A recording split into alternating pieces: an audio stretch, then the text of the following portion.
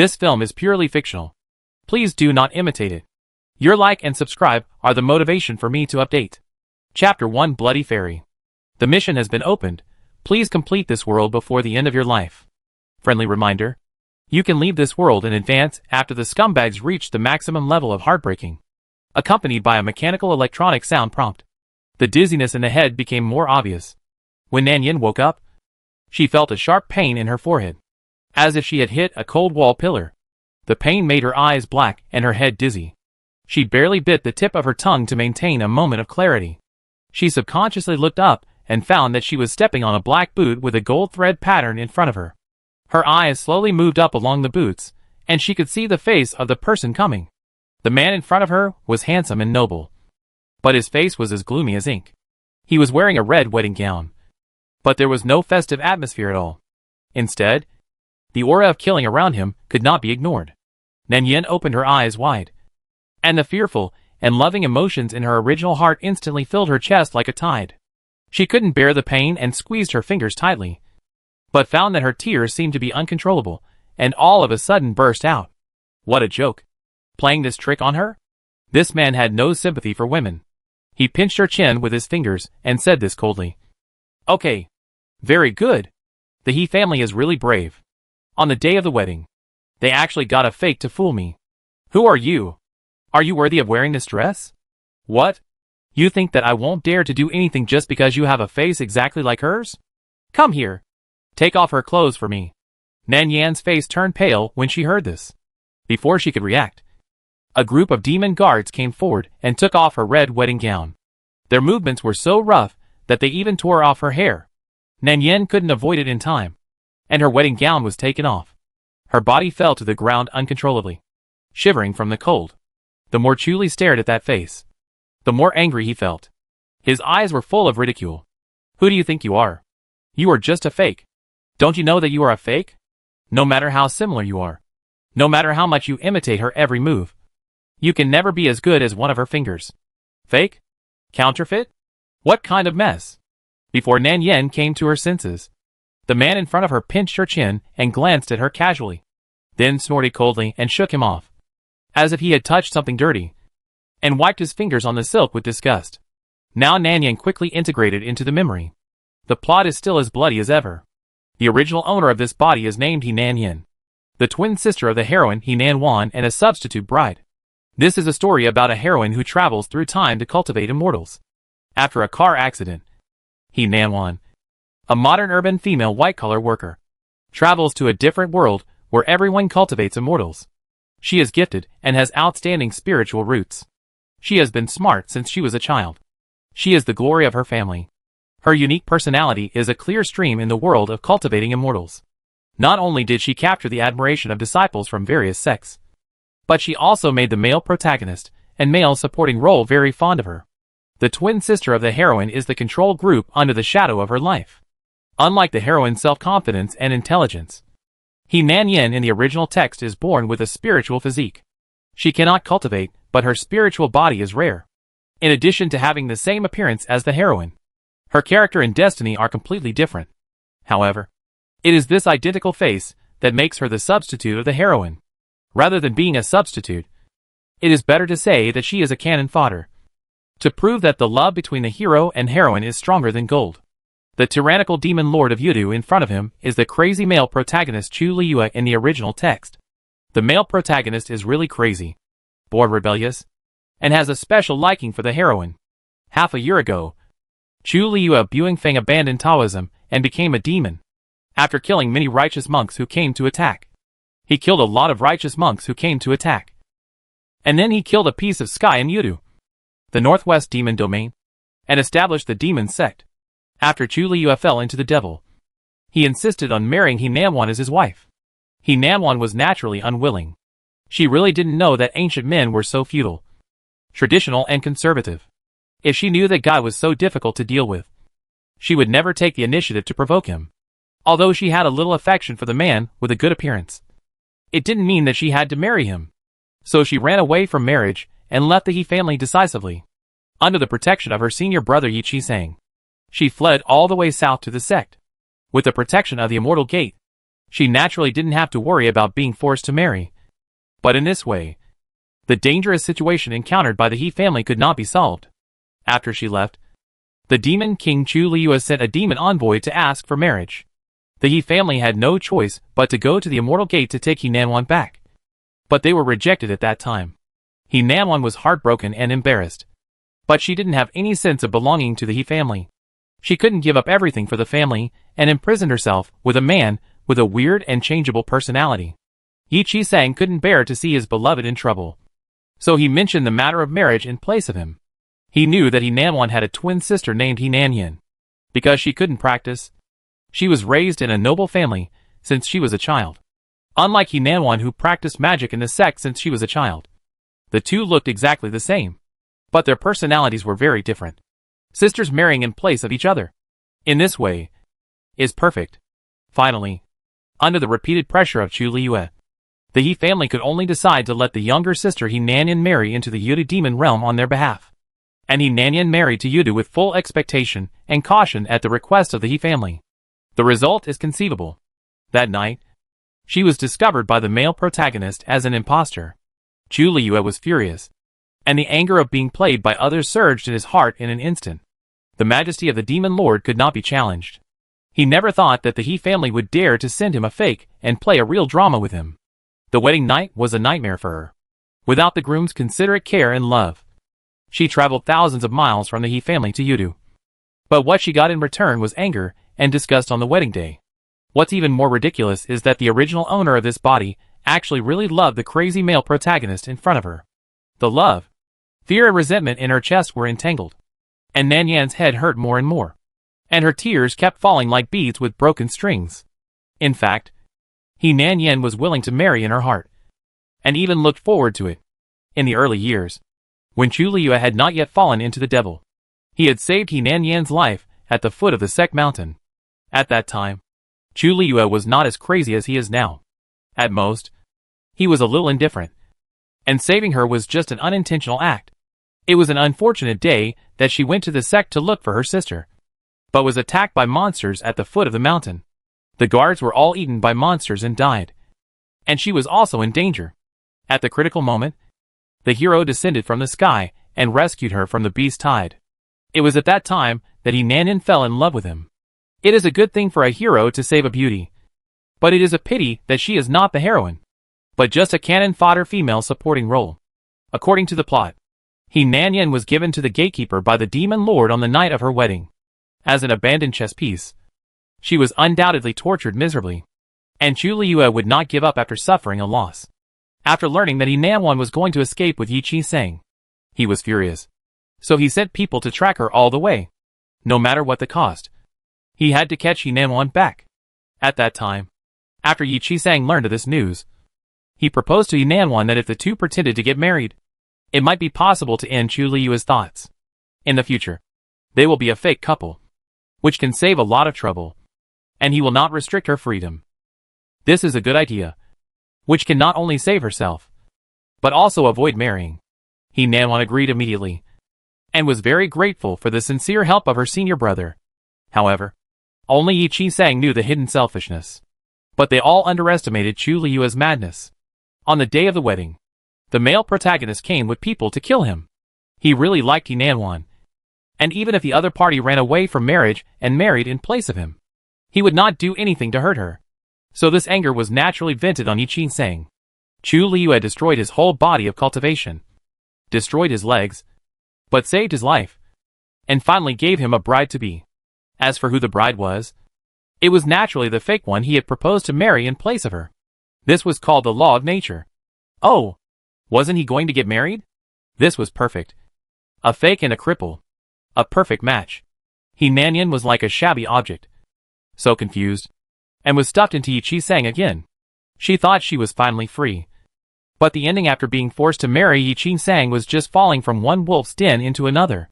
Yi Chi-sang, who had lost his cultivation, had a drastic change in temperament, and was extremely disgusted with the face that looked exactly like He Nanwan. When he saw her face, he saw how incompetent he was in the wedding hall. His sweetheart was snatched away by others on the day of the wedding, and a substitute was stuffed into him. He was forced to marry this substitute as a cripple. And this insult tortured him constantly. Yi Qing immediately threw the person to the foot of the Sek Mountain. Because of her appearance, that was exactly the same as the heroine. He Nanyan was abducted by the evil cultivator. The evil cultivator wanted to use her to threaten Chu Liu and Yi Qing. But how could the two be manipulated for a fake? So they naturally refused to pay attention. He Nanyan's spiritual physique. The final outcome was to become a furnace, tossing and turning on the bed. For those evil cultivators to take essence and die. The end cannot be said to be miserable. He Nanyan didn't know what she did wrong. She didn't ask for anything else. Just to live in the world. But this desire became a luxury. In the original text, He Nanyan died tragically. And no one would care about the ending of a cannon fodder. After the heroine escaped from marriage, Chu Liu also realized that a too tough attitude could not influence the other party. So he could only restrain his possessiveness and slowly approach the other party. In the end, he gave up his identity as a demon king for the heroine and was willing to become an ordinary person. A series of actions finally moved the heroine, and the two of them lived in seclusion in the mortal world and became an enviable couple of gods. Just outrageous? For the hero and heroine, this ending is very beautiful. However, the happiness of these two people is built on the pain of others. He Nanyan was looking forward to someone saving her until her death. But unfortunately, she never waited until her death. It was really horrible. After Nanyan merged the memories, her forehead throbbed. What kind of old-fashioned bloody plot is this? It takes 10 years of cerebral thrombosis to write such a bad thing. The cannon fodder female supporting role is tortured to death. Is the female supporting role not a person? If she had come a quarter of an hour earlier, she would not have ended up in such a situation. She must have been preparing to escape on the way. It's all because of that damn dog system. Nanyan was lifted up by someone, and her scarlet earrings swayed, drawing a violent arc in the air. And finally her body hit the threshold. Hiss. It hurts.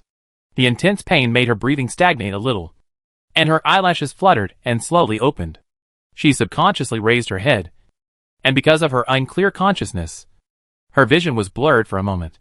She saw the high and mighty demon lord sneered and retracted his hand. I hate her face that looks exactly the same. Chu Liu's eyebrows were cold, and his narrow black eyes showed a careless anger. I give it to you. Serve you well. Even Nanyan, who was used to seeing scumbags, couldn't help but curse him. This male protagonist is really crazy. In his eyes. Except for the female protagonist. Everyone else is a useless ant. Will he care about the life and death of ants? Of course not. Nanyan just came back to her senses and heard the male protagonist say the same words as in the original plot, with the time and words exactly the same, which really hurt her teeth. The difficulty index of this mission is a bit high. Nanyan lowered her eyes slightly. If she couldn't change the current situation, she couldn't continue with the following missions. She was bound to a strategy-based system for abusing scum. This thing is actually useless. What's the point of a strategy after abusing scum? But there is no way. It's useless. But she has to continue. She must let the mission object who hurt the host taste the bitter fruit and reach the full level of heartbreaking to complete the mission. But how to make him reach the level of heartbreaking is a difficult problem. She came too late. The plot line has developed to the point where Chu Liu fell in love with He Nanwan and asked the He family for marriage. This is obviously not a good time. The best time should be before Chu Liu abandoned Taoism and became a demon. If it could be earlier, it is estimated that the beginning would not be so miserable. It's not a good feeling to be pressed to the ground. But there is no way. It's all the system's fault. All the energy is used to maintain the system mechanism. Chapter 2 Bloody Fairy Heroes. The demon guards came forward upon hearing the order. He Nanyan's body shook uncontrollably, and she shrank back unconsciously. After she completely integrated all her memories, she gradually regained control of her body. Nanyan wiped the blood on her forehead with her hand. And when she looked up, she saw the long sword hanging on the demon guard's waist. You can't beat him. And you can't escape. Except for the female protagonist. No one can persuade the angry mad male protagonist. In this case, let alone abusing the scum, it is a problem to save his life. Not to mention that the stronger the will of this madman, the more difficult it is to control. So what can be done to change the plot? The demon guard next to her stretched out a palm towards her chest. Nanyan stretched out her hand suddenly, and pulled out a long sword hanging on the demon guard's waist with force. The sword light was cold and cold. She stabbed the leading demon guard in the chest with a sword. Puff. With a sound. Blood splattered. The demon guard seemed to have not expected her to suddenly fight back. He was stabbed through the heart and fainted. "Don't come over," Nan Yin shouted loudly. And the long sword in her hand was a little unstable. The demon guards gathered around were stunned by the turn and actually stopped. She looked up at Chu Liyue's direction, with tears in her eyes. Her eyes were like autumn water, but there were a few traces of blood at the end of her eyes, which was a thrilling beauty. Chu Liyue met her eyes. Right now, Nan Yin immediately contacted the system to activate the illusion pupil technique, which is a kind of illusion in the system space that confuses people, similar to some enhanced hypnosis in life. The moment he met her eyes, he could make the other party have a moment of hallucination, which revealed what he wanted most in his heart and would let him see the person he loved most in his life. Nan Yin was afraid that the effect was not enough, so she immediately searched for the memories of the heroine in her mind. Fortunately, there were many. She recalled the look of the heroine when she looked at people. To be precise, it was the look that the heroine should have when she looked at her sweetheart. She slowly raised her head and looked at the man in front of her with burning eyes. The time-traveling woman from another world usually likes to pursue equality between people, so she must look directly and boldly at people. If she falls in love with someone, her eyes must be burning, as hot as the sun. She doesn't love this person, but she will imitate him. The emotions revealed in her eyes are what Chu Liyue desires most at this moment. There is a kind of stubborn and desperate feeling hidden behind it. This feeling goes deep into the bone marrow, but it is in despair, like a flower that is about to wither and die. Chu Liyue's eyes are slightly dark. If it was just someone else, Chu Liyue might not be touched. But that look is too similar to Yanwan's. So similar that it is hard to tell the real from the fake. Not to mention that they look exactly the same, which makes it even harder to tell. Obviously, Chu Liyue paused. There was even a moment when he thought it was Yanwan. He knew that Yanwan would not show him such a look. But he still hesitated. The more he wanted something, the more he wanted it. Even if he knew it was fake, he couldn't help but be dazed for a moment.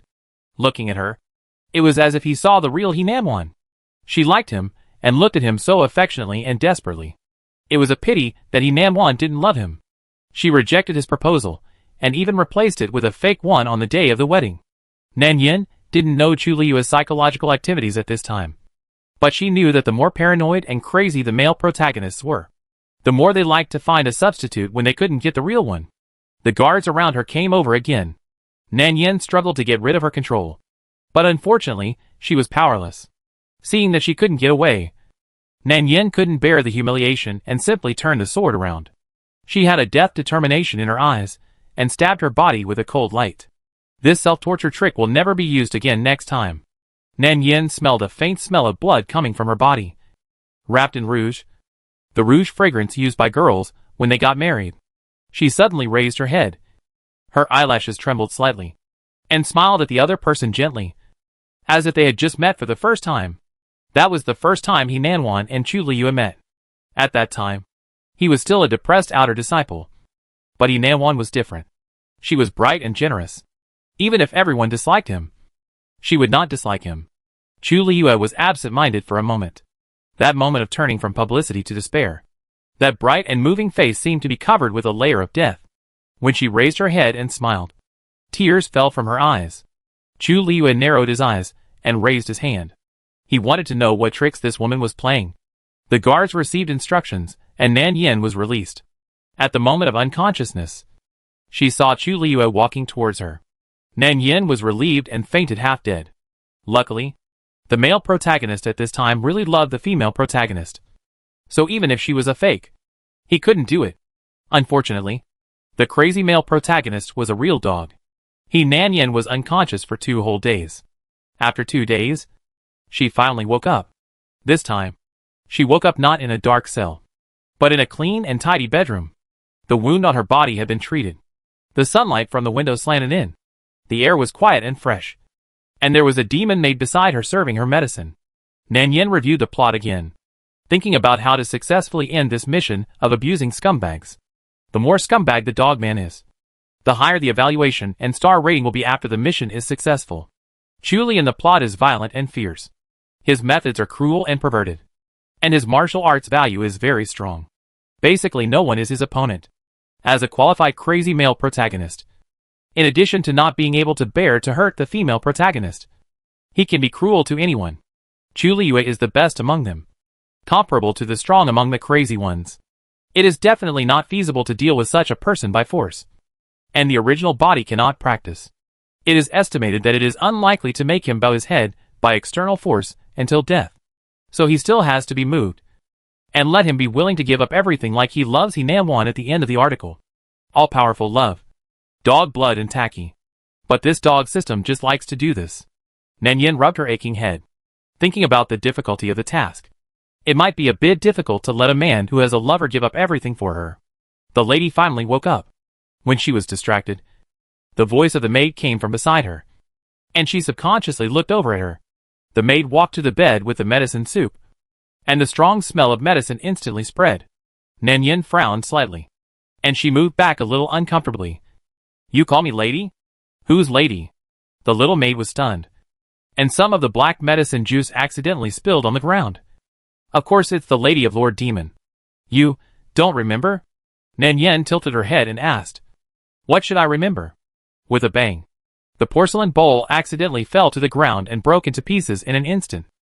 After a while, the maid cleaned up the stains on the ground and walked into the palace of the Demon Lord with a panicked look. The Demon Lord on the high seat had changed out of the wedding gown he wore on the wedding day. He was now wearing a black robe with loose cuffs that slipped slightly. He was staring at the painting on the table without any waves.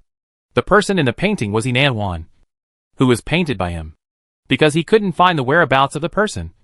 He could only paint to soothe his inner restlessness.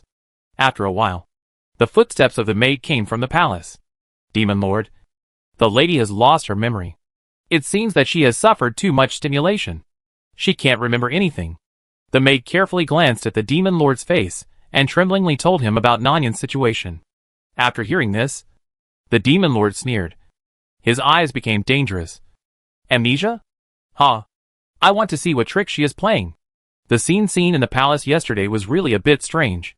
Because of a momentary hesitation, he temporarily spared the woman's life, although he felt strange afterwards. It didn't matter if he thought about it carefully. She was just a fake woman. It was just because she was a bit similar to his sweetheart that he loved her and softened his heart. Now she woke up, but said that she didn't remember anything.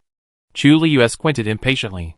No matter whether she was really amnesiac or fake amnesia, he would not let go of a woman who played tricks on him. After the maid reported, she retreated tremblingly. Chu Liyue stepped into Nan Yan's bedroom with an expressionless face and entered the inner bedroom. At this time, Nan Yin was being persuaded by the maid to drink medicine. She shook her head to refuse, and the maid holding the medicine soup was in a dilemma. The next moment, footsteps were heard. Chu Liyue walked up and waved his sleeves impatiently at the maid next to him. Get out. The maid holding the medicine soup was frightened and didn't even bother to greet. She put down the medicine bowl and quickly retreated. Before leaving, she looked at Nan Yin with sympathy. Chu Liyue's eyes fell on the figure on the bed. The girl leaned her head on the soft pillow, and her unkempt long hair was scattered on her shoulders, making her face look a little pale. Because of his interruption, the woman in front of him seemed a little surprised. She raised her head slightly, blinked her black jade eyes twice, but did not show any fear. This woman didn't seem to be afraid of him? Who are you? The other party frowned in confusion. The originally bloodless lips were stained with some medicine juice and looked moist. She tilted her head slightly, as if recalling the memory in her mind. Chu Liyue sneered. Poor acting skills. Do you really think he would believe it? He stretched out his hand to pinch her chin, forcing her to look straight into his eyes, and condescendingly taunted. Why? Do you not remember everything about that day? Then do you want me to ask someone to help you review it again? Huh? His lips were pale, and the obvious murderous intent in his eyes was overwhelming. Nan Yin thought, huh? You dog-head bastard. This guy is really a snake-headed lunatic. Nan Yin had to look directly at him because of his actions, and she raised her head a little uncomfortable. The pair of eyes that were 80% similar to He Nam Wan looked straight at him. Chu Liyue's fingers paused slightly, and the strength unconsciously relaxed, which was a softness towards He Nam Wan. Why didn't he realize that the two of them were so similar before? Nan Yan's eyebrows were slightly twisted, and her pale face was a little puzzled at first. and then fell into deep thought. Then, as if she remembered something, she smiled at him with a bright and warm smile. Just like when they first met. Husband. Oh, what a good husband. Chapter 3 Bloody Fairy Heroes. They call me Madam. So you are my husband. Right? Nan Yin looked up at Chu Liyue. Her eyes were clear and bright, without any fear in them. Chu Liyue narrowed his eyes, with a gloomy expression. He is not afraid of death. I just don't know if she can still call her husband with a smile when he kills her. Nan Yin didn't know what he was thinking. She suddenly reached out to cover her chest, frowned slightly, and then the smile on her face became clearer. If you don't say anything, it means you agree. Right? I was thinking about whose wife I would be. But when I saw you, I knew. I must be your wife. Otherwise, why did my heart beat so fast when I saw you? She gently covered her chest with her fingers. Her heartbeat accelerated because she was worried about her life. It was impossible to make her fall in love with someone who hurt her. The smile was more and more similar to Nan, with a little warmth in her eyes. Nan Yin deliberately imitated the female protagonist's expression when she spoke. The male protagonist now only likes the female protagonist, so she can only find a breakthrough point from the female protagonist. Fortunately, they look the same, so even if she pretends, she can pretend to be 70% similar. Chu Liyue was stared at by such eyes, and he was a little dazed for a while. He couldn't tell the truth from the false. He didn't know if the woman in front of him really lost her memory, or was she pretending to be stupid. Chu Liyue stared at her keenly for a while. The woman in front of him didn't seem to be lying. The joy between her eyebrows couldn't be concealed. He let go of her impatiently.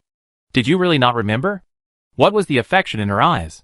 He didn't remember meeting her before. They just met once on the wedding day. How could she like him? What tricks was this woman playing? Chu Liyue was in a bad mood. He didn't like this kind of out-of-control thing happening. What's more, he didn't need a fake love. He liked Nan. Except her. No one else was worthy of him showing mercy. Chu Liyue's eyes deepened. Nan Yin seemed to be unable to see the murderous intent in his eyes. Her eyes slightly raised, and naturally became close to him. I don't remember your name. Can you tell me? Chu Liyue ignored her.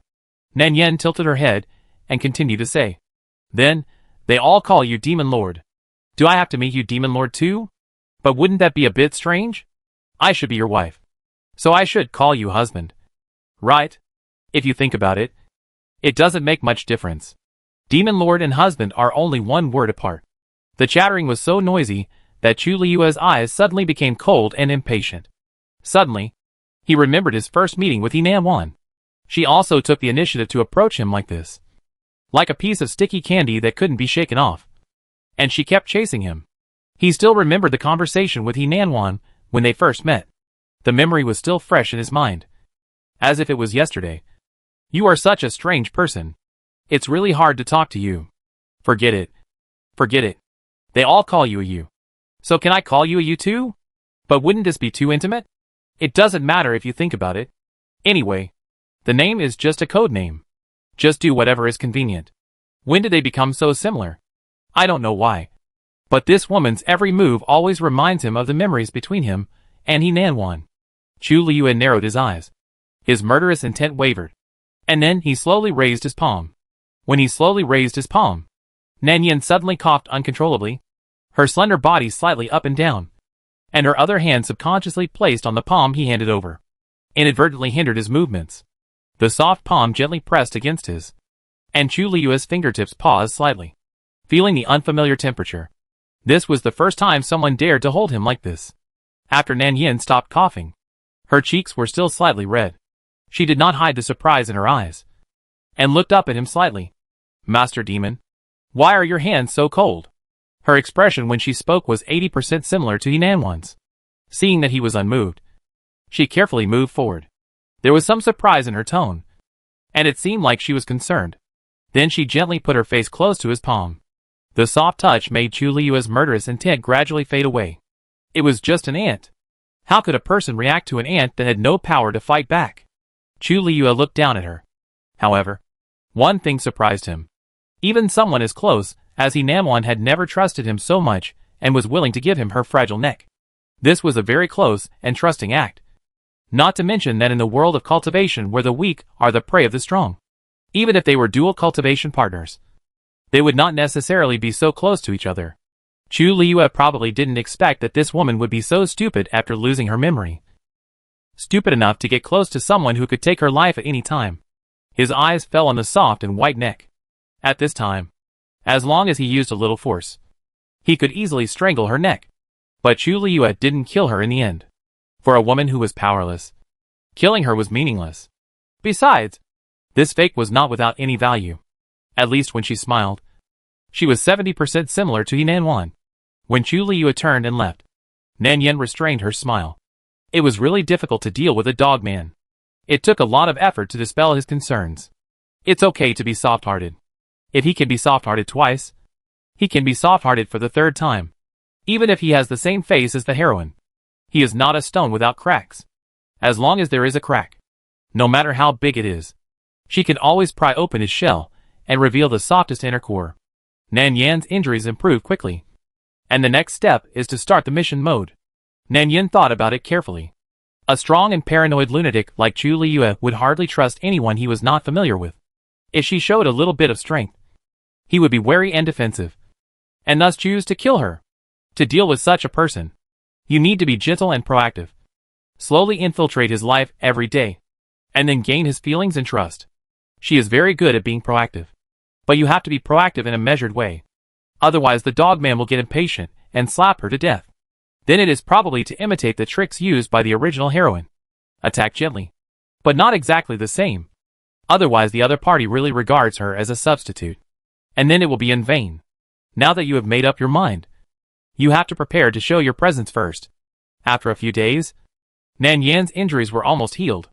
In the bedroom, Nan Yan changed into a clean red dress, which was naturally imitating the female protagonist's dress. A stand-in must have the consciousness of a stand-in. After packing up, she went to the kitchen again, took a bowl of jade snow lotus seed soup from it, and went to the main hall of the Demon Lord. There must be a reason to meet someone. And this is it. Nan Yan entered the main hall carefully, and was stopped outside the hall by the demon guards. She couldn't go in, so she could only think of a way to get the other party out. So Chu Liu, who was staring at the scroll in the room, heard a chattering sound coming from outside the hall. Can I really not go in? I'm here to find the Demon Lord. Isn't the Demon Lord inside? Does your silence mean that you agree? Seeing that no one paid attention, she simply chatted with the demon guards outside the hall. But she was the only one talking. The demon guards were on guard and didn't even look at her. Chu Liu was annoyed. It was too noisy. The Demon King kept shouting. He slapped the door with his palm. But the palm wind didn't carry any killing intent, but broke the door into pieces. Who told you to come here? However, the moment the door was opened in the hall, Nan Yan had already nimbly hidden behind the demon guards. After the noise died down, she poked her head out. Are you angry? Chu Liu stared at her coldly. If you don't want to die, get out of here. Noisy. Annoying. Chattering. Just a substitute. If she is not obedient enough, there is no need for her to exist. Nan Yan didn't roll away. She blinked twice and looked into the hall without any fear. Not only was she not afraid, but there seemed to be some joy in her eyes. Demon Lord. Then I'll come in. How should I put it? A paranoid person like Chu Liu. When he didn't kill her immediately, it meant that he didn't want to kill her for the time being. Besides, if he really hated it, the palm just now would have killed her. There was no need to say those words. It seemed that this person was not sincere. She knew that there was a kind of person who obviously didn't hate the hustle and bustle, but enjoyed loneliness more. On the surface, he refused to get close to others, but in his heart, he longed for friends. This kind of person is very contradictory. But if you really analyze his psychology deeply, it is probably cowardly. Afraid of contact with others, afraid of losing, and even more afraid of being hurt. So he simply wrapped himself tightly with a cold appearance. And Chu Liu was the worst among them. He wanted others to be afraid of him, but he didn't want everyone to be afraid of him. And he was even crazier and more cruel. If he didn't agree with him, he would probably start a killing spree. To deal with a contradictory and passive person like him, you just need to sharpen the soft knife slowly. Husband. Demon Lord. I'm here to bring you food. Nan Yan handed over the lotus seed soup from the kitchen like a treasure, and smiled at him, really jumping back and forth on the edge of the minefield. Chu Liu sneered. Are you really not afraid of death? After saying that, he overturned the plate with force, and his long sleeves brushed it away, causing Nan Yin to become a little unstable, staggering, and accidentally knocking on the Wang Wali with treasure pavilion beside her. A jade-colored ring fell down, and she quickly reached out to catch it. After finally catching it, she knocked against the table, causing the vase on the table to shake and fall to the ground. She could only take care of the front and not the back. She finally held the vase, but was hit on the head by the ancient books on the wooden shelf. She was in so much pain that tears came out, and she rubbed her head in grievance. Hiss. It hurts. Chu Liu lifted her eyelids and glanced at him. Her eyes were cold and disgusted. She had never seen such a stupid person. He was stupid, noisy, and useless. Stupid. As soon as he finished scolding, an exquisite statue on the table also rolled down with the impact. Nan Yin subconsciously reached out to take it. It was a palm-sized colored sculpture. The palm-sized statue was carved in a realistic way, with vivid eyes, nose, and mouth. It was obviously a woman, wearing a red dress, with bright eyebrows and bright eyes, and her expression was well controlled. This shows the care and love of the carver for the owner of the wooden statue. The exquisite wood sculpture that rolled down just fell into her palm. She raised her eyebrows in surprise, holding up the wood carving in her hand and looking at Chu Liu. Hey, what is this? Chu Liu looked at the wooden statue in her hand, and couldn't help showing irony in his eyes. It was a woodcarver he met when he was exorcising demons in the human world. Seeing that the woodcarver's mimicry was vivid, he was a little moved. According to the carving skills, he also carved a human body wooden statue for Nanwan. It's a pity, the sweetheart is not rare. Until this moment, Nanwan's admonition and impatience to him still echoed in his ears. Ayu, can you not be so absent-minded all the time? We are here to exorcise demons. How can people who practice Taoism indulge in these things that make them lose their ambitions? I know you are good to me, but you have to remember that we have a mission. After she finished speaking, she threw the wood carving away without hesitation. Perhaps the favorite person is always fearless because he knows that he can't do anything to her. Thoughts gradually turned back. Chu Liu didn't quite remember what kind of emotion she felt at that time, but it must have been uncomfortable. Probably at that time, she didn't like him anymore. Otherwise she wouldn't be so impatient. Thinking of that, the expression on Chu Liu's face instantly became colder, and her eyes fell on the wood carving in Nanyan's hand. Nan Yin saw that he hadn't spoken, so she asked again, is this carved by my husband, Lord Demon? It's really beautiful. She turned the wood carving back and forth, stroking the body of the figure with her fingertips, looking like she couldn't let it go. It took a long time before she realized that the appearance of this little figure was 80% similar to her. So she smiled again without waiting for Chu Liu to answer. She held the sugar figurine in her hand and approached him, with a bright smile on her face. Look carefully. This sculpture is me. I turned out to be so beautiful in the eyes of the Demon Lord, she said and looked at the other party again. Husband, Demon Lord, can you give this to me? Chu Liu sneered. You want it? It was indeed a fake that was not presentable. Nanwan treated something that she didn't care about as a treasure. Fakes are fakes, and they can never be as good as the real ones. Nan Yin blinked and nodded honestly. Actually, it's not. If you feel embarrassed, then I won't. She didn't finish her words. Chu Liu sneered, took the wooden sculpture away with his backhand, and then threw it out of the hall with his long sleeves. Without hesitation. As he threw it out, he felt relieved, as if he wanted to vent all the resentment he had suffered from Nanwan on her.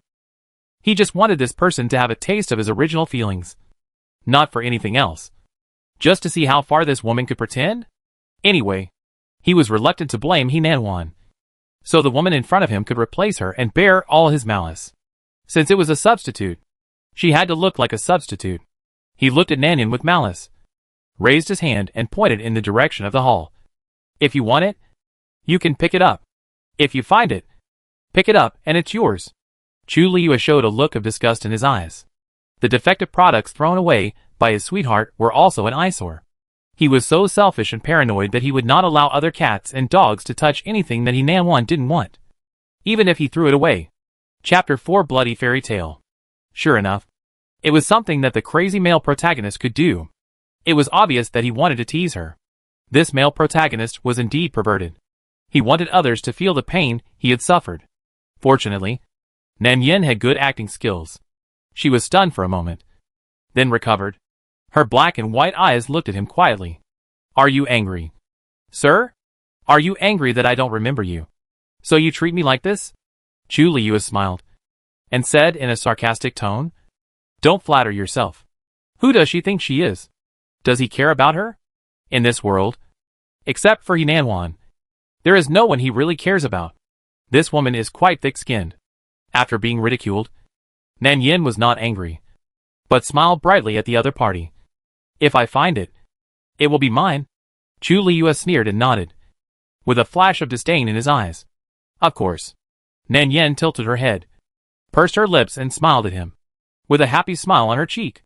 Then Lord Demon, you are not allowed to break your promise. Chu Liyue thought, even if he broke his promise. So what? Who can do anything to him? After she finished speaking, she really trotted all the way to the outside of the hall. Chu Liyue raised his eyelids and looked at the other party's back. Since this woman is willing to be stupid, then he will watch. How stupid can she be? In fact, Nan Yin had already contacted the system in her mind. The wood carving was indeed thrown into the garden, outside the hall by the dog man. She could find it immediately through the system positioning. But that would not have any effect. What she wanted was that when the dog man saw the wood carving in the future, he would have an attitude of regret for making him so dog-like now. Where is it? It should be around here. The huge flower garden was full of 1-foot-high weeds. The grass teeth were sharp and could easily scratch people's skin. There were also mosquito bites from time to time. Nan Yin groped and dodged carefully, but there were still many scratches on the back of her hand. Chu Liyue looked at the slender figure, wandering back and forth in the garden. With the movement, the black hair also slipped from her shoulders. Under the sun, he could even see the sweat on her forehead and the red marks on the back of her hands. He just looked at it, expressionless, and after a long while, he uttered, Stupid. Is there really such a person in the world? He didn't believe that the woman couldn't see his teasing and trampling. But knowing that it was such a teasing, she still went to look for it in the bushes. What else could it be but stupidity? If it was the real Yanwan, she would not only not look for it, but would be angry with him. And perhaps she would never care about him again in this life. She was a very tough person and could not stand any grievance. But what attracted him was her uniqueness. He originally thought that the two of them were similar, but it seemed that it was only limited to their appearance. They were already different in their bones. Chu Liyue turned his eyes away from the figure in the garden. He was boring and vulgar, ordinary and common. How could such a woman be compared with his Yanwan? Even if they looked exactly the same. She was just a substitute. Nan Yin searched the garden for 2 hours. She searched through the huge wooden garden. Finally, she found the wood carving in a muddy corner. She hurried over, dug up the soil, and a bright smile instantly appeared on her face. Sir, look at this. She raised the wood carving in her hand and raised her hand towards him. Her eyebrows curved. Her smile was like a crescent moon, and her face was full of joy. Looking at that smile, Chu Liyue suddenly remembered the scene when he found the wood carving at the foot of the mountain. And he was also so cautious. Chu Liyue was also a little surprised that she really found it. But what to do? Even if he got it, he didn't want to give it to her. Nan Yin held a palm-sized human-like wood carving. There was some dirt on the face of the wood carving.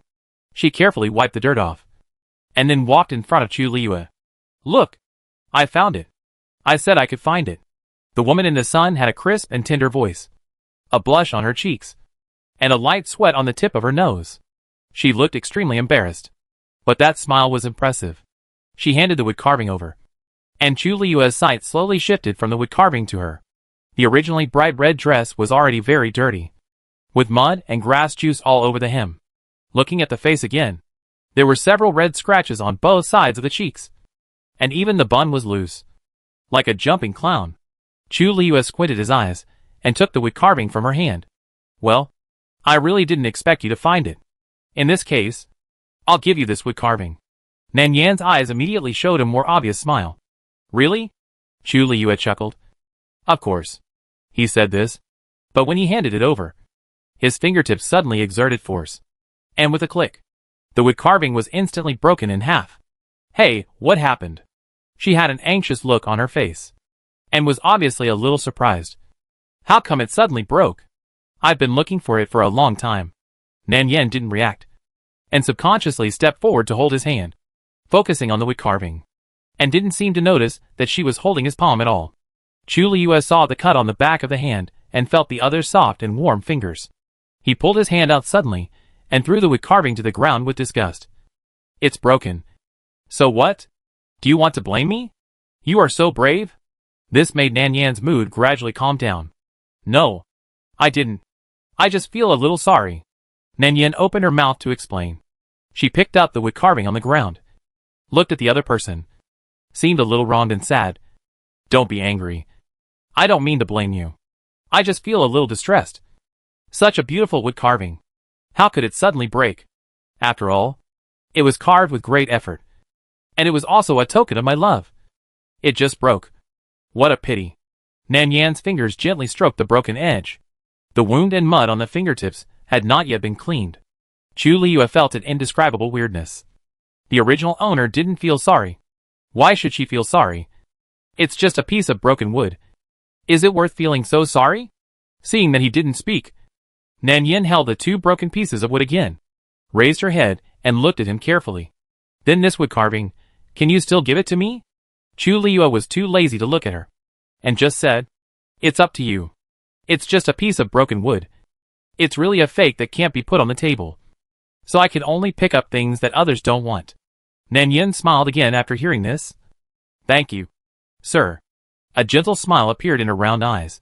And then she held the wood carving to her chest like a treasure, with a blush on her earlobes. And she was still muttering in a low voice. Is this a token of our love?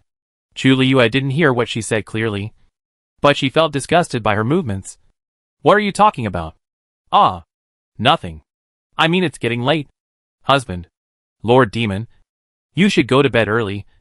I'll come to accompany you tomorrow. Okay? Tonight is destined to be a sleepless night. Nan Yen brought the two pieces of the human figure wood carving back to the bedroom, and asked the maid to find the very sticky fish glue from outside, trying to glue the two broken pieces of wood carving together again. This operation was naturally done for show. She knew that the maids serving in her bedroom were used to look after her. To put it bluntly, to monitor her. No matter what she did, the maids would report it to Chu Liyue one by one. Nan Yen spent half a night to finally glue the broken wood carving back together. She smiled with satisfaction.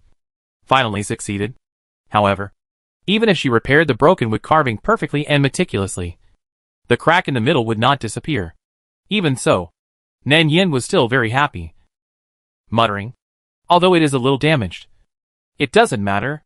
Nan Yen placed the wood carving on the pillow, stroking the damaged marks with her fingertips, and then fell asleep with a smile on her face. After hearing this news from the maid, Chu Liyue narrowed his eyes slightly, and a puzzled expression appeared on his cold face. Nan Yen, what tricks is she playing?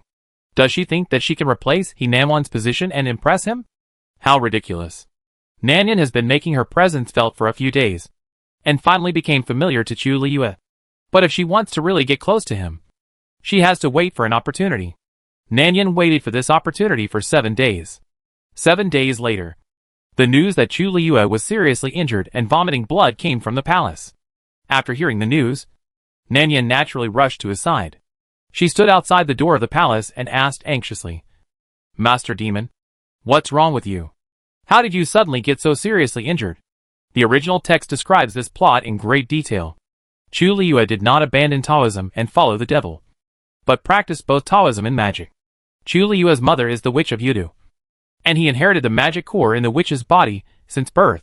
The magic core was originally sealed, but since he became an adult, the seal was lifted, and the endless demonic energy began to surge in his body. The sect technique he originally practiced happened to conflict with this demonic energy, and Chu Liyue at this time could not yet integrate and balance the two auras well.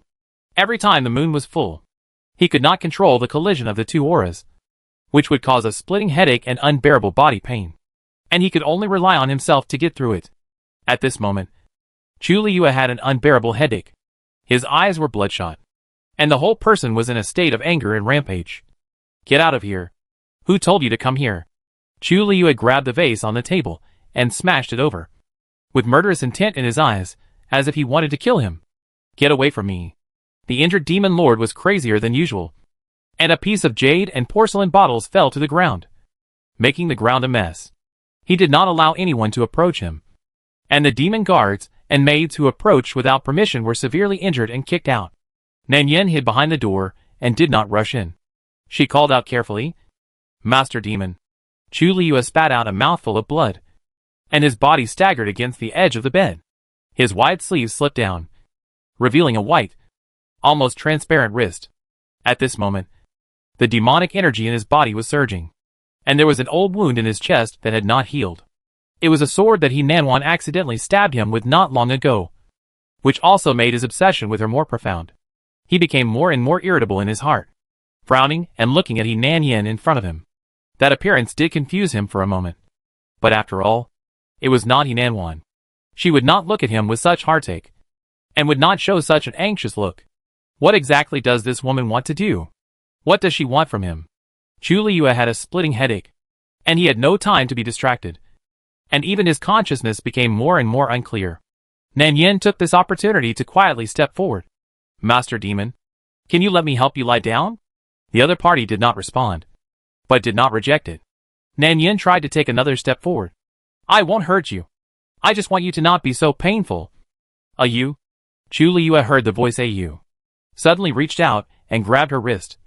Nan Yen took the opportunity to support his shaking body, and his tall body almost bit her halfway. "It's you, right?"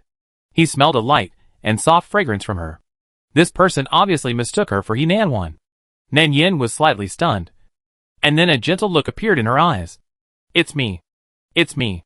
Husband. What's wrong with you?" Of course, she knew that the more unconscious Chu Liu was at this time, the easier it would be for her to get close to him. Otherwise, with the temperament of this male protagonist, he would not let her get close for 800 years. Chu Liu was really unconscious at this moment, and he grabbed her fingers and pressed them on his head. "Headache?" Nan Yen looked at the other person's relaxed expression, and then she carefully approached him, trying to slow down her voice and imitate the tone of the heroine. "Then I will rub it for you. Okay? It won't hurt if you rub it. When I had a headache when I was a child, my mother took care of me like this. Husband, don't think about other things. Sleep quietly, and when you wake up, your head will definitely not hurt." She said this while coaxing him softly.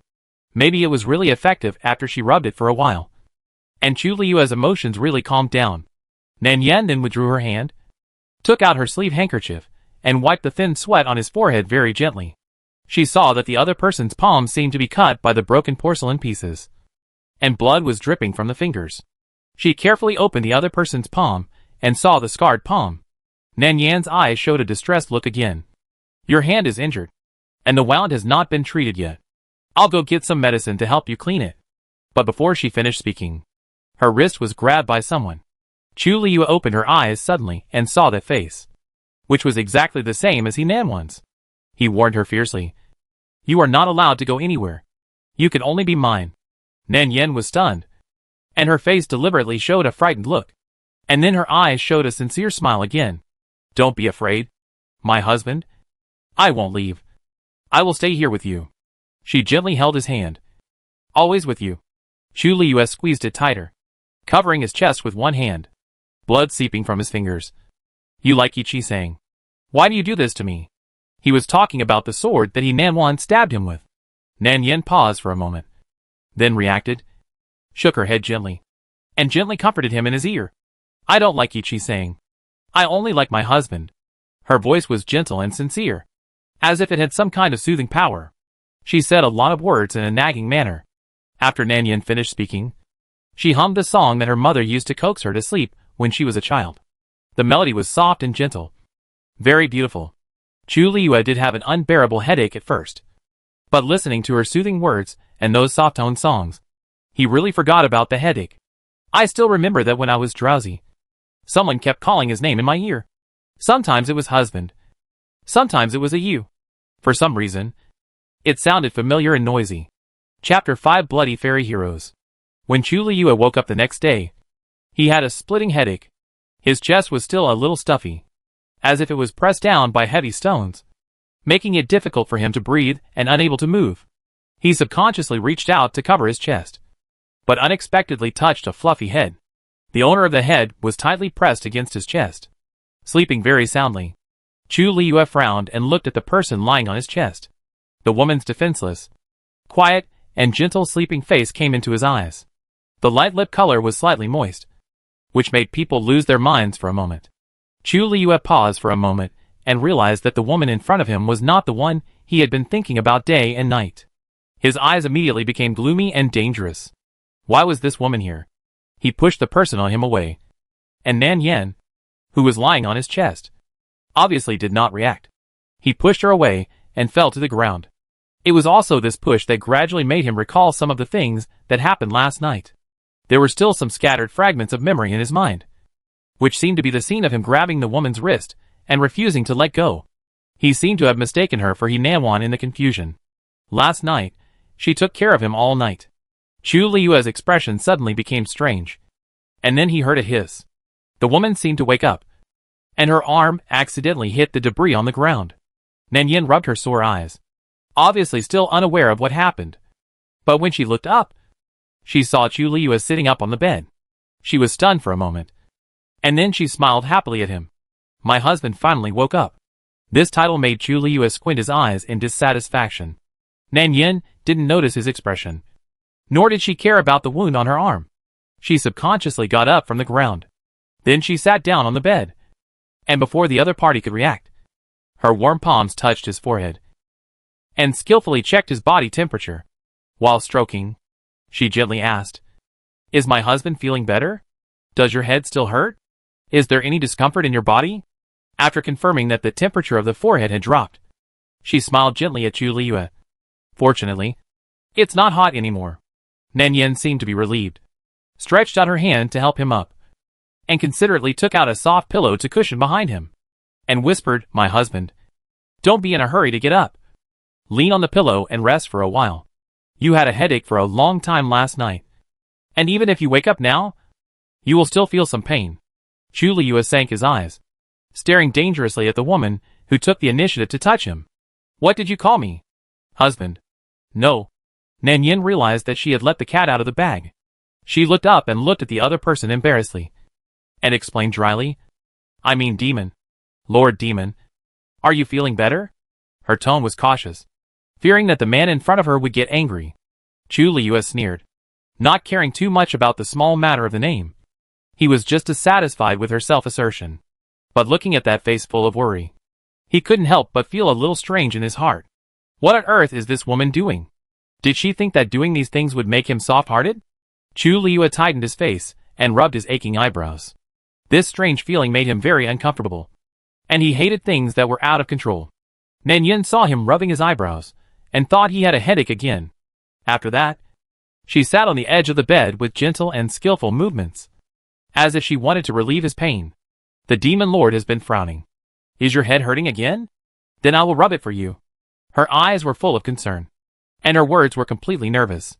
But before she finished speaking, her wrist was rudely swept away. Chu Liyue looked at her with irritation and disgust. "Who told you to touch me?" Nan Yan's hand was stunned there, and she didn't seem to understand why this person became so fierce in just one night. She raised her head with a somewhat helpless expression, and it took a while for her to return to normal. "Okay, if you don't want to touch me, then don't touch me. If the Demon Lord is uncomfortable, you must say it." She was not angry, but a clean and gentle smile appeared on her face. But no matter how you look at it, there is a sense of concealing depression in that smile. Chu Liyue also noticed the disappointment in her eyes and frowned unconsciously. He didn't know what was going on. This reaction made Chu Liyue feel that his attitude was a bit too much for the first time. After all, this woman took care of him all night without sleep. But he soon came to his senses, and his eyes became cold and sarcastic. If this woman hadn't cheated him with the He family, the one who was with him at this moment would be his sweetheart. She was just making up for it, and she should pay him back for what she owed him. Nan Yan over there had also calmed down. Seeing Chu Liyue frowning and feeling uncomfortable, she showed a caring expression on her face. She suddenly remembered something. Chu Liyue had a headache last night, but the decoction that the magic doctor had told her to make had not been given to anyone yet. "Oh, I almost forgot. The Magic King's medicine has not been taken yet." Nan Yen knocked her forehead, as if she was a little annoyed that she had forgotten about it, and then said to Chu Liyue, "Wait for me for a while.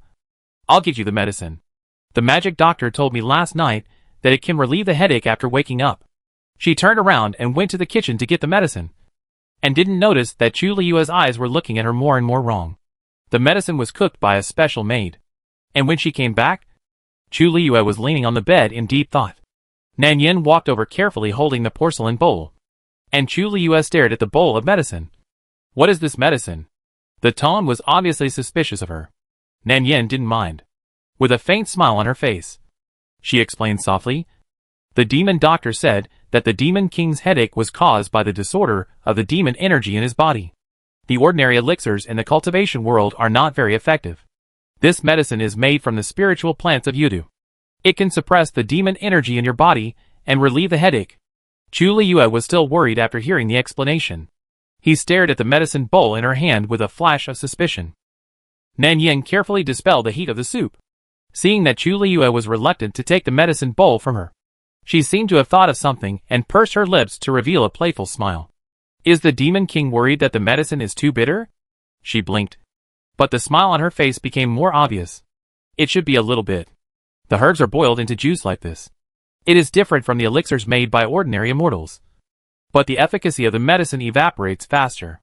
If you are afraid of bitterness, I will get you some candied fruit." Hearing this, Chu Liyue sneered. "Afraid of bitterness? What a stupid thing to say. What does this woman think of him?"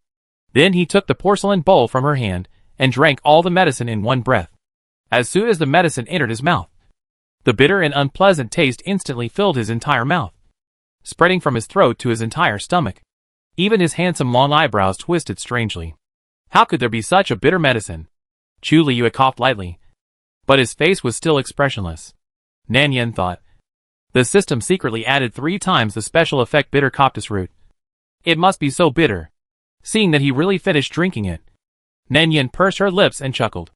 Taking advantage of the moment when the other party frowned and coughed, she immediately stuffed a candied fruit into his mouth. The slightly cool fingertips accidentally rubbed the other party's warm lips. Nan Yen seemed to be unaware, but Chu Liyue's eyebrows were stern and he was about to get angry. Nan Yan's voice of explanation rang in his ears again, and she handed over a cup of fragrant spiritual tea. That was candied fruit that can remove the bitterness of the medicine. When I was sick as a child, I refused to take medicine, and my mother used candied fruit to coax me. If you feel too sick, you might as well drink some spiritual tea to cleanse your mouth. She handed over the tea in her hand with expectation. However, the teacup was overturned before she raised her hand, and then the hands grabbed Nan Yan's wrist. Chu Liyue's face was a little cold, and there was a dangerous look in his eyes. Who asked you to do this? Do you really think I dare not kill you? He was referring to her behavior of putting candied fruit into his mouth on her own initiative. Except for Hinanwan, no one had ever dared to do this to him. Nan Yen looked up at the man. Her expression seemed a little helpless. I didn't. I just wanted to make you feel better. Chu Liyue said nothing with a cold face.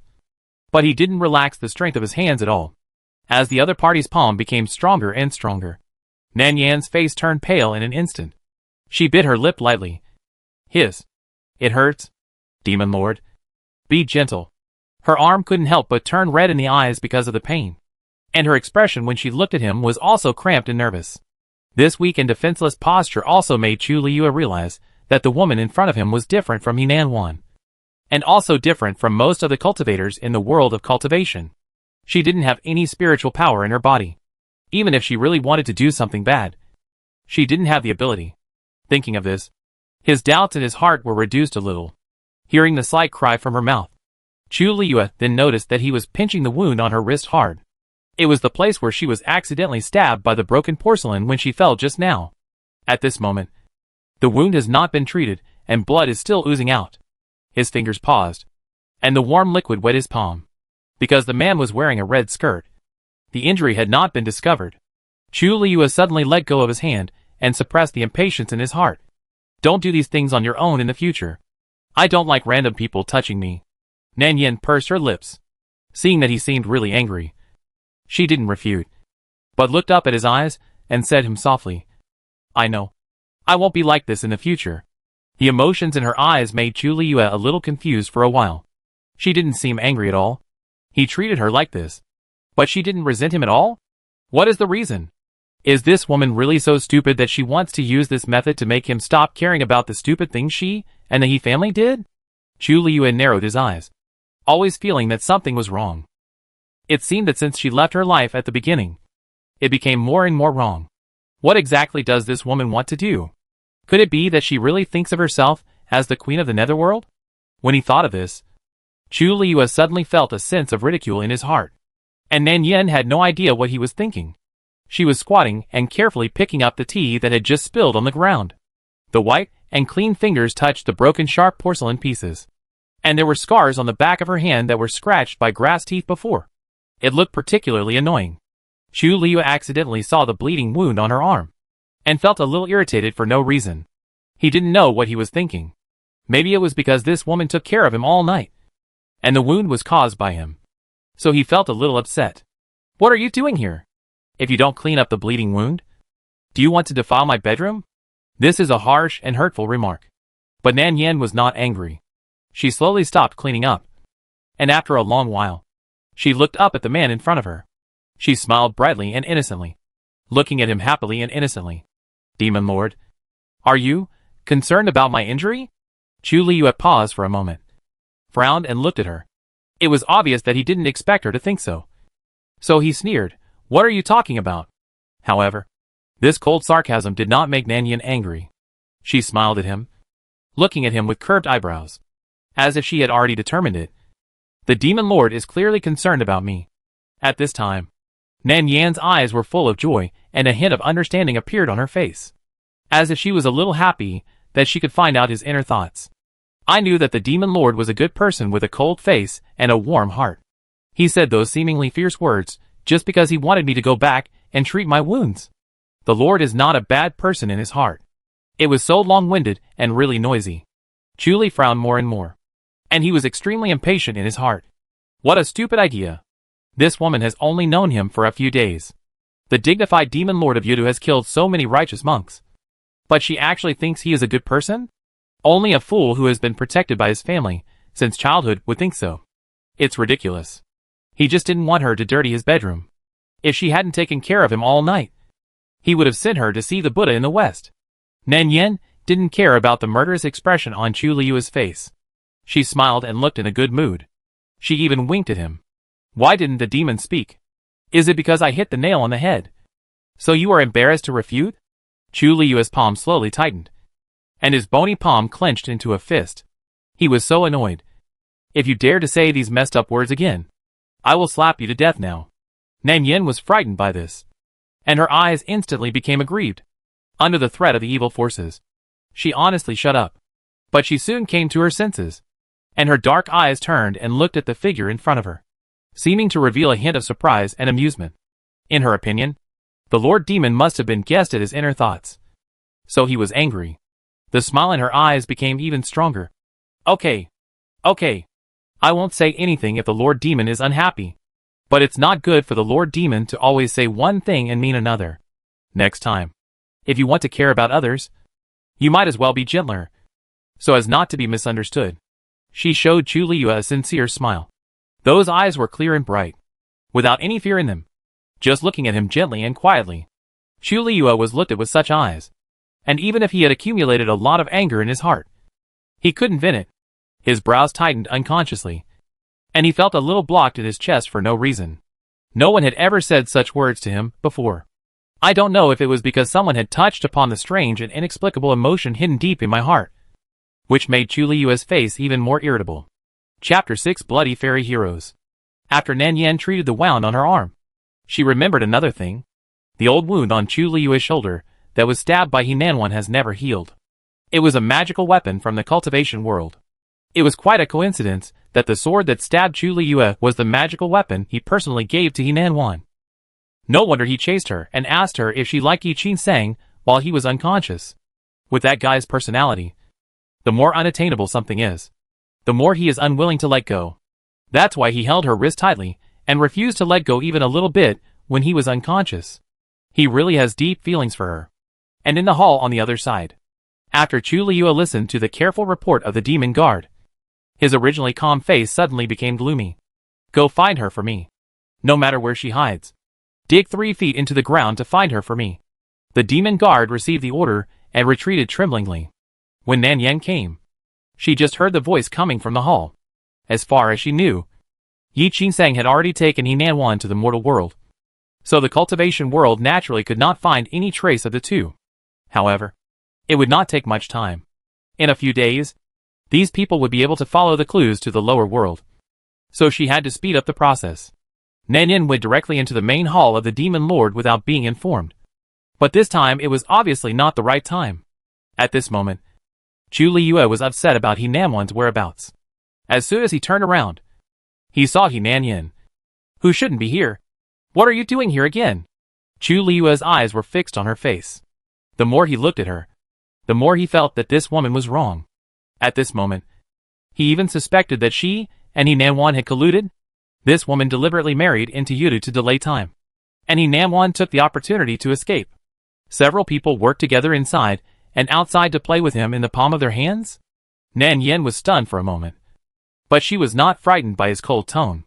Instead, she walked over calmly and carefully placed the gauze and medicine bottle in her hand on the table. The wound on the Demon Lord's shoulder has not healed. These medicines are from the demon doctor. I want to help you deal with it. She explained her purpose in a few words. Chu Liyue frowned slightly and didn't want to pay attention to her at all. Go out. I don't need these meaningless things. Nan Yen hesitated for a moment, but still didn't follow his meaning. Instead, she walked up and asked an irrelevant question. Is the Demon Lord unhappy? The other party ignored her. Nan Yen was not angry, but smiled at him. Her dark and clean pupils reflected Chu Liyue's increasingly impatient expression. She continued, even if the Demon Lord is unhappy, he shouldn't joke about his own body. This time Chu Liyue glanced at her compassionately, but still didn't speak. She thought of something, and suddenly turned her head and smiled at him. How about this? I'll tell you a secret. In exchange, you have to let me help you treat your wounds? Secret? After hearing this, Chu Liyue's eyes instantly became dangerous. You are threatening me. Henan Yen. Do you think I have a good temper? When this person is angry, he likes to call himself. But there should be no signs of anger at this moment. Nan Yen hurriedly shook her head and explained, don't misunderstand. Demon Lord, how dare I threaten you?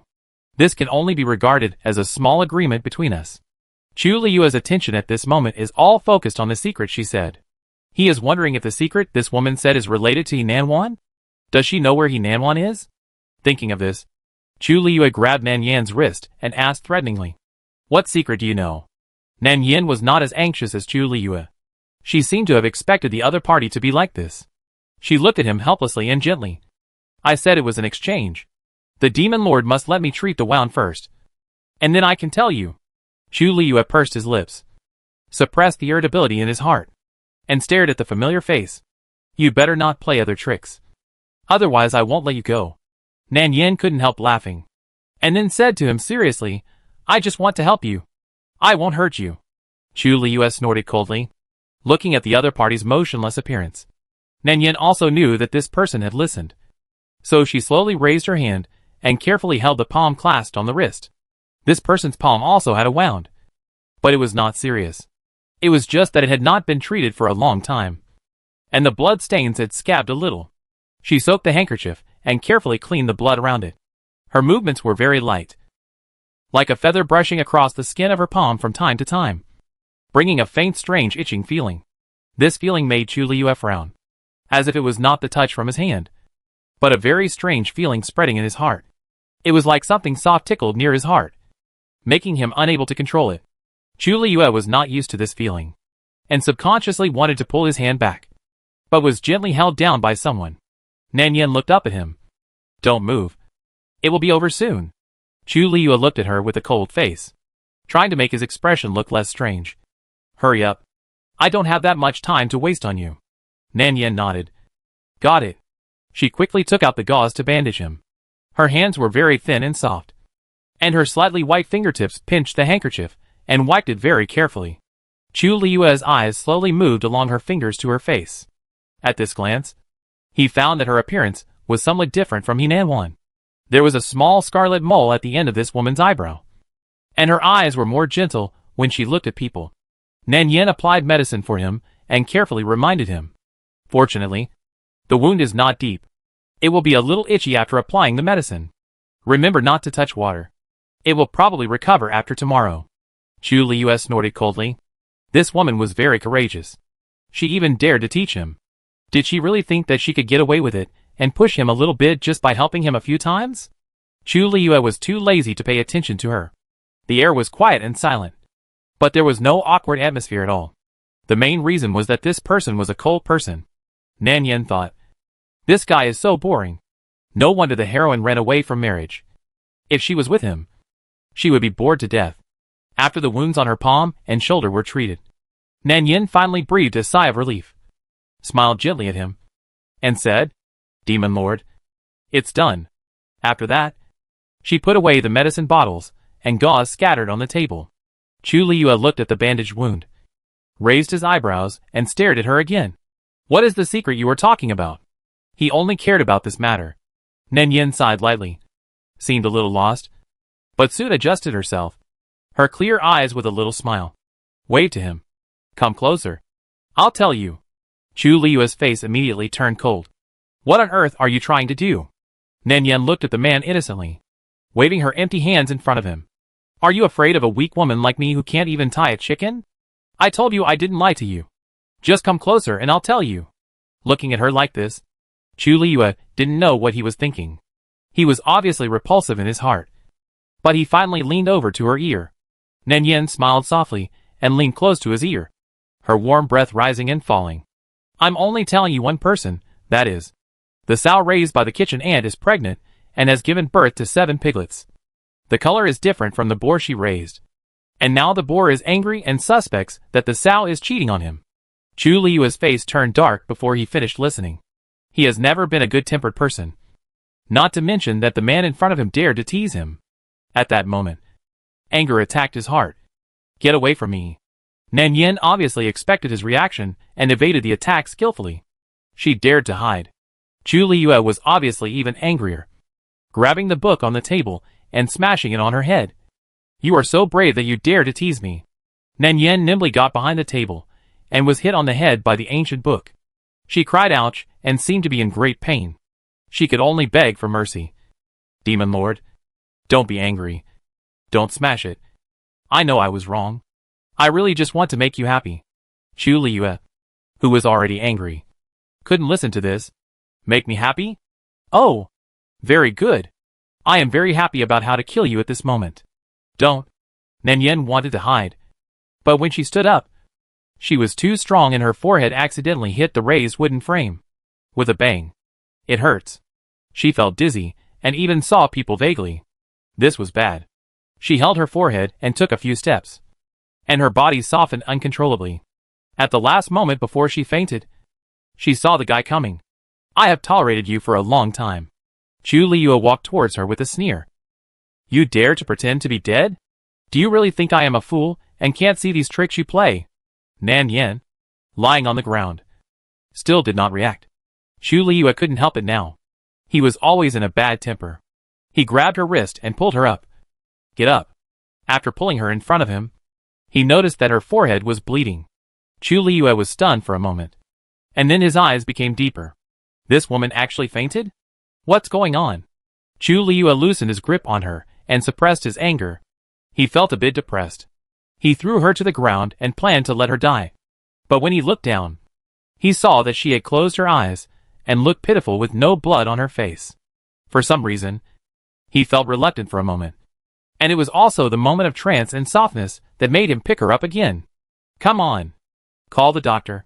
As soon as he finished speaking, Chu Liu realized a problem. That is, he was soft-hearted towards this woman, which was very wrong. He fell into some kind of contemplation. After the doctor finished the diagnosis, he stepped aside and reported the situation to the Demon Lord with a bow. Don't worry. The lady is fine. But her physical condition is weak. In addition, she has been overworked in the past few days, which caused the wound on her arm to be slightly infected and she fainted. She will recover after more rest. Chu Liu hummed, then waved his hand impatiently. Okay. Go down and get her some medicine. As long as she doesn't die. These words are really cruel. The old doctor wiped the cold sweat on his forehead after hearing this, and didn't dare to look around, and honestly withdrew. The hall returned to silence. The incense burner on the table emitted wisps of white smoke. Chu Liyue glanced at the sleepy Nan Yin. He now knew the cause of the disease, but his heart was even more confused. Things started to go wrong after the woman woke up. The things she did, the words she said, and the way she looked at him during their interactions all showed one fact: this woman admired him. This realization slowly raised the strange emotions in Chu Liyue's heart. It seemed as if something was eating him away bit by bit. But even so. So what?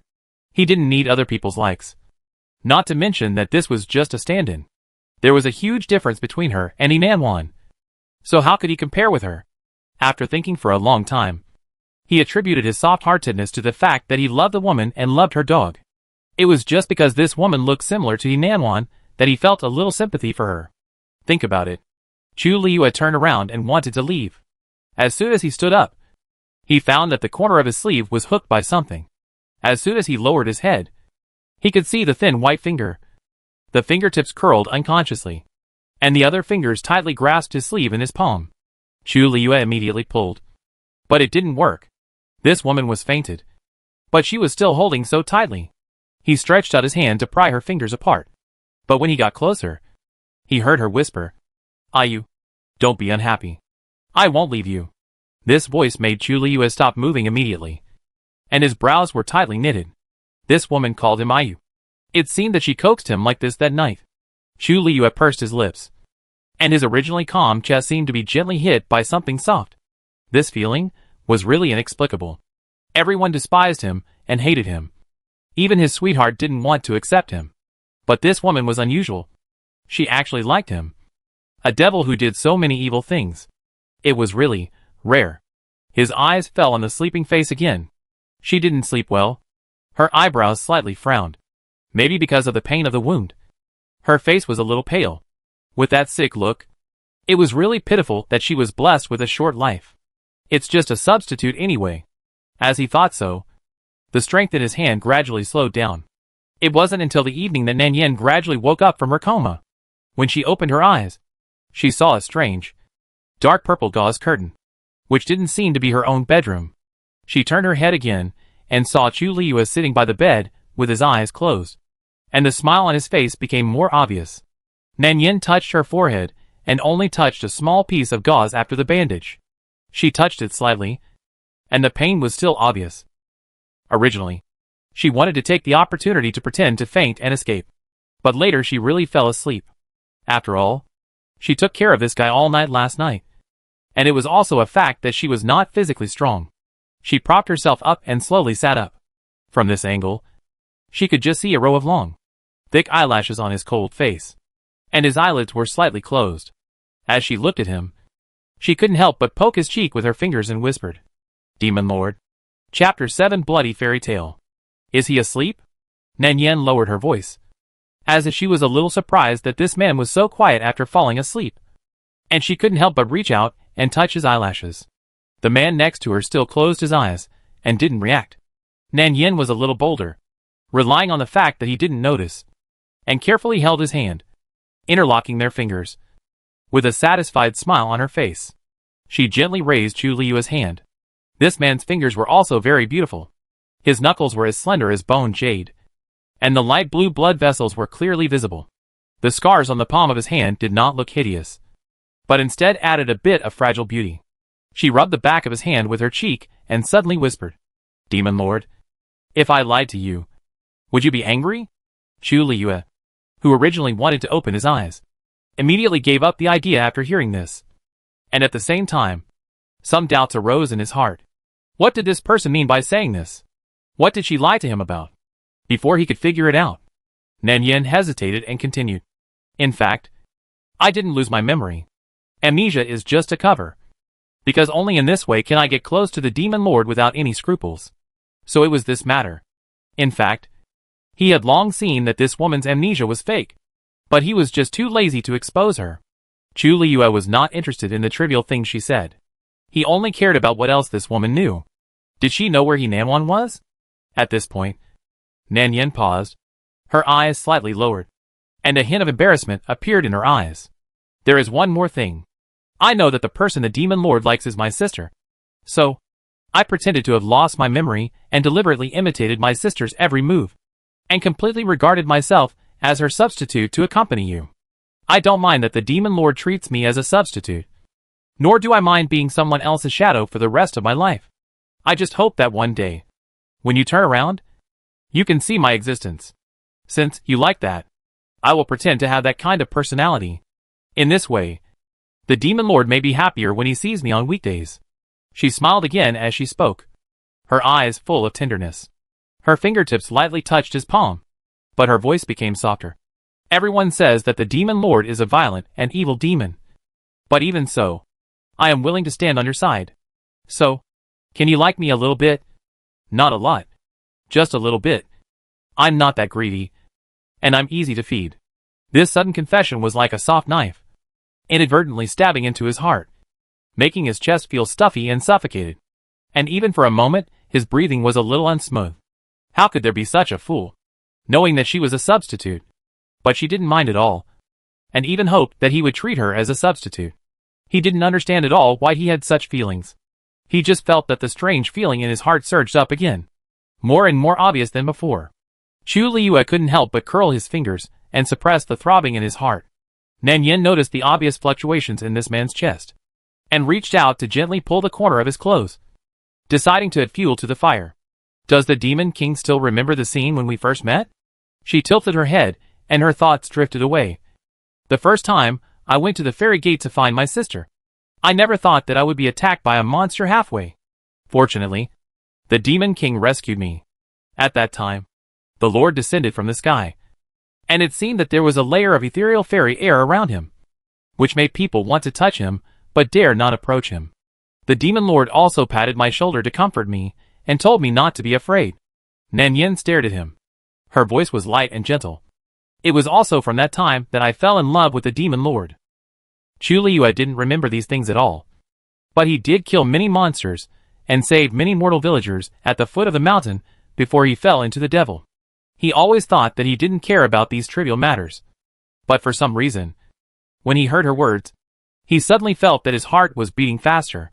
I'm afraid the Demon Lord doesn't remember that I was wearing a veil at that time, and only dared to look at you secretly.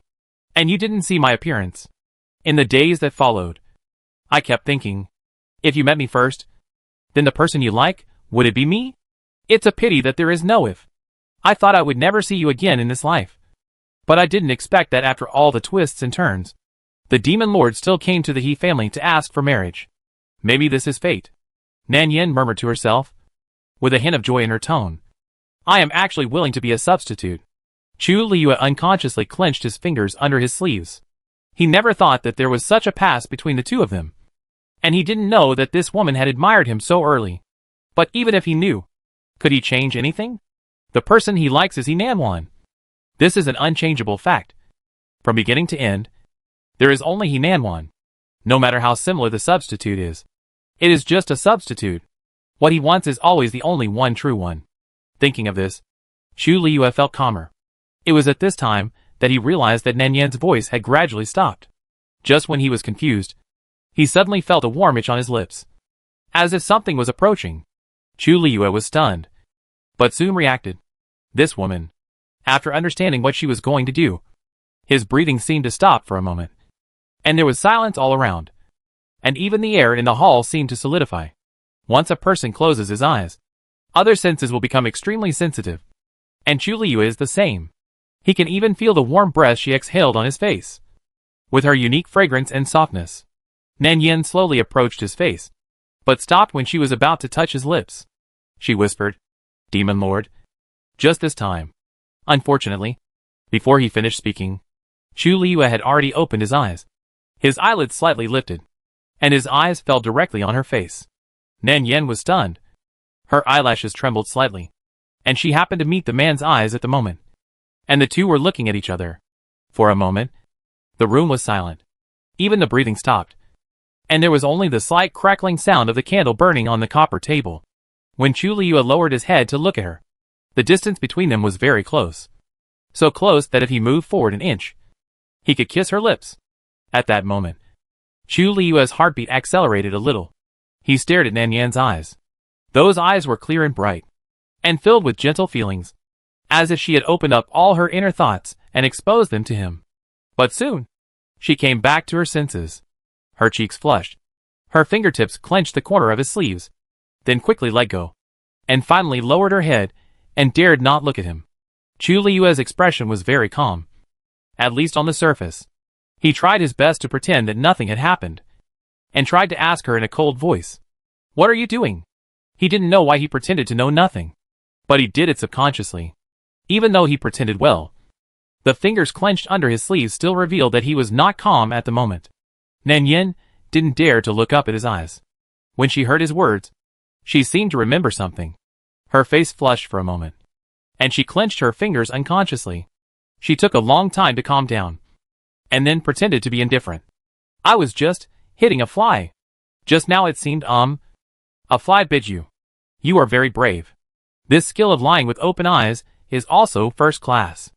If he hadn't been sober from beginning to end, it would be hard to guarantee that he would not be deceived by her.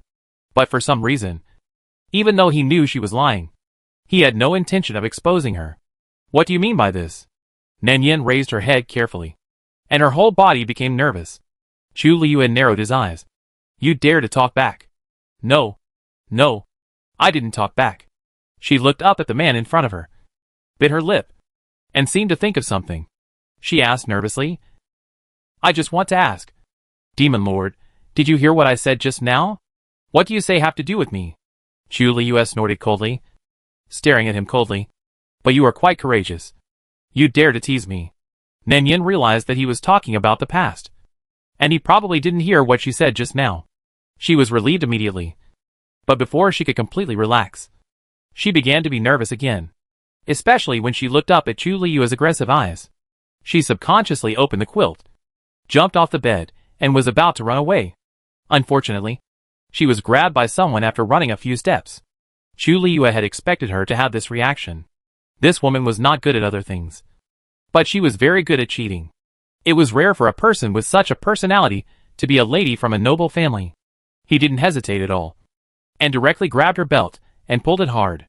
Due to inertia, Nan Yan couldn't dodge in time, and couldn't control her tilted body, and was heavily pressed on the bed. "You still want to run? Do you really think I'm made of paper?"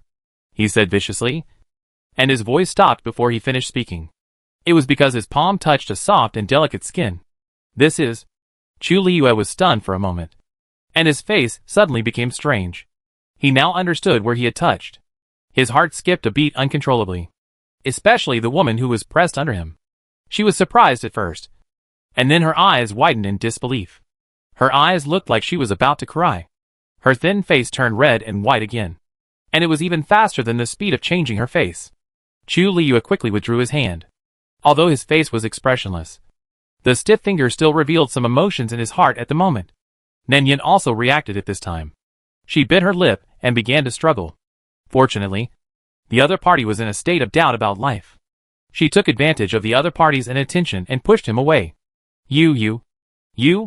She said the word for a long time, but still couldn't curse. She trotted all the way to the palace gate, and when she was sure she was safe, she turned around and glared at him. But her eyes were red, and there was no threat at all. Perhaps she was really angry and a little bolder. Seeing that there was no reaction to glaring at him, she stomped her feet and cursed softly. "Beast."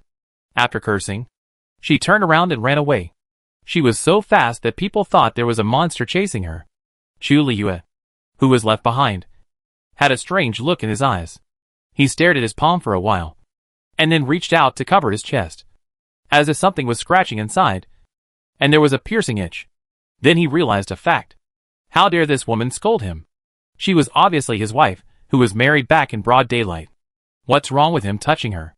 Even if he really wanted to do something, it would be natural. Thinking so, Lord Demon's ears still turned red strangely. Since that day, something seemed to have changed between the two of them. Nan Yan didn't go to the main hall for several days. Chu Liyue didn't think anything of it at first, but on the third day, he couldn't help it. Even if he was slow, he knew that the woman was avoiding him. But why? Wasn't she deeply in love with him? The guy who couldn't be driven away on weekdays. But recently, he didn't even see a single person. Could it be that she liked him so much? Chu Liyue couldn't help but think about the reason. What was wrong? Perhaps even he himself didn't realize that he was becoming more and more concerned about Nan Yan's attitude. The Lord Demon was in a bad mood. And the maids serving around were also trembling with fear, fearing that they would anger this lord and be slapped to death by him.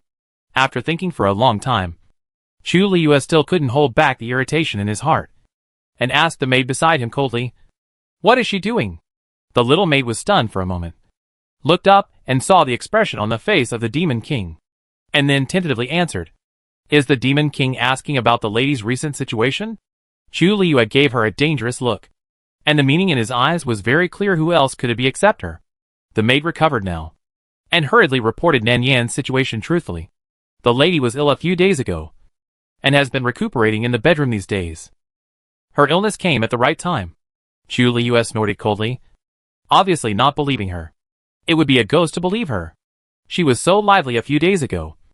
How could she get sick so easily? You let her come to see me. The maid hesitated for a while, but still couldn't help asking. But the lady is ill. Sir, what do you want the lady to do? What do you want her to do? He didn't know about this matter himself, but he felt that he couldn't let her live so comfortably. Lord Demon thought about it, and felt something was wrong. He had a murderous look in his eyes. You are getting bolder now. You dare to ask about the master's affairs. If I tell you to go, go. If you keep talking nonsense, I will deal with you. The maid turned pale, and hurriedly retreated carefully.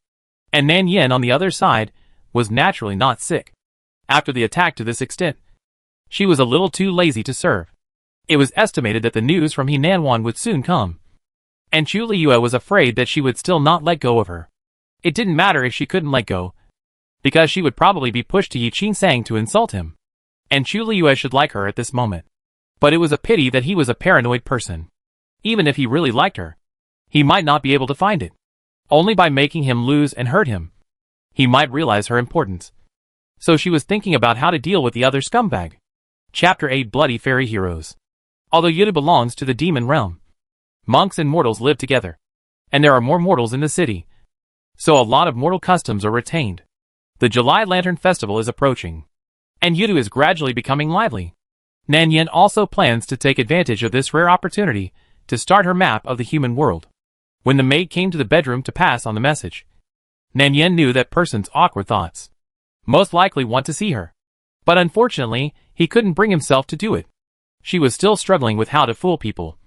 But the system told her that the demon guards had brought back the news that He Nanwan was in the human world, and would report it to Chu Liyue soon. So she didn't refuse, and changed into a clean red dress as usual, imitating He Nanwan's dress, and prepared to go to the main hall to invite people to enjoy the lanterns all over the city. On the other side, the maid had just walked out of the hall, and a demon guard hurried over behind her, and brought back the news that He Nanwan was in the human world. Chu Liyue was surprised to learn that she was in the mortal world. But after the demon guard reported the whole incident, the expression on his face could no longer be described as ugly. His face was as dark as ink, as if he was going to kill in the next second. Chu Liyue lowered his eyes. His eyes were cold and terrifying. You mean? The two of them fled all the way to the mortal world to avoid my pursuit. And now they are preparing to get married in the mortal world. And from now on they will be an ordinary and loving couple in the mortal world. The demon guard was trembling with fear, and did not even dare to raise his head. He replied tremblingly, "Yes, yes." Chu Liyue raised his hand, and overturned the table in front of him. And the books and ancient paintings on the table fell to the ground in an instant. It's ridiculous. Do you think I'm dead? Get married. What kind of marriage are they getting? My wife, who I married in a formal ceremony, married someone else without my knowledge. What kind of logic is this? At this moment, Chu Liyue's anger was rising, and his eyes were suppressing the anger that was about to burst out. Don't even think about it. He really didn't expect He Nanwan to choose to marry Yi Qinsang. It was obviously him. He should be the proper husband to marry her. What is this now? He Nanwan married Yi Qinsang, and they would be a loving couple in the future, while he could only keep an impostor, a substitute. It didn't matter if they looked exactly the same, but he didn't want her from the beginning to the end. So he was the only one who was kept in the dark and played around. How could he swallow this anger? Chu Liu sneered. Yi Qi-sang was really good at tricks. He was the one who had interfered with the marriage substitution. Now he had coaxed He Nanwan into marrying him. If they wanted to be a loving and ordinary couple, they had to ask him if he agreed. Don't even think about it. When Nanan walked into the main hall, Chu Liu was overturning the table in front of him with great force. The Shi-ink stone with lotus relief rolled on the ground twice, and fell right at her feet. It landed at the right position. Chu Liu looked up and saw Nanyan coming in. His eyes immediately became cold and sharp. He suddenly thought of another possibility. This woman knew it a long time ago. Right? Did she know the whereabouts of He Nanwan a long time ago? So she kept delaying time here? The more he thought about it, the more he felt something was wrong. After Chu Liu became suspicious, he felt that the anger in his heart burned even more. When a person is angry, he will not listen to any dissuasion. Once he determines a possibility, he will justify himself and subconsciously find reasonable evidence and logic for that possibility. So in his opinion, everything He Nanyan did during this period was to prevent him from finding He Nanwan. It was a scam from the time she married into Yudu. If this scam succeeded, she would be the queen of Yudu in the future. Even if it didn't succeed, she successfully delayed him, thus buying time for the two to get married. The funny thing is that he was the only one who was kept in the dark. Chu Liu grabbed Nanyan's hand fiercely and stepped forward to question. He family members have colluded long ago. Right? This is a scam from the beginning to the end. You, a fake, were married to Yudu to deceive me. And He Nanwan took the opportunity to escape with others. Nanyan was startled by his sudden anger. She seemed to not understand what happened. She looked at him in a daze. I don't know what you were talking about. He looked down and saw the frightened expression on the woman's face. The ridicule and anger in his heart became even greater. Still lying to me. From the beginning to the end. You lied to me. Saying you lost your memory was just to fool me from pursuing your whereabouts of He Nanwan. But you actually remember everything. The things you do and say every day are just to delay time so that He Nanwan and Yi Qi-sang can get married. Right? Nanyan's face turned pale. Her eyes were a little flustered. But she still shook her head to deny it. What are you talking about? I really don't know anything about the memory loss. I just want to make you happier. I want you not to be so sad. Make me happy? Chu Liu sneered. Oh, who do you think you are? I already knew you were pretending to have amnesia. You act like a clown and imitate He Nanwan's every move every day. It's ridiculous. Hearing this, Nanyan's body suddenly stiffened. And then she raised her eyes in disbelief. Tears in her eyes almost overflowed. Clown. This kind of words that stripped people's self-esteem and trampled underfoot almost made Nanyan stand unsteady. Her body trembled and swayed. And her lips were almost bleeding after biting. Chu Liu met her red eyes and sneered. Yes, that's right. You are just a clown. You think you are pretending well. But I am just bored and watching a show. Since you want to act, I will just watch the fun. But your acting is really bad. You can't pretend to be like you. Not even as good as your sister's finger. You are a fake from beginning to end. Calculation. All of this is calculation. After saying this, Nanyan's tears fell directly. Her lips were bitten bloodless. Her face was as pale as paper. And her heart seemed to be torn apart. You are so tired of me. Chu Liu threw her hand away violently. His eyes became fierce. The person I want to marry has never been you. He knew that he was taking out his anger and venting all his dissatisfaction with He Nanwan on the person in front of him. But who told her to deceive him? It was a scam since she married him. Nanyan's fingers trembled slightly. She clenched her fingers tightly to try to regain some strength. But it was in vain. At this moment, the expression on her face was full of indescribable fragility and paleness. Seeing her expression, Chu Liu suddenly felt a slight choking in his heart, as if he was pricked by a needle, and the pain was fleeting. He quickly ignored this slight pain, forced himself to suppress the discomfort in his heart, and forced himself not to look at her. Nanyan lowered her eyes, as if all the strength in her body had been drained, and the whole person exuded an extremely depressed mood. Okay. Since the Demon King hates me so much, then I will leave. And I will never come to the Demon King to be an eyesore again. Before he finished speaking, Chu Liu stared at her fiercely. No. You can't leave. He didn't even notice the panic that flashed through his heart at that moment. And then, he said something more heartless. I want you to marry Yi Qi-sang. Since you can marry once, You can marry again. I will never let He Nanwan marry Yi Chi-sang. He knew how vicious his words were. Like a sharp dagger, piercing into the other person's heart without hesitation. Piercing the person bloody. Sure enough, Nan Yan's body trembled even more after hearing this. And tears fell like beads from a broken string. She raised her eyes, but found that her vision was blurry. She could only stretch out her weak hands to grab his sleeves. Do you know what you are saying? How can you? We are already married. I am your wife now. How can you let me marry someone else? If you hate me, I can leave. I will go far away and never appear in front of you. But please don't do this. Okay? Looking at Nan Yan like this, Chu Liyue suddenly felt a tightness in his chest. A little reluctant. But then it was washed away by the anger of knowing that He Nanwan and Yi Chi-sang were married. He looked away from her and said coldly, No. The person I want to marry has never been you. I will return all the insults you He family and Yi Chi-sang have inflicted on me. Since you want to be a substitute so much, I will fulfill your wish. At this moment, He Nanwan's position still prevailed in his heart. He was reluctant to hurt his sweetheart. So he vented all his anger on the person in front of him. Suddenly, he remembered what happened a few days ago. The words this woman said she loved him. She said so confidently that even he couldn't help but want to believe it. There was even a moment when he, thinking of those words, Chu Liyue couldn't help but tighten his chest. And he stared at her straight. Didn't you say you like me? If you like me, why don't you do this for me? Nan Yan subconsciously took a few steps back. She couldn't even cry when she saw the person in front of her. She was left with sadness and despair. How could you? She shook her head. I won't agree to your request. How could Chu Liyue, who was in a state of paranoia, let her go? Looking at her distraught appearance, he felt a sense of pleasure and discomfort. But he quickly ignored it. Chu Liyue sneered. Oh, you think I'm asking for your opinion? I've never failed to get what I want. I'm just telling you. Just like when they played a substitute marriage. Who asked for his consent? They were playing with him. Nan Yan's body swayed uncontrollably, and she staggered back a step. She retreated to the wooden frame and held onto it to stand firm. She suddenly looked up at Chu Liyue, tears in her eyes, but a very sad smile appeared on her face.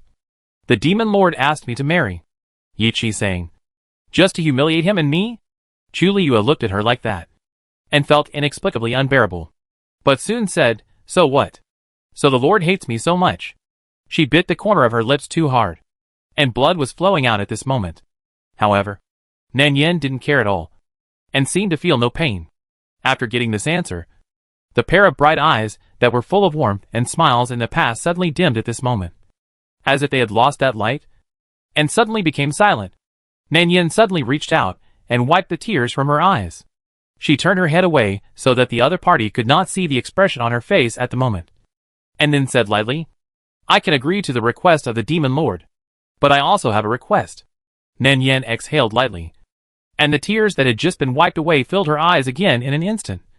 But she did not care, but continued, I want the demon lord to accompany me for a whole day. Only this day. I don't want to be a substitute for anyone. I want to spend this whole day as Nan Yan. After that, I will be obedient and marry Yi Chi-sang honestly. Is that okay? After saying that, she gave him a calm smile. Chu Liyue felt as if something was blocking his heart, and he felt uncomfortable. He looked at Nan Yan's slightly red eyes again, and there seemed to be no expectation in her eyes. He was stunned, and he didn't know why, but suddenly heard the voice of his own agreement. Okay. Chapter 9 Bloody Fairy Heroes.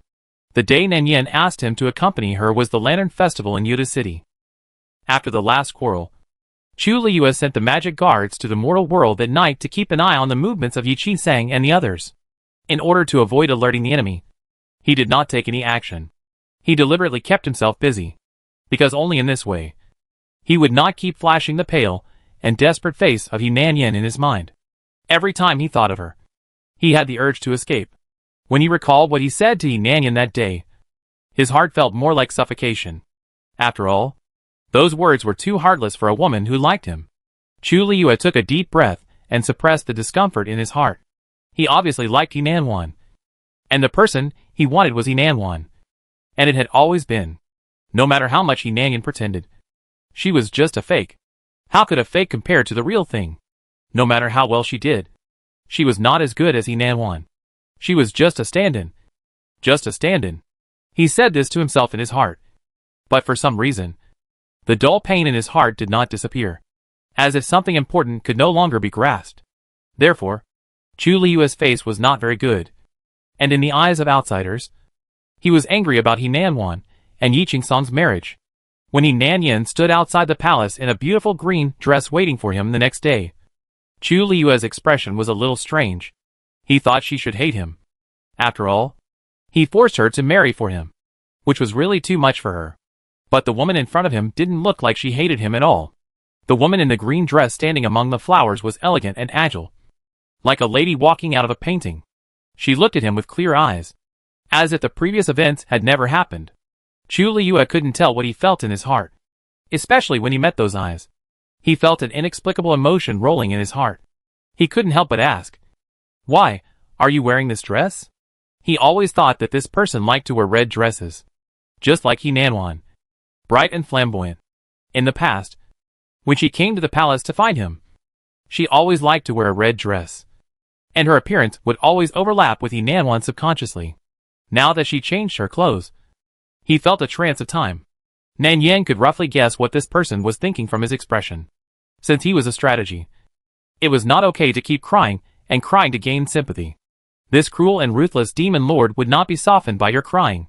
She had to leave a deep and unique impression on him. So, she had to play cards out of the ordinary. To put it bluntly, it was another routine. Nan Yin pursed her lips and chuckled.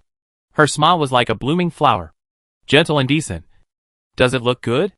In the past, I lost myself in order to imitate others, and I always forced myself to wear red clothes that I didn't like. In fact, I prefer this green, which is full of vitality. The more Chu Li pursed his lips, he naturally knew who she was imitating others for. But so what? No matter how similar the imitation is, it's not her. Nan Yin walked towards him, and the hem of her willow green dress fluttered because of the movement of walking over, and the belt around her waist was undulating and flowing, making her look particularly beautiful and lively. The more Chu Li looked at her curved eyebrows, it seemed that she really didn't remember what happened that day. Chu Li avoided her gaze and said coldly, "It's up to you. Whatever you like to wear has nothing to do with me. After today, we will no longer have any intersection, and he will be with He Nan Wan. They are husband and wife. Since what he promised her cannot be changed, just accompany her for a day." After saying this, he clearly noticed that the other party's body stiffened for a moment, and her face was a little pale, but she soon recovered. "I know.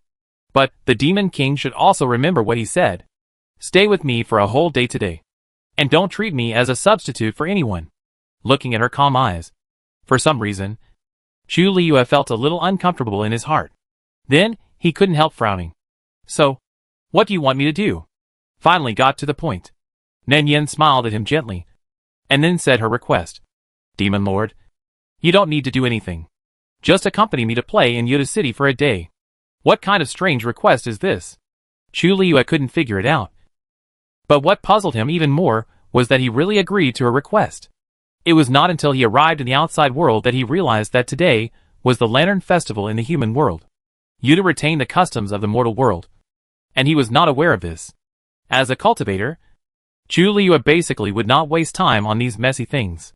In his impression, the most enjoyable time he spent in the human world was the days when he and He Nan Wan exorcised monsters at the foot of the mountain. But now this Lantern Festival surprised him. At night, the moonlight was hazy, and the streets of the market were full of various lantern decorations. Countless young men and women walked together and went to the moat of Yuta to place a bright lantern, adding a touch of fireworks to the place where humans and demons lived together. "Look! The lanterns over there are so beautiful. Too many people. Don't squeeze. It's just a lantern. What's there to see?" Chu Liyue frowned, obviously very disgusted with such crowded streets. Nan Yin turned her head and saw that his body was tense, and his whole body exuded a kind of "don't mess with me" aura. She couldn't help but puff and laughed, and that smile was too bright, causing Chu Liyue to be a little distracted for a while. "In that case, then Demon Lord, you stay where you are. I'll go to see it by myself." Nan Yin blinked with her back to the people, and this time she didn't intend to obey him. She turned around and squeezed into the place with more pedestrians. But this time she was not in a good situation. She was accidentally stepped on, and her body was unstable. It was Chu Liua who quickly pulled her and prevented her from being pushed down. I have tolerated you for a long time. Chu Liua grabbed the man fiercely, and his heartbeat accelerated instantly. God knows how nervous he was when he saw the other person being pushed. I told you that there are too many people here. If you really get stepped on to death, I will not save you. This is probably the kind of person who is stubborn. Nan Yin saw his nervous expression at that moment. This is probably because he has moved without knowing it. She smiled silently at the man, stretched out a hand, handed it to him, tilted her head and asked with a smile, "Then can the Demon King hold my hand? This way I won't be pushed away." This made Chu Liua react. He realized that he was still holding her other wrist, and he let go suddenly. "Don't push it any further. Don't think he doesn't know what she's up to." Nan Yin wasn't angry either. She looked at him quietly, as if she had expected this result. So there was no change in her expression. Chu Liua was annoyed by being looked at, and turned around irritably. Seeing that there were more and more pedestrians around, he could only reluctantly hand over a sleeve. "Hold it tightly. If you lose it, I will have to spend energy to find you." The subtext was that he asked her to hold it to avoid trouble. Nan Yan's mouth curved, and finally a satisfied smile appeared on her face. She carefully stretched out a hand and gently grabbed the corner of the clothes that was handed over. Chu Liua pursed his lips even more, with an expression of keeping strangers away on his face. He didn't know that when he turned around, the roots of his ears hidden under his black hair were still red unconsciously. In his heart, he despised what Nan Yin did, and felt that it was really beneath his dignity for a demon king to accompany a woman to the night market. But when he saw the woman blushing, holding his clothes, and thinking of him alone, he felt that it was not so difficult to accept. There was a kind of sweetness that he had never felt before. At this moment, he thought of Hinanwan again. When he was with Hinanwan, he would obey her unconditionally. He didn't have to worry about her running away in the crowd because he knew she could protect herself. But he was not so relaxed with this woman. He always felt that she was in danger all the time. As if he didn't keep a close eye on her, she would have countless accidents that he couldn't imagine. Chu Liua finally attributed this idea to her being too weak. This woman had no spiritual talent, and she was not even as good as the lowest-ranking cleaning disciple in the sect. Naturally, she was not as good as her. They went up along the street market, and saw many exquisite and beautiful decorative spices, and small things such as rouge and powder along the way. Finally, Nan Yin stopped in front of a hairpin shop. The chubby stall owner handed over a peach blossom green jade hairpin very considerately, and said enthusiastically, "You two guests are really the most well-matched couple I have seen tonight. Why don't you take a look? My dear, this green jade hairpin is exquisitely crafted, and it is also very suitable for the lady's dress. Why don't you buy one for your lady?" Nan Yin then pursed her lips and smiled. She looked at the stall owner, shook her head and explained. The stall owner misunderstood this time. "We are not husband and wife." Chu Liua's finger, which was about to be extended, paused for a moment, and frowned unconsciously after hearing her words. However, his face was always ugly, and others could not see any difference. Just saw him take the hairpin. The stall owner did not care much. If they were not married, they were engaged. What kind of relationship could a man and a woman who came out to play together during the Lantern Festival have? Most of them were in love. When Nan Yin saw Chu Liua holding out the hairpin, she thought of something, and she asked tentatively, "Does the Demon Lord want to buy this hairpin for my sister?" When she asked this question, there was a glimmer of hope in her eyes, hoping that he would answer no. But for some reason, Chu Liua's originally friendly expression suddenly became a little gloomy, because when he got the hairpin, the first thing he thought of was the woman in front of him. He simply thought that the jade hairpin matched her dress very well, so it should be suitable for her to wear it. But this woman actually thought that she'd bought it for Hinanwan. He felt indescribably frustrated and angry, but he himself was not very clear about what he was angry about. So he impatiently replied, "So what? What does it have to do with you?" After saying that, he threw the hairpin away and turned away, feeling quite angry and embarrassed. And Nan Yin followed naturally. But she didn't know when she had let go of his sleeve.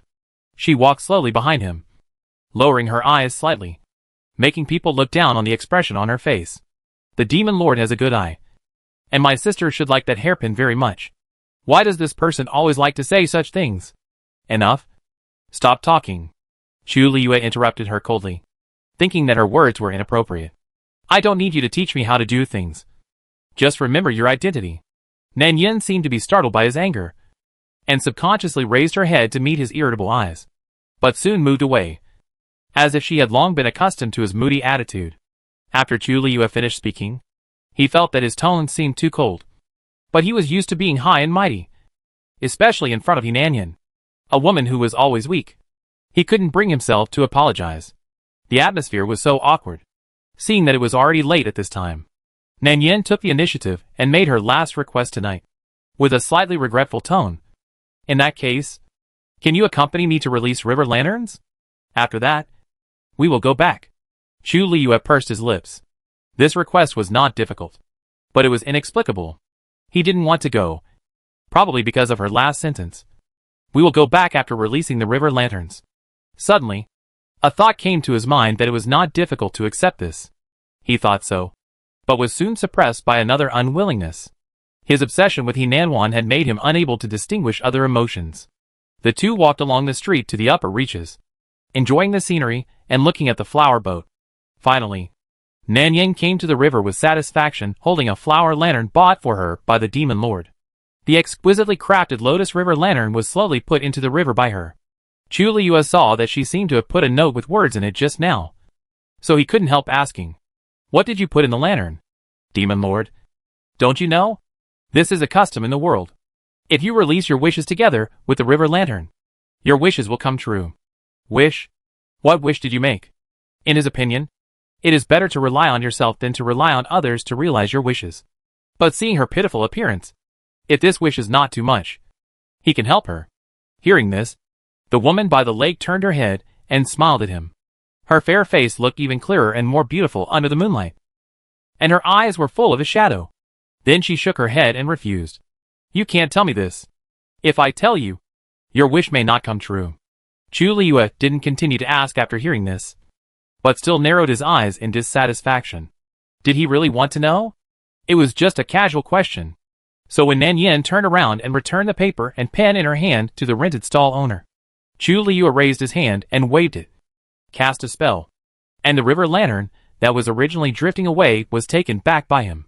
Then he unhesitatingly unfolded the note in the wick, which clearly read a blessing. I only wish that my husband, the Demon King, gets what he wants and everything goes well. The word husband was crossed out halfway and changed to demon, and the last line was attached with his and Nanwan's names. When seeing the handwriting, Chu Liyue couldn't tell what he felt in his heart. He just felt that his chest was tightening little by little, as if it was tightly grasped by a hand, and his breathing was a little trembling. How could there be such a stupid person? Why does she always think about him and depend on him? Does she like him so much? When Nan Yin came over from behind, Chu Liyue was still in a trance. What's wrong with the Demon King? Why is he motionless? When Chu Liyue heard her words, he woke up instantly, and embarrassedly put the note and the river lantern into the storage bag, and finally replied dryly, nothing. And he didn't know why he was like this, but the discomfort in his heart was getting deeper and deeper. Nan Yin walked up to him and saw the expression on his face. She guessed that this person had seen what was written on the river lantern. Of course, the wish on the lantern was written by her on purpose. According to Chu Liyue's awkward personality at this time, the more she didn't want him to know, the more he wanted to know. She had guessed that this person would peek. It was time to start the next plan. Nan Yin raised her head, and her smiling eyes looked at him gently. Can the demon lord close his eyes? I have a surprise for you. Chu Liyue frowned in confusion and looked down at her. What are you going to do? Nan Yin blinked, pursed her lips, and shook her head. I am such a weak woman. Are you still afraid that I will hurt you? Lord Demon Lord, please trust me once. Oh, do you really think he's stupid? She teased him the last time she said that. Chu Liyue looked deeply into her eyes, hesitated for a moment, but finally agreed. You better not play tricks. Otherwise I won't let you go. After a rough threat, Lord Demon closed his eyes honestly. Nan Yin couldn't help laughing. Lord Demon said he didn't want to, but he closed his eyes honestly, showing his straightforward personality to the fullest. Chu Liyue's five senses were particularly sensitive after he closed his eyes. He heard Nan Yan's laughter, and subconsciously outlined her laughing appearance in his mind. Lord Demon pursed his lips and drove that picture out of his mind. His face was expressionless, but his heart was not calm. The main reason was that the closed-eye scene reminded him of what she did when he closed his eyes and concentrated. Although they didn't really kiss, the nervousness at that time still made him feel a little uncomfortable. He even wondered if this woman asked him to close his eyes because she wanted to kiss him secretly in public. If so, this woman was really too rude. But for some reason, he was a little nervous in his heart, especially when he thought of that scene. The ears of the Demon Lord began to turn red again, but he waited for a long time, and the woman still didn't move at all. Chu Liyue became a little impatient. "What are you doing?" he Nan Yan. "You'd better not mess around. Otherwise, I will really punish you. Did you hear me? Why don't you answer me? What are you doing?" He suddenly opened his eyes, but there was no one in front of him, and Nan Yan's figure had long disappeared. At that moment, Chu Liyue immediately understood that she asked him to close his eyes just to make it easier to escape. This liar. Good. Very good. After cheating him again, Chu Liyue had gritted his teeth and clenched his fists. While he was angry, he also felt a little panic and nervous. He thought that this woman was really going out to play with him. But now this liar was cheating him from beginning to end, just to escape. On the other side, Nan Yan was walking quickly in the crowded crowd. Fortunately, there were many pedestrians during the Lantern Festival, and she was about to escape successfully. At this moment, a young man shouted from behind, "Hey, girl, you dropped your things." It was not enough to shout. He chased after her. In an instant, the curious passers-by looked in her direction, and Nan Yan was pushed in panic, and was caught up by the man behind her. Half of her body turned sideways. "Girl, don't run. You lost your purse." The kind-hearted man handed over the purse breathlessly. "Thank you." Nan Yan took the purse and left. At the same time, Chu Liyue, who heard the noise, also looked over, especially when he saw her tugging at another man. He narrowed his eyes dangerously and chased in the direction of the two. Nan Yan hurriedly ran into the alley. But how could a mortal compare to a cultivator? However, she was caught up again after turning around. Chu Liyue grabbed the man's shoulder and pulled him back, and her head hit his chest uncontrollably. Caught? Nan Yan was not surprised. She had never thought that she could escape the pursuit of the Demon Lord with her own ability. It was just to speed up the plan. Still want to run? Everything you did tonight was to escape, right? You are really brave. You deceived me again and again. Huh? Nan Yan hit his chest and groaned in pain. "Let me go." "Let go." Uh-huh. Chu Liyue saw that she dared to struggle, so he stretched out his hand and pinched her chin, forcing her to look straight at him. However, when he lowered his eyes, he saw her eyes full of tears, and his movements paused. "Chu Liyue, I beg you, please let me go. Let me go. I don't want to marry someone else. Please, I will stay far away, and I will never appear in front of you in this life." Impossible. When Chu Liyue heard her humble and pitiful begging, his subconscious reaction was to refuse. But the purpose of his refusal was confused. "I won't let you go."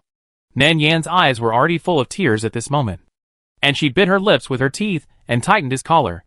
"Do you hate me so much? You know my feelings. You might as well let me die." Chu Liyue's restraint force subconsciously lightened a little, but he soon reacted. "You still want to lie to me. You have been lying to me from the beginning to the end. Saying those words, doing those things, just to escape, right?" Nan Yan's body stiffened, and her reaction was obviously realized by Chu Liyue. At that moment, the anger in his heart almost made him kill. "So, everything that happened tonight was premeditated, right?" Chu Liyue stared at her. His eyes were filled with darkness, which was very oppressive. "You have been lying to me from the beginning to the end?" Nan Yan shook her head and denied. "No, I am sincere." Chu Liyue pinched her shoulders harder and harder. "Still lying to me. This woman is a liar." She lied to him again when he was almost soft-hearted. He no longer believed her. "He Nan Yan, I said it before. I will not let you go if you dare to play tricks." Nan Yan's tears finally fell. Click on the back of his hand, and she begged softly, "Don't do this. I beg you.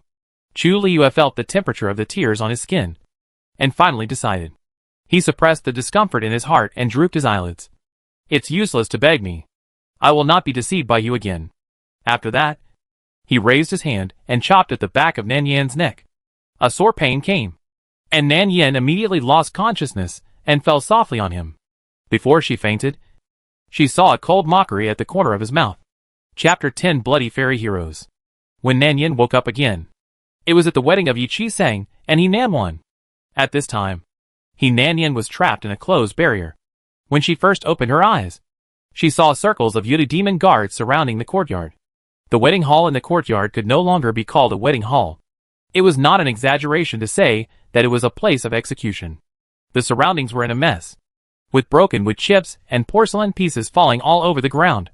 The guests had already run away, and it was a horrible sight.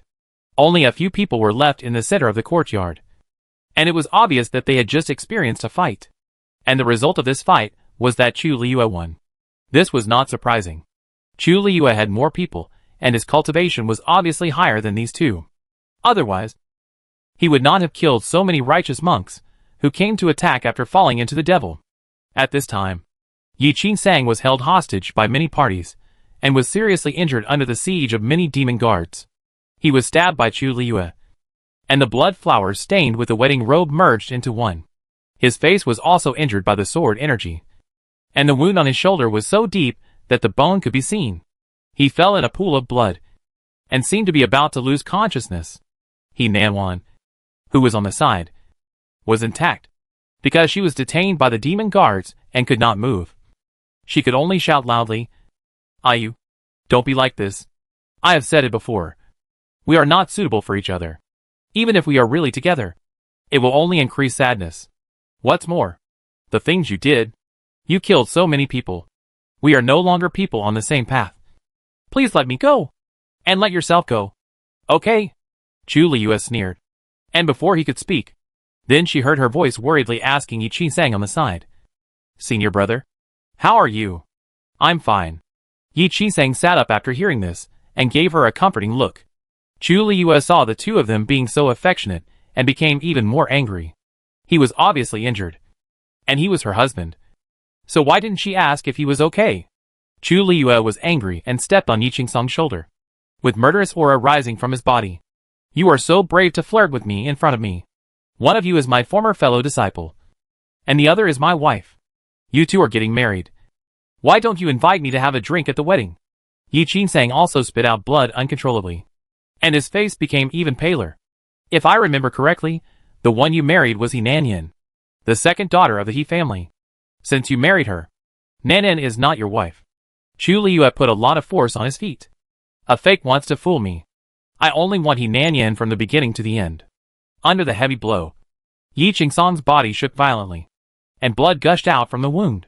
He Nanwan saw this tragic scene, and immediately struggled and shouted, "Stop! Ayu, do you really want to kill him? Killing him is too easy for him." Chu Liu looked over with a sneer. "You have the courage to play tricks on me. Then you must have the ability to bear the price."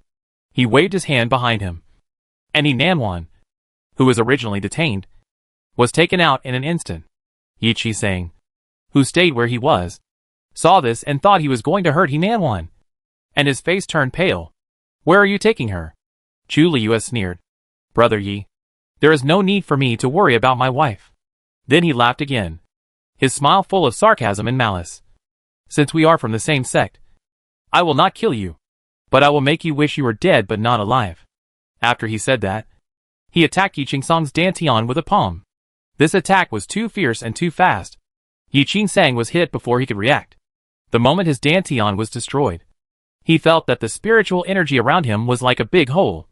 All leaked out, and his body collapsed like a piece of soft tofu without any support. People who practice Taoism all have inner elixir. If the inner elixir is broken, it means that the cultivation is destroyed.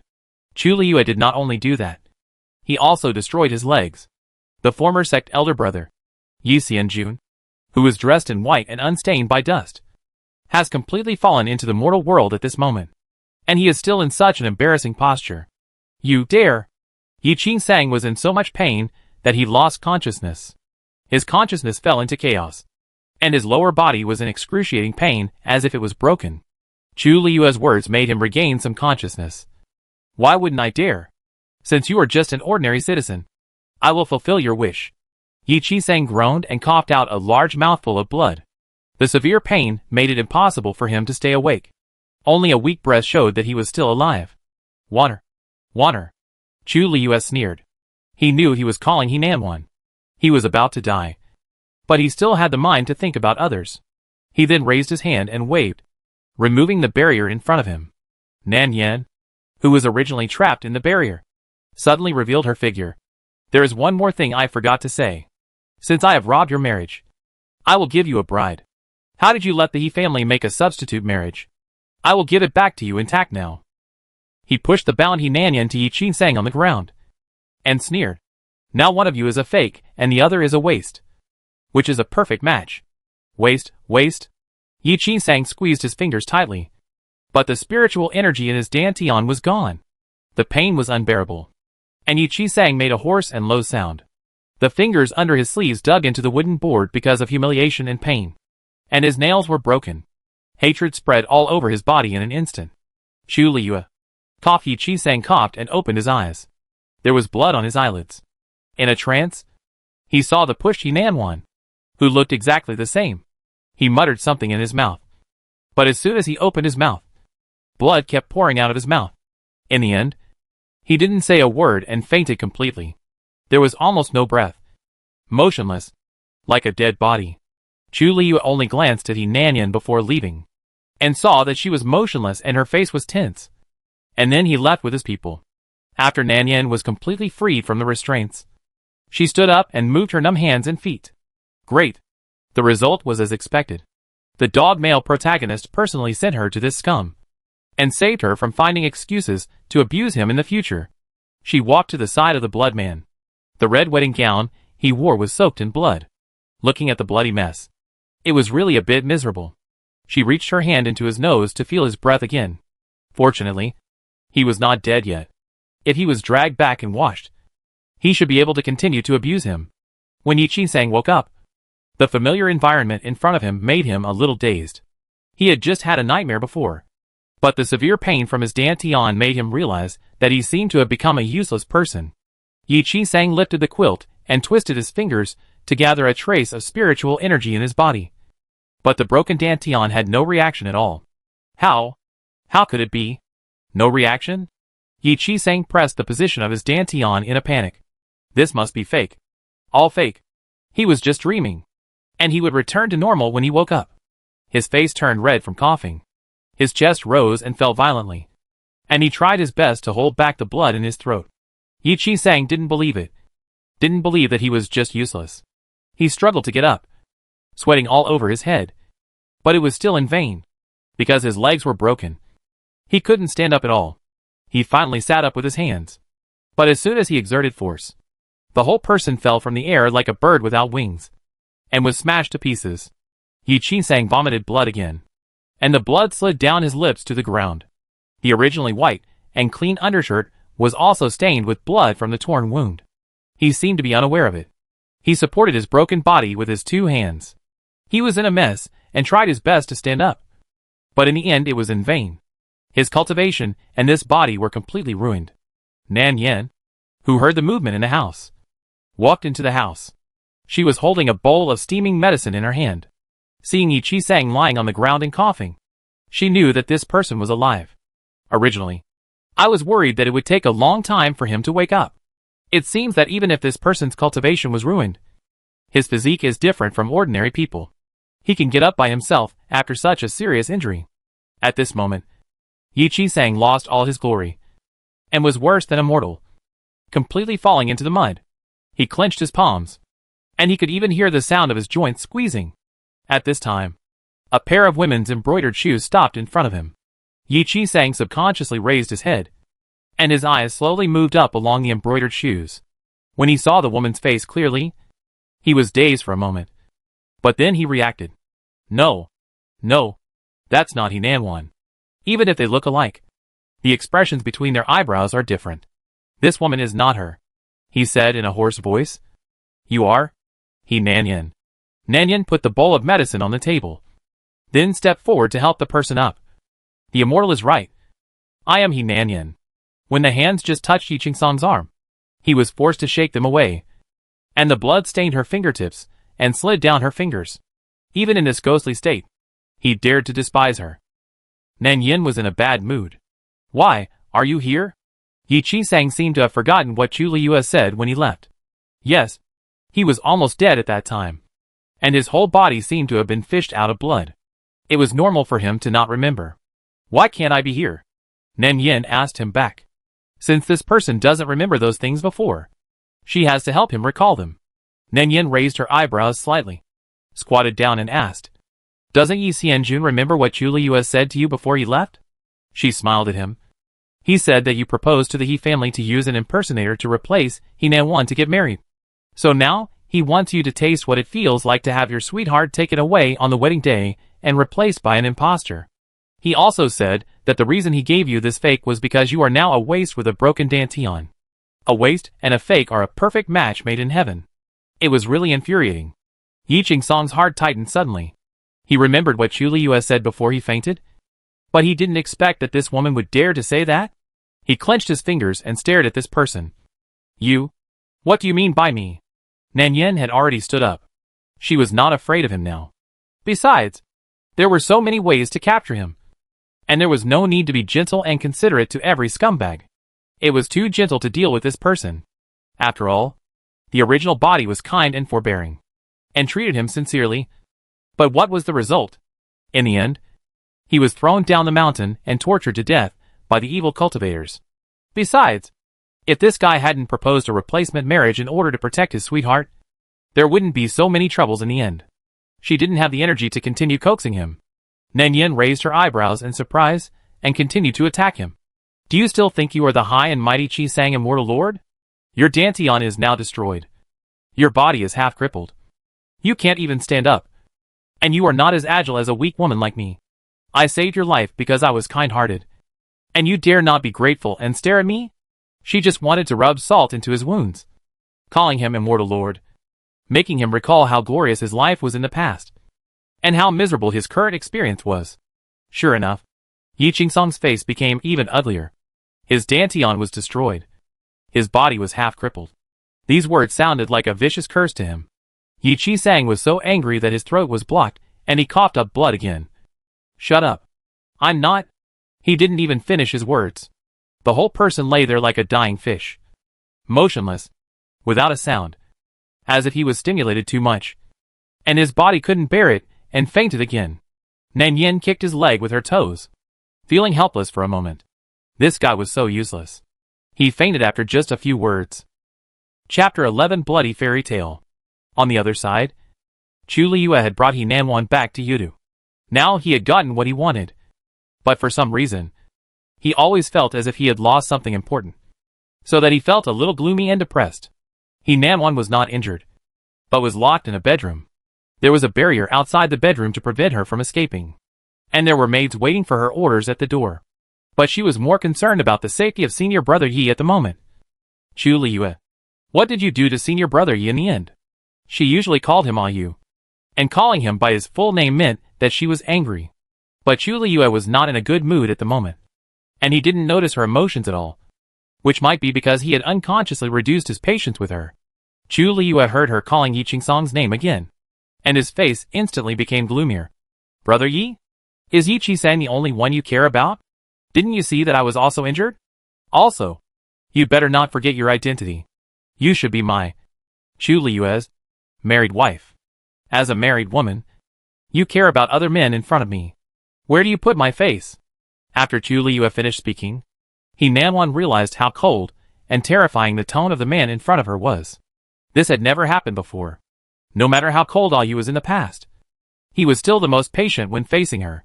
From his behavior of bringing her back without hurting her at all, she thought he was still the outer disciple Chu Liyue, who was devoted to her, not the abnormally cold demon lord of Yudu in front of her. But what he said suddenly woke her up. This man seemed to have changed. He was no longer the Yu who obeyed her unconditionally. He Nanwan couldn't accept it for a while, and took a few steps back in disbelief. You actually talk to me like this? Chu Liyue sneered. Why can't I talk to you like this? Have you forgotten how you and Yi Qi-sang played tricks on me, using a fake to replace the identity of the bride on my wedding day? And in addition, you have to be a loving couple with Yi Qi-sang in the mortal world. Do you think I have such a good temper? So good that I can let you play with me again and again? He Nanwan felt a little sorry when she heard this. But it was soon covered by another emotion. Who can be blamed for this kind of thing? It's not that he made his own decision. She had said long ago that she would not marry him. And it was he who insisted on going to the He family to propose. She knew that Chu Liyue was angry at the moment. It was wrong for her to escape the marriage and marry in his place. There was no way to deny this. But her marriage with senior brother Yi was all fake. They were just faking it to get rid of his entanglement. Thinking of this, He Nanwan took a deep breath and calmed down a little. She knew that she couldn't get angry at this moment and needed to talk to him clearly. Ayu, please don't be like this. Okay? Let's calm down. This is a matter between us and has nothing to do with senior brother Yi.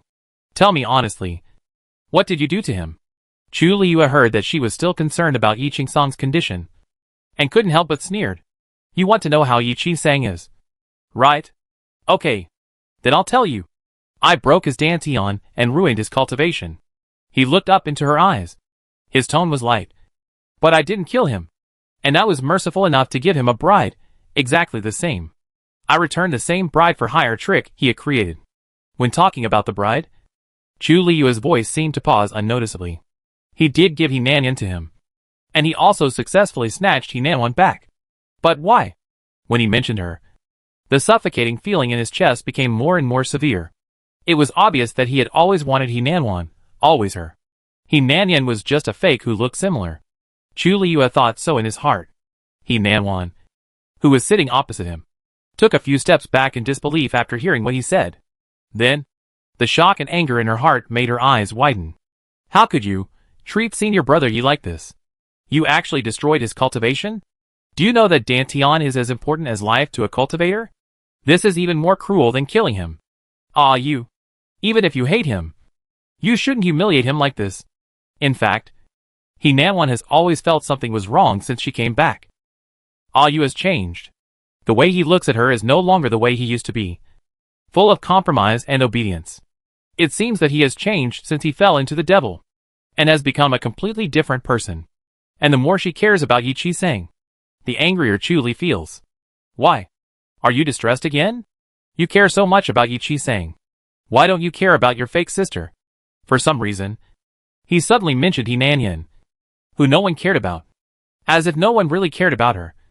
As if she was just a person who was taken along. Sister? He Nanwan suddenly remembered that the He family had finally chosen to let He Nanyan marry in order to solve the problem of escaping marriage. This matter was also her fault for He Nanyan. She traveled to this alien continent when her original body was 12 years old. Before that, the relationship between the He sisters was quite harmonious. But after her spiritual roots awakened, she was sent to the sect by her clan members. And her relationship with the He family was not deep. She had also met that sister several times. But they had different values and communication was not smooth. He Nanyan was raised in the clan since she was a child. She was gentle and weak in character. She was the epitome of most women in this world. She had persuaded her several times to leave home and live for herself. But that sister was too timid and dared not to do so. Although the two of them looked the same, their personalities were completely different. He mentioned He Nanyan at this moment, which made He Nanwan's expression stiffen. She subconsciously asked, "What did you do to Nanyan?" Chu Liyue had clenched her fingers fiercely. For some reason, even hearing her name at this moment would make her heart twitch uncontrollably. He took a deep breath and tried to reply to her in the coldest tone. "I didn't do anything to her. I just stuffed that fake thing to that loser." He Nanwan instantly understood what he meant. At that moment, her voice trembled slightly. Are you crazy? It's not enough that you ruined senior brother Yi, but you humiliated him like this. Don't you know that senior brother Yi doesn't like Nanyan at all? The marriage between senior brother Yi and I was fake from beginning to end. We were fake marriages. It was just a cover for him to help me get rid of your pursuit. He Nanwan finally couldn't help but tell the truth. She really regretted it now. She regretted that she had provoked this paranoid guy at the beginning. He was simply a lunatic. Chu Liyue didn't care about the pretense. Only she would believe that Yi Qi-sang was innocent and had no improper thoughts about her. Anyone with a discerning eye could see what he was thinking. But at this moment, he was a little annoyed to deal with her. He turned around and said, I don't care whether the marriage is real or fake. Anyway, you are the one I wanted to marry in the first place. After leaving this sentence, he turned around and left. He didn't even give Nam time to react. The whole person disappeared in the hall. On the other side, Yi Chi-sang, who had already woken up, was forced by Nan Yin to drink medicine. He covered his chest, and the cracked wound oozed blood again, sliding down through his fingers. Get out. Yi Chi-sang overturned the porcelain bowl handed over. The porcelain bowl filled with medicine was smashed to pieces, and the brown medicine splashed all over the floor. Nan Yan's expression did not change, but she did not intend to indulge this man's bad temper. What are you doing? Do you think we have extra herbs to treat your injuries? Even this medicine was sent by the village doctor out of pity for your disabled body. Who do you think you are now? Do you think anyone can tolerate your bad temper at this moment? This resounding sarcasm. Yi Chi-sang was so angry that his wounds began to hurt as he kept saying disabled. Get out. Get out. His voice seemed to be filled with endless resentment. Nan Yin raised her eyebrows in surprise. Get out? Why should I get out? Even if someone wants to get out, it should be you who gets out. So she curved her eyebrows, looked him up and down, and showed a look of sudden realization. Oh, sorry. I forgot again. I forgot that you are now a cripple. Let alone rolling. Even getting off the ground is very difficult. As the words crippled came out, it was like a 1,000-pound boulder hitting his heart mercilessly. Yi Chi-sang was so angry that his face turned pale, but he had no power to refute. So he could only hold the quilt tightly with both hands to avoid completely losing control. That's right. He is indeed a cripple now. There is no spiritual energy in his dantian, and his legs are useless. Like his state of living worse than death. It's better to die completely. Nan Yin also saw his determination to seek death from his pale face. She smiled and watched the other party's fingers gradually relax. You want to seek death now, right? The other party did not speak. Probably gave up struggling. But she still thought the fire was not strong enough. And continued to add, Indeed, you are in such a dying state now. It is better to just die. Then she changed the subject and continued. But you are so weak now that you can't even lift the sword. It is probably difficult for you to die. Yi Ching-song's heart choked slightly. Nan Yin smiled brightly at people, but her words seemed to kill people. Yi Ching-sang really couldn't help it. The look he gave her was like a trapped beast that was forced into a desperate situation, as if he would rush up and die with her in the next moment. But he was interrupted before he could speak. Nan Yin continued, Are you so cowardly? Your sweetheart was taken away by your rival on the day of your wedding, and you were tortured by your rival into this state. Don't you hate Chu Liyue? Yi Chi-sang clenched his palms tightly. Hating. How could he not hate? But he was in this state now. A cripple who couldn't even die. How could he take revenge? Yi Chi-sang. Aren't you worried about how your sweetheart will be treated by Chu Liyue? Aren't you afraid that she will become like you? Since you like her, why don't you think about cheering up? Revenge? And taking her back? She said it so lightly. Yi Chi-sang looked at her sarcastically. You think I don't want to. But now I'm just a cripple. He was interrupted before he finished speaking. Nan Yan's eyebrows were calm, and she said lightly. But you are still alive. Aren't you? Since you can't die, then live well. There are infinite possibilities when you are alive. But if you die, there will be nothing. Ants know how to survive in a miserable way. Is it possible that the high and mighty Xianjun is not as good as an ant? Yi Ching-song's body was shocked. And then he heard her continue to say, What's more, there are countless elixirs for bone and tendon healing in the world of cultivation. Your legs just can't stand up for a while. Not forever. How can you be sure that there is no elixir in the world of cultivation that can repair the damaged dantian? How is it possible? Yi Ching-song's pupils shrank slightly. Yes. How is it possible? There are many cultivators whose dantian was damaged in the world of cultivation. But they all died quietly in the end. I have never heard of anyone who can rebuild the dantian and ascend to the immortal path again. He thought so in his heart. But he couldn't help but have a glimmer of hope. Yi Ching-song's fingers trembled slightly, and he squeezed the quill tightly. But if there is really nothing, Nan Yin chuckled and said without any pressure, then you can find other ways out. There is more than one way to cultivate in this world. If you can't cultivate the original way, Can't you change another way?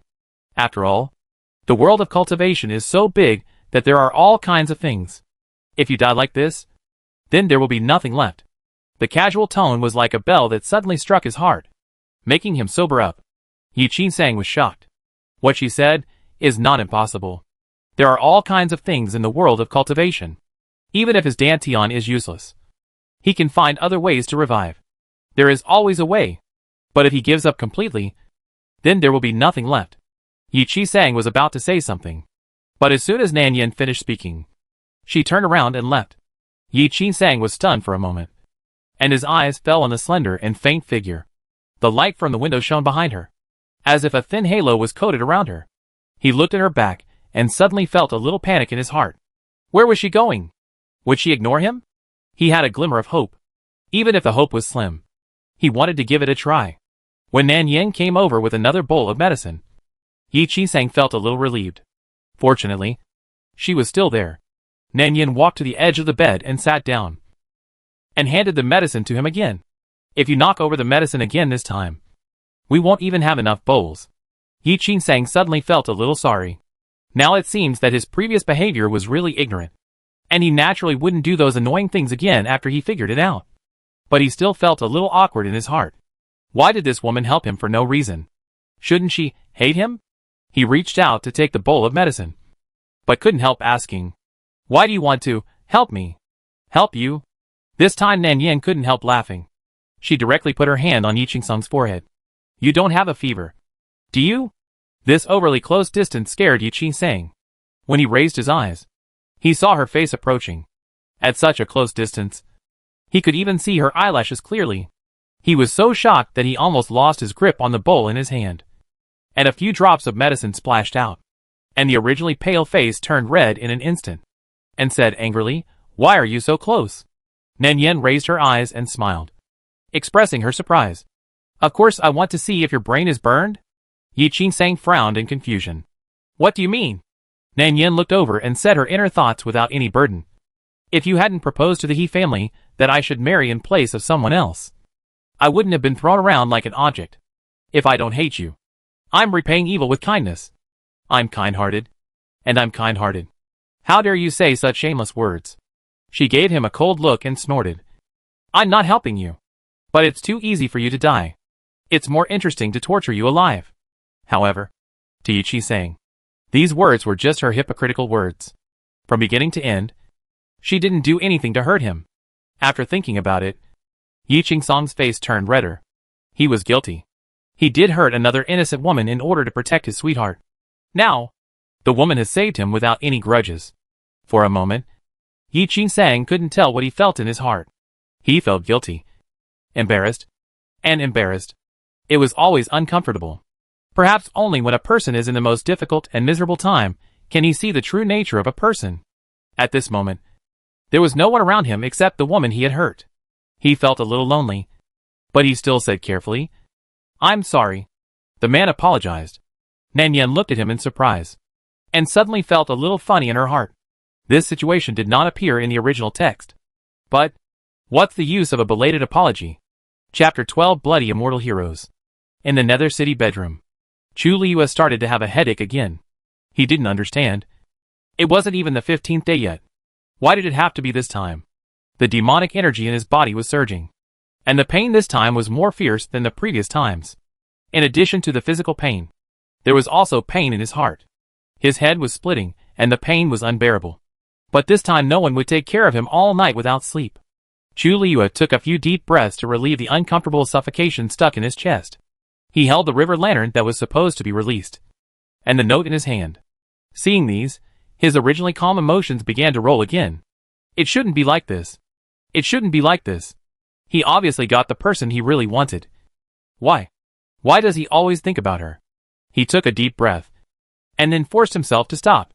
Forced himself not to think about it. Those things should have been forgotten long ago. Thinking of this, Chu Liu exerted force under his palm, and the small piece of paper with their names was instantly shattered. As long as he couldn't see anything related to her, he wouldn't feel so uncomfortable. But when he saw the river lantern, he hesitated. Looking at the whole hall, it seemed to be the only thing she left behind. If it was lost, There would be no trace of her existence. Thinking of this, the headache became more severe. The remaining thoughts in his heart made him reluctant to throw away the river lantern, but instead smashed the inkstone on the table. In a trance, those memories became clearer and clearer. It was the scene of Hinan guarding him and taking care of him when he had a splitting headache. He just endured the whole night like this. On the second day, the pain still made him a little dazed. The maid who came forward to serve him seemed more and more trembling. Chu Liyue rubbed his slightly frowned brows and asked hoarsely, "What is she doing?" The little maid hurriedly reported honestly, "Fairy, he did nothing. She stayed in the bedroom all the time. She was just in a bad mood. And she wanted to meet Lord Demon." Lord Demon, who was in a state of confusion, immediately said impatiently, "I'm not asking about her." The maid was also confused. If it wasn't Fairy, who else could it be? It's true that she used to be a maid who was specifically responsible for monitoring Hinan Yin. But wasn't Madame already sent away? Could it be that the Demon Lord still misses Madame in his heart? How could this be possible? After learning this idea, the little maid became even more nervous, fearing that she would be silenced for prying into the Demon Lord's thoughts. So he could only reply cautiously and anxiously, "My lord, have you forgotten? Madame has been sent away. She is no longer in Yudu. And we don't know how she is now." Hearing this, Chu Liyue woke up instantly, followed by a slight tremor in his chest, which made him cover his heart uncontrollably. Yes, Hinan Yin was no longer in Yudu, and was sent away by him personally. What was he thinking? Why did her figure always appear in his mind at inappropriate times? No, I can't think about her anymore. Chu Liyue pursed his lips and drove away all the memories of Hinan Yin in his mind. But the more he tried not to think about it, the more he thought about her. The way she cried, the pitiful look in her eyes when she begged, and the way she carefully imitated Hinan to please him. Every memory was her. Every fragment was her. Everything was her. The more he thought about it, the more agitated Chu Liyue became, and the more he covered his chest, the more he could bear it. Finally, he couldn't stand it anymore, and he attacked the treasure pavilion beside him with one palm, and the rare treasures on it instantly fell to the ground, making the ground a mess. "Get out! Get out!" The maid was so scared that she trembled all over, kneeling on the ground and begging for mercy. Even hearing the word "get out" was like amnesty, and she quickly stumbled out. And Chu Liyue, who stayed in the hall, seemed to have used all his strength to suppress the dull and painful emotions that surged in his chest. He obviously wanted Hinan, and he had already snatched her back. So why was he always absent-minded? And always thinking about that fake? She obviously cheated on him. Didn't she? She was obviously a substitute. Wasn't she? She was obviously not important at all. Wasn't she? But why, just couldn't he help it? Chu Liyue's head began to hurt again. No, this couldn't go on. He suppressed all the increasingly depressed and painful emotions in his heart, pressed his eyebrows twice, and then turned around and went to Hinan's bedroom. Hinan was in deep thought yesterday. She felt that she was responsible for Ayu's current appearance. In fact, she shouldn't have run away when they got married. Otherwise the current situation wouldn't have happened. Half of Ayu's coldness, paranoia and irritability were her responsibility. It was because of her that the hatred and misunderstanding between Ayu and senior brother Yi became deeper and deeper. She should have explained it clearly earlier. There was nothing between her and senior brother Yi. When Chu Liyue came, Hinan had already decided that if she wanted to leave here, she had to appease Ayu first and not say those words that irritated him. Otherwise, with his personality, he would keep her locked up. "You want to see me?" Hinan took a deep breath. "Well, I want to make it clear to you. It shouldn't be like this between us." Chu Liyue pursed his lips, his face expressionless, but he was a little impatient in his heart. "What do you want to say? Shall we get married?" Hinan thought about it, and still felt that this method could best appease Chu Liyue's emotions. Only in this way could she have a chance to leave here. After saying this, Chu Liyue's face suddenly became strange. He didn't expect that one day he would hear Hinan take the initiative to say such words to him. After all, she slapped him hard on the day of their wedding. This is not surprising. In the original text, Chu Liyue wanted to remarry after he got the person back, but it was he who took the initiative to propose it. Now the result has not changed. But the person who proposed the marriage is Hinan. I know that I ran away from the marriage. It was my fault. But nothing really happened between me and senior brother Yi. I always treat him as my brother. Our marriage in the mortal world was also fake. So, I want to make up for the mistake I made back then. Can we remarry? Chu Liyue didn't know why, but he suddenly felt a little ironic in his heart. He looked at Yi Nanwan and saw her expression of wanting to say something but stopping, and immediately understood that she had something else to say. What do you want me to agree to? I want to go see senior brother Yi. Yi Nanwan noticed his face suddenly turned cold, and quickly explained, Don't be angry. I'm just doing this out of friendship. After all, he was so badly injured, and I'm also responsible for it. If you're worried, you can go with me. Is that okay? Originally, when Chu Liyue heard her say that she was going to see Yi Qingsang, his face suddenly turned cold. But when he heard that she wanted him to go with her, Chu Liyue felt his heart suddenly tremble, as if some suppressed emotions were about to burst out from his blocked chest, making him subconsciously touch his chest, and then said, Okay, I promise you. When Yi Nanwan heard him say yes, she thought she had calmed his emotions, and it seemed that he still had feelings for her.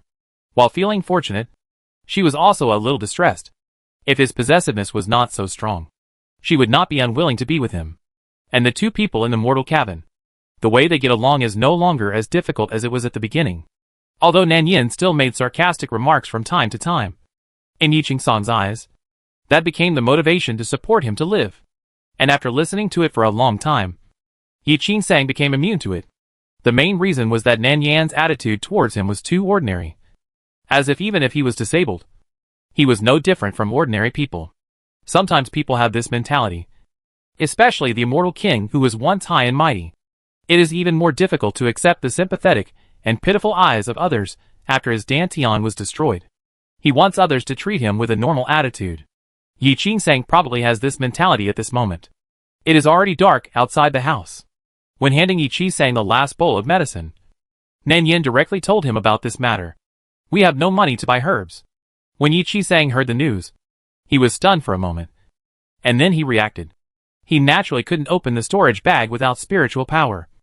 And the woman in front of him was an ordinary person. It was normal for her to have no money to buy medicine. What should I do? Seeing his stupid look, Nan Yin handed over her empty wrist. Look at my hand. My original jewelry and hairpins were all mortgaged when I asked you to see a doctor that day. As a man, you don't want me to support you, do you? So, should you express something? Looking at the empty wrist and hair bun of the woman in front of him, Yi Qingsang was silent for a moment.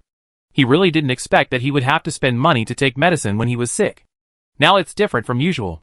He is no longer the high and mighty immortal. He looked at the green sword hanging on the wall, paused and said, You can buy that sword. It should be able to sell for some money for emergency use. Nan Yin wanted this result, but there was still a strange expression on her face, pretending to say, But isn't that your sword? It has been with you for so long. Are you really going to sell it? As a sword cultivator, selling your sword means losing the most important dignity. Yi Qingsang certainly knew this. But after a moment of silence, he slowly nodded and said, Well, sell it. Anyway, I can't use it in my current state. Nan Yin stepped forward and took down the sword. The artifacts in the cultivation world are naturally not ordinary things. Perhaps knowing its upcoming fate, the sword body trembled and made a slight mournful cry. She put the sword on the table. Okay. Then I'll sell it tomorrow and bring back some medicine. Yi Qingsang glanced at it and said nothing. Nan Yin knew that he was in a low mood, but this was what she wanted. In the original text, Nan Yin embroidered and helped others work every day to save money in order to redeem his sword. She thought that she treated people sincerely and would definitely receive the sincerity of others. Unexpectedly, when he saw the sword, he said that she deliberately mocked him, mocking him for being a useless man and still keeping the sword. He speculated about her with the most malicious attitude. In short, when a person hates you, no matter how much you do for him, he will think you have other purposes and bad intentions. After solving the silver issue, Nan Yin was relieved. Seeing that it was getting late, she untied her belt and prepared to go to bed. However, this action made Yi Qingsang's eyelids jump on the bed. He turned his face away and frowned. What are you doing? Nan Yin was not uncomfortable at all. She glanced at him and said naturally, Of course I'm resting. What do you think I'm doing? Yi Qingsang's eyelids jumped even more. His face was slightly red, and he didn't dare to raise his head. But why did you come to my room? I remember that this cabin has 2 bedrooms. As a woman, how can you live in the same room with a man? How can this woman be so bold? When he was with Nanwan, they also rested in 2 separate cabins. There was nothing wrong between the 2 of them. Hearing this, Nan Yen couldn't help but glare at him. You are so embarrassed to talk about another room. When you were fighting, you almost demolished the whole yard. That cabin was already in tatters. Do you want me to live there? Yi Qing-sang had forgotten about this. But this was not a reason for them to sleep in the same bed. He shook his head and refused. No. Men and women should not touch each other. How can we live in the same room? Nan Yen blinked, then narrowed her eyes and smiled. Indeed. What you said makes sense. How about this? You sleep on the floor. I'll sleep on the bed. Is that okay? Yi Qing-sang's body stiffened for a moment. Then his face turned even redder, and he looked at her with embarrassment. You know Before she finished speaking, she was interrupted. Nan Yen chuckled and deliberately picked a quarrel. So what Yi Xianjun meant was that he wanted me, a weak girl, to sleep on the cold floor while you slept on the bed alone? Yi Qing-sang, I really didn't expect you to be so ungrateful and bully a weak girl who was powerless. I didn't. Yi Qing-sang was so angry that his chest hurt. He shouldn't have talked to her. This woman was so skilled at turning black into white and blaming others. Nan Yen continued to confront him. Well, if that's the case, then you go sleep on the floor? Yi Qing-sang gritted his teeth, almost mad at her. You clearly know that I can't move my body. How can I sleep on the floor? Nan Yen reached out and slapped his mouth, then turned over and climbed onto the bed, with a look of matter-of-factness in her eyes. If that's the case, then just close your eyes and sleep. She looked him up and down, then let go of her hand in disgust. Besides, you look like a ghost now. Are you afraid that I will do something to you?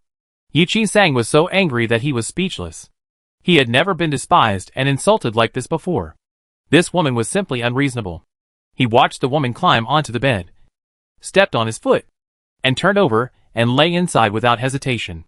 Yi Qing-sang's body froze, leaning straight on the edge of the wooden bed, not daring to move, for fear of accidentally touching the woman's skin.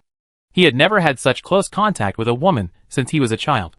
It was true that he had a lover, but his relationship with Nanwan was not that close. Even this fake marriage was something he asked for with selfish motives. Nanwan didn't like him at all. She only regarded him as a brother. So his love had always been restrained and forbearing. He didn't dare to cross the line at all, for fear that she would know those secret thoughts, and they would not even be friends. But now, he was so close to this woman, which made him not know what to do. As the faint body fragrance of the woman filled the air, Yi Qing-sang's mind went blank in an instant, and he became a wooden man. He was tense and stiff until the woman next to him breathed evenly, and Yi Qing-sang relaxed a little. Then his eyes fell on her face involuntarily. They looked so similar. But why was her personality so strange? He still remembered that Nanwan had told him about his sister, saying that 3 views are different. It was difficult to communicate. And now it seems that it is indeed difficult to communicate, because she didn't listen to what he said at all. Chapter 13 Bloody Fairy Heroes. The moon was on the willow branches outside the window, and the night was getting darker. Yi Qing-sang looked at the sleeping face beside him, struggled for a while, and finally compromised. Now the situation was difficult, so they could only spend it together like this. At most, he would be more cautious and avoid some physical contact with this person. Thinking of this, Yi Qing-sang slowly closed his eyes and began to brew sleepiness. However, what he didn't expect was that the woman's sleeping posture was so bad. She kept squeezing next to him on such a small wooden bed. It's okay to squeeze, but she also hit him. Just when he was drowsy, a palm fell from the sky and hit him on the chest with a snap, which was exactly where he was injured. Yi Qing-sang groaned in pain and his face turned pale. But when he opened his eyes and saw the man's unconscious face, he was silent for a moment. And finally, he could only endure it himself. But it was useless for him to endure it once. This person likes to move around when she is half asleep, and likes to kick the quilt. Occasionally, she raises her arms and waves them. I don't know what bad habit it is. In the end, he really has no choice but to hold her down so that she won't move around anymore. Now she is finally quiet. Yi Qing-sang breathed a sigh of relief. But after holding her down, He found that this woman was so soft all over. He subconsciously held his breath, and the soft and warm body pressed against him, making him feel like he was holding a soft little fox in his arms, as if he had no bones in his body. Yi Qingsong's heart skipped a beat, and he quickly let her go. Even so, his heart skipped a beat uncontrollably. His eyes slowly fell on her face, and he found that the face of this woman, when she was asleep, was completely different from her usual words and deeds. Although she looked very similar to Yi, there were still many differences when he looked closely. There was a small scarlet mole under her eyebrows, and her appearance when she was asleep was also particularly quiet and gentle. She must be a gentle and kind woman in her bones. Otherwise she would not have saved his life. Thinking like this, Yi Qisang fell asleep. Perhaps he had not rested well after being injured. Or perhaps he was no longer entangled in the past. He slept particularly peacefully that night. It was not until he woke up the next day that Yi Qisang felt something was wrong with the softness in his arms. When he opened his eyes, he found that he had hugged Nan Yin in his arms, and his hands were still around her waist. How could this be possible? Yi Qingsong's face rubbed red, and he hurriedly pushed the person away in a hurry. It was also this push that woke Nan Yin up. She rubbed her eyebrows, and when she opened her eyes, she saw Yi Qisang beside her with a red face and an embarrassed look. She immediately showed him a suspicious look. "What's wrong with you? Why is your face so red?" Yi Qisang replied dryly. No, nothing. I just woke up." Nan Yin was skeptical and said oh, but didn't say anything else. Seeing that it was getting late, she turned over and got out of bed. And Yi Qisang behind her saw that she believed his words so easily, and his heart suddenly became more guilty. Until Nan Yin came back after going out, Yi Qisang still maintained the strange look of red face and absent-mindedness in the morning. Nan Yin felt a little strange. She put the boiled herbs on the table and asked, "What's wrong with you? Why are you motionless and refusing to drink the medicine?" Speaking of this medicine, it was naturally exchanged for his sword. After all, it was something from the world of cultivation, not ordinary things, and it was exchanged for a lot of silver. When Yi Qisang looked up and saw the bowl of medicine, he felt that his body instantly became more uncomfortable. He was now a mortal body. After drinking so many bowls of medicine, his body would naturally metabolize, and metabolism would make him want to urinate. At this time, Yi Qisang wanted to urinate, and he had been holding it in for a whole morning. How could he say this? After all, there are differences between men and women. But if he didn't say it, the next scene would make him even more desperate. Yi Qisang struggled and tangled. His face flushed. Seeing Nan Yin was about to go out, he subconsciously grabbed her wrist, gritted his teeth, and said shyly and angrily, "I want to pee. Can you help me up?" Nan Yin was also stunned this time. She finally understood why this person blushed. It turned out that he was holding it back. He actually held it back for a whole morning. This guy is really amazing. Nan Yin looked at him with a strange look. Yi Qisang let her look at him with a stern face. But he was embarrassed to let go of the wrist he was holding. Of course, she had to help. She helped him up, and half of Yi Qingsong's body weight leaned on her shoulders. His legs had recovered some strength after a few days of care, and he could support himself for a while. But he still had to hold Nan Yin's hand. Nan Yin was standing outside through a broken bamboo curtain. Yi Qisang felt that this was the most embarrassing moment in his life. He urinated with his back to a woman. Even if he was careful, the sound could not be ignored. His face was flushed with shame, and his white jade-like skin was transparent as if it was soaked with blood. Until the end, he clenched the slender and soft hand again. His palm was hot, and his heart was almost jumping out of his chest. Yi Qisang coughed lightly and said dryly, Okay. His legs still couldn't stand for long. So Nan Yin used her hands to support his arms so that he could stand up. Maybe they were exhausted from standing for too long. Or maybe they didn't notice that there was a threshold on the ground. Nan Yin took a step forward, and Yi Qisang beside her didn't follow, and the weight of the whole person pressed down uncontrollably. Now he fell on Nan Yin. Before Nan Yin could react, her body banged and was instantly wrapped tightly, and the two fell heavily to the ground. She cried out ouch in pain, her face pale. Yi Qisang was also startled by this sudden change, but he still reacted subconsciously. He directly put his hand behind the other person's head, and the head that was protecting the person was hit hard, and the back of his hand was a little numb. "Are you okay?" Yi Qisang was a little anxious. and he forced himself to prop up half of his body so that his weight could be lighter. Nan Yan's lips were broken, and his chin seemed to have hit her lips just now. Now her eyes were red with pain, and she pursed her lips and glared at him. What did you put on your body that made me so uncomfortable? As soon as these words came out, Yi Chi-sang on the opposite side was stunned for a moment. Then he recovered, and then he didn't know why. He stammered. His whole face was like a cooked shrimp, and his face was completely red. No, I didn't put it. Then how did you? Yi Chi-sang didn't know how to explain. No. And his red cheeks, and extremely embarrassed look also made Nan Yan understand something. Yi Chi-sang's face changed immediately. Nan Yan immediately struggled and pushed the person on her body hard. In the chaos, she didn't know where she touched, and the touch became more obvious in an instant. She was so angry that her face turned red. You? It's not what you think. He really didn't mean it. Yi Chi-sang was speechless, and he wanted to explain himself. But before he finished speaking, a crisp slap fell. Bah! You bastard! He said to hit, and hit without hesitation. Yi Chi-sang immediately realized that he couldn't explain this, and he could only bear it silently. After all, no one would believe him no matter how hard he tried. The atmosphere became even more awkward and depressing. Yi Chi-sang turned his face away under the other party's cold eyes, and there was a clear slap mark on his fair face, which looked particularly conspicuous. Both of them sat in the yard and looked at each other in silence. Yi Chi-sang drank the medicine honestly and deliberately lowered his head to avoid the man's sight. When he put down the bowl, he also accidentally caught a glimpse of the other party's expression, which seemed to be a little wrong. Nan Yan frowned slightly, rubbing her arm with one hand, and her face looked a little pale, as if she was injured when she fell just now. He subconsciously asked, Are you injured? Nan Yan froze, raised her head with a look of disgust. None of your business. That meant she admitted that she was indeed injured. Yi Chi-sang didn't care about what she said, and continued to ask, Where are you injured? I can help you deal with it. Nan Yan didn't even raise her head, and ignored him at all.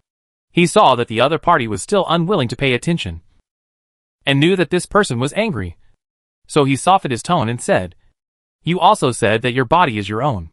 If you are angry with your body, you are angry with yourself. You don't need to hurt your body just to be angry with me. Nan Yan glanced at him strangely, and was silent for a moment, as if she felt that what he said made some sense. Then his expression eased, revealing the scraped elbow. It's all your fault. I accidentally bumped into it when I fell just now. Yi Chi-sang suddenly felt a little uncomfortable. Sorry. I didn't mean it. He looked in the direction of the wrist, and saw a large area of skin on the fair and smooth arm was scraped, and some parts were already red, swollen and bleeding. He frowned immediately. Don't move. I'll take care of it for you. Nan Yan hesitated for only a short while this time, and then she didn't insist anymore. After all, the wound was really painful. Then hurry up, Yi Chi-sang responded, and then carefully rolled up her sleeves, glancing at the purple marks left on the wound, which was still a little red and swollen, and his movements immediately became lighter. It won't hurt after applying the medicine. He cleaned the wound and applied the medicine again. But when he looked up, he saw Nan Yan biting her lips and her face was flushed, and even a hint of red appeared at the end of her eyes. He suddenly felt a little weird. What happened? He lowered his head again. His eyes fell on the palms of their hands, and then he realized that he had been touching the girl's hand for a long time. He let go of his hand with some embarrassment, but he met her eyes inadvertently. When those clear and distinct eyes looked over, they seemed to be full of his figure. At this moment, Yi Chi-sang's heartbeat suddenly became a little faster. There seemed to be a strange feeling in his heart. He looked at Nan Yan's face in a daze. The other party seemed to be unaware, frowning and staring at the wound on her hand. The light at this time shone on her body, making her whole person quiet down, and even the frowning posture was particularly delicate. He was about to say something to ease this embarrassment. At this time, there was a sudden movement outside the door. Then the small wooden door was pushed open. The figure that came in made Yi Chi-sang suddenly sober up, and almost subconsciously put down Nan Yan's sleeves, not letting anyone see a glimpse. Hiss. What are you doing? Be gentle. As soon as the words fell, a familiar voice came from outside the door. Brother Yi. Are you okay? Yi Chi-sang looked up and saw He Nan across from him, and his eyes instantly showed an unbelievable look. Wanner. Nan Yin also happened to look at her, and happened to see Nan Wan, who had the same face as her.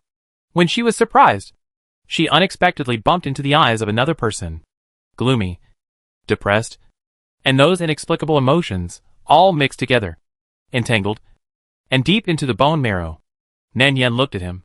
She was silent for a moment, then calmly looked away. Chu Liyue had no intention of entering the room, but when he looked up, he saw the two people's hands tightly clasped together. They were very close to each other, and their postures were very intimate, just like she was to him at the beginning.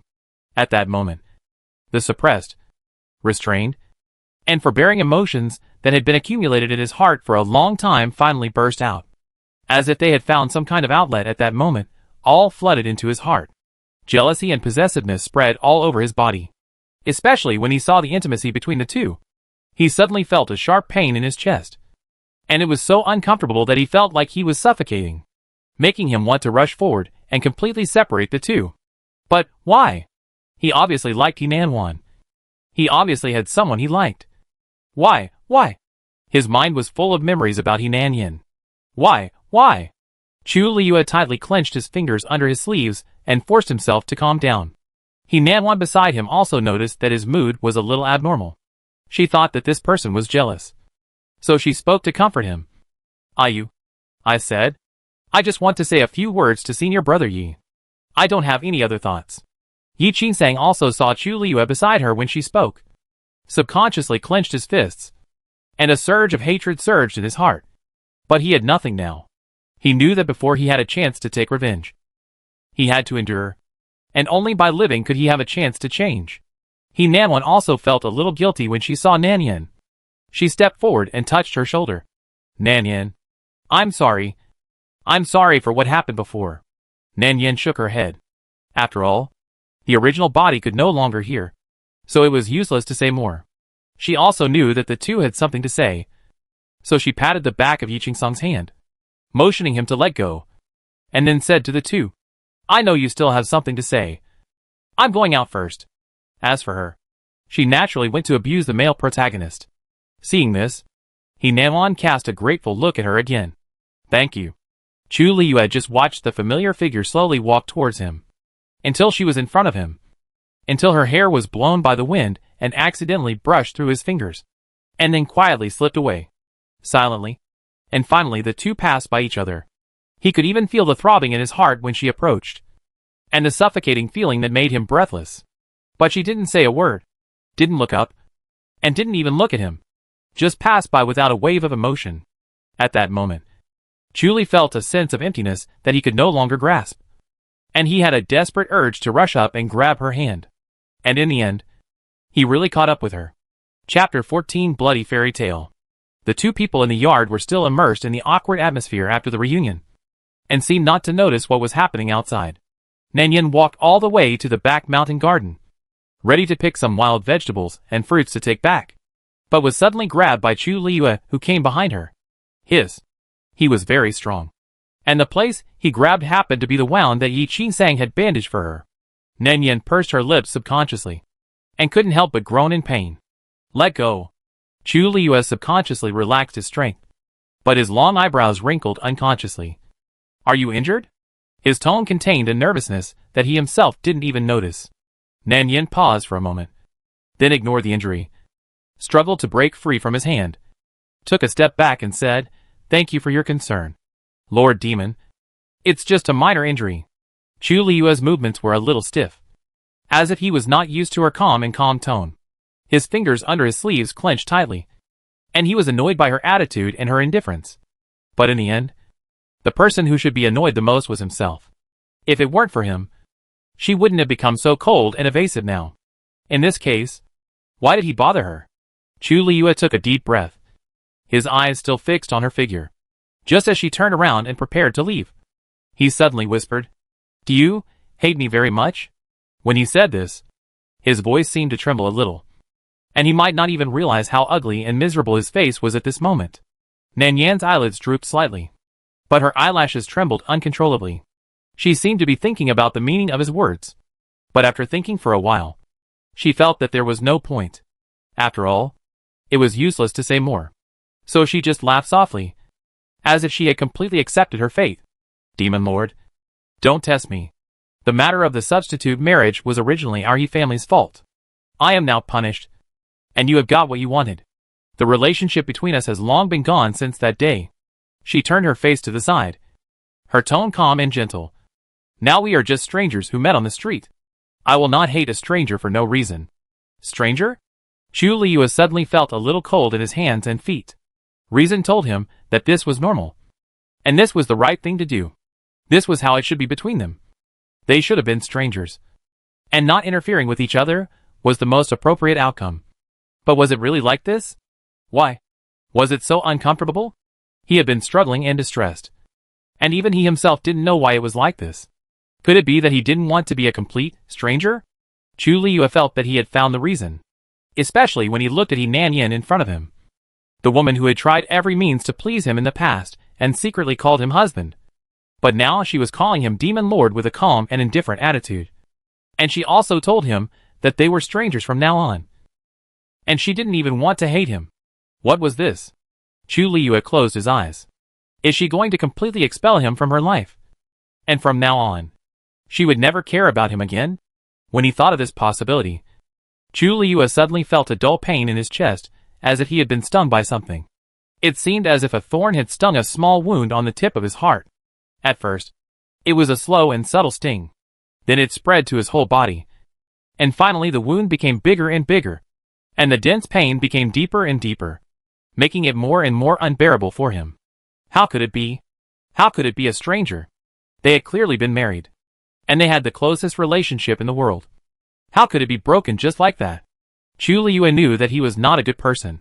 He was reckless and had a bad temper. But he really didn't believe it. Or maybe he didn't want to believe it. He didn't believe that there was no trace of him in her heart. The woman who once liked him so much now refused to even look at him straight in the eye. He suddenly grabbed her hand and forced her to face him straight. Look up at me and say again that you don't hate me.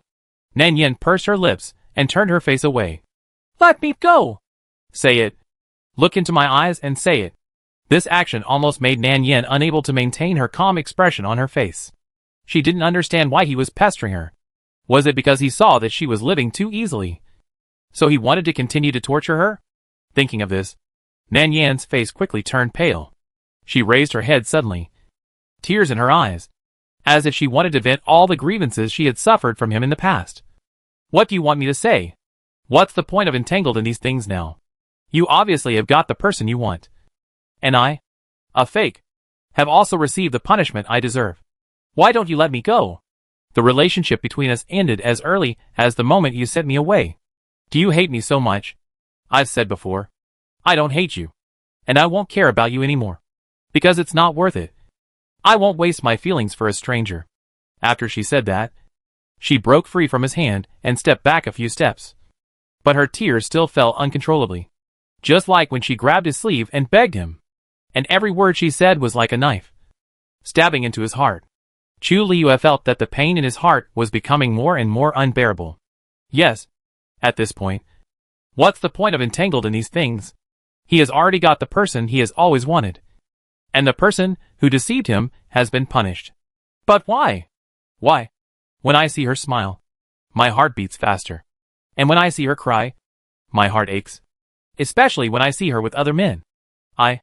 Other men? Suddenly he seemed to understand something. And Chu Liu's voice sounded particularly hoarse. Are you in love with that waste? Waste? Is he talking about Yi Chi-sang? This made Nan Yin. It's ridiculous. But what does it have to do with him? Nan Yin wiped her tears, then smiled as if she was mocking herself, raised her eyes, and looked straight at him. Don't you think you are too nosy? Who I like has nothing to do with you. She mocked casually. Could it be that after sending me away, Lord Demon found out that he liked me? So he began to regret it? This is too ridiculous.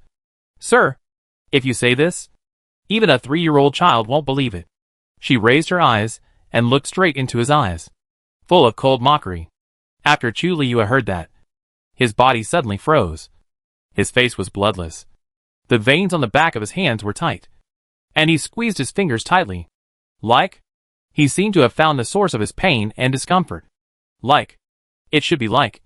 He fell in love with Nan. So he kept pestering her. Felt distressed when he saw her crying. And was jealous when he saw her with other men. He liked her. Really liked her. Even Chu Liyue himself thought it was ridiculous. Very ridiculous. But this was the fact. And it was until this moment that he really realized his thoughts. It was not other people. Let alone Nan, but the substitute he had always thought of. The person he liked was Nan. The demon lord's chest rose and fell. And the low and suppressed breathing seemed to contain unspeakable pain. But what did he do? What he did to her? He threw her to another man. He almost killed her. He did so many things to hurt her. How could he say he liked her? Whose love would be so disgusting? Chu Liyue's heart suddenly began to tremble. As if it was the last struggle before death. He pursed his lips. Tried to maintain the calmness on his face. And tried to ask in the most gentle tone. If. But he was interrupted before he finished speaking. Impossible. Nan shook her head. And laughed while crying. This laugh was more like a relief from the past. And tears slid down from the corners of her eyes. There is no if between us. The past things have long been settled.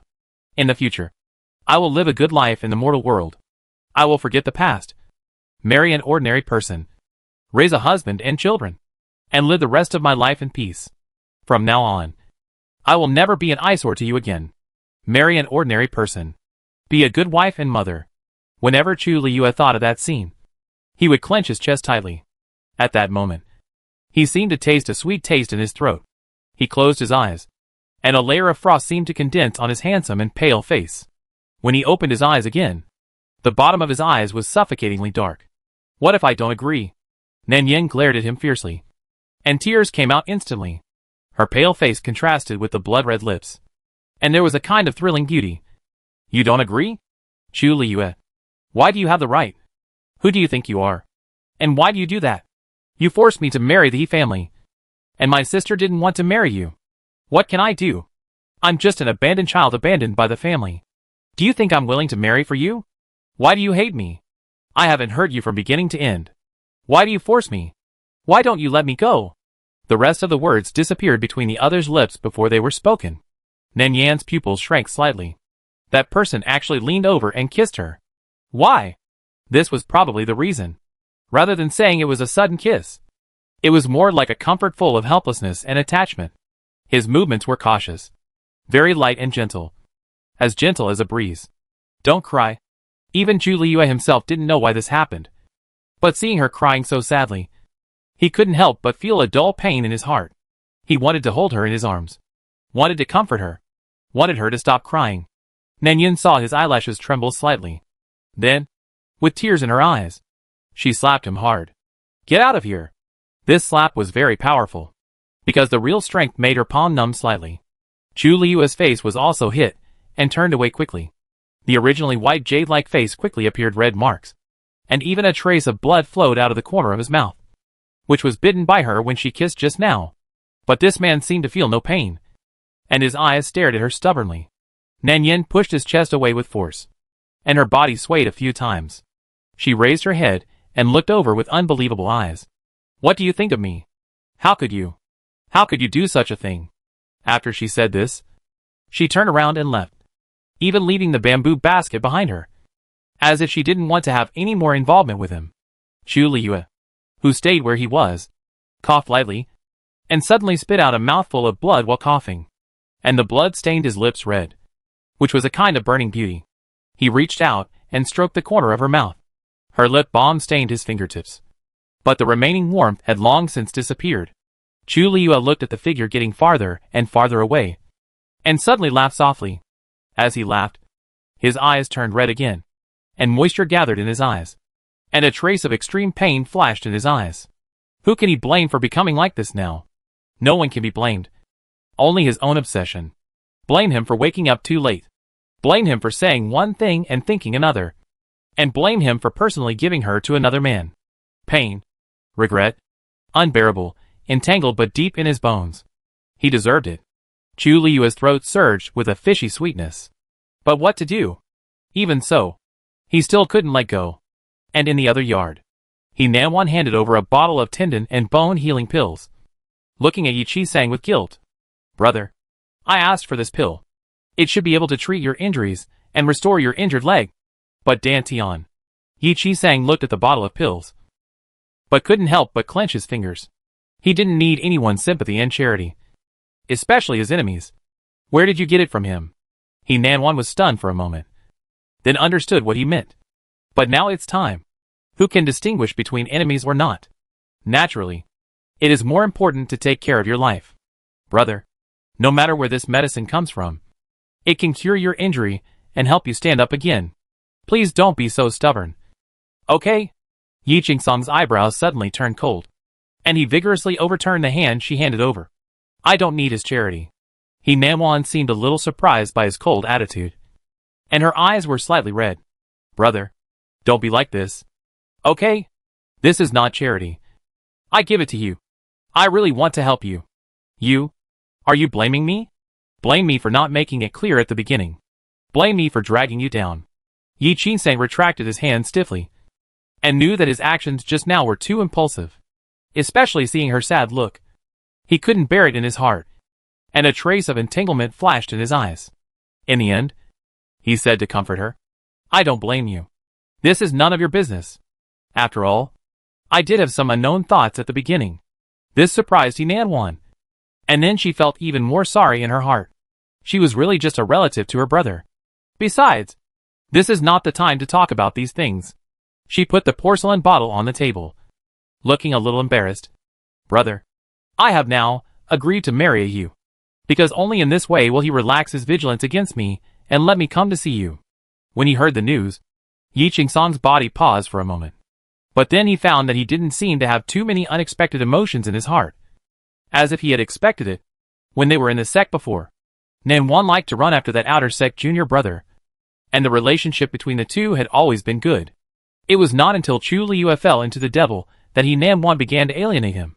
He should have known that the two had a good impression of each other. Now that they have reunited, he has become the redundant person. Yi Qingsang suddenly felt a little ridiculous. Seeing that he was silent, He Nanwan continued in a low voice. Brother, this is not my original intention. I can only try my best to comfort him now. Can you help me? I want to escape the marriage again. She also knew how excessive her request was, but she really couldn't find anyone who could help. I'll use current temper. If he couldn't change, she would not be with him. She escaped the marriage this time, and also wanted to use her actions to tell Ah Yu that she was not the kind of woman who could be easily succumb to control. After all, she was different from the women in this world. But escape the marriage again? Yi Qingsang hesitated suddenly. What did she mean by help? In the past, he heard another woman without hesitation to help her. Did she want to? For some reason, looking at He Nanwan in front of him, Yi Qingsang suddenly felt a little strange, and a tangled and unacceptable emotion suddenly arose in the depths of his heart. Really want to help her? Yi Qingsang didn't know what was wrong with him.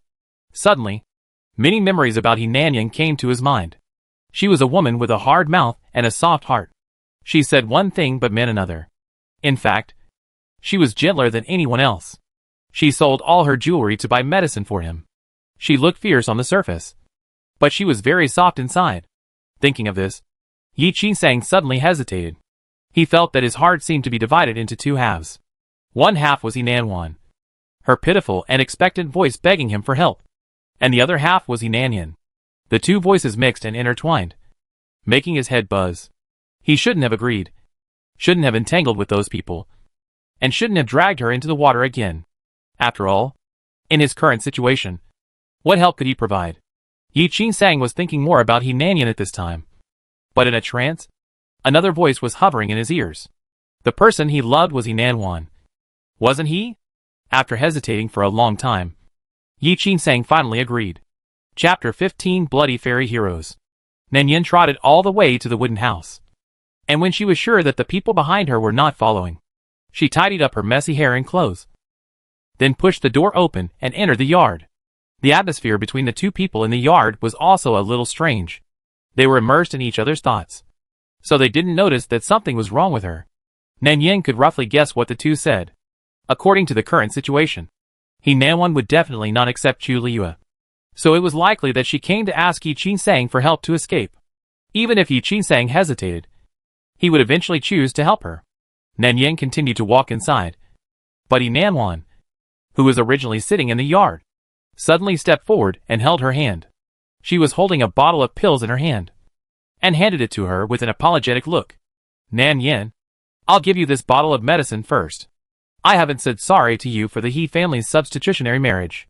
When I ran away from the marriage earlier, I didn't know that the He family would force you to marry in a substitutionary marriage.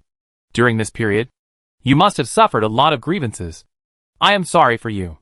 When she said this, Yi Qingsong's face turned pale instantly, because the substitutionary marriage was almost instigated by him. If he had to say sorry, he was the one who was most sorry for her. Yi Qingsong's eyes fell on Nan Yan's face involuntarily. In addition to guilt, he seemed to have an indescribable different emotion in his heart, especially after he agreed to Yi Nanwan's request. The strange emotion became deeper and deeper. Nan Yin didn't care about what she said. After all, this belated apology was meaningless to her.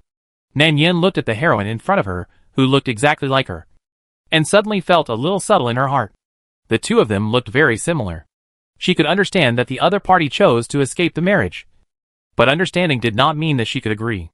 The heroine in the original text did not have a deep feeling for the He family, and had no sense of belonging here. The He family was just a strange relative to her.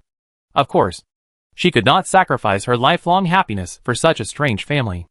As for the younger sister, the two of them had different views, and were about to break up after a few words. Moreover, after her spiritual roots awakened, she completely entered the immortal gate. The path of cultivating immortals required cutting off the worldly ties. In the past 10 years, the number of times the two sisters met could be counted on one hand, and it was normal for the two to have a strange relationship. He Nanwan felt a little sorry for this younger sister, but it was limited to the matter of marrying in place of her. But in the final analysis, the matter of marrying in place of her was not forced by her. If she really wanted to blame someone, she had to blame the real He clan. She would not impose the mistakes made by others on herself. Nan Yin responded and pulled her hand out of her palm. She raised her head and asked her seriously, "Do you like Chu Liyue?" Like? He Nanwan was stunned for a moment, as if she didn't expect her to ask this question. The first reaction that came to her mind at that moment was, "I like him a little, but not to the extent that she could give up herself for him." She pursed her lips uncomfortably, and her eyes were a little erratic and avoided her sight. "Why are you asking this?" Nan Yin shook her head.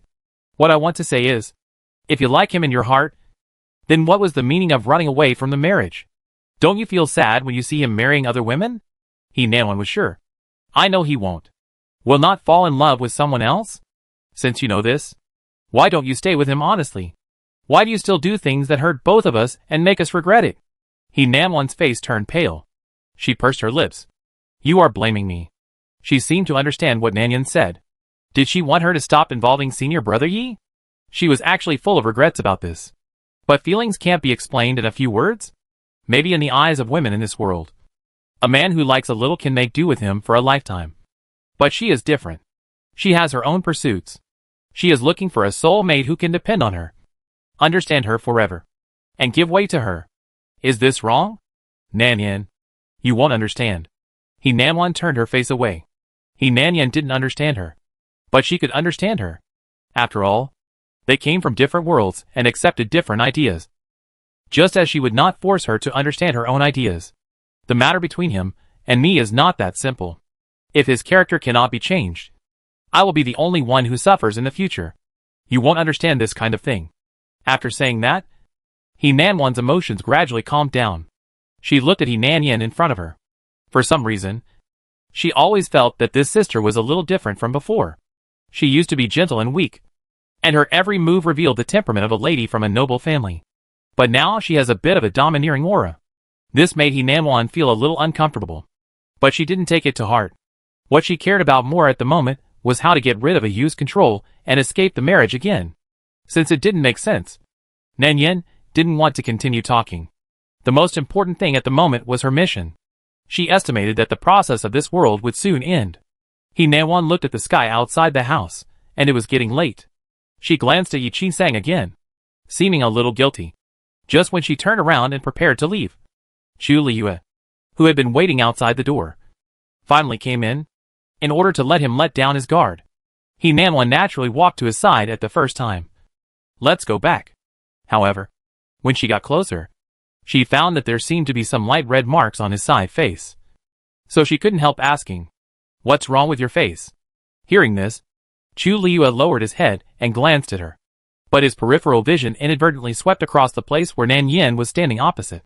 When he saw that her face was slightly pale, his fingers unconsciously clenched. He knew that Nan Yin was very repulsive to him at the moment. So, he couldn't act rashly, because he was afraid of hurting her again. Chu Liuya concealed the emotions that were tightened in his heart and tried to reply in the coldest tone. "I was accidentally hurt. Why are you asking this?" Nanwan was choked and felt a little uncomfortable. But she thought this person was angry with her. So she continued, "Nothing. Since it's okay, then let's go back." "Wait." Nanwan looked at him in confusion. "What's wrong?" Chu Liuya walked forward and said in a light tone, "Take them with you." Nanwan was also stunned. What did he mean by this? Why did he bring them back to Yudu for no reason? Did he hear what she and senior brother Yi said? "Ayu, what are you doing?" Nanwan was a little anxious. Chu Liuya glanced at her nonchalantly. "Nothing. I just saw that you were so reluctant to leave your senior brother Yi. So I wanted to take him back to Yudu to heal." "Why? Don't you want to?" He said this, but his eyes were cold when he looked at her. Nanwan realized that something was wrong. Ayu might be really angry with her this time. His attitude towards her was really different from before. She suddenly felt a little flustered. Did she really do something wrong? Chu Liuya ignored her thoughts.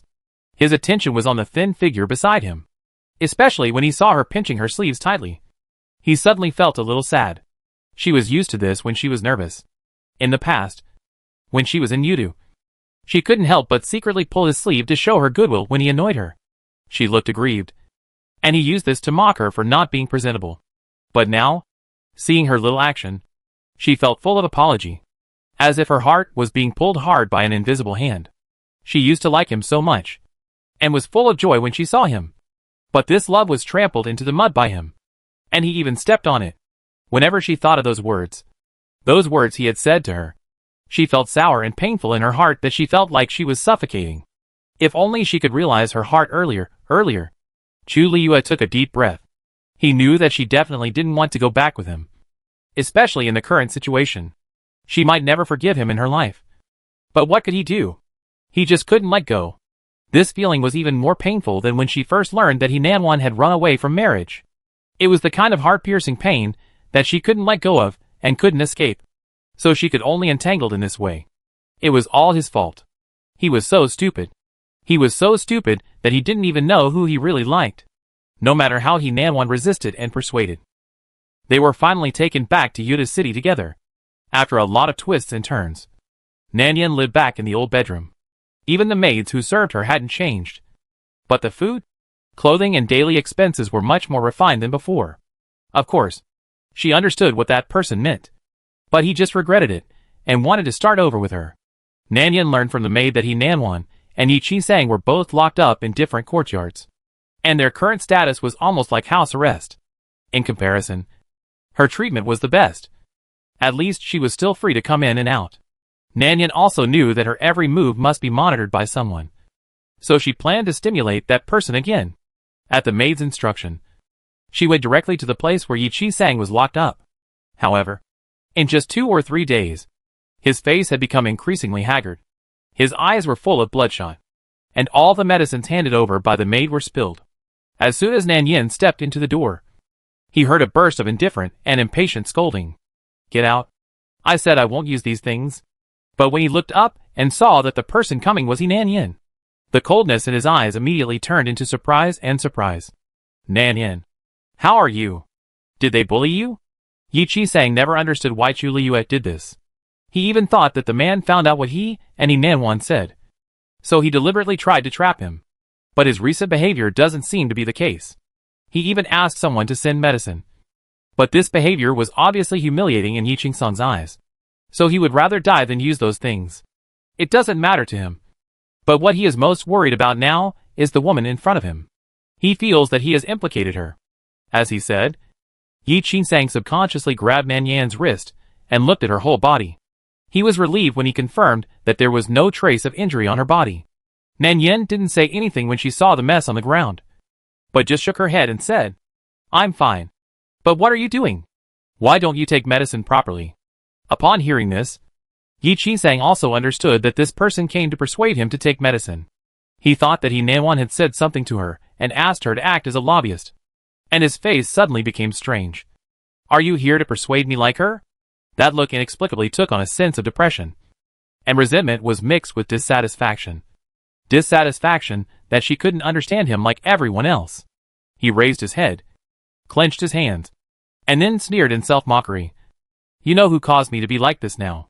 You asked me to take the medicine sent by my enemy. How could I accept this? Hearing what he said, Nan Yin signaled the maid who was following behind her to go out. When she saw her figure disappear, she turned around and looked at Yi Qisang in the wheelchair. She smiled at him again. Why are you so rigid? Rigid and boring. No wonder my sister doesn't like you. This was a sore spot. Yi Qisang glared at her fiercely. He Nan Yin. As soon as he heard this, he immediately understood that this person was mocking him again. But for some reason, he was not too moved by this. As if it was not a big deal that He Nanwan didn't like him. He was still a little angry when he thought of the time they spent together in the cabin. Angry that he was always mercilessly mocked by her every time he took medicine. He turned his face away, clearly not wanting to pay attention to her. Don't make me angry. I'm not in the mood to argue with you at the moment. Nan Yin nodded, then moved a small chair to sit opposite him. Okay. Actually, I don't want to argue with you. I just think you're too stupid. She took out a bottle of pills from her arms and shook it in front of him. This was what He Nanwan left for her last time. Don't you think about it? Chu Liu stole your sweetheart and hurt you so badly. It's fine if you don't want to take revenge on him. But you're actually trying so hard to save pills for him. How can you be so stupid? Don't you want revenge? If you want revenge, you should use his things. Whatever pills are precious, you can eat them. The best way is to snatch everything he has. Don't you understand such a simple truth? Yi Qisang paused and glanced at her. Heretical reasoning. Nan Yin smiled with pursed lips. How can it be a heresy? Under normal circumstances, if someone hurt me, I would not let him go so easily. I would blackmail him and snatch his most important things, so that he would be heartbroken. Hearing her words, Yi Qisang paused, and a voice seemed to emerge in his heart, as if saying that what she said was not unreasonable. Didn't he just want revenge? Then the best way would be to watch Chu Liu lose everything. The most important people and things in his life. Isn't this the most painful thing? And what does Chu Liu value most? It's He Nanwan. Then he helped He Nanwan escape marriage. Let Chu Liu be betrayed again. Let him be despised by his lover. And couldn't get what he wanted. Isn't this the best way of revenge? Thinking of this, Yi Qisang's face gradually became deep.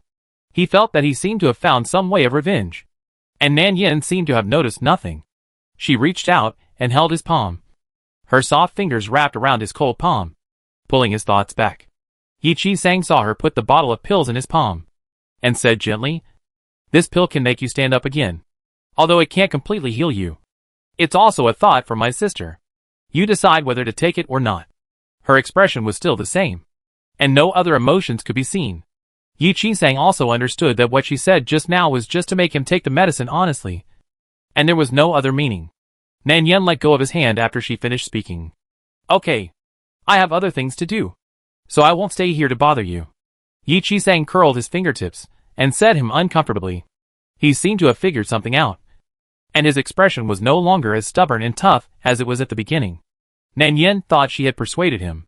She smiled at the person, and when she was about to get up and leave, she was suddenly grabbed by the wrist. Nan Yin looked back in surprise. Yi Qisang's eyes also fell on the hands of the two people holding each other. Her wrist was so thin and soft, which reminded him of the scene when the two of them slept in the same bed that night. His face instantly turned red. He didn't know what happened to him, but he suddenly grabbed the girl's wrist. Maybe because he didn't want her to leave. So he asked uncomfortably, When will you come to see me again? Yi Qisang felt his face flushed after he spoke so unsteadily. He didn't wait for a long time to get a reply, and thought that this person was going to mock him for being shy again. As a result, when he looked up, he saw her tilt her head and smile at him, her eyes full of tenderness. I won't disappear. I will come to see you when I have time. Yi Qisang was stunned for a while, and unconsciously let go of her hand. But he felt a little worried in his heart. Okay. He said this, but he always felt uneasy in his heart, as if something bad would happen. He thought in his heart that when they met and were in danger, she saved him and never left him. So there must be something in her heart? Yi Qingsang's face turned red again. He thought, there should be some love. But she seemed to have never expressed this. Yi Qingsang was a little unsure for a moment. But for some reason, as long as he thought of the little things between the two of them, some unknown joy would surge in his heart. When Nan Yin just walked out of the yard, someone covered her mouth from behind, and she was unable to resist with such force. Nan Yin naturally knew who that person was, but she still pretended to be panicked and struggled. Let me go! Let me go! Ugh! He took the man to a secluded rockery and pressed his back against the protruding stone, causing her to gasp in pain. Let go! Save! Before she could finish her words, she was interrupted by someone. She raised her head in panic and met a pair of deep eyes. Chu Liyue held her shoulders, and his dark eyes looked over, with complex emotions that were difficult to discern, but eventually turned into guilt and reluctance. Are you really in love with Yi Qingsang? After Nan Yin saw who was holding her captive, her face turned pale. What does this have to do with you? She thought of what happened last time. She thought this person was just confused last time, but she didn't expect that he would kidnap someone directly this time. She struggled hard, but there was no place to retreat behind her. She pushed hard against the person's body, but it was still useless. No, you can't like him. At this moment, he had only one thought in his mind. That is, he couldn't let her go. And he absolutely couldn't let her be with Yi Qingsang. When Chu Liyue kissed her, there was a kind of reckless madness. Nan Yin was pressed against the stone wall and forced to bear it. Let go! Ugh! In a hurry, she bit his lips hard, and the smell of blood spread in her mouth instantly. But the man seemed to feel no pain, and the kiss became more fierce. Finally, Nan Yin couldn't help it anymore, and slapped him. And then tears fell, one by one hitting the back of Chu Liyue's hand. Do you really know what you are doing? Chu Liyue, what do you think of me? I'm not your plaything. You already have someone you like. Why don't you let me go? After she finished speaking, her body began to tremble uncontrollably. Chu Liyue's movements suddenly stopped, especially when he saw her trembling all over. His heart suddenly hurt. Don't cry. Her lips were still stained with his blood, and her pale face and red lips formed a sharp contrast. Tears fell one by one. Looking weak and pitiful, he wanted to reach out and hug her, and wanted to say sorry, but his body was so stiff that he couldn't do anything, especially seeing her now rejecting him like this. The pain in his heart reached the extreme. He was afraid of hurting her. He obviously wanted to compensate her, protect her, and prevent her from being hurt in the slightest. But in the end, he was always the one who hurt her. God knows how jealous he was when he saw Yi Qingsang grab her. She smiled at him, and before, that smile belonged to him. This unprecedented pain made him unbearable. At that moment, it seemed that there was an indescribable chill spreading from his limbs to his whole body, making him want to rush up and separate the two. But no, he couldn't do those things that made her disgusted again. Chu Liyue slowed down his tone and tried to make his voice calm again. I'm sorry. I was just impulsive. I won't do this again in the future. He reached out and touched the skin on her cheek, and carefully wiped the tears from her face with his thumb. Don't cry. He obviously disliked her, annoyed her, and made fun of her in the past, and did so many things that were sorry for her. But now, he couldn't bear to touch her even with force, afraid that she would be hurt again. Maybe this is a punishment for what he did. Hearing the man's apology, Nan Yan's mood calmed down a lot. She looked at the man. The tears on her face had not dried yet. At this point, it's impossible for us to be together. Don't do this kind of thing again. As soon as she said this, Chu Liyue's eyes were slightly red, and the pain in her eyes flashed. She turned around and was about to leave, but someone grabbed her wrist. Chu Liyue pursed her lips and said the last sentence. Don't believe him. Yi Qingsang is not worthy of your love. Nan Yin looked up at him, and the unyielding gaze made Chu Liyue embarrassed. She said, he is not worthy. So are you. The strength in her hand suddenly loosened, and the man took the opportunity to leave. Chu Liyue, who was left behind, leaned against the stone wall and slowly closed his eyes. Yes, Yi Qingsang had ulterior motives. But what he did was even more unforgivable. Chapter 16 Bloody Fairy Heroes. After returning from the cabin, Hinawan found that her freedom of entry and exit was restricted. In fact, during this period of time, she has been reflecting on whether her behavior was too extreme, which led to Yu's character becoming more and more extreme, knowing that he was cold and paranoid. If she had chosen a gentle method at the beginning, would there not be so many troubles? Thinking of this, Hinawan suddenly felt entangled in her heart. Should she ask her senior brother to help her leave here? She has dragged down so many people, especially her senior brother, and the words that Renanyan said kept echoing in her mind. Does she really have no feelings for Yu? No. She likes him. Otherwise she would not have spent so much time chasing him. She spent so much time to get into his heart and have enough trust in herself. And she is also sure that Chu Liua will not like other women except her. But his recent indifference made her feel a little uneasy. Has his feelings for her faded? After all, she would be sad. Chu Liua was the only man she had ever been attracted to in this world.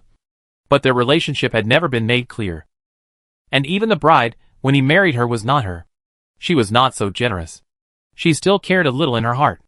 How could she not mind at all if the man she liked married another woman? It was just that all this was self-defeating. She didn't want to be with him so soon. But she couldn't bear to give up on him completely. So she kept dragging it on, causing both of them to suffer equally. In fact, what she wanted to know was, if Yu really liked her, why couldn't he give up everything about being a demon king for her? She thought she was sincere enough and took the initiative to lower herself. But the other party still refused to compromise. And she couldn't even see him. She asked more than once to meet Chu Liua to clarify the matter, but was always rejected by the other party with various excuses. He seemed unwilling to give her another chance. And his refusal was more like a ruthless slap, knocking all her self-esteem to the ground. This made her feel embarrassed. Over time, even the maid's attitude towards her became increasingly cold. Hinawan had never been treated like this before. And she realized at this moment that her Yu had really changed, and was no longer the person who obeyed her wholeheartedly before. And now Yu is obviously not a qualified partner. And he is not even as considerate as her senior brother. Thinking of this, Hinawan suddenly felt a little sad in her heart. But she had decided to leave here with her senior brother. Yi Qisang on the other side seemed to have discovered some secrets. Not long after Nan Yin left that day, an uninvited guest appeared in his house. A demon cultivator wrapped in a black robe, who said he wanted to make a deal with him. Yi Qisang was shocked and suspicious. Under normal circumstances, the two paths of magic were mortal enemies who could not tolerate each other, and they would not leave any room for each other when fighting. But the man had no ill will towards him. It was all because Chu Liua made too many enemies after he came to power. The enemy of my enemy is my friend. This is indeed true. The black-robed demon cultivator in front of him claimed to be the previous demon lord of Yudu. He had an irreconcilable hatred with Chu Liua. He appeared in front of him this time because he wanted to unite with him to deal with Chu Liua. What he said next made Yi Qingsang's face change immediately. You mean? Can my Dantian really be repaired? Yi Qingsang looked at the demon cultivator wrapped in a black robe in front of him with a cold face. Although he knew that there was little hope, he couldn't help but raise a glimmer of hope in his heart. He was really eager to repair his Dantian. The demon cultivator opposite laughed gloomily a few times. His voice was rough and hoarse. Fellow Taoist, don't misunderstand. This is not what I mean. Fellow Taoist, Dantian was destroyed. According to the normal methods of the cultivation world, it is naturally difficult to recover. But if you can use the magic core of the demon clan to practice again, maybe you can return to the peak of your cultivation. This made Yi Qingsang's face pause. And then he understood what he meant. You want me to give up Taoism and practice magic? The demon cultivator laughed a few times, and immediately understood this person's resistance. And his tone suddenly became. He comforted her strangely. Your vision is too narrow. The two paths of Taoism and demonism complement each other. It is not a bad thing for you to abandon Taoism and cultivate demonism. Think about it carefully. Didn't the demon lord of Yudu also abandon Taoism and become a demon? What's more, he stole your sweetheart and destroyed your cultivation. This hatred is irreconcilable. Can you bear it? Every time he said it, Yi Qingsang's expression became gloomier. He really couldn't tolerate this deep hatred. But he had to abandon Taoism and become a demon, and betray his own sect from now on. This kind of thing is really difficult to choose. Yi Qisang fell into a struggle. On the one hand, it was the righteous path he insisted on. And on the other hand, it was the opportunity to restore his cultivation. He remembered the darkest time in his life. Falling from the high altar to the mud. He was really unwilling to be mediocre. And even more unwilling to become a useless person from now on. He wanted revenge. And he wanted Chu Liyue to taste the bitterness he had suffered. After struggling, Yi Qinsang finally agreed. Regardless of whether what this person said was true or false. As long as there was a glimmer of hope. He wanted to try it. After frowning for a long time, Yi Qinsang finally decided. He stared at the black-robed demon cultivator in front of him with a cold expression. Okay. If you can give me the magic core, I will help you deal with Chu Liyue. After this, the two looked at each other and reached a complete consensus. It must be said that with the help of the magic core, the cultivation level recovered very quickly. And Yi Qinsang, who sensed this fact, just wanted to share it with Nan Yin as soon as possible. He seemed to have not seen her for a long time. Inexplicably, Yi Qinsang found that as long as he was free, his head was full of memories about her. And a kind of soft emotion inevitably arose in his heart. Sometimes, he would even wonder boredly whether she would be scared when she knew the news. After all, when she took care of him in the past, she was not light. And he was angry and vomited blood several times. Maybe she will admit her mistake. Thinking about it, he couldn't help laughing. He felt that he was too stingy. How could he be so petty with a woman? Just when Yi Qinsang was hesitating whether to go find her, he suddenly felt a strange breath coming towards this place outside the house. Yi Qinsang frowned slightly, and was about to release his spiritual sense to check. But he heard a helpless and uneasy voice. Brother, help me. Yi Qinsang saw who was coming and then reacted. After not seeing each other for a few days, he suddenly felt as if he was in another world when he saw her again. He didn't expect Nan Wan to be so haggard. He frowned immediately. What happened? Why did you become like this? Nan Wan shook her head. Her face was so pale that it made people feel distressed. Yi Qinsang was helpless. But he still patiently asked again. What happened? Perhaps the tone was too gentle, which touched some soft emotions in Nan Wan's heart. And she threw herself into Yi Qinsang's arms, holding his clothes tightly with both hands. Like some helpless beast. I refused to see me. And I don't know what method he used to ban my cultivation. I am no different from an ordinary person at the moment. I really have no choice. Brother, I know this request is too much. But I really can't stand this kind of cold treatment. Take me away from here. Okay? Maybe he was not used to it. The moment he was hugged by her, Yi Qinsang's subconscious reaction was to avoid it. But when he lowered his head and saw Nan Wan's pale face, he finally didn't have the heart to push her body away. After all, she was a junior sister who had loved him for more than 10 years. The relationship between the two in the sect was the closest. And sometimes giving had become a habit. Yi Qinsang couldn't help thinking. But he couldn't bear to leave her alone. And couldn't bear to see her sad. After a long silence, he finally spoke to comfort her. Well, I'll help you. But even so, escaping from marriage in Yidu City is not an easy thing. He had thought about it earlier. If he wanted to escape silently without alerting Chu Liyue, he would definitely have to find someone else to help. After hesitating, he still found Nan Yin. Until he finished his plan, Nan Yin didn't make any sound. She just looked at the man in front of her with a little disappointment. So, you came to me just for this? Nan Yan's face was a little pale, from the initial surprise to the later calmness. In the end, there was not even a trace of surprise in her eyes. But the eyes looking at him no longer had the closeness and trust of the past. Looking at Nan Yan's expression, Yi Qinsang suddenly felt uneasy. He even regretted it at this moment. Regretting and feeling guilty. Is it really right to do this? He has hurt her once.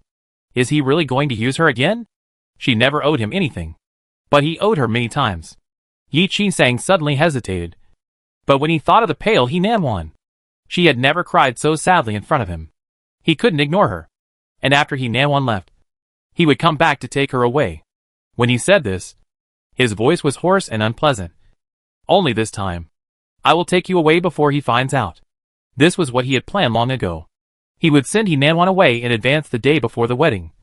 And on the day of the wedding, he would spread the news that Nan Wan had escaped. So that he could take advantage of Chu Liyue's absence to look for someone and come back to take her away. The plan was feasible. But the premise was that he couldn't alert the enemy, Otherwise, with Chu Liu's cautiousness, he would definitely notice something was wrong. So he had to have someone disguised as Nan after she left to stabilize the situation.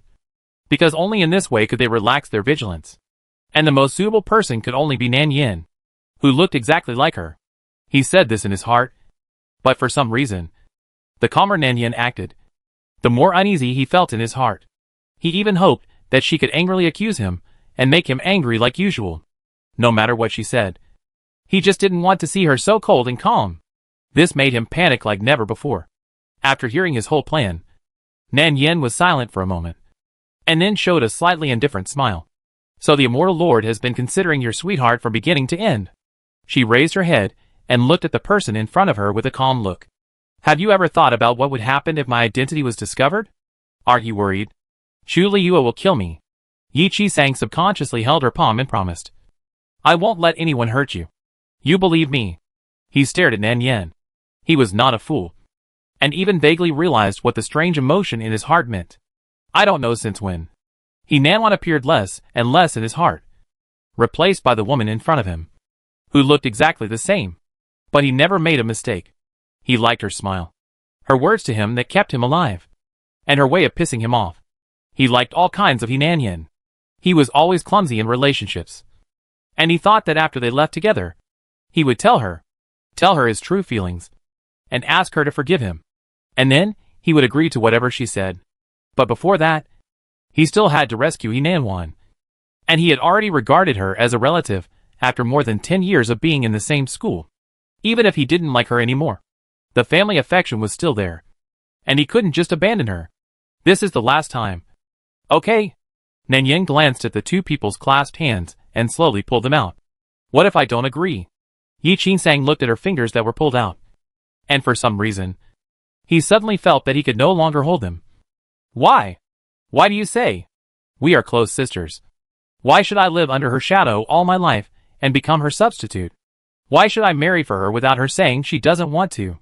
You are immortals who are high above, and her life is precious. Do I deserve to be used and hurt by you? Hearing this, Yi Qingsang's heart tightened. Clenching his fingers tightly, he suppressed the inexplicable discomfort in his heart. It's not like that. It's not use. It's a request. I know you hate me. But she really didn't know what happened back then. Nan Yin smiled. But there was no warmth in her eyes. She looked at this person. So, you can enjoy all this without any scruples without knowing? You know the relationship between her and Chu Liu. He won't hurt her. Why do you still meddle in other people's business? Why can't you just let it go? Yi Qisang lowered his head. Sorry. I can't. Ignore her. When Nan Yin heard this, her eyes seemed to be silent. The brilliance in them seemed to be annihilated in an instant. And her tone became very flat. What about me? I thought we were friends. Nan Yin smiled. Her long eyelashes drooped slightly, and a very gentle emotion suddenly appeared in her eyes. If you could only take one person away between me and Nanwan, will you choose to take me away? Her tone was too serious. So serious that it made him uneasy. A panic surged in his heart. Yi Qisang stretched out his hand, trying to grab something. But he caught nothing. He looked at people with a pale face. Don't force me to make such a decision. Okay? I won't abandon you. Nan Yin knew his choice when she heard it. She paused, and suddenly smiled at him with a trace of relief. You are right. She is your sweetheart after all. How can I compare to her? She was obviously smiling. But Yi Qisang saw a trace of sadness and melancholy in her eyes. He wanted to say no. It's not like that. But he couldn't say a word when he came to his mouth, as if his throat was blocked by something. When he was stunned, she chuckled again. I promise you. But from now on, between us, that's it. Her expression was unprecedentedly calm and pale. Yi Qisang suddenly paused. His heart seemed to be tightly grasped by an invisible hand, pulling and causing him to feel a dull pain. It was as if he had lost something important. Chapter 17 Bloody Fairy Tale. After saying those words, Nan Yin turned around and left. She walked along the long corridor. A red corridor connected to another more remote path, and walked to the end, her eyes fixed on the person opposite. Under the bright moonlight, Chu Liu was standing not far away, his dark pupils reflecting the figure he had been thinking about day and night. Nan Yin paused for a moment, as if hesitating. and finally walked towards him calmly after recovering. Just as the two were about to pass by each other, she was caught off guard and her steps swayed uncontrollably, and her body was a little unstable. Chu Liyue's hand, which was originally hanging by his side, subconsciously raised up, skillfully hugged his waist, and held him steady. "Be careful." Nan Yan's body shook uncontrollably. This also made Chu Liyue's heart stagnate slightly. He did not make any extra movements.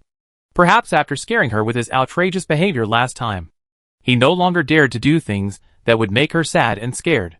Nan Yan held his arm with one hand to stabilize her body.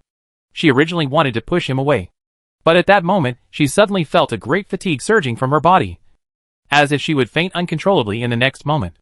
Chu Liyue saw her current weak state from her slightly pursed lips, especially that pale face without a trace of blood, which made him regret it more than ever before. He regretted what he had done to her, and even more regretted for forcing her to this point. Everything now was because of him. If he hadn't been stupid, he wouldn't have been in this dilemma now. He had tried to give up, but just thinking about it made him feel so uncomfortable that he couldn't breathe. He couldn't let go and couldn't escape, so he could only torture himself in this stalemate. Nan Yan's eyelashes trembled slightly, and she calmed down before looking up at him. "I'm fine." When Nan Yan stood firm, she loosened her hand on his wrist. After a moment of silence, he gently said, "You are right. He does have ulterior motives. So, you already knew about this, right?" Chu Liyue paused. "I'm sorry. This is tacit consent." Nan Yan shook her head, but her expression didn't change much. "There's nothing to be sorry about. You told me a long time ago. I was just too stupid and didn't believe it." Chu Liyue tightened his fingers, especially when he saw her sad look. The hand clasped on her wrist tightened unconsciously. "If you are sad, I will go for you." Nan Yan immediately held his hand. Of course, she knew what he meant. "No, I am not sad. I just have some feelings, as if no matter how hard I try, in the end, the one who is easily abandoned will always be me. I thought that as long as I treat others sincerely, others will treat me sincerely. But things in this world are not always as people wish, and sincerity may not be exchanged for sincerity. Don't you think so, Demon Lord?" Nan Yan looked up at him quietly. A woman who loved to laugh so much in the past now always looked sad and upset when facing him. The more Chu Li listened, the more he felt a pulling pain in his heart.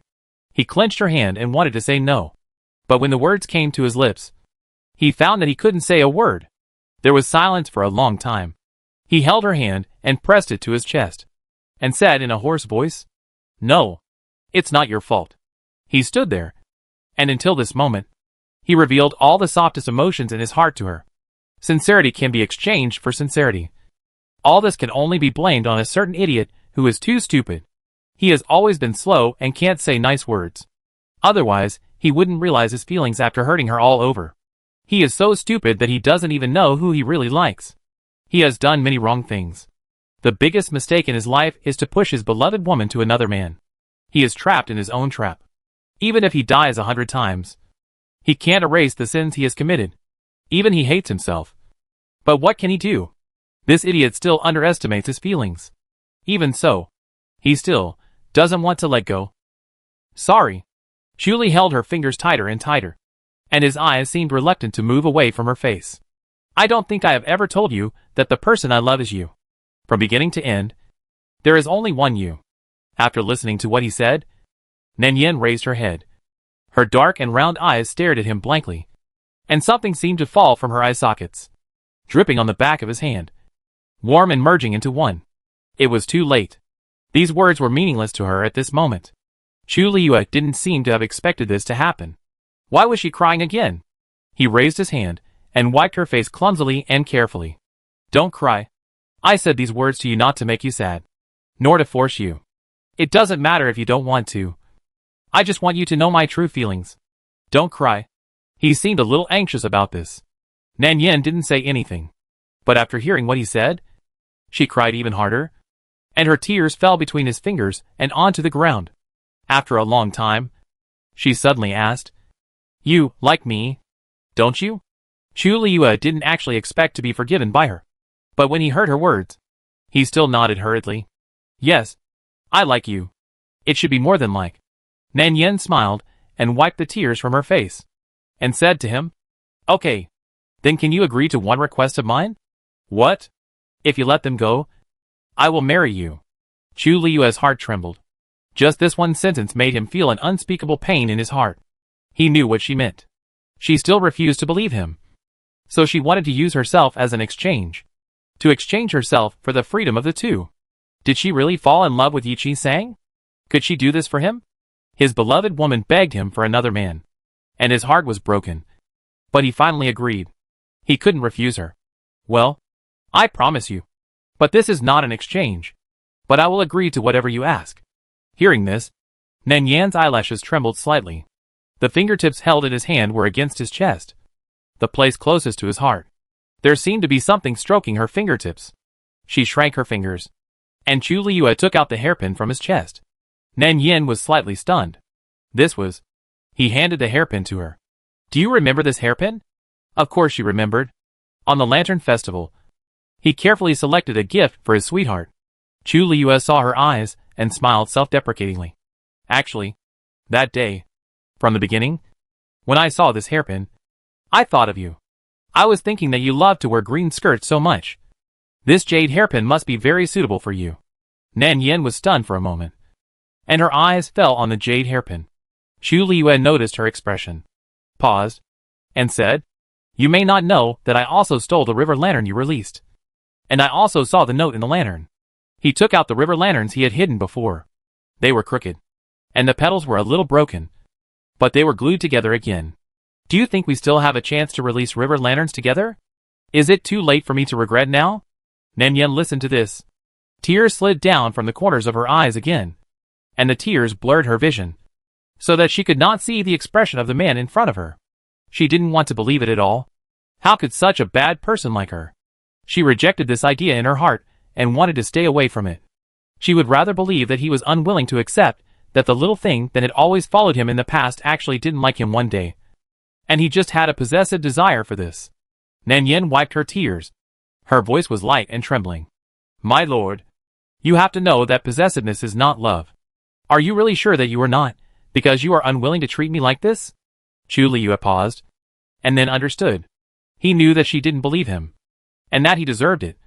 But the feeling of having his feelings denied by his lover seemed to make him fall into a cold despair, freezing him all over. He couldn't help but curl his fingertips, and moved his eyes away in a somewhat embarrassed manner. "Don't say such things. Okay, I can tell my feelings clearly, and I know that I love you at this moment. Not because I am unwilling, but because I can't bear to let you go. So I would rather suffer than let go of your hand. But if you are really unhappy, I will still give up." Although he is reluctant, there are some things that he can't force after all. He has hurt her so many times, and he can't make her cry again. "I'm sorry. I haven't said sorry to you properly. It's inevitable that you will doubt. After all, I have done so many excessive things to you. If I could see my feelings clearly earlier, if there were no such things, it would be great. Unfortunately, there is no if in this world." He smiled at her. Unlike his previous sarcasm, Lord Demon rarely showed a gentle expression, and even his eyebrows showed a hint of obsession and attachment. He touched her eyebrows with his fingertips and wiped the tears from her eyes. He was very gentle. "I have always been too selfish.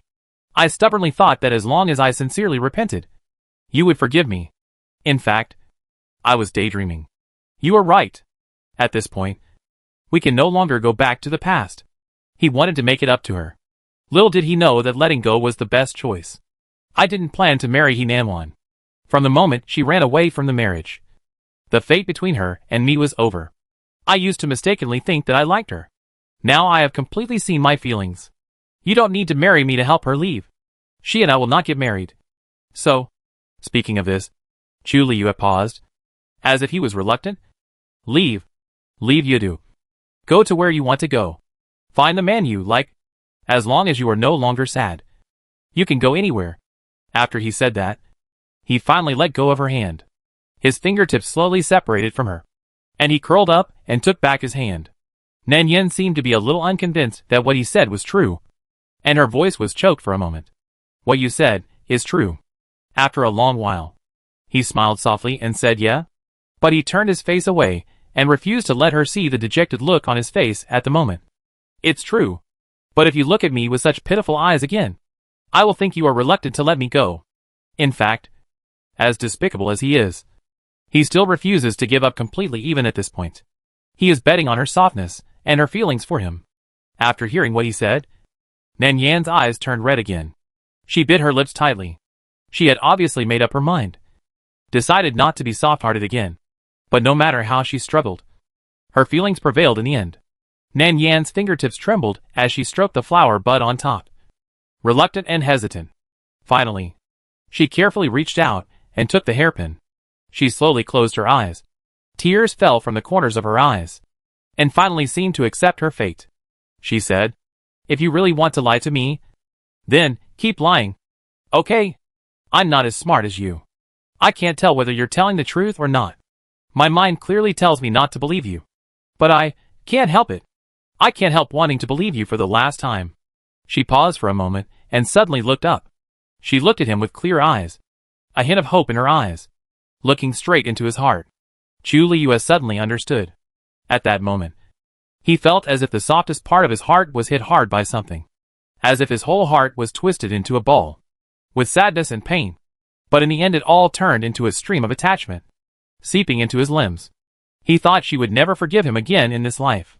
After all, the things he did, even if he was killed, it would not be too much. But she finally agreed. He had never been so nervous before. So nervous that he felt that everything at this moment was fake. No more. He hugged her tightly, like a treasure that had been lost and found again. And she was almost breathless with such force. That situation will not happen again. Don't think about things that will never happen. From now on, I will never let you down again. This is the last time. He took advantage of her softness and Yi Qingsang's indecision to find his last way out. From now on, he will take good care of her for the rest of her life. No one can take her away. At the same time, on the other side, Yi Qingsang watched the figure leave in silence, and stood there for a long time before realizing that the person had disappeared. He felt as if he had done something wrong. Something that would make him regret for the rest of his life. Until this moment, his mind was still madly flooded with her expression when she spoke just now, nailing him to the spot. And he didn't even have the courage to go out and chase her. There was a sudden tearing pain in his heart, and a dense panic and uneasiness, rushing towards him like a cold and piercing tide, making him feel like he couldn't breathe well. Yi Qingsang tried hard to restrain this feeling. He convinced himself in his heart that she would understand. And when things were over, he would come to take her away, and would not leave her alone to face Chu Liyue. Thinking of this, his mood finally calmed down a little.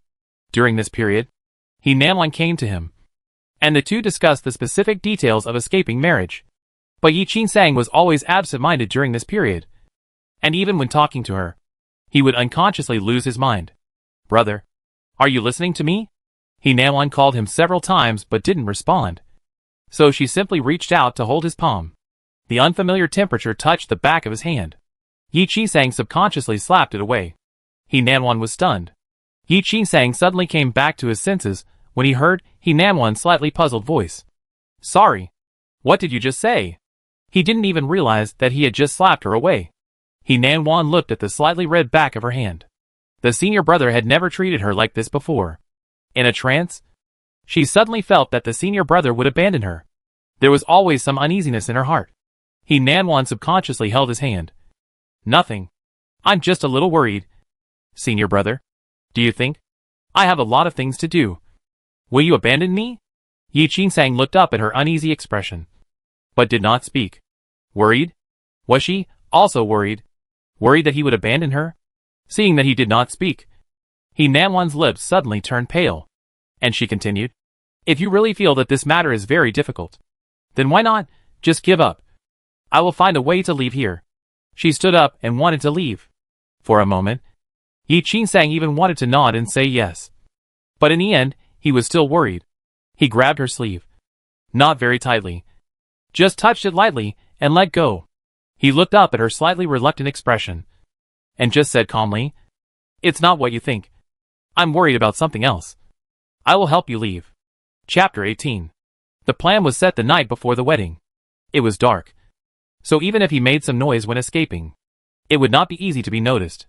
At this time, Yi Qingsang's cultivation had recovered by more than half. On the last night, Yi Qingsang really couldn't help but go to the yard where Nan Yin lived. But when he was at the door, he suddenly felt timid. He hadn't seen her for a long time. Since the last time, she never came to see him again. He endured it again and again, but finally couldn't help but knock on her door. Nan Yin opened the door, and saw that the person who came was Yi Qingsang. The expression on her face was a little surprised, but she still let him in. She turned around and poured a cup of tea and handed it over. "It's so late. What do you want to see me for?" The room was quiet for a while. After a long silence, Yi Qingsang spoke in a hoarse voice. "Actually, there is nothing to say. I just want to say something about what happened last time." However, before he finished speaking, he was interrupted by someone. "You don't need to talk about what happened last time." Nan Yin shook her head. She seemed to have misunderstood. She frowned and said directly, "Don't worry. I have already promised you something, and I will not regret it. You just need to take good care of her." Yi Qingsang paused. Did she think he came to say this? Why did he feel so uncomfortable? Especially this calm and cold attitude, which made him feel cold all over. When did the relationship between them become so unfamiliar? Yi Qingsang would rather be blamed and condemned by her, even if she scolded him.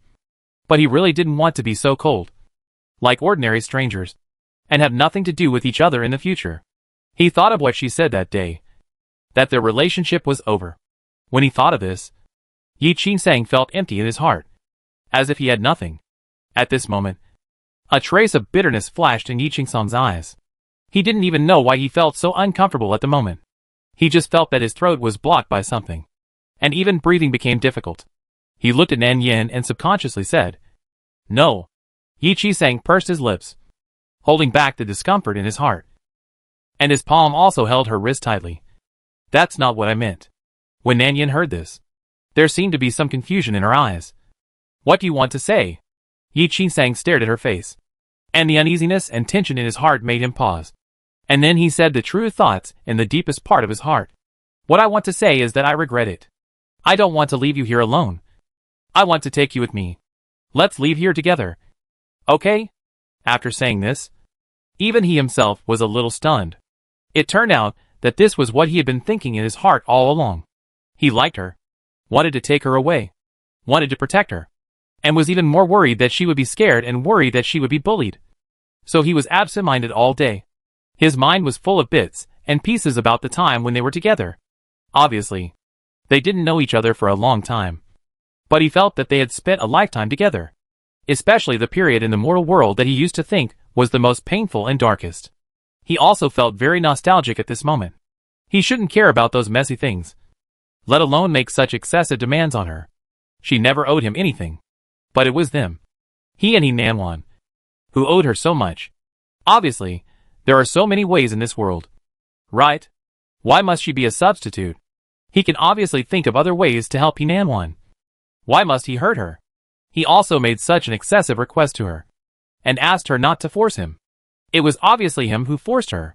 Yi Qingsang had never regretted so much. Regretted so much that he wanted to kill his former self with a palm. How could he say such words to her, and hurt her unscrupulously? And Nan Yin was a little surprised to hear his words. She thought that his regret would come later, at least until the two of them escaped. But this man seemed to have an epiphany. But unfortunately for her, it didn't matter. Nan Yin was stunned for a moment, and seemed to react. "Do you really know what you are talking about?" Yi Qingsang looked at her seriously, afraid of missing any expression on her face. "I know. I want to take you away."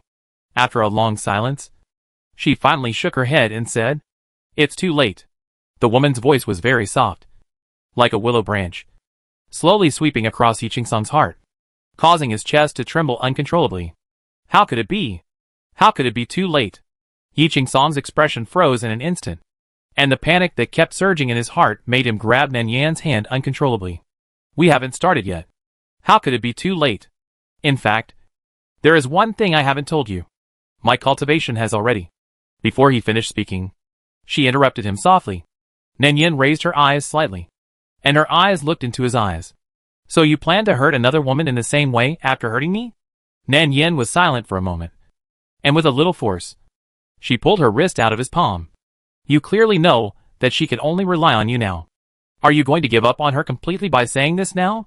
Yi Qisang paused. That's not what I meant. Nan Yin couldn't help laughing. Look, you are still like this. You can't let go of her or me. Don't you understand that your indecision will only hurt everyone? Yi Qisang's body froze instantly. But she heard her say, in fact, no matter who you chose at the time, you will regret it later. So just do it according to your original idea. Besides, you don't have to feel guilty. Because? Nan Yan's face was expressionless. But her eyes revealed a hint of stubbornness. There is something I haven't told you. The person I like is Chu Liyue. And I have liked him from the beginning to the end. So, even if it is a substitute marriage, I am willing. As soon as these words were spoken, Yi Qisang's face lost all color. At that moment, he felt as if he was soaked by a bucket of ice water. And his heart was completely chilled. He loosened his hand and accidentally knocked over the cup on the table. You like Chu Liyue? He heard his dry and hoarse voice, which was a little unbelievable. But her serious expression made him believe it. Nan Yin lowered her head and said him, and continued to stimulate, from the beginning. The person I liked was him. Otherwise, I would not have agreed to marry for him. I also thought about giving up, but I can't seem to do it. When Yi Qisang heard her say that she liked Chu Liyue, he just wanted her to stop talking. Stop talking. He had lived for so many years. But for the first time in his life, he felt a sense of desolation and despair from the bottom of his heart. She likes Chu Liyue? Then what is he? The dense jealous emotions were like ants that wanted to eat his entire heart. Until the end, he didn't even know how he left. He just felt that his legs were heavy, as if they were filled with lead. He kept thinking about what she had just said in his head. She said she liked Chu Liyue. Every time he thought about it, he felt like something had pierced his chest. And the cold wind blew in. The whole person felt like falling into an ice cave. And he couldn't even say a word. Is Chu Liyue really that good? Yi Qisang's eyes were obscure. And he only felt that the hatred in his chest was surging and intertwined. So heavy that it made him breathless. Why do all the people he cares about like Chu Liyue? It was like this before with Hinanwan. And now there is another Hinanyan? Others are fine. Why her? Why must he snatch her away? The wedding came as scheduled. And the originally lifeless Yudu suddenly became lively. Especially these palaces that usually look cold and unpopular.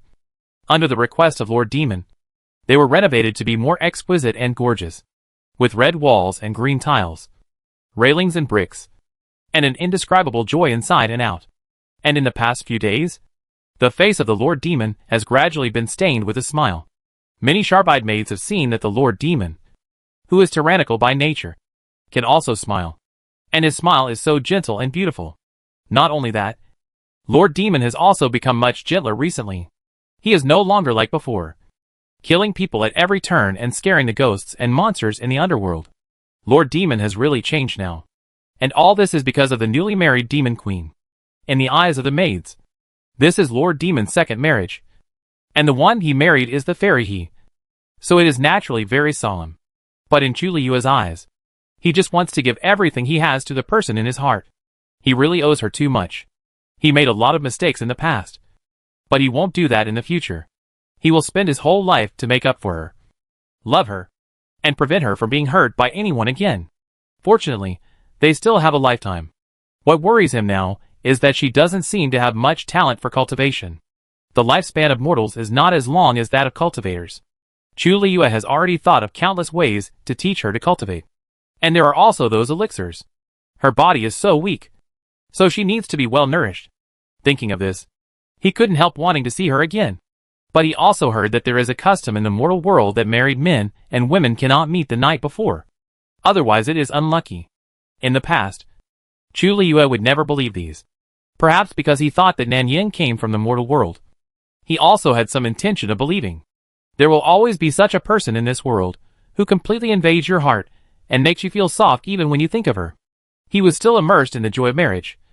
But a maid ran in a panic. My lord. It's bad. The bride is missing. Two people disappeared this time. Hinanwan and Nan Yin disappeared together. This was different from their original plan. Chu Liyue took a deep breath and suppressed the panic in his heart. No. Nan Yin would not lie to him. She had already promised him.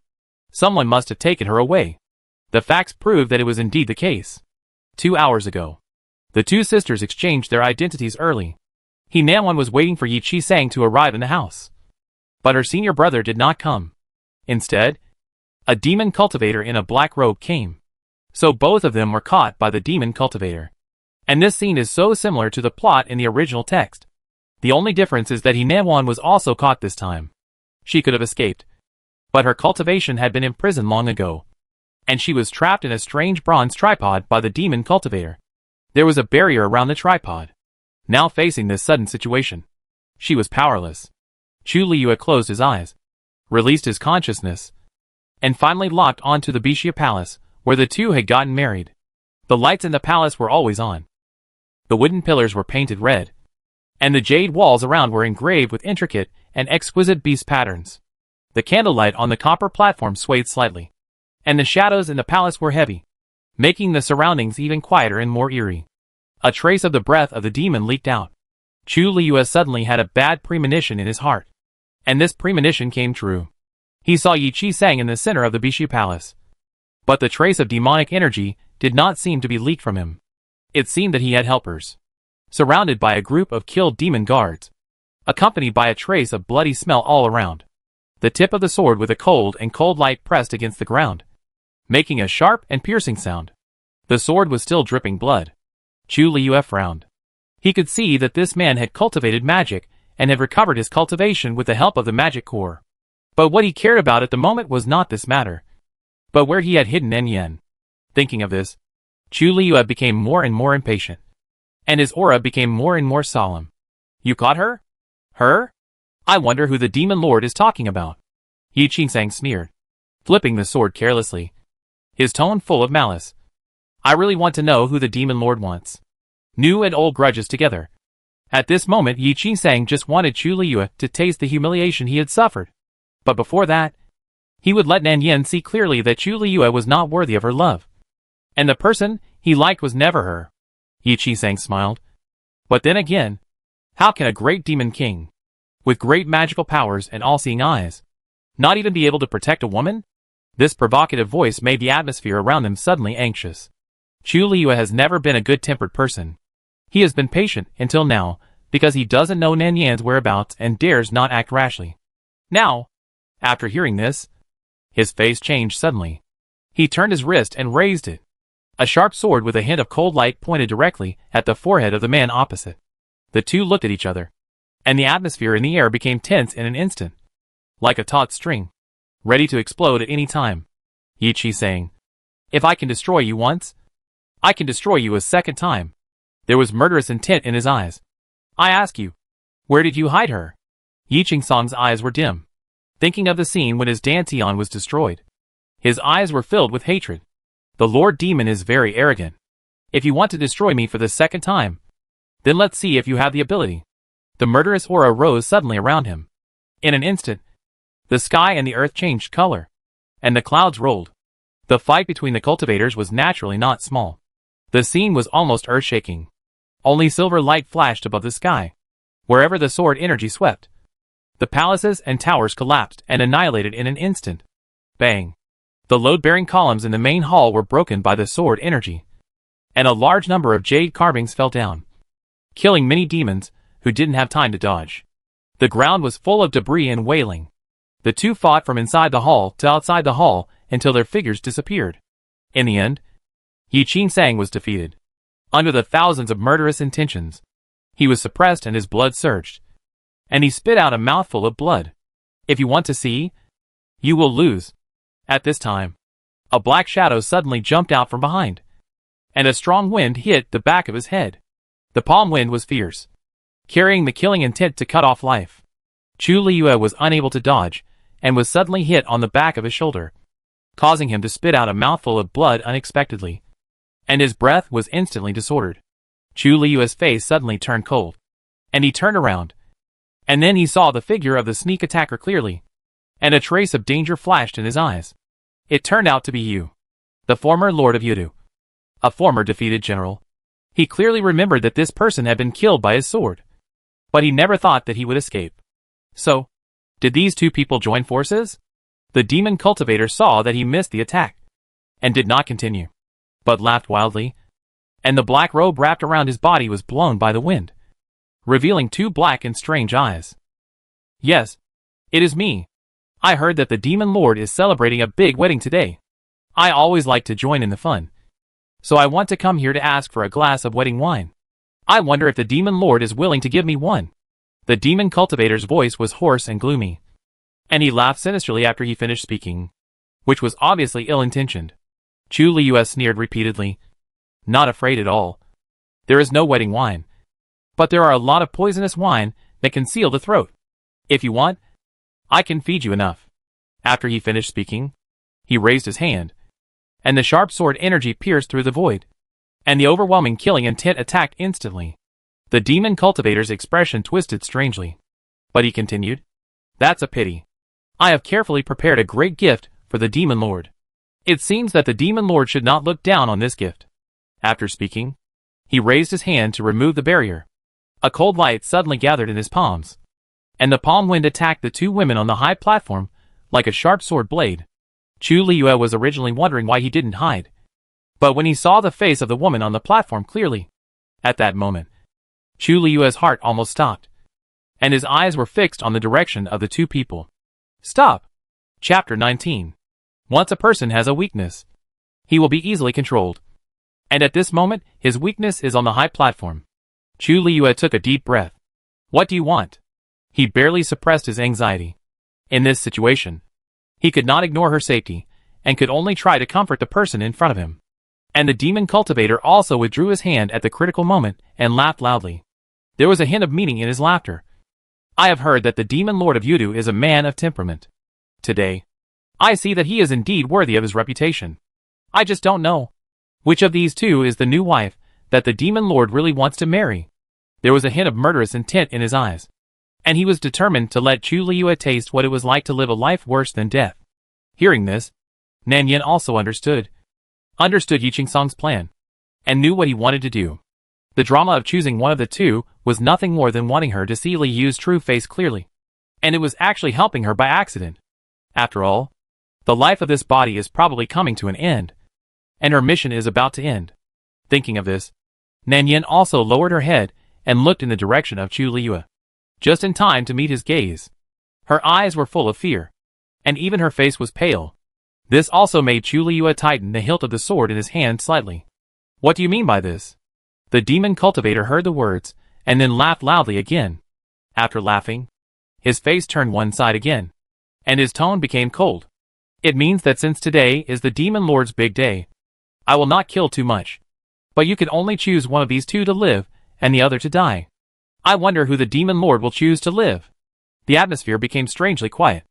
After saying this, Chu Liu understood what he meant. But he knew from the hatred in the eyes of the demon cultivator that he would not let them go so easily. Chu Liu's eyes were cold. What if I don't choose? The demon cultivator sneered repeatedly, and his murderous intent suddenly appeared. Then the demon king must look down on this great gift from me. In this case, I will be merciful and send them to see the king of hell together. The implication was already very obvious. It was forcing him to make a decision. When Nanwan heard this, her scalp was tingling. No one would not be afraid when facing death. She subconsciously called his name. Ayu. At this time, Nanwan was wearing Nanyan's clothes. Her subconscious reaction was actually worried that he would recognize the wrong person. So she deliberately called him. And the green dress was a little messy, without the charm of the fairy in the past. She raised her eyes to look at Chu Liu, but did not receive his comforting gaze. This made her a little flustered. But there was nothing she could do. Chu Liu hesitated to choose. Not because of hesitation, but because he had a life and death feud with the demon cultivator, and he would not let her go easily. The demon cultivator gradually lost his patience. With a dark and strange expression on his face, he raised his hand, and the killing intent in his palm fluctuated. Just as he was about to take action, Chu Liu shouted hoarsely, "Wait! I choose!" The man's eyes swept across somewhere, and he seemed to have no hesitation. He raised his hand and pointed in the direction of Nanwan. There was no ripple on his expression. Only his eyes were deep and cold. "I choose." Nanwan. You let her go. When Yi Qisang heard this, his first reaction was to look up at Nan Yan's expression. But he only saw her eyes open, her expression dazed, and the black hair hanging behind her head was also lifted by the wind, vaguely covering her pale and weak face. "Are you sad?"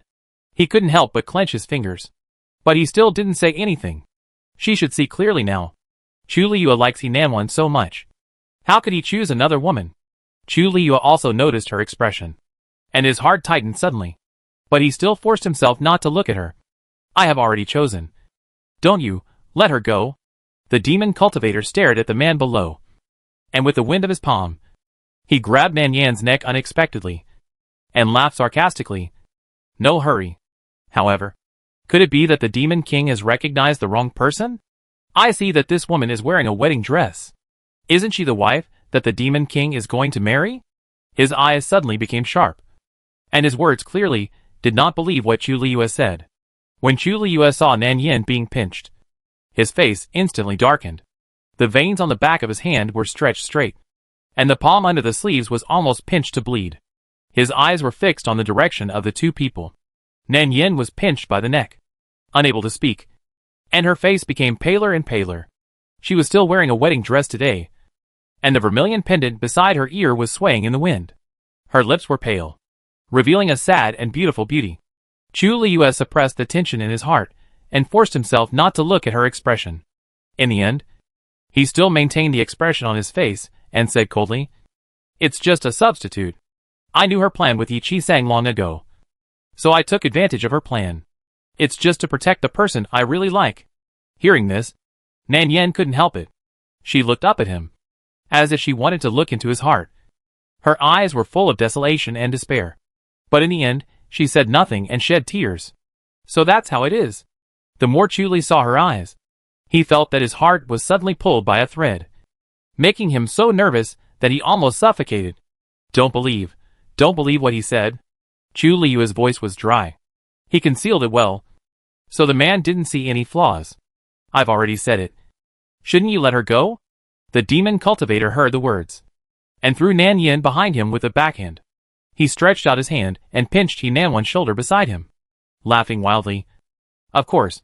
But I want to know, what can the Demon King do for your sweetheart?"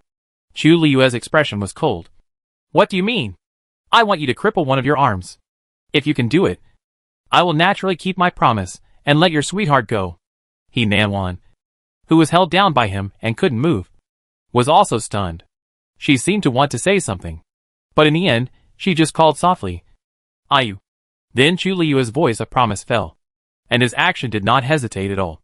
"Okay, I promise you." He raised his hand and hit his right arm with the palm, and only heard click. There was a sound of bones breaking, and the arm fell down instantly, with tiny drops of blood seeping out from between the fingers. He Nanwan burst into tears and couldn't help shouting his name. "Ayu, don't do this." She didn't know until now that Ayu had always liked her so much. He Nanwan, who had originally wanted to use escaping marriage to change his character, suddenly felt endless regret in her heart. If it weren't for these things, wouldn't they have missed so much? It's all her fault. It's all her fault. At this moment, she only saw the scene of Chu Liyue just crippling his arm for her, and her heart still couldn't calm down. Chu Liyue glanced at her, and his voice was calm. "Now, can you let him go?" Chu Liyue's face turned pale instantly, and the severe pain made his voice hoarse. He glanced at the figure sitting on the ground behind him, but he couldn't see the expression on her face. The demon cultivator's face twitched slightly, and seeing that he did not hesitate to attack, he also understood something, and a flash of murderous intent flashed in his eyes. "Don't worry. I will keep my word." After he said that, he gently pushed the person forward and gradually released the restraint. He Nanwan just wanted to get to Chu Liyue's side quickly, and didn't notice the changes behind him for a while. In the sight, the demon cultivator suddenly jumped up, gathered a monstrous murderous intent in his palms, and attacked He Nanwan's back. "Boy, you destroyed half of my body back then, with all the new and old hatreds. I will make you feel what it's like to die." He Nanwan didn't expect him to suddenly attack. The palm wind broke through the void, and the overwhelming killing intent instantly came over. She had nowhere to hide. "Be careful." A scream was faintly heard in the whistling wind. At that moment, even He Nanwan felt that she was doomed to die. But at that critical moment, someone pushed her hard and blocked the fatal blow for her. The person who pushed her was He Nanyan. Even He Nanwan didn't expect that the person who saved her would be this selfless sister. She was stunned in disbelief. Quick, get out of the way. And that palm hit Nanyan's back. The violent impact almost shattered all her internal organs. And more blood flowed out of her mouth. Yi Qingsong's eyes were red with anger. At that moment, pain and regret spread all over his body. He felt a surge of blood in his throat. And an extreme pain made him roar out in anger. You promised me not to hurt her. The demon cultivator clapped his hands without caring, and thought that this woman was too much of a hindrance. So he couldn't kill Chu Liu's sweetheart all at once. I am a demon. Fellow Taoist, you made a deal with the demon. Don't you know that the demon is never trustworthy? Go to hell. Yi Qingsong's eyes were red, controlled by hatred, and he was on the verge of collapse. Chu Liu felt that his blood was frozen instantly, and he didn't even have the strength to stand up. He stumbled to her and carefully hugged her in his arms. Why? Why? He had clearly calculated it very well. He had calculated it all. He knew that the demon cultivator would not let him go. So he chose He Nanwan and chose her to die. But why? Why did you block that blow for her? Don't die. The wedding dress was soaked with blood, and the blood in the body kept pouring out. There was no wound, but the blood just kept flowing. There was too much blood. So much that he didn't know where to cover it. I won't let anything happen to you. Nothing will happen. He repeated this sentence over and over again.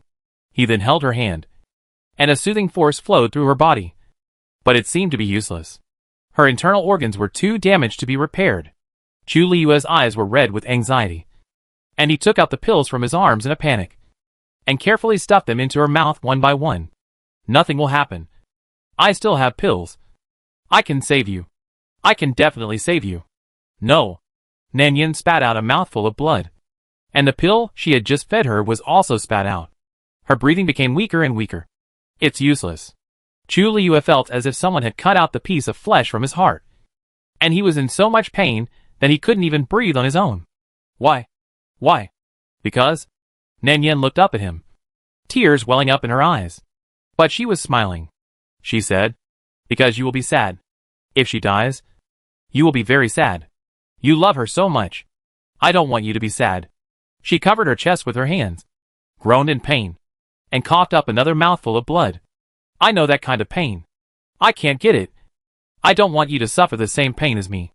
Her tears fell on Chu Liu's fingers, burning his fingertips and trembling constantly. She said, since you love her so much, I'll just help you. Chu Liu's eyes suddenly showed a kind of desperate pain, which almost made him lose the ability to speak. It's not like that. Listen to me. I haven't told you yet.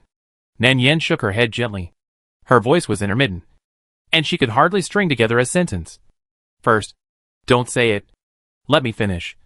My time is running out. She trembled and took out a brocade bag from her arms. There were 2 small wooden sculptures in it. One was carved by her, and it looked ugly and had not yet taken shape. Chu Liu recognized the other one, which he had thrown into the bushes for her to find. Nanyan handed over the broken wooden sculpture, and suddenly a relieved smile appeared on her face. I knew. The demon lord didn't carve me, but I still couldn't help but be greedy. Look, this is what I carved for you. It should be a pear, but I don't seem to be very skilled. I haven't finished carving for a long time. Chu Liu held her fingers tightly, his fingers trembling. It's okay. I'll teach you. I'll teach you in the future. Let's learn slowly in the future. Okay? Nanyan didn't say yes. She just raised her eyes to look at him. Her eyes were filled with indissoluble attachment and reluctance. There is no time. In fact, when the demon lord said those words to me a few days ago, I was really very happy. I thought, after suffering, it would be sweet. But I didn't expect it was still fake. She laughed again as she spoke. Her voice was low, containing endless desolation and grievance. She exhaled the breath she had forced herself to take. As soon as he spat out blood, it was all over the place. His lips and teeth were covered with blood. He spoke with difficulty. After all, it's just a substitute. That's fine. I finally did the last thing for you. She smiled at him, her eyes starting to blur. Chu Liu was almost collapsed. The overwhelming regret and pain almost annihilated him. No, it's not a substitute. Listen to my explanation. When Nanyan heard his voice, she seemed to have some last moments. She tried to raise her hand and gently touched his face, moisture lingering on her fingertips. Are these tears shed for me? The woman's eyebrows were smiling, but the smile was illusory, as if it could no longer be grasped. You cried for me. Chu Liyue was anxious to say something, but she gently pressed his lips. Her voice became softer and softer, until finally, it almost disappeared, and only a faint whisper could be heard. Don't say anything. Just think, it's tears shed for me. Whether you lie to me or use a substitute. This life, it ends here. I don't regret loving you in this life. But if there is a next life, we won't meet again. Okay? Nan Yin exhaled her last breath, and the light in her pupils faded away bit by bit. You take good care of her. I'm so tired. I feel so tired. I want to take a rest. If you can you take me home to see? I want to go home. After saying this, she seemed to be relieved. The fingers slid softly from his face, and even the originally slightly frowned brows gradually relaxed. Chu Liyue's eyes turned red. He reached out to wipe the blood from the corner of her mouth. Okay. I'll take you home. I will definitely take you home. You can go anywhere. I will definitely accompany you. But you can't fall asleep. Do you hear me? I still have a lot to tell you. I haven't explained to you yet. We've just started. Chu Liyue's fingers trembled as he gently wiped the blood from the corner of her mouth. He asked in a hoarse voice. Why don't you speak? Did you forget?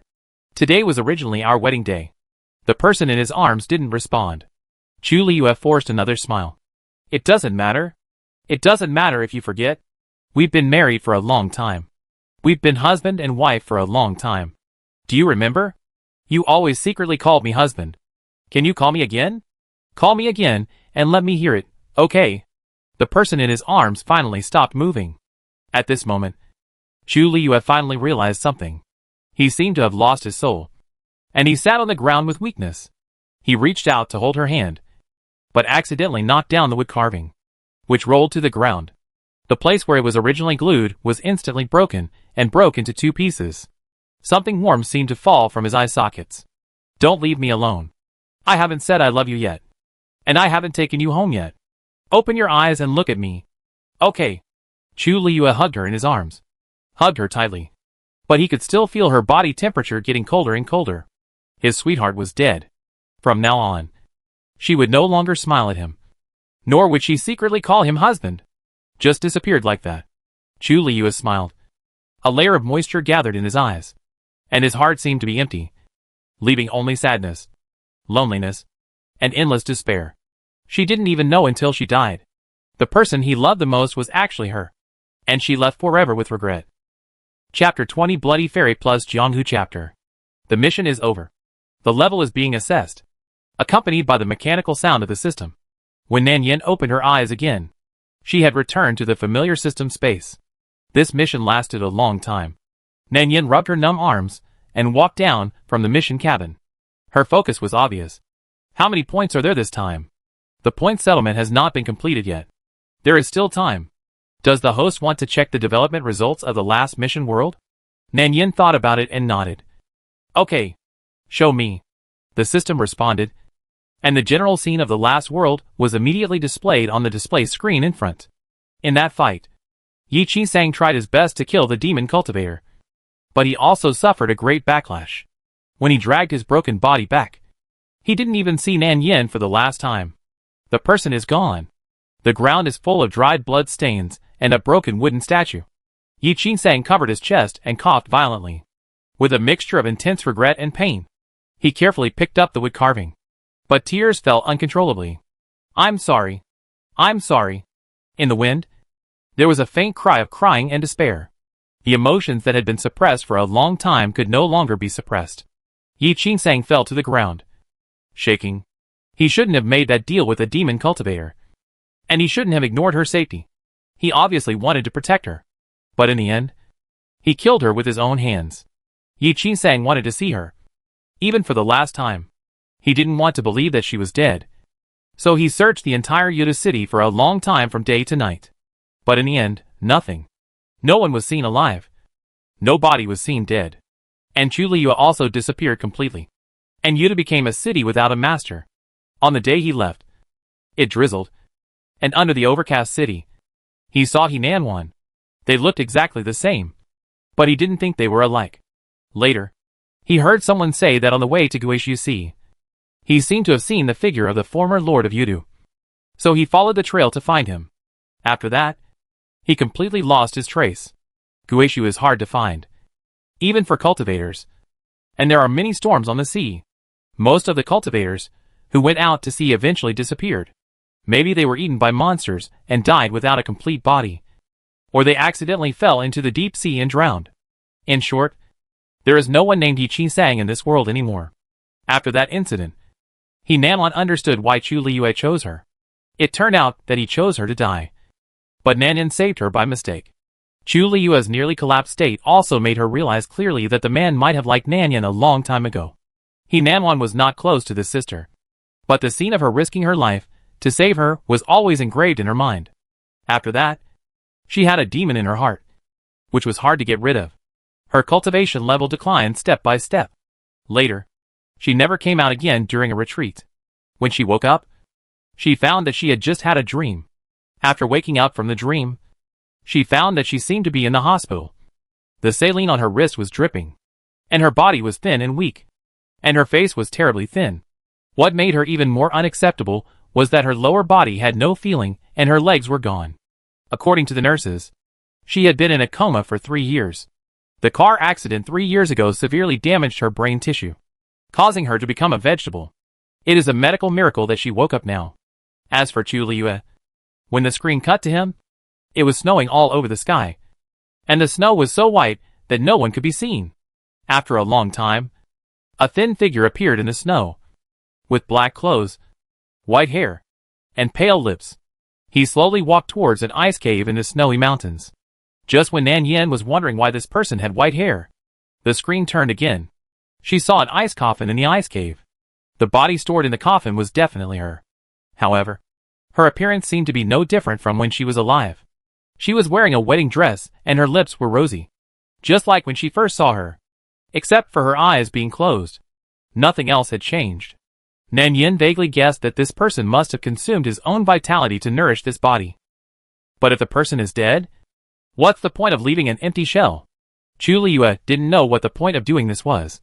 But as long as he was alive, he would keep looking for her, looking for the hope of her resurrection. He told her and himself about the past over and over again, sometimes laughing, and then crying, immersed in memories, torturing himself, carving something while talking.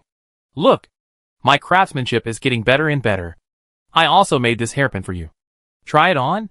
He leaned over, gently playing with the black hair with his fingers, combing it neatly bit by bit. And after putting it on, he chuckled and said, "It looks so good. It's been so long." Then, he leaned against the stone wall, slowly closed his eyes, and moved his lips slightly as if he was saying something. "I always feel I can't wait for you anymore. But what can I do? I don't want to die. I'm always a little worried. What if you don't want to see me again in the next life?" After reading the sequel, Nan Yin yawned with satisfaction, turned off the display screen, and the result of the system clearing points came out. The score is not bad, but the points are not high. After all, she is still a newcomer, and she has to accumulate points slowly. The higher the points, the higher the authority. She is still a novice now, and it's only the second task so far. Just as Nan Yin was sipping tea and relaxing, sighing that life is so wonderful, the system has transmitted the next task plot. Nan Yin took a look and took the new task casually. Oh! This time the plot is an old bloody Jianghu novel. To be precise, it should be a bloody romance novel in the guise of Jianghu. The male protagonist is a high-spirited, unrestrained young man in bright clothes, while the female protagonist is a casual, carefree demon girl. The two have different positions, different family backgrounds, and even more different personalities. It is just such a pair that went from hating each other to falling in love. In the end, regardless of the eyes of outsiders, they broke through the shackles, broke through the prejudice, successfully achieved the right result, and became an enviable pair of immortal lovers. And the owner of her body is naturally the scheming female supporting role in the original text. Nan Yin felt a serious discomfort as soon as she entered this body. She was weak all over. Her limbs were sore, and she was a little dizzy. She stretched out her hand and rubbed her sore and swollen eyebrows. Her eyes were sore and slightly swollen, and she could not see things clearly. Nan Yin stood up with a shaky face and shook her dizzy head. Only then did she see the furnishings around her. She was in a woman's boudoir. The room was antique and fragrant, with a swaying bead curtain.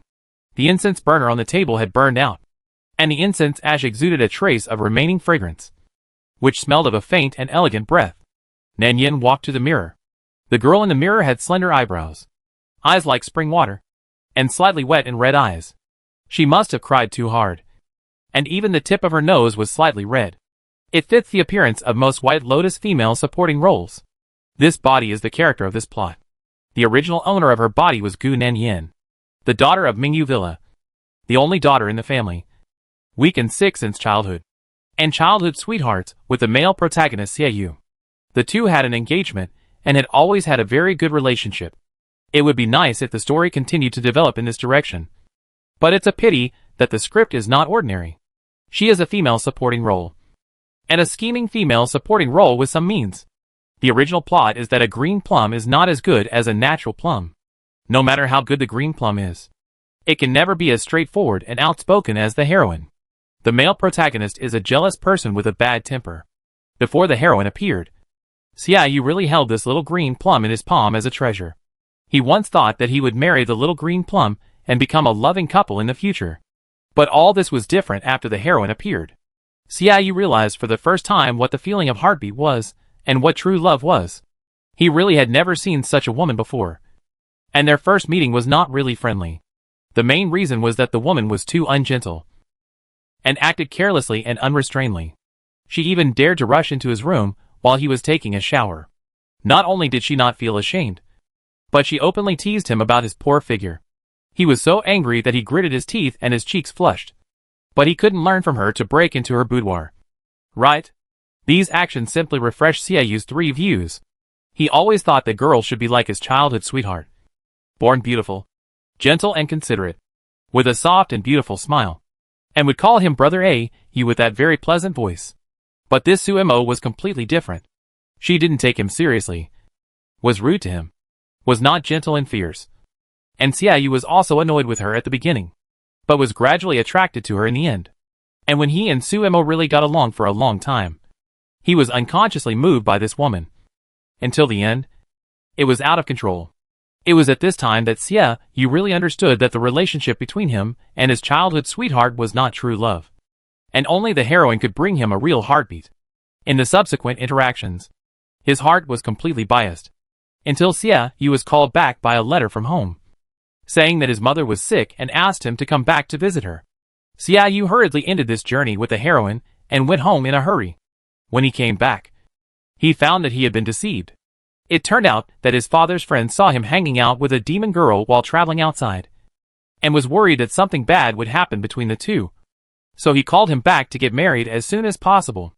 It was also at this time that Xiaoyu remembered that he still had a childhood sweetheart fiancée. But it was too late. He had already fallen in love with the mistress, and it was impossible for him to marry another woman. So he came to Mingyu Villa to cancel the engagement.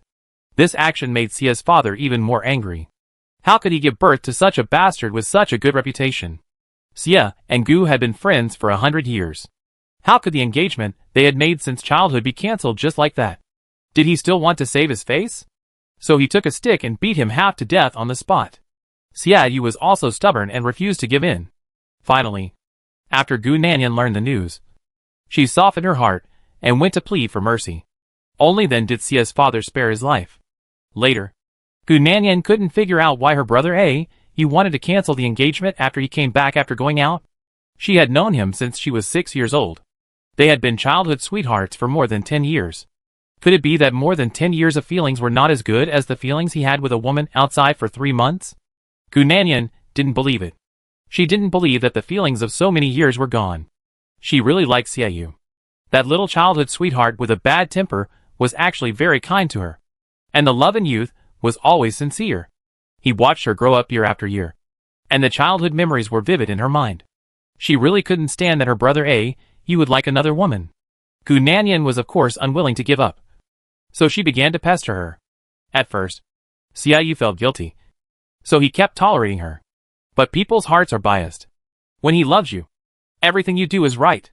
When he doesn't love you, everything you do will make him feel bored. In the process of the two people's entanglement, she also saw his sweetheart Suemo, the woman in the demon sect. The demon sect is not, but the way of doing things is not consistent with the righteous people. So it has caused a lot of verbal disputes. The woman's style of doing things was indeed bold, very different from ordinary women. She did whatever she wanted and pursued freedom. Gu Nanyan didn't understand the affairs of the martial arts world, and didn't care about these things at all. She only cared about her sweetheart. But what she didn't expect was that the woman also had a sweetheart. Xiao Guanxue, the genius doctor of Yaowang Valley, who had kindly saved her life. Since then, the heroine had a special feeling for him. Nanyan really didn't understand. Since she had a sweetheart, why didn't she keep a distance from other men? She clearly said that she had someone she liked. And she and Xia Yu were just friends. But what kind of friend would use the same pair of chopsticks? Go to him to drink in the middle of the night? Entangled? And even live in the same room? What is the reason for this? Gu Nanyan didn't understand. But during this entanglement, the stimulation and blows she suffered became more and more serious. Watching her fiancé getting close to other women, she couldn't bear this pain anymore. So under the influence of hatred, she wanted revenge. Since Suemo had robbed her fiancé, she would rob Sumo's lover. What happened next was even more bloody. Gu Nanyan deliberately approached the genius doctor Xiao Guanxue. But what she didn't expect was that the genius doctor also liked Suemo in his heart. But he was introverted by nature. So when he learned that she had someone else to accompany her, he hid his feelings deeply in his heart. As for Gu Nanyan, the fact that she was close to the genius doctor was widely publicized by someone with ulterior motives. And she was inexplicably portrayed as a shameless and fickle woman. After that, the Xie and Gu families successfully broke off the engagement. Gu Nanyan then realized that someone was behind her. She thought of Xie Yu and wanted to ask if he did it. But the carriage was hit by a group of robbers halfway. The robbers seemed to come specifically for her. They killed the guards but not her.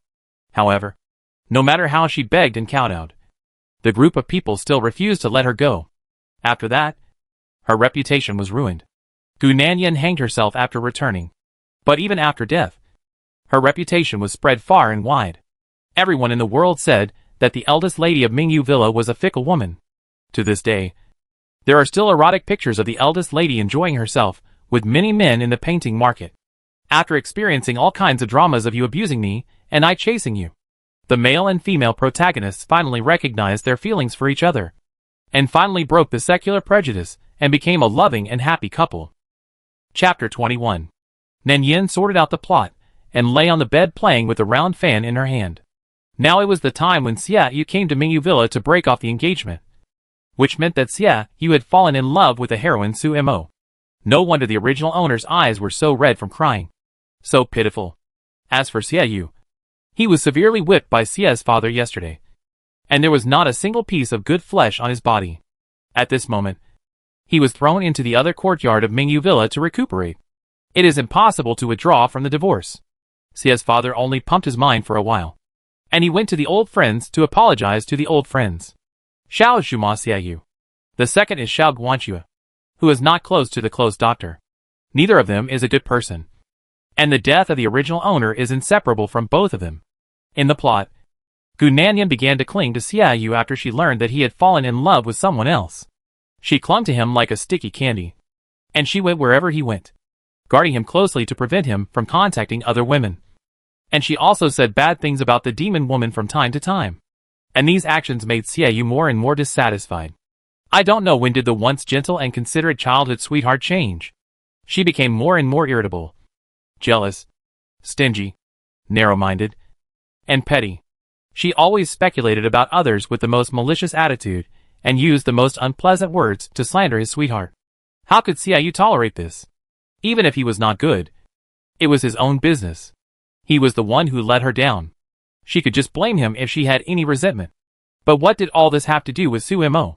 How could he not be angry when his beloved was slandered? It was also in this situation that Gu Nanyan exhausted her childhood sweetheart's last bit of guilt and pity for her, and was finally ruthlessly abandoned. Nanyan's thoughts turned back. She still had to pester him. But maybe she had to change her method. She first sat in front of the mirror and redressed herself. The red and swollen eyes had subsided a lot at this time. The corners of her eyes were a little wet and red, and she gently pressed the corners of her eyes with powder. The girl in the mirror had an outstanding appearance, elegant and gentle, with rosy lips and fair skin. In sharp contrast, she looked even more elegant and uncommon. After everything was ready, she took the medicine to the villa where Xiaoyu lived. At this time, Xiaoyu was lying on the bed unable to move. His whole body was in pain. And most importantly, there was not even a servant beside him. It seemed that his father was really angry this time. So he beat him so hard, and refused to send a bottle of medicine for his wounds. In addition, he was not allowed to leave here, and he had to admit his mistakes to Nanyan and promise that he would not cancel the engagement. This made Xiaoyu very upset. He was worried about Suemo, and worried that she would be angry if he could not leave for a long time. But what he was more worried about now was how to cancel the engagement. He already has someone he loves. So how could he marry another woman? Just as he was frowning and thinking about how to leave here, he suddenly heard the sound of someone pushing the door open. The person who came was Gu Nanyan. She came alone, holding some gauze and medicine in her hands. When Xiaoyu looked up and saw her, he felt a little embarrassed. After all, he didn't even say hello and came to cancel the engagement quietly. This move was really a bit embarrassing. Besides, there was not a bit of friendship between the two. In his impression, the little childhood sweetheart in front of him was a very gentle and docile girl. Even if they couldn't be husband and wife, he really took her as a sister to love and care for her. Xiaoyu looked at Nanyan's face. She seemed to have just cried. There was a little wet red mark at the end of her eyes. Her face was a little pale. She looked gentle and quiet, but there was no sign of anger. I'm here to apply medicine for you. Nanyan sat down directly by the bed with the medicine. This attitude surprised Xiaoyu a little. He thought Nanyan came to cry and accuse her. After all, he did something to let her down. And what he said at that time was indeed a bit excessive. Nanyan looked at Xiaoyu lying on the bed, and knew that he was whipped on the back. At this time, he was only wearing a middle-length shirt. And if he wanted to apply medicine, he had to lift up his clothes. This made Xiaoyu even more uncomfortable, especially in this situation. A single man and a single woman were in the same room. It was better before. But now he already had a lover. So he had more concerns, and subconsciously wanted to keep a distance from her. He frowned, turned his face away and said, "No. You give the medicine to the servants. Men and women should not touch each other." Nanyan paused. Her face was depressed for a moment. But this expression only stayed on her face for a short while. She glanced at him. Her tone was not very angry. "You can say such words now. Then why didn't you think that men and women would not touch each other when you kissed me secretly?" Xiaoyu also remembered what she said. And then his face turned red. But that was a long time ago. And didn't he understand it at that time? Don't talk nonsense. That was a long time ago. And we were both ignorant at that time. You kept crying. So I... What? He was embarrassed to say it. It was really a long time ago. She was only 12 years old that year. And he seemed to be only 15 years old. On the Lantern Festival, he secretly took her out to play. But he almost lost her halfway. She was so scared that she hid in the bushes and cried. When he ran all over the street and was exhausted and found her, the little girl couldn't stop crying. He just wanted her to stop crying. Later, I don't know how, he kissed her inexplicably, patted her back, and coaxed her gently. As he kissed, the crying stopped smoothly. Then the little girl opened her red eyes, licked her lips blankly, and asked him why he kissed her. He was not sensible at that time. So he blushed and said that they were engaged since childhood. And he kissed her because he liked her. And only he could kiss her. No other man could. The little girl obviously remembered this. And since then she has regarded him as her future husband. And has remembered it until now. But now it is different. He already has a lover. Nanyan looked at his absent-minded look, and couldn't help but add, "Then you peeping at me taking a bath is also immature?" This sentence also successfully pulled people's thoughts back. Xiaoyu's ears were also red. Nonsense! What peeping? It was obviously you who insisted on taking a bath in the wild. And you were scared by the snake and pounced on me. I told you not to go to the wild. Don't go to the wild. But you didn't listen. You were scared by the snake and blamed me for taking advantage of you. Then she slapped me in the face. Was I wronged? Xiaoyu glared at her unhappily. I get angry when I talk about this. Can he be blamed for this? He worked hard to guard the entrance. But he didn't even let a rabbit in. The girl was frightened by a snake while bathing in the river and cried loudly. He thought something was wrong. But she was slapped in the face as soon as she entered. Fortunately, he was generous and didn't bother with this little girl. Xiaoyu snorted coldly. And it was better not to talk about these old things. The atmosphere between the two of them became smooth inexplicably, without the awkwardness at the beginning. Nan Xian directly reached out and pulled open his quilt, revealing his shirt and back covered with bloodstains. Xiaoyu was startled and subconsciously held her hand. What are you doing? Of course. I'm applying medicine. As a result, when Nan Yin saw the large area of whip marks on his back that were red and swollen, tears fell instantly. Her eyes were full of heartache. She didn't cry loudly, but just shed tears silently, like a pear blossom in the rain, which made people feel pity. Why? Is it so badly injured?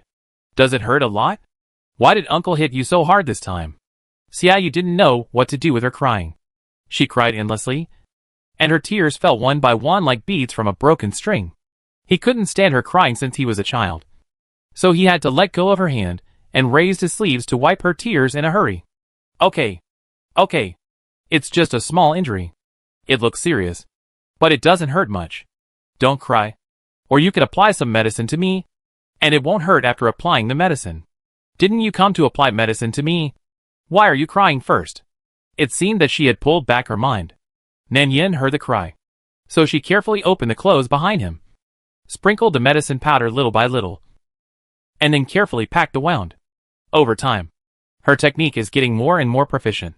The woman who likes gentle consideration is because he has never met the person he really likes. Su Imo is not gentle, not considerate, and even sometimes unreasonable. But he just likes her. He was struggling with how to talk to her. Nan Yin gently bandaged his wound. She was so focused that the air was a little quiet for a while. Just when Xiaoyu was hesitating and preparing to speak, he suddenly heard her soft voice. Are you really going to break off the engagement with me? Xiaoyu remained silent. Nan Yin pursed her lips, her voice a little hoarse. Can you tell me? What is the name of that girl? Xiaoyu was slightly startled and looked up at her. Nan Yin had stopped moving. She was holding the bottle in her hand. Her eyes were looking at him quietly. It was at this time that Xiaoyu realized that she already knew the cause and effect of breaking off the engagement. Pursed his thin lips, turned his face away, and replied. Her name is Su Imo. Is there something wrong with me? Or is she prettier than me? No. That's not the reason. It has nothing to do with appearance. Xiaoyu frowned slightly and began to explain. You are all good. I am not good. This is a kind of feeling. Do you understand? She is different from you. She doesn't like reading and writing. Nor does she like needlework and embroidery. She is neither gentle nor considerate. She is always wielding swords and guns. If she gets angry, she can chase me for 3 blocks with a broken sword. She is obviously fierce. But sometimes she is very childish and even a rogue. I have never seen such a woman. In fact, I didn't like her at the beginning. But after getting along with her, I found that she is really...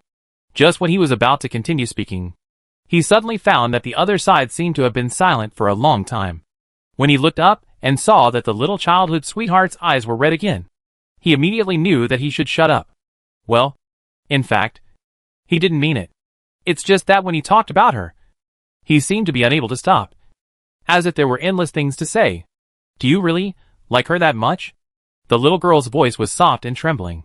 Xiaoyu turned his head away and didn't speak for a long time. But his eyes were very firm. Yes, I like her. What about me? Nan Yin turned her eyes to him. Her voice was softer than before, and trembling slightly. Then what is our relationship for so many years? When this question was mentioned, Xiaoyu felt inexplicably uncomfortable, and even a little annoyed in his heart. I made it clear on the day of the cancellation of the engagement. I treat you as my sister. This question, no matter how many times you ask it, it's the same. You may not understand.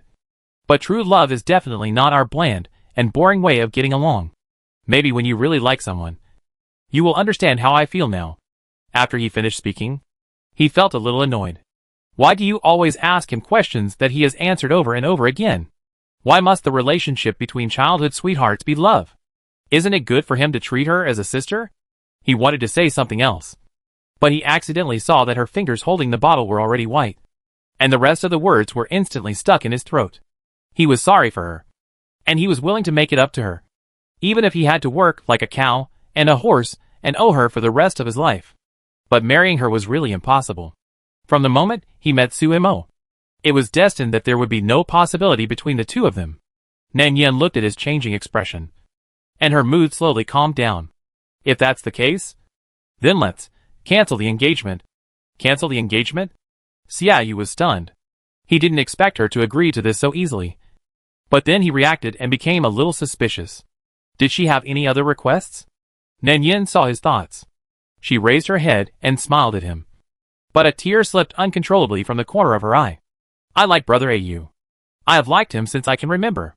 Although your temper is not very good, you are the most patient with me. You will carry me to the wild to see wild flowers. Weave little grasshoppers for me, and secretly hide candied haws for me. I remember so many things, and I remember them very clearly. I really like you. She talked a lot. Her memory was a little confused, as if she was trapped in that memory, and she talked about whatever she thought of. Xiaoyu lowered his head and listened calmly. There were indeed many beautiful paths between them, but that was not love. Those were completely different from the feelings he had after meeting Suemo. Nan Yan's smiling eyes were misty. You said I don't understand? But in fact I do. I understand that feeling. So I can't bear to see you sad. I want you to be happy. Even if, not with me. It doesn't matter. At the end, she smiled again. Her smile was as soft and clean as in her memory, and there were still a few pink tears on her eyelashes. Let's cancel the engagement. Brother Yu, I don't want you to be unhappy. Xiaoyu opened his mouth and suddenly felt that he was too much. He would rather she could accuse him, even if it was hatred and complaints. But she was so docile, well-behaved and obedient that it made people pity her. He moved his lips and suddenly felt a little dry in his throat. Are you really willing to cancel the engagement? Nan Yen turned her face away slightly, her eyelashes drooping slightly, not wanting him to see her face clearly. But you also know that Uncle Xie is angry now. If I talk about canceling the engagement at this time, they will definitely not agree. So after they calm down, I will talk about our matter. Okay? I know. But you don't have to say it. I will take responsibility myself when the time comes. He is not so timid as to let a woman bear the consequences of canceling the engagement. Xiaoyu certainly knows his father's temper. He is conservative and stubborn, but also values friendship and especially face. He has already lost his face by canceling the engagement for no reason. If he asks her, a weak woman, to bear these things, he will not only not agree, but will be even more angry. Chapter 22. Nan Yen chuckled and looked up at him. But there was no blame in her eyes. You don't have to be so distant with me. Even if we can't be husband and wife, we can be brothers and sisters for life. I believe that Brother Au will always treat me as a relative. Right? Xiaoyu glanced at her and hummed again. No matter what happens, my love for you will not change. Nan Yen was obviously happy to get this answer. She smiled at him again. The smile on her face was gentle, but with a little bit of depression that was not easy to detect. But it only flashed by. She continued. Then, can I meet her? Nan Yan's eyes flashed with envy, and there was silence in the air for a moment. Don't get me wrong. I just want to know what kind of person Brother A likes. She must be a very special woman who can make you care so much. Xiaoyu didn't want to agree at first, but looking at Nan Yan's expression, he found that he couldn't say no at all, and finally agreed. Okay. Nan Yan quickly calmed down her emotions and showed a gentler smile. Then when you recover from your injury, let's quietly leave the villa together. In this way, Uncle and others can't force us to get married. When the dust settles, it won't be too late for us to come back and explain it to them. Xiaoyu thought about it and felt that what he said made sense.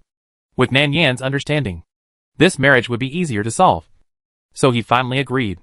But the guilt in his heart became deeper and deeper. His childhood sweetheart was too considerate. Sometimes when he saw her trying to force a smile, even though she was obviously very sad, he felt a very strange feeling in his heart. Xiaoyu frowned, but didn't say anything in the end. He thought it was good. He would see Suemo soon. When he thought of his sweetheart, Xiaoyu suddenly felt that the whip wounds on his body didn't hurt much. Nan Yen didn't expect this guy to be so anxious. They agreed to wait until he got better before going to find his sweetheart. But this guy went to the stable to steal a horse the next night and sneak into her room. He was unlucky. As soon as he entered the room, he was discovered by Nan Yen.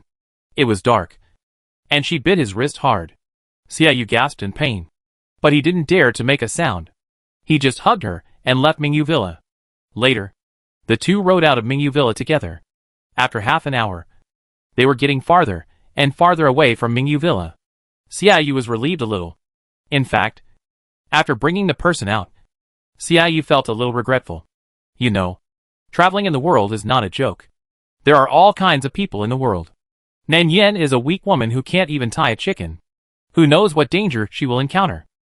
But now that everyone is out, it's too late to regret. I can only keep an eye on it myself. But I don't know if Suimo will care about these things. How are you? Is your wound hurting again? Nan Yen saw that his brows were getting tighter and tighter. So she subconsciously took out the handkerchief in her sleeve and wiped the sweat from his forehead. Xiaoyu didn't react for a while, that the actions between the two were a little too intimate. And when he came to his senses, her handkerchief had already been taken back. Xiaoyu didn't care about it anymore, so as not to appear too stingy. So he shook his head and said uncomfortably, "I'm fine." Nan Yen responded and did not continue to pester. After all, some things cannot be rushed. She smiled at the other party. "It's good that you are okay. If it hurts, don't force it. I also brought some medicine and can help you rebandage it." After saying that, she turned her head again, looking at everything around her with novel eyes, full of expectations and yearning for her first long journey, as if she was a young lady from a noble family who was not familiar with the world. Xiaoyu just nodded casually. At this moment, he was thinking about Suimo and didn't care much about what Nan Yen said. Nan Yen also saw what he was thinking. So she asked, "Where should we go to find Miss Su next?" Xiaoyu thought for a moment and said directly, "She should still be in Yaowang Valley." Yaowang Valley? Xiaoyu nodded. "Yes. The three of us were originally traveling together. But I had something urgent to do. So I left a letter and left without saying goodbye. So Suimo should still be with Xiao Guanxue." Xiao Guanxue? Nan Yen seemed to be attracted by this name. So she asked casually, "Is it the very strange Xiao doctor from Yaowang Valley who is rumored in the world?" "Yes. It's him." Xiaoyu nodded, feeling helpless about the rumors in the world. He has a cold personality. But he's not a bad person. And he's a great doctor. Thanks to him for helping us along the way. In the original plot, Xiaoyu and Xiao Guanxue were good friends with similar interests. They both liked the heroine. But it was a pity that Xiao Guanxue didn't realize his feelings in the early stage. So after learning that his friend liked Suimo, he intentionally or unintentionally distanced himself from the heroine. However, it was difficult to control his feelings. By the time he fully realized his feelings, it was too late. In the end, he could only hide his feelings in his heart forever. Nan Yen turned her head and glanced at him, her eyes cold. "Really? Brother Au? Don't you remember? When Mingyu Villa sent someone to ask this miracle doctor to treat me, he was ruthlessly rejected. How could you become friends with such a person?" This is indeed true. But it was all because of a misunderstanding. At that time, the master's funeral was in progress, and all requests for medical treatment were rejected by Xiao Guanxue, including the people from Mingyu Villa. After that, Xiao Guanxue was given the title of a miracle doctor who would not save people from death and had a strange temperament. Xiaoyu looked at Xiao Qingmei's smart and unforgiving appearance, and he couldn't help itching to touch her head subconsciously. These are all misunderstandings. You will know when you meet him. Except for his cold temperament. He is very good in all aspects. He told the reason and explained a few words for his friend. He was relieved after confirming that the other party had no prejudice. After all, one is a good friend, and the other is a childhood sweetheart. He doesn't want the two to quarrel as soon as they meet. Who knows that Nan Yen turned her face away and whispered, "No matter how good he is, he can't compare to my brother Au." Xiaoyu had amazing hearing, so he naturally heard that sentence clearly. So he raised his eyebrows proudly. "Of course, there are not many people in the world who are better than your brother." Nan Yen couldn't help laughing, and her fingers were wrapped around the ends of her hair and scratched her cheek lightly. Jokingly, "It seems that during the time that brother you traveled in the world, he didn't learn other skills." But his face became much thicker. "I don't know who he learned it from." "Heh. You are scolding me in a roundabout way." Xiaoyu raised his eyelids lightly, raised his fingers, and tapped her forehead mercilessly. Nan Yen shouted, immediately pulled his sleeve and began to beg for mercy. Just like when she was a child. Once she annoyed him, she immediately started to apologize with grievance. And no matter how angry people were, they were resolved by her few words of coaxing. Okay, brother Au. Stop making trouble. I don't know how to ride a horse. I'm so high that I'll be finished if I fall down. Xiaoyu looked at her aggrieved look. And the little green plum looked at him with a pair of watery eyes. Xiaoyu's fingers that were about to reach out suddenly stopped. And for a moment, he was in a trance. As if a small stone fell directly into the depths of his heart, inadvertently raising a few ripples, making his chest a little itchy. But it was only a matter of a moment. Xiaoyu soon realized that something was wrong, and then turned his face away. Okay. Stop making trouble. Hold on to it. Be careful not to fall. Nan Yin immediately sat up straight after hearing this, holding the reins with her fingers. And the two rode a sweat-blooded horse together and drove towards the direction of Yaowang Valley. Yaowang Valley is under the jurisdiction of Wushuang City and has considerable power. But the owner of the valley is aloof and never asks about worldly affairs. The valley is like spring all year round, with dense medicinal plants. The valley is rugged and difficult to enter, and there is only one small path to enter the valley. Although there are not many disciples in Yaowang Valley, the owner Xiao Guanxue has excellent medical skills and a strange and cold personality. So most people who come to the valley for medical treatment dare not offend him. As long as Xiaoyu thought that he would see Suemo soon, he felt a little happy and nervous at the same time. After all, he left without saying goodbye, and he didn't know if she would be angry. However, Xiao Guanxue in the valley stared at the letter in his hand in a daze. His friend returned safely, and he should be happy for him. But for some reason, he inexplicably felt a little resistance and rejection in his heart. He didn't want Xiaoyu to show up so soon. Why? Xiao Guanxue couldn't figure out the reason, and there was a little annoyance between his eyebrows. He threw the letter away, and just in time heard a knock on the door outside the house. Brother Xiao, is your shoulder injury better? Suemo was in a bad mood recently. She didn't know the reason herself. Anyway, after Xiaoyu left without saying goodbye, she followed Xiao Guanxue to Yaowang Valley. She lived here for more than half a month, which made her and brother Xiao closer. It should have been a very happy thing, but she always felt empty in her heart, as if something was missing. Xiao Guanxue looked at her calmly, suppressed the subtle changes in his heart, and reached out to pour a cup of tea for her. Nothing. It's just a minor injury. What's the matter with you coming to see me? Suemo snorted lightly, but her tone was not too fluctuating. Can't I come to see you if there's nothing wrong? After that, she added, I'm here to bring you medicine. Xiao Guanxue saw that she looked unhappy, shook his head and chuckled. Are you in a bad mood? Suemo glanced at him and denied. No, I'm in a good mood. Just a little worried about your injury. After saying that, she thought of something else, and she was always a little unwilling in her heart. She couldn't help but nag. Who can you blame after all? It's all the fault of that Xie. He clearly agreed to catch thieves together to eliminate harm for the martial arts world. But he left without saying goodbye halfway. Do you really think we can't do it without him? Xiao Guanxue looked at her depressed expression, shook his head and chuckled. Do you miss him so much? Suemo paused for a moment, deliberately showing a look of disgust, and slapped the medicine with a stern face. She put it on the table with a thud. Who would miss him? Brother Xiao, don't get me wrong. He and I are not like what you think.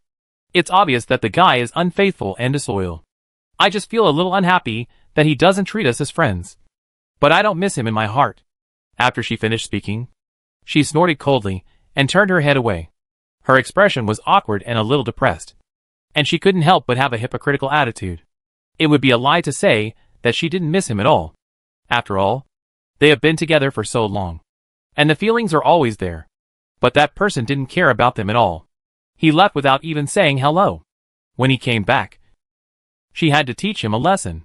Xiao Guanxue felt a little bitter in his heart, and his eyes unconsciously fell on the cheek that was slightly red because of anger. Naturally, he also heard the resentment in her tone.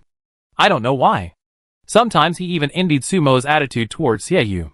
They were intimate and natural, and there was no gap between them. But she was different when facing him, always showing some subtle unfamiliarity and restraint. Not so relaxed and familiar.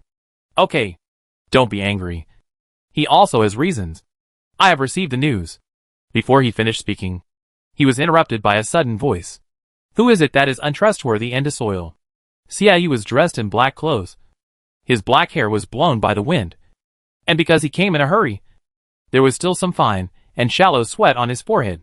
He raised his eyebrows and stood at the door. His demeanor was full of youthful vigor and vitality. As soon as he saw Suemo, the longing and emotions in his heart suddenly surged out like a turbulent wave. And the originally tense mood gradually eased. And he couldn't help but tease and joke. Didn't I leave a letter for you? Why are you still saying bad things behind people's backs? This is not in line with your usual style. Miss Su. The two were stunned when they heard this. Xiao Guanxue frowned slightly, looked up, and inadvertently met a pair of gentle and clear eyes. The man didn't expect him to look at him, so he smiled back. Xiao Guanxue paused for a few seconds, then looked away calmly. He turned his eyes to Xiaoyu, who was standing beside him. Suemo also realized who was talking just now. She turned around and saw the man standing at the door. She was obviously in disbelief. Xiaoyu? Xiaoyu chuckled. Who else could it be but me? Suemo knew that her expression at the moment must be very silly.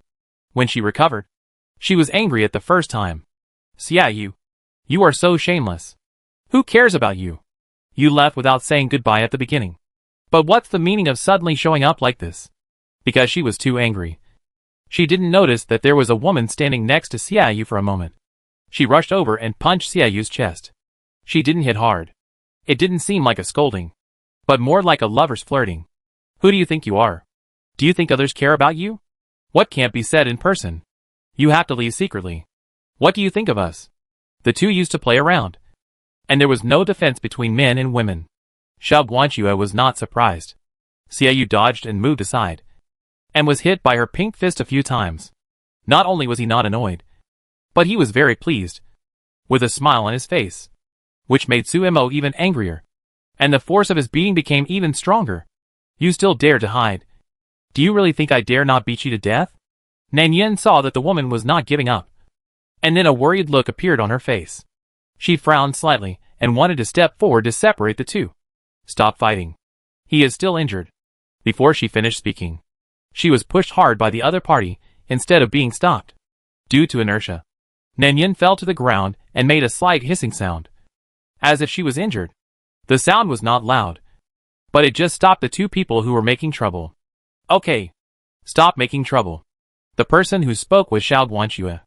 However, he was not talking for Nanyan, who fell to the ground, but because Suemo and Xiaoyu's fighting and playing state also made him feel very annoying.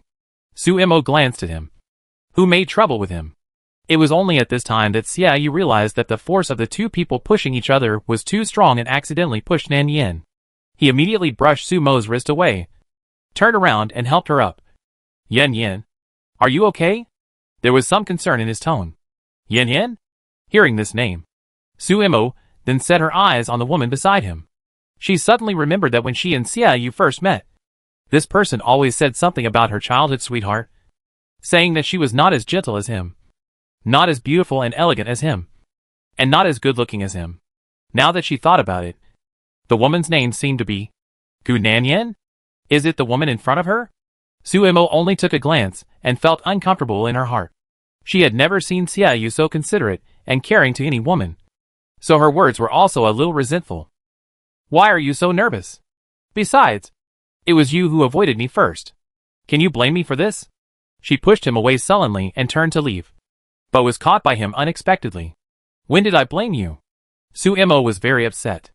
She was angry because Xiaoyu left without saying goodbye, and was upset because of Xiaoyu's attitude towards her.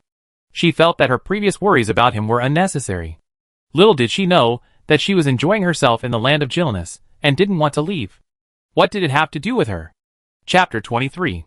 I don't blame you. It's my fault. I shouldn't have avoided you. Okay?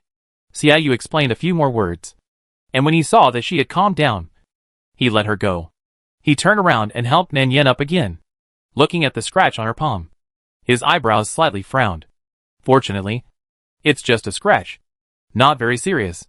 Xiaoyu patted her sleeves, looked at the gentle and quiet little childhood sweetheart in front of him, and then looked at the covetous sweetheart beside him, and couldn't help but feel a headache. As the saying goes, even a judge cannot judge family affairs. but between Nan Yin and Su Mo, he subconsciously chose to protect his sweetheart. Why did you suddenly come over here?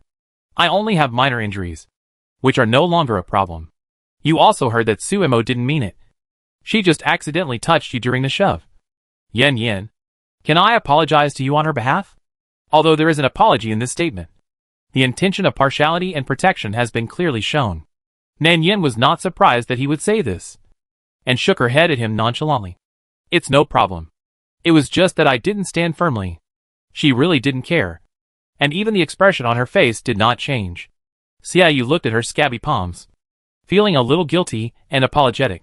Well, I'm glad you're okay. Wait here, and I'll take care of it for you. Nan Yin smiled at him again. Don't bother me. It's just a minor injury. I can handle it myself. After she finished speaking, she gestured to him again. The meaning in her eyes was very clear with such a good opportunity. Why don't you go and coax your sweetheart? She was angry because of the behavior just now. Xiaoyu immediately understood what she meant. He was also thinking about Su Mo at this moment, and knew that she must be very angry at this moment. But for some reason, seeing Nan Yan's indifferent look, a strange feeling suddenly surged in his heart. He and Nan Yan have been close since childhood, and their relationship has always been very good. He has never been pushed away by her to someone else. Xiaoyu suppressed this subtle emotion in his heart, thinking of what he said just now. His voice suddenly softened a little. Don't be willful. I will help you deal with it first.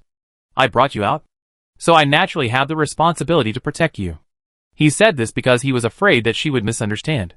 Although the two of them already knew about the engagement, he really regarded her as his sister and protected her. Unexpectedly, Nan Yin withdrew her fingers directly, smiled and shook her head, as if she didn't take what happened just now to heart. Brother Au, don't worry about me. It's just a little scratch. I can handle it myself. This attitude of rejection is very obvious. Xiaoyu stared at the person for a while. Even if he didn't care, the continuous rejection made him look a little uncomfortable. Is Yin Yang going to draw a line with him? He was silent for a moment, thinking that this is good. He originally regarded Nan Yin as a sister. Excessive closeness would cause unnecessary misunderstandings and troubles. It's up to you. After leaving this sentence, Xiaoyu grabbed Su Mo's wrist beside him and left with her, seemingly not caring about her feelings. However, the tone sounded a bit angry. And as for the reason for the depression, perhaps even he himself didn't know it very well. Girl, you have good means. Nan Yin was staring at the backs of the two people leaving, and suddenly heard the voice behind her. She couldn't help but smile. There was a hint of gentleness in her smile, but it didn't reach the depths of her eyes. What do you mean? Sir? Why don't I understand? Nan Yin turned sideways, with a hint of surprise and confusion in her eyes. Xiao Guanxue looked at her quietly, with a distant and calm look. Nan Yin also looked at him, and the two of them were facing each other. Xiao Guanxue could see her face clearly. Her eyebrows and eyes were as delicate as a painting. When she looked at people, the corners of her eyes were slightly raised. She was obviously very elegant, but there was a hint of charm in her eyebrows and eyes. She didn't care much about what he said, and her face was calm and gentle.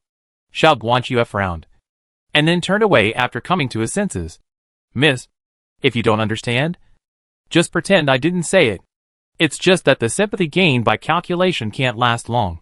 Xiaoyu doesn't like you, and this trick of playing hard to get is useless to him. Nan Yin laughed when she heard it. Her eyes flickered. Her long eyelashes curled up. She took a few steps forward, and the distance between her and Xiao Guanxue became closer. It's really strange. What do you care about what I calculated? The young master cares so much about what I said. Is it love at first sight? She looked straight into his eyes, saying such words, but there was no shy expression on her face, and there was no shame and discomfort after he exposed her tricks. Xiao Guanxue frowned a little deeper. He knew very well that the more calm women were, the more difficult they were to deal with, because they were more calculating. Thinking of this, the expression on Xiao Guanxue's face also turned cold. You think too much. I just remind you that Xiaoyu is not a fool. This kind of small trick of retreating to advance may be used once or twice to gain some sympathy. But a man will not fall in love with a woman just because of sympathy. If he really wants to pester her endlessly, Xia, you will see it sooner or later. Nan Yin was not interested and said, oh. Xiao Guanxue's eyes swept across her calm eyes, and he felt powerless like hitting cotton. This woman was stubborn. Originally, this matter had nothing to do with him. But he cared more about Suemo. He was worried that this woman would deal with Suemo. And he didn't want Suemo to be hurt because of this. Thinking of this, Xiao Guanxue didn't say anything else. After leaving that sentence, he turned around and left, obviously not wanting to have too much involvement with her. On the other side, Xiaoyu also explained everything that had happened recently, and finally made his sweetheart reluctantly forgive him after much persuasion. Although the two did not break the last layer of relationship paper, there was always an ambiguous atmosphere between them. Anyone with a discerning eye could see that the two were clearly interested in each other, but they did not say it out loud. Perhaps they just enjoyed this ambiguous atmosphere more. After that, the few of them stayed in Yaowang Valley. The relationship between Xiaoyu and Suemo returned to the noisy state before, and even the cold Yaowang Valley became a lot more lively. Compared with the familiarity between the two, the relationship between Xiaoyu and Nan Yin became a little more unfamiliar. In fact, it was not unfamiliar. At least Nan Yin was the same as usual every time she met him. She still smiled at him, was gentle and close to him, and cared about someone else. In this case, Nan Yin was not in a hurry. After wandering for a few days, she found Suemo, who lived in the other courtyard. When Suemo saw the person coming, her brows slightly frowned. The woman in front of her was dressed elegantly and beautifully, and she looked like a lady from a noble family. She was different from most of the women she had seen in the martial arts world. She had never liked dealing with such women. So she simply asked, "What do you want to see me for?" In fact, Suemo could vaguely guess that it was about Xiaoyu. After that day, Xiaoyu honestly explained their relationship. The woman in front of him was his childhood sweetheart, his fiancée, and the two were discussing breaking off the engagement. When she heard that, she subconsciously felt happy in her heart, which was undeniable. But she thought again. After all, it was a private matter between the two of them. What did it have to do with her? Xiaoyu had never promised her anything. She claimed to be innocent and open-minded, and she and Xiaoyu were just friends. So when she met Nan Yin, she did not feel guilty at all. Nan Yin nodded gently and smiled gently at the other party. "I have something to say to Miss Su. Do you have time to walk with me?" Suemo was not afraid, so she agreed naturally. The two walked side by side towards the front. The yard where Suemo lived was set aside independently. Outside the fence outside the yard was an area planted with flowers, plants and trees. The valley was like spring all year round, so the flowers were full of fragrance and always bloomed. This was also Xiao Guanxue's little thought. The other courtyard where the heroine lived happened to be very close to his residence. A secluded stone path led directly to the front. Going further, it was the medicinal garden that Xiao Guanxue often took care of. As Nan Yin walked forward, she tilted her head to look at her and said gently, "Miss Su is really similar to what I imagined." Suemo didn't quite understand what she meant by this, and didn't know whether it was a criticism or a compliment. But she always felt something strange in her heart. The woman in front of her shouldn't be so generous. She definitely didn't ask her to talk about these insignificant things. So she asked again, "Just say whatever you want to say. There's no need to beat around the bush and say something I don't understand." Nan Yin laughed again when she heard it, and she didn't care.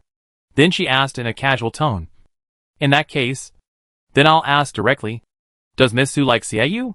Her tone was calm, as if she was discussing with her how lush the flowers in the medicine garden were, as if it was a very common thing. Suemo obviously didn't expect her to ask so directly. For a moment, she was a little stunned. But then she thought of the relationship between this woman and Xiaoyu and frowned. "What does this have to do with you?" Suemo didn't deny it directly. But in fact, even she herself didn't know what she was thinking in her heart. She had always thought that she liked Brother Xiao. But for some reason, she didn't feel very comfortable during the time when Xiaoyu was away. Therefore, Nan Yan's words still caused a ripple in her heart. But this subtle emotion was quickly suppressed by her. Nan Yan saw her expression change, and her smile deepened. "Miss, don't be nervous. If you really like him, you might as well say it directly. I think Brother A, you will be very happy to take you as a concubine." Hearing this, Sumo's face changed suddenly. I don't know if it's shame or anger, or both. She stared at Nan Yin with her eyes. Her face flushed red, obviously angry. "Take a concubine?" Her voice suddenly rose a degree, and her tone was somewhat unbelievable, even though Suemo never cared about her reputation. She was so angry at the moment that she subconsciously retorted. What nonsense are you talking about? When did I say I would be Xiaoyu's concubine? Nan Yin looked at the other party with a little surprise. Compared with the other party's anger, her expression at the moment seemed particularly calm. She said in a light tone, I thought Miss Su was willing. Otherwise she wouldn't care about him so much. Flirting with others in front of her decent fiancé. And pulling with others under the banner of friends. And saying that there was no relationship between the two of them. This is a bit hard to believe. Nan Yin tilted her head to look at her. Her eyes were filled with a bit of understanding tenderness. She smiled and said, Miss, you should know that the Xia family is a martial arts family. And has been friends with Mingyu Villa for 100 years. Brother Ayu and I were engaged since birth. So it is not easy to cancel the engagement.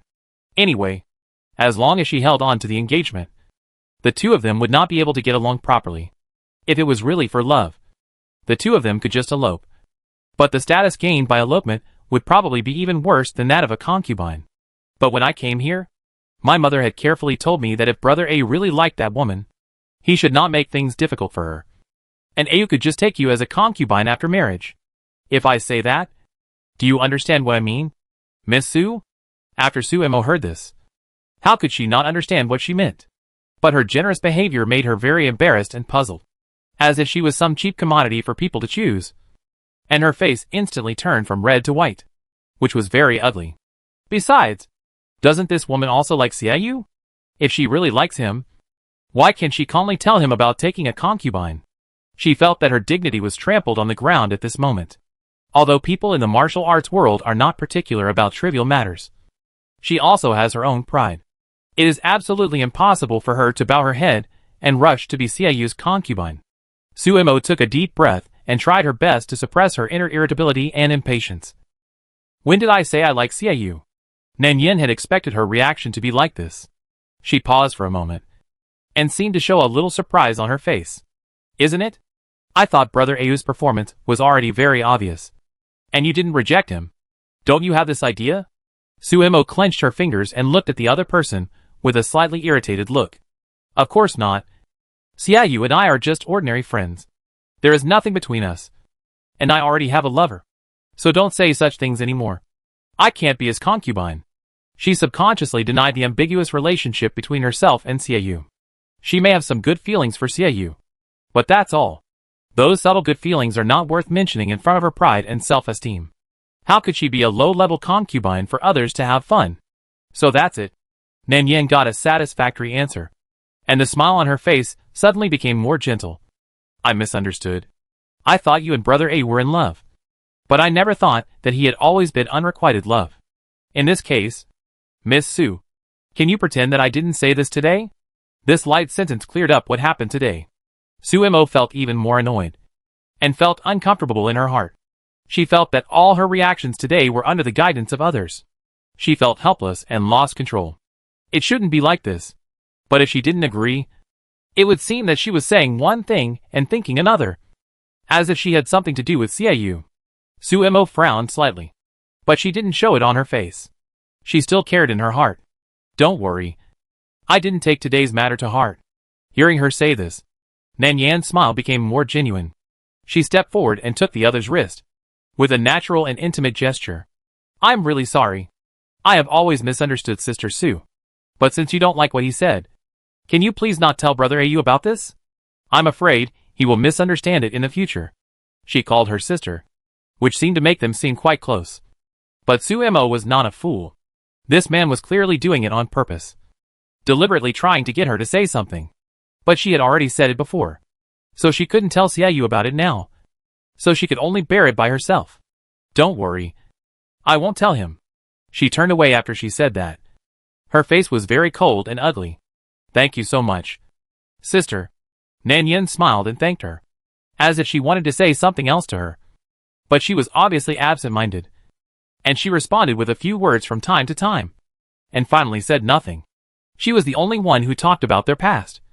Xiaoyu's embarrassing moments when he was young, and his gentle side that he had never shown in front of her. Those words that were casually uttered were like a tight and burning silk thread, pulling her heart and making it ache.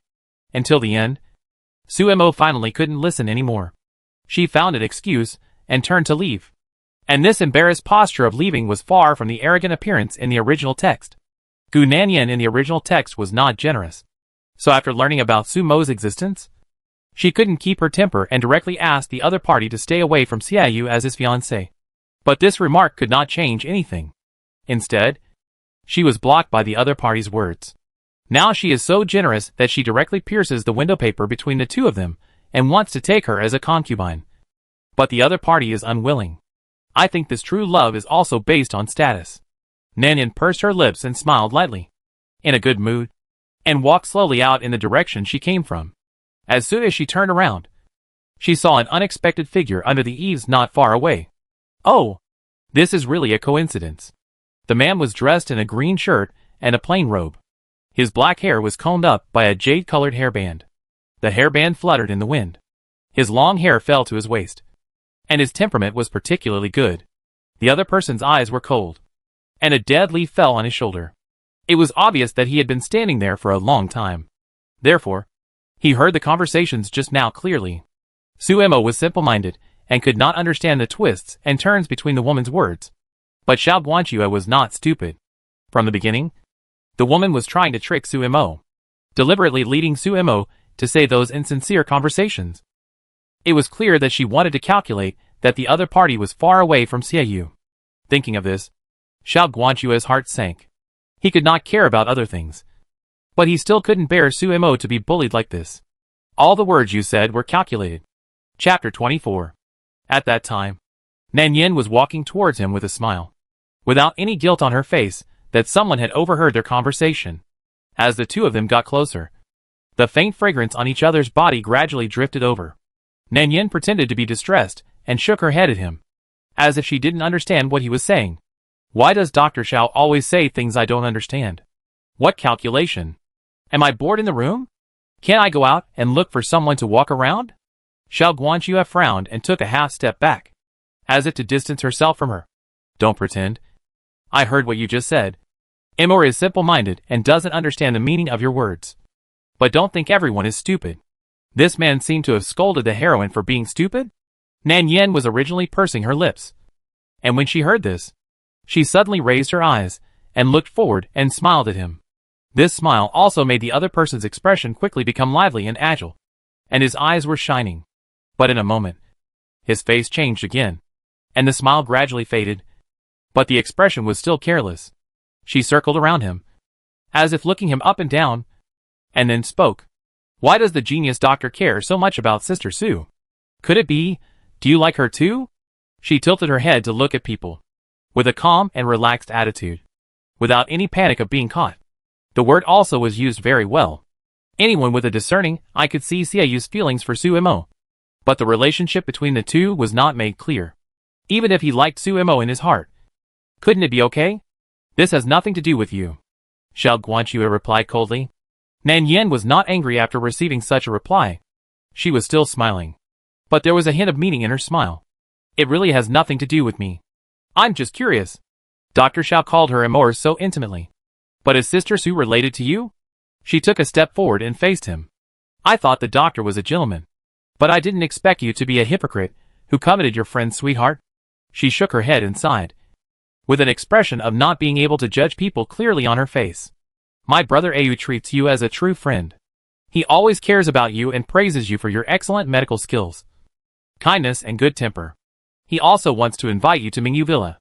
He values you so much. But he never thought that you would secretly spy on his beloved. What position do you put my brother Ayu in by doing this? The genius doctor values Sister Sue so much. I wonder if brother Ayu knows about this. She came closer unexpectedly with a smile on her face. She ran straight into his eyes. His eyes were as dark as ink, and there was a cold color in his eyes. Hearing what she said, Xiao Guanxue's face really changed, and his eyes were a little dark, making it difficult to see the meaning in his eyes. In fact, this is what Xiao Guanxue has always cared about. He and Xiaoyu were close friends. Xiaoyu had told him that he liked Suemo. When he didn't understand his feelings, he had given him advice and counseled him. But now he fell in love with Suemo, which was indeed very immoral for Xiaoyu. But he had never expressed his thoughts, and that feeling had always been buried in his heart. He felt that he had a clear conscience and had not done anything out of line. Wasn't this also not allowed? Xiao Guanxue sneered, obviously not caring about what she said. And his eyes turned colder. Whatever you think. I haven't done anything to let anyone down, Nan Yin said softly, and shook her head at him again, the pendant beside her ear swaying back and forth. Really? But a friend's wife should not be bullied. You are making a fuss. What did I say wrong? Don't you like Suimo? And don't you know that Xie likes her? Since you know, why don't you hide it? Why do you secretly spy on the other sweetheart? Aren't you always preparing to get promoted? I didn't do anything. But if you think about her like this, you will not be able to help it sooner or later. Even if you don't do it now, you will do something to let Xie down in the future. You? After hearing her remarks, Xiao Guanxue was so angry that he couldn't speak. He had never seen such an unreasonable woman. It's just a farce. Just because he and Xie were friends, does he have no right to like Suimo? He obviously did nothing. Why should she slander him like this? Xiao Guanxue raised his eyes and stared at her. He thought that this woman was just scheming. But he never thought that she was so eloquent. Xiao Guanxue is not stupid. He knows that this woman said so much to him not for the sake of a momentary verbal pleasure. As his thoughts turned rapidly, his mood gradually calmed down. You said so much. If you only want to talk to me about this, then forget it. I just want to ask. What do you want to do? Nan Yin restrained her smile after hearing this, and her expression became formal. Of course. It is to cooperate with Dr. Xiao. Cooperation? Hearing this, Xiao Guanxue's expression also became strange. What do you mean?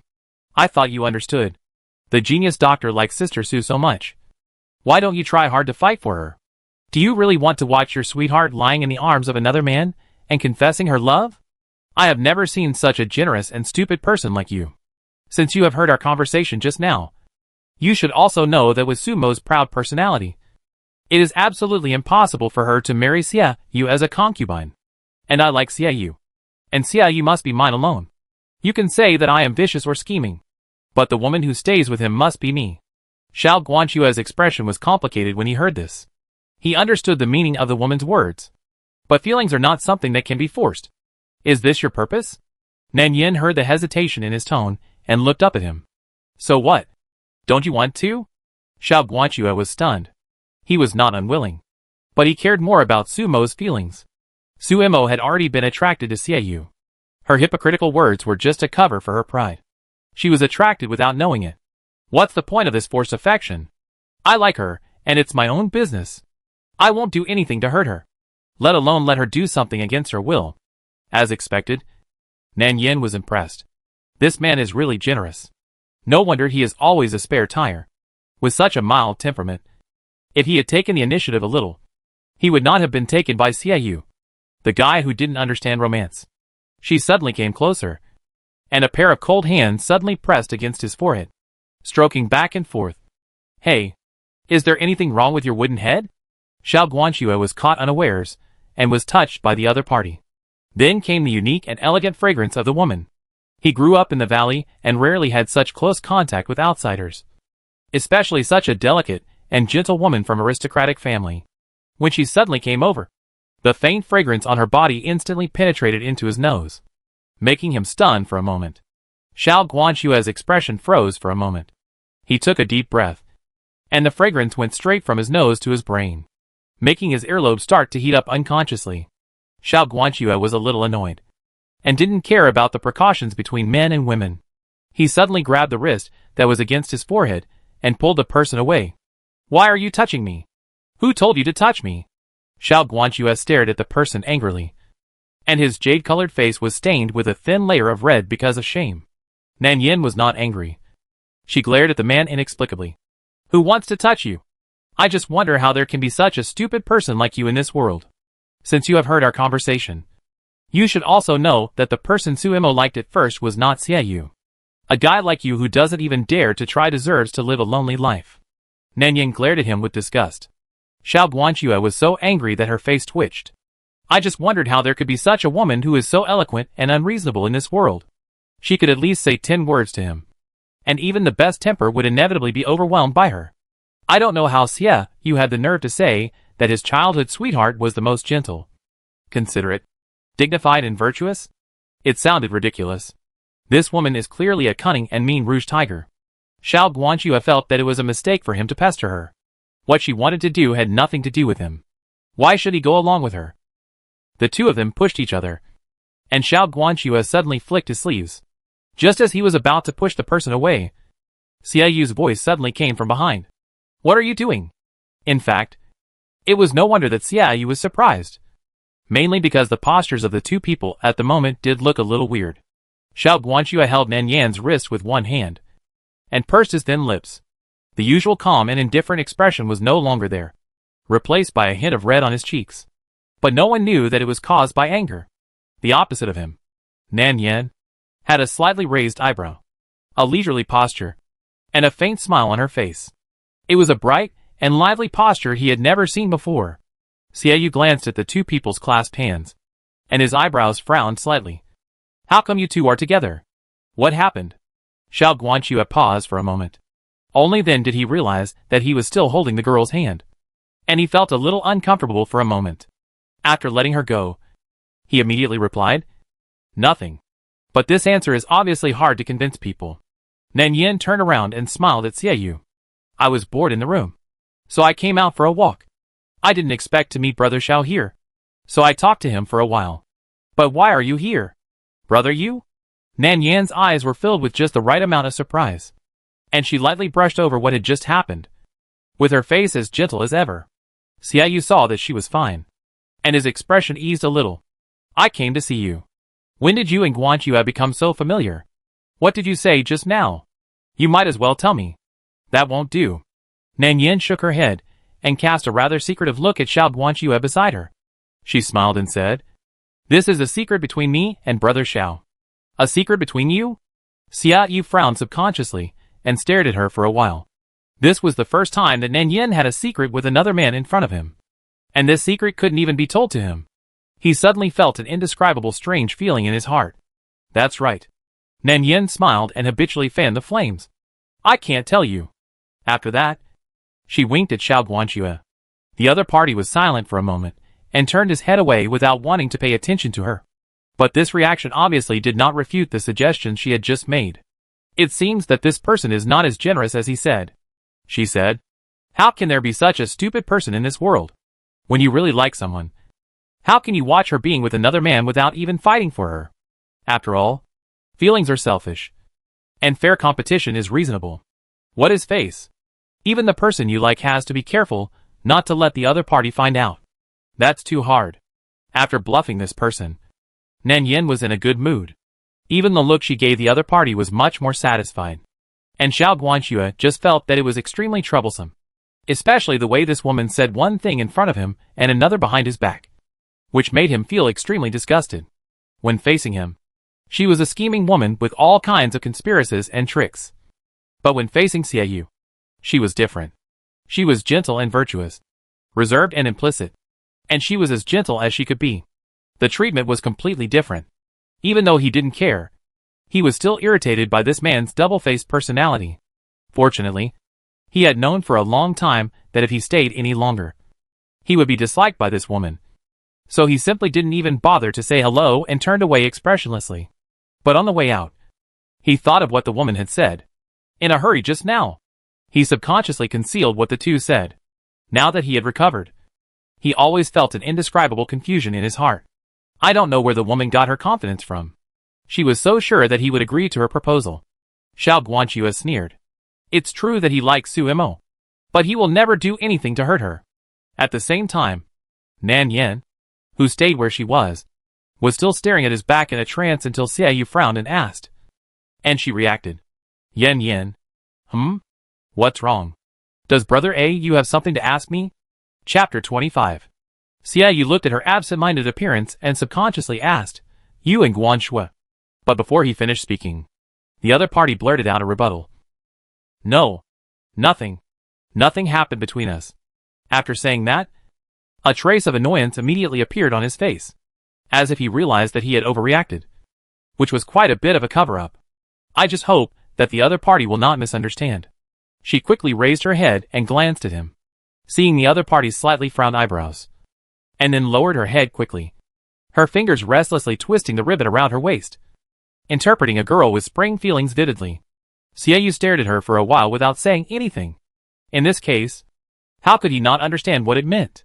It was clearly a sign of being moved. He didn't know what he felt at the bottom of his heart at this moment. Just looking at the pretty blush on Nan Yan's face because of another man, he inevitably felt a dull moment in his heart. You like him? Xiaoyu asked directly. Nan Yan was stunned for a moment. And then she was embarrassed and annoyed when she realized what was going on. She turned her face away uncomfortably and said, What are you talking about? Brother you? I never said such a thing. Perhaps because her heart was touched. The girl hurriedly denied it awkwardly. But there was a hint of expectation in her tone, which made it difficult to ignore. Xiaoyu's eyes fell on her side face. Because of this angle, he could clearly see the light red glow spreading all the way to the earlobe. And the jade-colored exquisite pendant passed through the pink and white thin earlobe, swaying back and forth with the movement. Down below is the delicate and slender neck. And the white jade-like skin is gradually stained with a thin layer of halo, which makes people unconsciously have the urge to reach out and touch it. Xiaoyu turned his face away uncomfortably, and a trace of inexplicable emotion flashed across his eyes. In his impression, the little girl in front of him still remained in the appearance of a little girl in childhood. Perhaps because the relationship between the two was too close. He had never looked at the girl in front of him in detail. Now he found that the little girl who grew up in his palm has grown into a graceful young lady. It was like a budding crabapple, which inadvertently attracted the attention of countless people. This momentary change of heart made him a little dazed. It was the first time that Xiaoyu looked at this former little girl with the eyes of a man. But for some reason, he suddenly felt his heartbeat speed up. He always knew that his little girl was beautiful, but he didn't know she was so beautiful.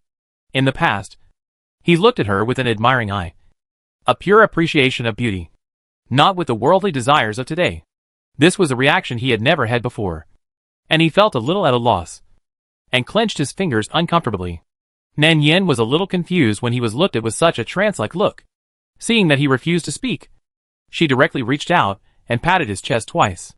Brother you. What's wrong with you? Why do you feel that your breathing seems a little unstable? Nan Yan slowly approached the person. Xiaoyu didn't hear what she said clearly.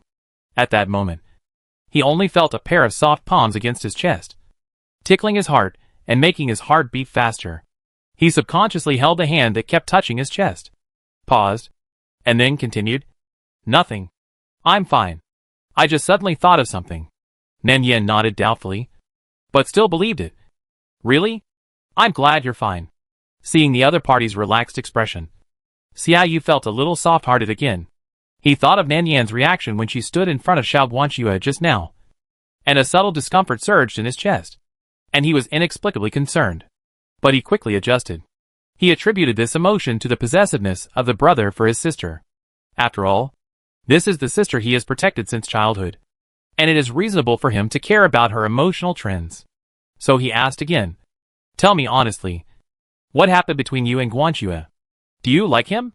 Xiaoyu let go of Qingmei's wrist. When he said the word like, his tone was inadvertently a little hesitant, and he didn't even realize what he was hesitating about.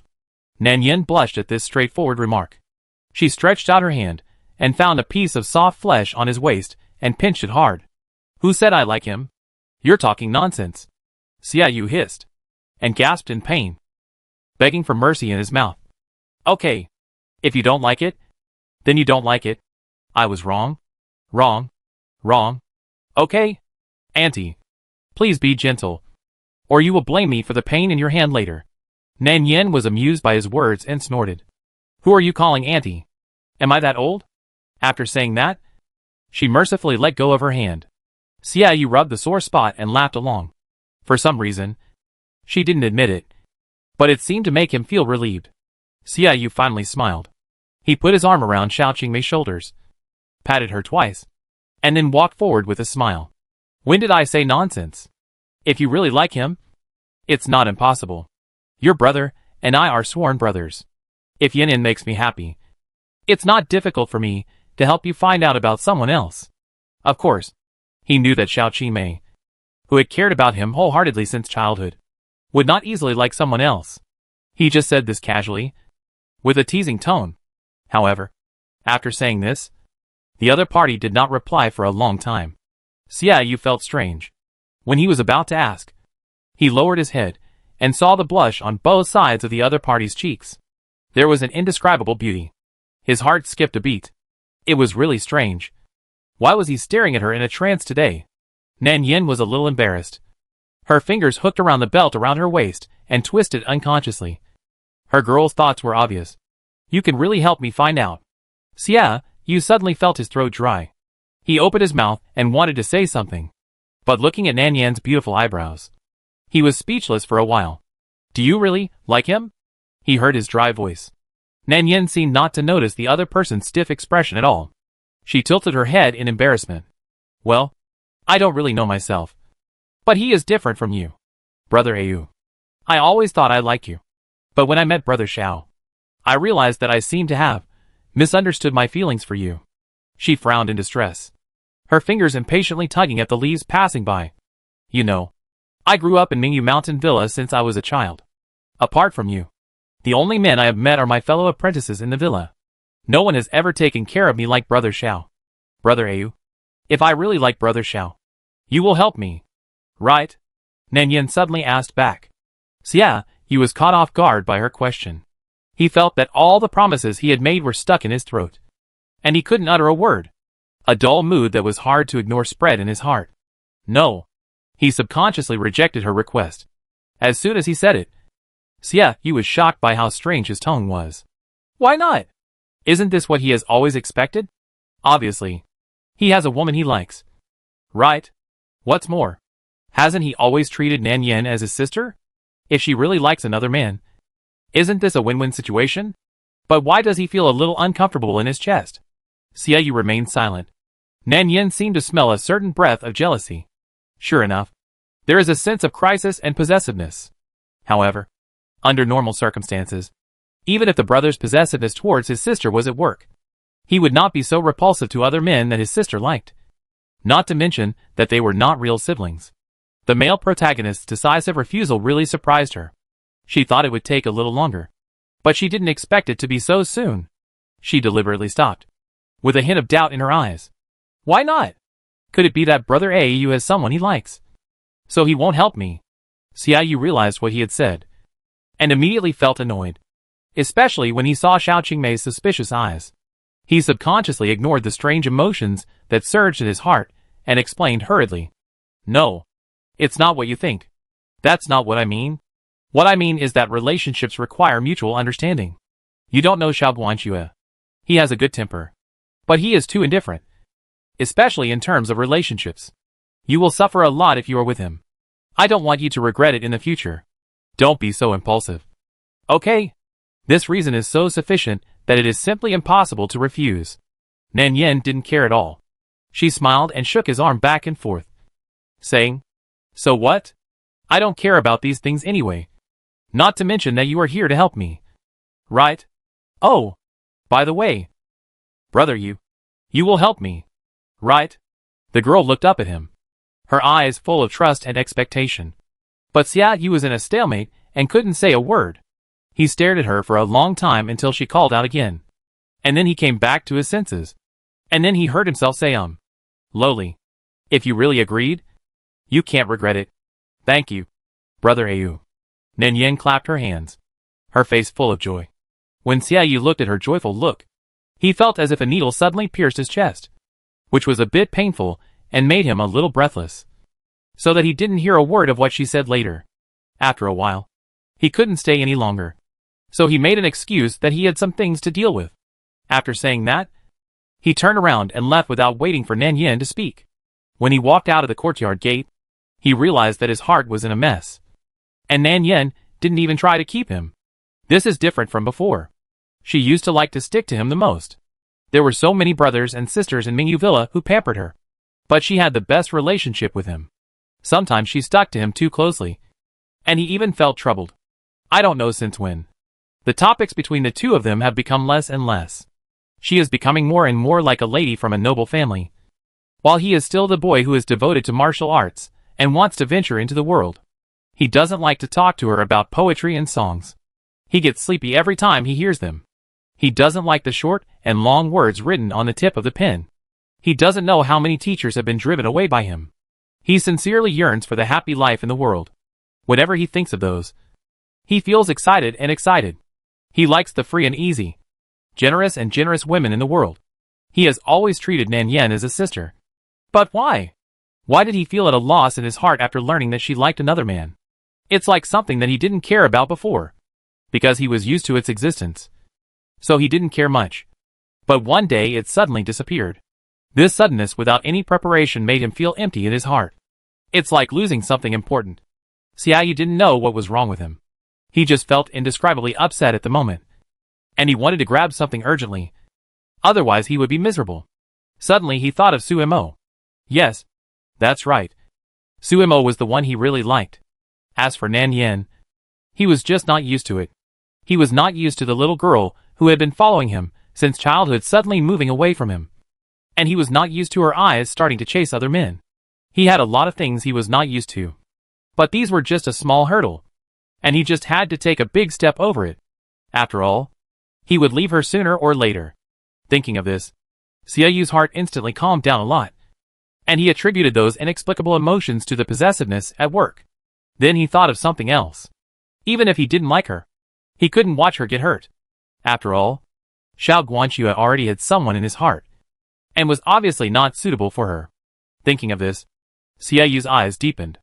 With his own strength, he successfully disrupted the mentality of the three people. And Nan Yen was in a good mood. But this was not enough. And he needed to stimulate him again. Xiao Guanxue was indifferent.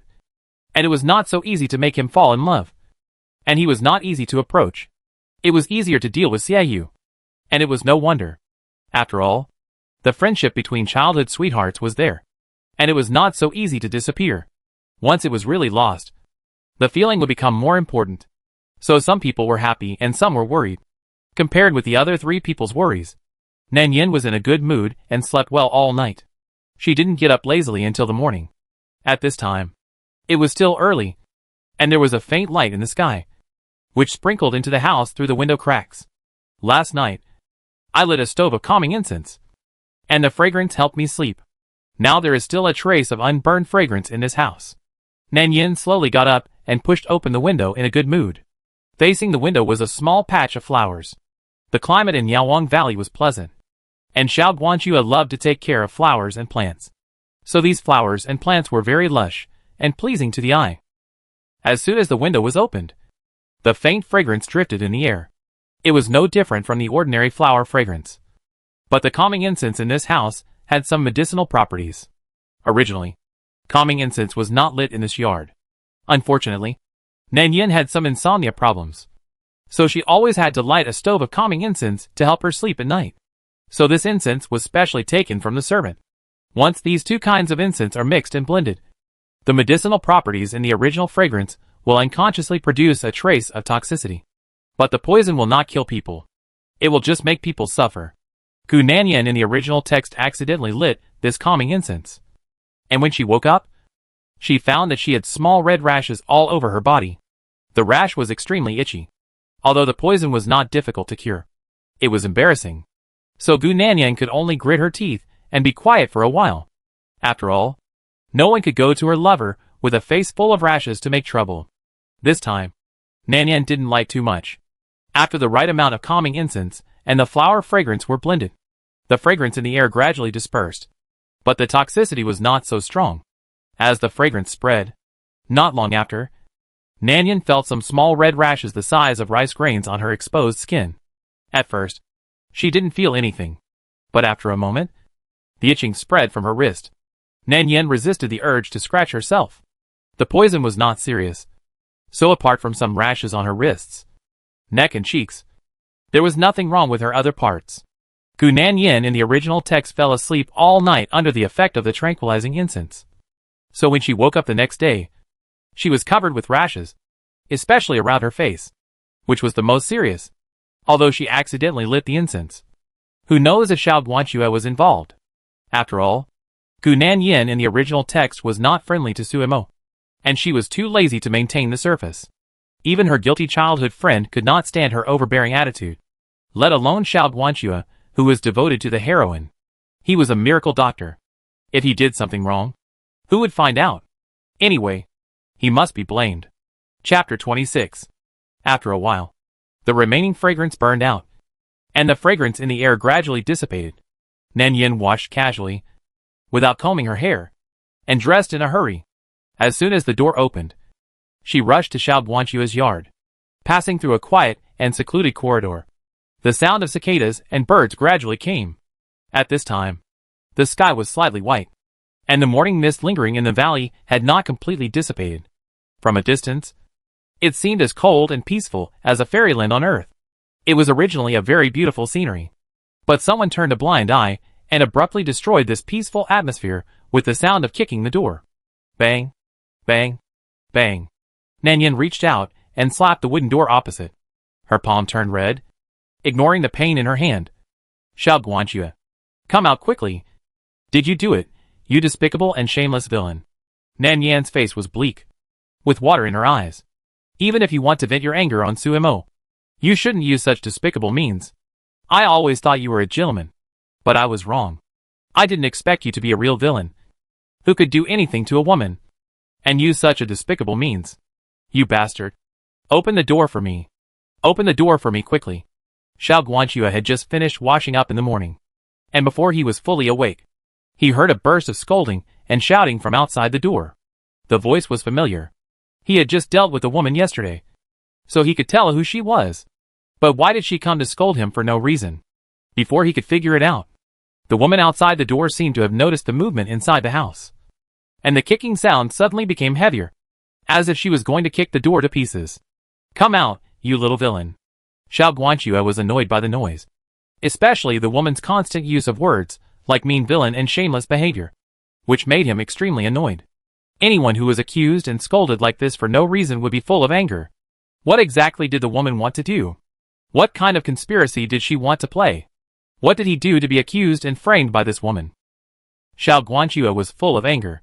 He just opened the door and was about to ask, "What do you want to do?" But before he could ask, he saw the other party rushing forward like crazy, grabbing a hairpin and stabbing it straight into his heart.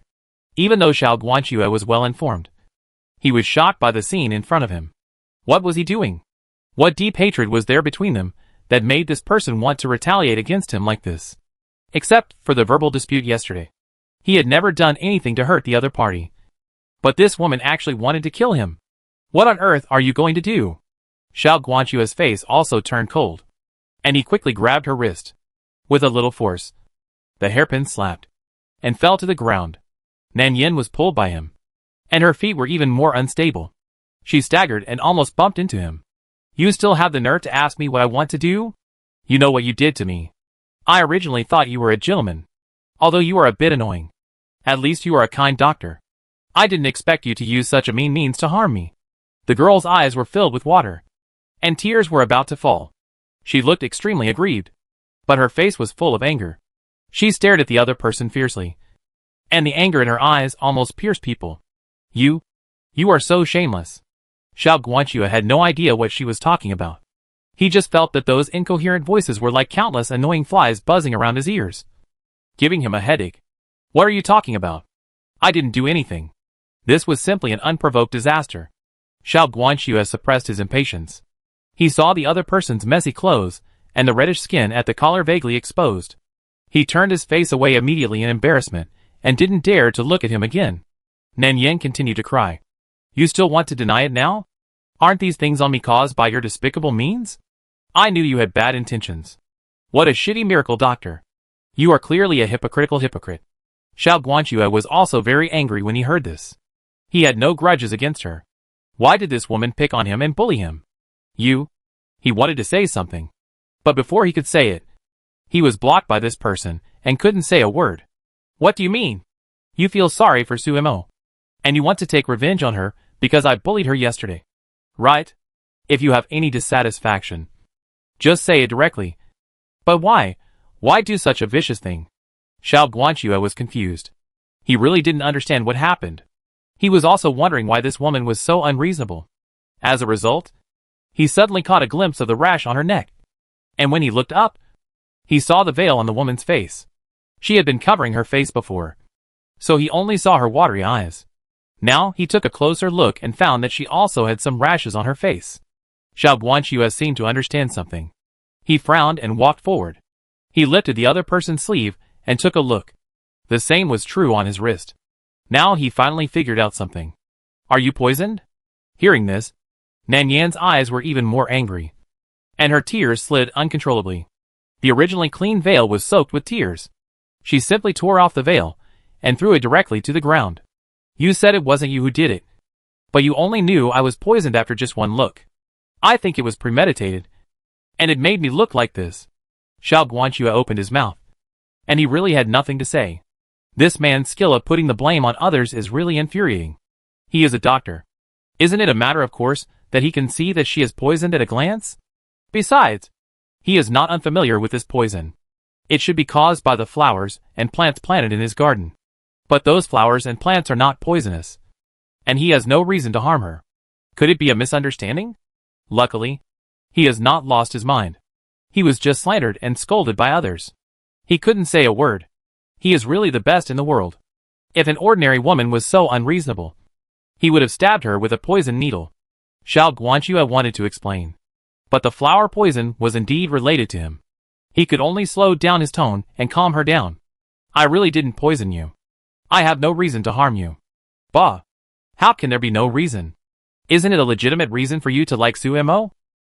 Nan Yin cried, and her eyes turned red. She was panting and breathing was a little difficult. Her originally pale cheeks were stained with a layer of blush without knowing when, and she looked extremely weak. But Xiao Guanxue knew that it was all a lie. This young lady was very good at saying one thing in front of others, and another behind their backs. Hearing her bring up Suemo again, he felt ashamed and angry. Anyone would feel dissatisfied if their secrets were exposed again and again. Not to mention that this woman was extremely difficult to deal with. What nonsense are you talking about? Why are you bringing someone else up for no reason? If I really wanted to poison you, I would make sure to poison your voice first, so that you wouldn't be able to accuse a good person without knowing right or wrong. You finally told the truth, didn't you? You still wanted to poison me and make me mute. Let me tell you, if you really dare to bully me, I will ask the guards of Mingyu Villa to burn your shabby valley to ashes. This young lady's unruly style was really displayed vividly. Xiao Guanxue was speechless. He couldn't help but wonder, does Xia Yu really know what kind of person his childhood sweetheart is? This is called gentle and considerate? He rubbed his aching eyebrows, thinking that if he said one more word to her, he would be angry to death. So he simply said directly and neatly, do you still want to cure this poison? As soon as he finished speaking, the crying on the other side finally stopped. Nan Yin suddenly raised her head, with a pair of slightly red eyes from crying, as if washed by water, clear and bright, staring at him with some suspicion. What did you say? This poison, can it be cured? Xiao Guanxue nodded. Of course it can be cured. How could the poison he planted himself be incurable? The eldest lady immediately glared at him, her long dark blue eyelashes dripping with tiny tears, not only without any threat, but also looking a little weak. Then why don't you cure it for me quickly? This commanding gesture is very familiar. Nan Yin was very itchy. The poison in her body was not eliminated, and the rash on her hands became more and more itchy. She lifted her sleeves, and her originally white wrists became much redder. She wanted to scratch but didn't dare to. Her eyes were red again, and her breathing became more and more rapid. Why don't you hurry up? Nan Yin couldn't help but urged again. Xiao Guanxue glanced at her sideways, feeling impatient. This woman was so confident in asking for help. She really didn't know how high the sky was. He wanted to make her suffer, so he moved slowly. It's no use for you to urge me. Although this poison is not fatal, it has a long-lasting effect. I need to study it. Nan Yin seemed to see what he was thinking. She was so angry that she went forward and punched his chest. She said in a hoarse voice, don't think I don't know what you are thinking. You are procrastinating just to make me suffer. I tell you, if you don't help me detoxify, I will go and bully your sweetheart. Xiao Guanxue frowned when he heard it. He just felt that this woman was really unreasonable. He was too lazy to argue with her. He stretched out his hand to lift up the sleeve. His fair skin was rubbed red, and there were several scratches. It was obvious that the eldest lady couldn't bear the itch and scratched herself. If she used a little force, she might even scratch her skin. He took out the silver needle and wanted to detoxify the poison for others first. But when Nan Yin saw the thin silver needle with a hint of cold light, she subconsciously retracted her finger and stared at the person vigilantly. What are you going to do? Xiao Guanxue raised his eyebrows slightly, thinking that this woman could also be afraid sometimes.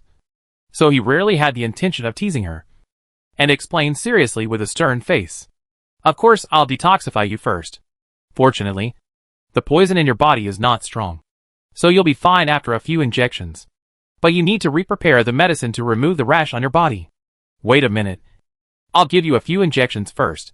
When he said this, Nan Yen didn't understand what this man wanted to do. It was obvious that he was just taking the opportunity to retaliate under the banner of detoxification. What a mean and vicious dogman. But if he wanted to act, Nan Yen would naturally accompany him. So she subconsciously retracted her fingers and hid back. Wait a minute. The girl looked up at the man. Because she had just cried? A layer of light powder spread out at the end of her fair eyes. Although there were some rashes on her face, it made her look more pitiful. Is there no other way to detoxify? Your needle is so long. It looks too scary. Can't you get a shorter one? Xiao Guanxue looked at the weak and pitiful appearance of this man, and for a moment he felt a little soft-hearted. It had nothing to do with being moved, but probably because men are born with a desire to protect women. Yes. Why should he bother with such a weak woman? On second thought, this woman is used to lying. Who knows if this scene in front of her is fake? Thinking of this, Xiao Guanxue glanced at her a few more times, and then took the acupuncture bag and put it directly on the table. A row of silver needles shone with a trace of cold light, which made people's scalps numb. It's just a few needles. If the girl doesn't want to, please ask someone else. By the way, the longer this poison is delayed, the more itchy the wound will be. When you scratch your face and leave a scar, don't blame me for not reminding you. He pretended to leave, and the man behind him immediately grabbed his sleeve, with a bit of shame and anger in his eyes. Stop. The girl looked at the row of silver needles that made her scalp numb, and touched her face in fear, as if she was a little worried. If it was really like what he said, how could she go out to meet people in the future? She simply made up her mind and stretched out her hand immediately, and handed a jade-like white wrist to him, conveying the meaning very clearly. Hurry up and pierce. Xiao Guanxue raised his eyelids lightly, glanced at her very lightly, turned around and picked up a silver needle. And when he was about to start, Nan Yen deliberately shrank back. Xiao Guanxue was too troublesome, so he simply pressed her wrist directly and reminded her coldly, "Don't move. Otherwise don't blame me if it hurts later." Seeing that the needle was about to be inserted, a voice suddenly came from behind and interrupted the two people's actions. Yen Yen? Xiaoyu didn't know when he came. At this moment, he was standing in the yard, his black eyes quietly staring at the two overly close figures in the house.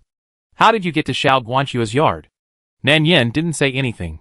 She was facing away from him at the moment, covering her face anxiously, as if she was worried that he would see her current appearance. Xiaoyu's eyes fell on Nan Yan's messy hair. Seeing her indifferent look, he inevitably thought of what Nan Yan said to him yesterday evening. So a trace of annoyance surged uncontrollably in his heart, and he subconsciously called her name. Yen Yen, come out. The person inside didn't move. Xiaoyu became more and more irritable, and he suddenly thought of what Sumo said to him last night. For some reason, Sumo's reaction to him seemed to become unusually indifferent. She also said some messy words that made him feel very puzzled, saying that she always treated him as a friend, and he shouldn't come to her again in the future. After repeated questioning, she angrily said, "If you want to know the reason, go find your childhood sweetheart and ask clearly." Xiaoyu was stunned, not understanding what was wrong with her. But she suddenly mentioned Nan Yan, which made him very suspicious. Did Nan Yan say something she shouldn't say to her? Or was she lying to him? So Xiaoyu went to Nan Yan's yard early in the morning, wanting to ask her what she said to Sumo yesterday. But he didn't see anyone after a round. On the way back, he happened to hear a clear movement from the yard next door. That's why he came here. But he didn't expect to see the scene. The two of them were entangled like intimate lovers. Yen Yen grabbed his sleeve, and Xiao Guanxue held her wrist tightly.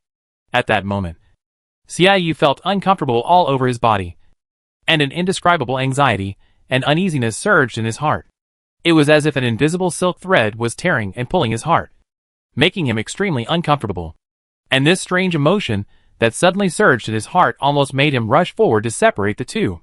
He endured and endured, clenched his fingers tightly, and barely suppressed this dull and irritable emotion, and then took a few steps forward. Yen Yen, Why don't you come over quickly? Nan Yan's eyes were anxious, but she still focused on covering her face. She finally got the chance. How could she go over? Because she had her back to Xiaoyu. She couldn't see his face at the moment, but she could guess from the sound that the person behind her should be angry. She didn't speak or move. Xiao Guanxue frowned and wanted to explain something, but was grabbed by Nan Yan's sleeve, half threatening and half embarrassed. You are not allowed to go. If you dare to tell Brother Au about my appearance, I will not let you go. Nan Yan was so skilled at threatening people. Xiao Guanxue immediately understood her thoughts after hearing her words. Women care most about their appearance, and even more about their good image in the eyes of their lovers. Now she is in such a mess with rashes all over her face and messy clothes. How could she want Xiaoyu to see it? But what puzzled him was why she said this to him. Wasn't he a man? Didn't this man have any shame when facing him? And didn't shy away from his image at all? The interaction between the two was seen by Xiaoyu. Seeing that Nan Yan refused to come over and was pulling and tugging with other men, he didn't know what happened at that moment. He just felt an inexplicable anger rising in his heart. Yan, what's wrong with you today? You haven't spoken since just now. Are you uncomfortable? He walked directly in front of the two of them, grabbed her wrist, and wanted to bend her over. However, his action obviously frightened Nan Yan. The little girl cried "Ah!" and slapped his hand back with her backhand. She slapped him away with a strong force, and even slapped his hand back red. Xiaoyu's fingers froze in midair. At this moment, Nan Yan had no time to care about his feelings, so she was too nervous and threw herself into the arms of Xiao Guanxue opposite. No, don't touch me. The girl's voice was a little hurried. She lowered her head, her long hair covering her face, so vaguely that Xiaoyu couldn't see the expression on her face at all. The miracle doctor who was hugged by her was also completely frozen at this moment, as hard as a stone, motionless, and didn't react for a long time. Chapter 27. The woman's soft body pressed tightly against his chest, and Xiao Guanxue didn't react for a while. When he came to his senses, his cheeks, ears, and neck were immediately covered with a thin layer of red at a speed visible to the naked eye. This was caused by being angry. Jane. He was simply shameless. What did this woman think of him? Hugging in public. How could it be spread out? Let go! Xiao Guanxue grabbed her wrist and pulled hard, trying to pull her away. But she hugged her tighter, holding his neck and refusing to let go. On the contrary, because he was too strong and accidentally hurt her. He heard the woman's painful sobbing. It hurts. It hurts? But you still don't let go. That won't do. When Xiao Guanxue heard the sob, he subconsciously let go of her hand. When he wanted to touch her again, he couldn't help but hesitate. The soft touch on his chest made him extremely embarrassed and annoyed. He couldn't touch her or get rid of her. He was so angry that his breathing became much tighter. The doctor, who had never been so intimate with a woman, had red cheeks at this moment. He took a deep breath and finally calmed down. Then he said, Miss Gu, men and women should not be intimate. You'd better let go of me quickly to avoid misunderstandings from others. Nan Yan knew who this other was, but she wanted the other party to misunderstand. No. Do you want him to see me in such a miserable state? Nan Yan lowered her voice very low, leaned close to his ear, and was a little panicked and anxious because she was desperate. You think I want to touch you? You are the one who poisoned me. If you hadn't been so reluctant to help me detoxify, how could I have ended up like this? Anyway, I don't care. You let him leave here first. You must not let brother you see me in such an ugly state. Absolutely not. After she finished speaking, she sobbed a few more times. Her tone was filled with shame and disgust, and she was obviously extremely embarrassed. It's all your fault. I haven't settled the score with you for my poisoning. If you dare to let brother you see me in such an ugly state, I will never forgive you. And your sweetheart? After she finished speaking, she added another sentence. Xiao Guanxue was speechless. This difficult woman. Not only did she blame him, but she also dared to threaten him. She really didn't know what she was talking about. Did she think that he was too gentle and didn't dare to deal with her? Xiao Guanxue was extremely annoyed. He looked up at Xiaoyu opposite him and knew that the current situation was not the time to say such things. He resisted the urge to throw her out and explained directly. Xiaoyu, don't get me wrong. It's not what you think. Miss Gu came to me because she was not feeling well. I just checked her out. Well, that was right. And the tone was serious and sincere. But why did it sound so teary? Nan Yin couldn't help but want to laugh. But luckily she held it back. But Xiaoyu on the other side couldn't help it. Especially when he saw the scene of the two hugging each other. He felt a sharp thorn suddenly piercing his chest. And suddenly, a trace of pain and suffocation that was hard to ignore suddenly arose in his heart. This pain was nothing to worry about at first. But Nan Yan's attitude of not rejecting it, and the scene of her nestling in the arms of another man, all made him feel extremely uncomfortable. As time went by, the dense stabbing pain gradually spread, making his chest heavy, and even his breathing suddenly became a little difficult. It was only a moment from just now to now. But Xiaoyu felt that a long time had passed. He clenched his fingers and blurted out sarcasm. Heh. I didn't know that you needed to hug the other person so intimately when you were treating them? After saying this, Xiaoyu was suddenly shocked. When did his tone become so weird? He and Xiao Guanxue were friends. So how could she not trust him so much? Besides, didn't he always treat Nan Yin as his sister? Why did he care so much about her being with another man? He even wanted to rush up and separate the two. Hearing this, Xiao Guanxue also frowned. He looked at Xiaoyu's weird face and felt that something was wrong. But the situation at the moment didn't allow him to think too much. Xiaoyu, this matter is not what you see. I will explain it to you later. Can you leave now? Hiss. As soon as the voice fell, Xiao Guanxue felt a pain in his neck. It turned out that Nan Yin couldn't help it and bit him. Because the poison had not been cured and it had been delayed for so long. The back of her hand became more and more itchy. She wanted to scratch but didn't dare to. Because the more she scratched, the more itchy it became. She had no choice but to bite the man's neck. Crying in pain, she didn't bite hard, and tears fell down her cheeks into his collar. The neck is a sensitive part of the human body. Xiao Guanxue only felt a tingling pain and itchiness rising from his waist. That strange and weird feeling made him feel ashamed and panicked. And his ears were almost red and bleeding. He held her tightly, afraid that someone would notice something. He gritted his teeth and endured it, scolding in a low voice. Gu Nan Yin, what are you going to do? Nan Yin felt itchy and tears came out. But this method of using others' pain to relieve her own itch didn't seem to work. She rubbed it twice through her sleeves. And the more she rubbed, the more itchy it became. Itchy. My face is itchy. And my hands are itchy. If you don't detoxify me, I'll die. She started rubbing again, jumping back and forth on the minefield. Xiao Guanxue had a headache. This woman was simply his nemesis who came to harm him. And he couldn't get rid of her no matter what. He touched her wrist and pressed it down, not allowing her to rub it anymore.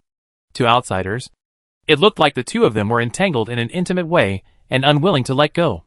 Seeing this, Xiaoyu, who was standing by, could no longer hold back. I don't care about any misunderstandings. You should separate now. Especially from the beginning to the end. Nan Yin had been ignoring him and even refused to look at him, which made him inexplicably angry. Yin, let him go quickly. What's the point of pulling and tugging like this? As he said this, Xiaoyu went forward and pressed her shoulders. He was about to use force to completely separate the two. But Xiao Guanxue suddenly raised her hand to block him and separated his force. Xiaoyu, don't be impulsive. Xia, you couldn't hold back his emotions when he heard this. I'm impulsive. Do you know what you are doing? Are you going to fight me? He didn't even know why he was so angry. He just felt more and more unbearable when he saw the two of them clinging to each other. It was as if his heart was suddenly tightened by an invisible big hand, making it difficult for him to breathe. The nameless anger also made him lose his reason, and even his heartbeat became uncontrollably rapid. Let go. At this time, Nan Yan's voice also rang out, slightly hoarse, with some anxiety. Brother, you, don't touch me. I'm really uncomfortable. Can you go out first? Yin, you go out first. Her tone suddenly became heavier. Hearing Nan Yan's words, Xiaoyu's chest tightened even more. His face turned pale at a visible speed, and an unprecedented panic surged into his heart, as if he was about to lose something. Why is this happening? What's wrong with him? He obviously likes Suemo, doesn't he? But why does he care so much about Yin Yan's affairs? He just felt that after leaving Mingyu Villa, the whole person became a little abnormal. He thought about her from time to time. And even when he was with Suemo, Yin Yan's face occasionally flashed in his mind. He always felt guilty at first. Guilty that he had let her down. But now it seems different. Which brother would interfere with his sister's relationship because of guilt? What's wrong with him? Why does he care so much? Xiaoyu didn't know if it was Sumo's matter that made Yin Yin hate him. Otherwise, why would she reject him again and again? The more he thought about it, the more flustered he felt. And he didn't even know what he was worried about. And Xiao Guanxue took advantage of the moment when he was stunned and pushed him out of the door. And closed the door with his backhand.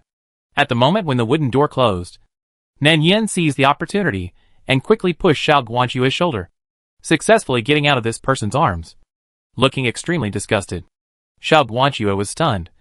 The softness in his arm suddenly disappeared, and he felt a little strange and uncomfortable. But when he looked up and saw the woman's disgusted, angry and aggrieved eyes, he was immediately furious. Ha! You threw it away after using it. And you still have the nerve to glare at him? Throughout his first half of his life, he really had never seen such an ungrateful woman. Dr. Zhao's vicious impression of this young lady rose to a new level. What are you looking at? If it weren't for you, would I have suffered so much? She held her wrist in front of him, and after she finished speaking, tears fell again, and she cried softly, all this is because of you. And what happened today? If Brother Ayu misunderstands, I will definitely make you pay. She glared at him fiercely, and her nose was slightly red from crying. Her cheeks were filled with tears, and her long black eyelashes trembled. Not only was she not threatening, but she looked even more pitiful. Back and forth, there were only a few threatening words, and Xiao Guanxue could see that this young lady was probably just a paper tiger. Xiao Guanxue was too lazy to argue with her, but just looked at her face with tears on her cheeks, and felt a little bit of pain in his heart. A strange feeling, because her crying made him think of the scene when this woman was rubbing against him. Thinking of that embarrassing and strange feeling, Xiao Guanxue felt uncomfortable all over, and his ears were slightly hot. He immediately dismissed the image in his mind, pulled out the silver needle from the needle bag, lifted her wrist, and stabbed her with one needle. Nan Yin cried out in pain. Ah! It hurts. Asshole. Didn't you say it didn't hurt? How can it stop itching if it doesn't hurt? Nonsense. You clearly said it didn't hurt much before. Hey. It doesn't seem to itch much anymore. The young lady stopped crying and poked the rash on the back of her hand. The original unbearable itching was indeed relieved by the stimulation of the needle pain. She rubbed her wrist, and the remaining itching made her try, and she couldn't help but reach out to scratch it. As a result, she was slapped on the back of her hand. You dare to hit me? Dr. Xiao snorted coldly, and seeing her little action, he stabbed her with another needle. Don't move. If you scratch it, you can't blame others if you leave a scar. When she heard that it would leave a scar, the young lady really stayed still. But the look she gave her was still disgusting. The most annoying thing is these patients who don't listen to the doctor's advice. And this delicate young lady is the worst among them. So Dr. Xiao is also merciless when he takes action. However, when he took the pulse just now, he also checked the pulse of this person. On the surface, he looked lively and energetic, but he didn't expect that he was so weak in the bottom, with palpitations and weak pulse, just like a sick and short-lived ghost. He was too lazy to argue with her. 3 days later, the rash on Nan Yan's body completely subsided, which was more than half a month less than the complete recovery in the original text. So he didn't miss what happened next. However, this body has always been weak, so even if it recovers, there is a little soft sick color on both sides of the cheeks. After that day, Xiaoyu seemed to meet her less frequently, obviously deliberately avoiding her. In addition, Sumo's relationship with him has become much more distant. Sumo has been staying with Xiao Guanxue recently, so Xiao Shini has been in a good mood these days, and he always smiles when he sees people. But the good times don't last long. Xiaoyu doesn't know what he said to Sumo, and the relationship between the two has eased a little, which makes Shini's mood return to its original state. Anyway, she was the most carefree among the few people. Sumo and Xiaoyu had a relaxed relationship, and Xiao Guanxue felt annoyed when they saw it. Nan Yin would occasionally stab him, which made him even more upset. Xia and Su saw the interaction between her and Xiao Guanxue, and although they did not show any emotion on their faces, they were not very comfortable in their hearts. Especially after that day, Xiaoyu had been waiting for Nan Yin to come and explain to him. But until now, she had not taken the initiative to find him. This kind of depressed mood accumulated in his heart little by little, just waiting for a certain day when he could no longer suppress it. Who knows what the situation would be by then? Later, someone outside the valley came to seek medical treatment, saying that there was an epidemic at the foot of the mountain. At the beginning, a small village called Wufang was infected with the epidemic. Several elderly people died in the village, and the villagers did not care. Later, the epidemic broke out and infected several neighboring villages in succession, and more people died. And those bodies were piled up in the abandoned charity cemetery on the mountain because they could not be buried in time. Now the number of dead bodies is increasing, and even the charity cemetery can no longer hold them. They can only be thrown randomly on the hilltop. In the middle of the night, hungry wild animals come out to look for food. Most of the ownerless corpses are eaten by animals, bitten in a mess, and look very horrifying. Later, the village invited many doctors to treat them, but most of them could not find the cause of the disease. Several doctors also contracted the epidemic and died in the village. They really had no choice but to look for other doctors. They also heard that there was a young doctor named Xiao in Yaowang Valley. Because he was indifferent and rarely went out, he came to seek medical treatment. I just hope that the doctor can show mercy and save the lives of these poor people. After understanding the ins and outs of the matter, Xiao Guanxue naturally agreed. Xiaoyu and Su Imo also went with him. The three-person team of chivalrous and righteous people was complete again. The difference was that this time, there was also Nen Yin. After packing up and making all the necessary preparations, they followed the villagers on their way. It should be a good year with good weather and no drought or floods, and no wars that would cause loss of life and property. How could a plague suddenly appear? If it is not a natural disaster, it must be a man-made disaster. I just don't know what caused this disaster. I guess I can only find the reason by going to the village. Chapter 28. The plague is a node in the original text. In the original text, Su Imo accidentally got infected with the virus. Xiao Guanxue desperately tried to find a way to cure the plague, while Xiaoyu stayed by her side and took care of her, and finally got infected with the plague himself. The two supported each other in the face of life and death. In the end, Xiaoyu was the first to reveal his feelings, and Su Imo was moved by his feelings. She gradually leaned towards Xiaoyu from her hesitation and gave him a chance. She gradually gave up the figure that she had liked in her heart, and Xiao Guanxue was slowly eliminated. Later, Xiao Guanxue found a way to cure the plague, save Su Imo and Xiaoyu, and those villagers who were infected with the plague but not completely dead, and became the villagers' lifesaver. The three of them became famous for a while, and they also had a certain status in the world of martial arts, and they could be called chivalrous men.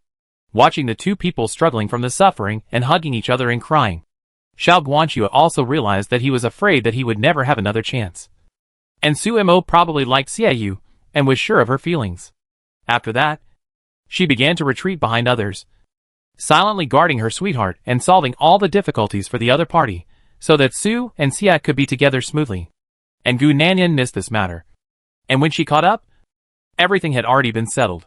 She just felt that there was something different between Su and Xia. Although no one told her what happened, people's intuition would not be wrong.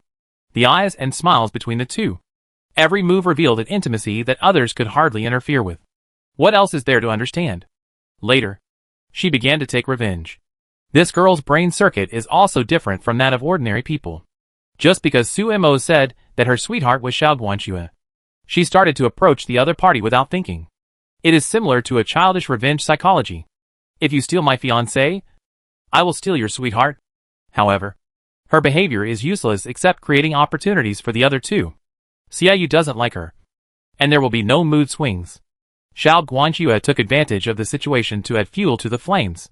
Just when there was an opportunity to help the two break up the engagement, Su Imo was qualified to stand beside Xiaoyu. Several people came all the way to Wufang village. The village is not far from the town. The mountains and rivers are clear. It was originally a self-sufficient and prosperous village. But now, because of the plague, the whole village is shrouded in a layer of death and sadness. The entrance of the village is guarded by soldiers sent by the government. Those people have white cloth on their faces and long swords on their waists. No villagers infected with the disease are allowed to come out. It's easy for normal people to go in. But once you enter the village, you can't easily come out unless someone can completely cure the plague. Seeing such a rigorous and dangerous posture, Xiaoyu immediately pulled Nen Yin off the carriage and didn't allow her to move forward. Yen, the plague is not a joke. You have always been in poor health. You are not allowed to go in this time. This is the first time since that day that the male protagonist has taken the initiative to talk to her. But Nan Yin didn't appreciate it. She bit her lip and looked at the serious situation at the entrance of the village. And then looked at Xia Yu in front of her. Then shook her head and said, "No. I want to go with you." Xia Yu frowned slightly and refused to compromise. "Be obedient. Yin. The three of us have martial arts. And our bodies are stronger than ordinary people. It's not so easy to get sick. But you are different. Stay here and wait for us to come back. Okay?" Nan Yin shook her head again, holding one of his hands with her backhand, refusing to let go. "I don't want to. I'll go wherever you go. Even if you don't let me in today, I won't be able to control me after you leave. I will still sneak in alone." Seeing that the other party still refused to agree, Nan Yin said softly, "Brother Au, let me accompany you. Okay?" When she said this, her voice was extremely gentle. Xia Yu lowered his head to meet those clean and moist eyes, and suddenly saw the affection deep in those eyes, and was a little flustered for a while. Yin to him. She still to him. Xia Yu couldn't believe this cognition. But the strange emotions that surged from deep in his heart made him subconsciously break away from her hand. No. He didn't know why he was so nervous. Hasn't he always known Yin's feelings for him? He didn't care about it before. Why did she become so abnormal recently? Then I will go in alone. Brother Au, you can't control me. The girl turned away in a depressed mood, and her voice was rarely angry. Hearing this, Xia Yu was a little helpless. This little childhood sweetheart was the most stubborn. No matter how he said it, she refused to give up the idea of going in. If he really left her alone, this girl might really sneak in. At that time, no one would protect her. And who knows what big problems might happen. It would be better to let her follow behind him and keep a close eye on her. With his protection, the danger should be much less. In the end, he had to frown and agree.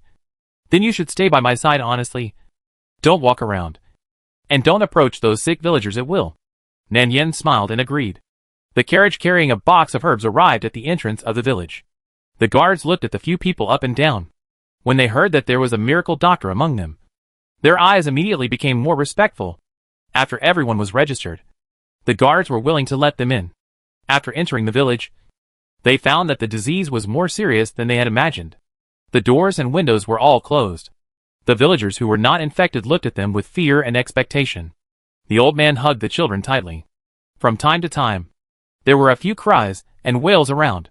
There was a breath of death everywhere, which looked very pitiful. And those villagers who were infected with the disease and dying were all locked up in the charity house on the mountain. The only way down the mountain was watched by the villagers, and it was surrounded by sharpened wooden stakes, for fear that patients would sneak out. This method did isolate the infected and healthy villagers to prevent the rapid infection of the disease. But if a cure was not found as soon as possible, these people would not be able to endure it sooner or later. The village was still safe at the moment.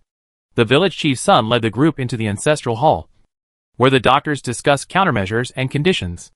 Because of Xiao Guanchua's reputation as a miracle doctor, the treatment of several people in the village was quite good.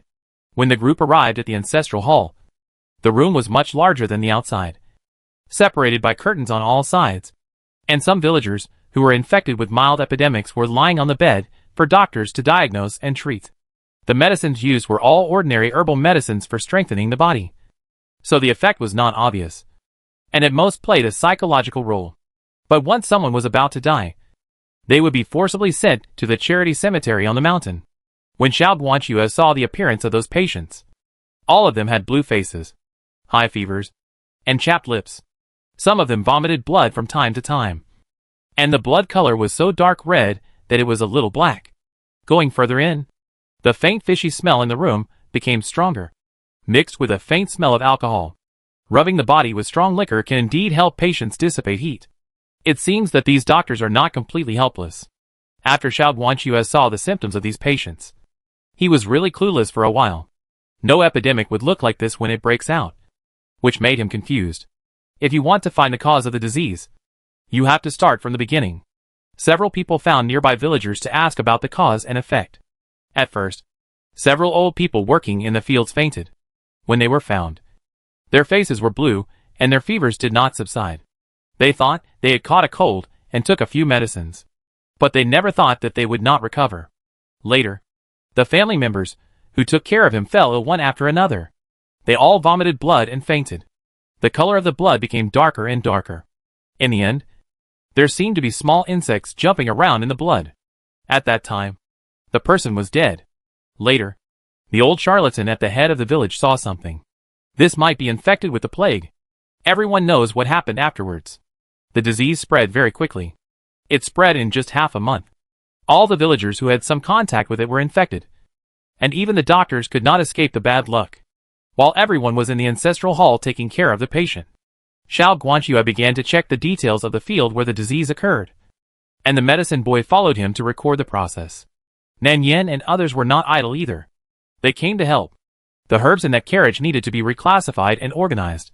So they recorded the shortage of herbs with the villagers.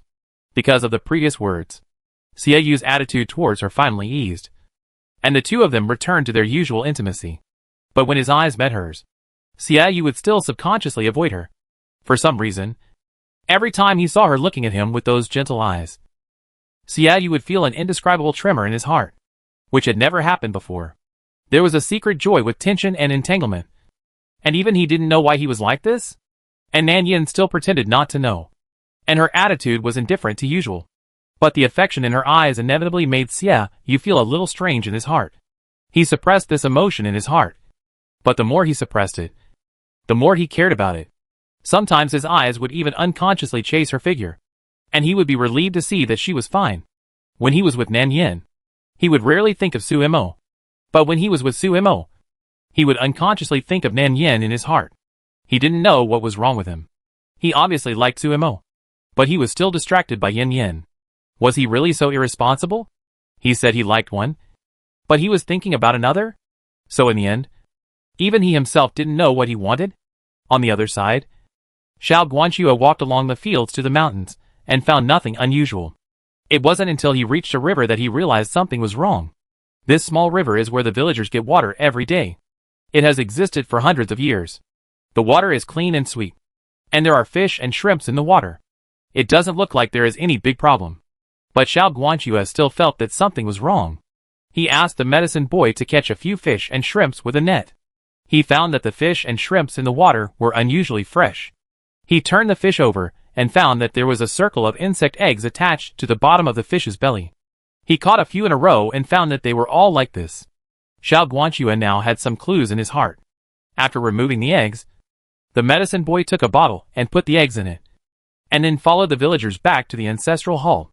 After returning, Xiao Guanxue did not rest immediately, but asked the doctor who took care of the patient for some dirty blood. After comparison, it was found that the small insects in the blood were the same as the eggs attached to the fish. This discovery surprised everyone. Xie Yu took the bottle containing the eggs from the medicine boy. His face was very heavy. You said it was poison? But who would have such a powerful poison? And who would poison a group of innocent villagers? Xiao Guanxue also frowned. To be precise, it's not poison. It should be a goo. The person who poisons the goo uses the blood of the poisoned person to feed the goo. When the goo worm matures, it will leave the human body, and the host will die. In addition, these goo worms reproduce very quickly. When poisoned, it is like being pricked by a needle. It will pass in a moment, and there will not be much pain. After that, it will slowly mature in the body, and eat away at the vitality of the person bit by bit. Xiao Guanxue explained. And everyone understood the process of poisoning. But there is something more important to ask. Since you know that this is a goo poison, do you know where this goo comes from? And is there a way to cure it? This was asked by Nan Yin. She glanced at him, then looked at the eggs in the bottle, and her tone was a little puzzled. Xiao Guanxue was silent for a moment. Then his eyes fell on Su Mo beside him. And after hesitating for a moment, he continued, This goo is the thousand silk goo from the demon sect. Because it is so old, not many people know about it. I also read about the characteristics of this goo in an ancient book, so I have some understanding of it. But the medical book does not record the method of detoxification. Demon sect? As soon as the words fell, the other two people's eyes fell on Su Mo beside them.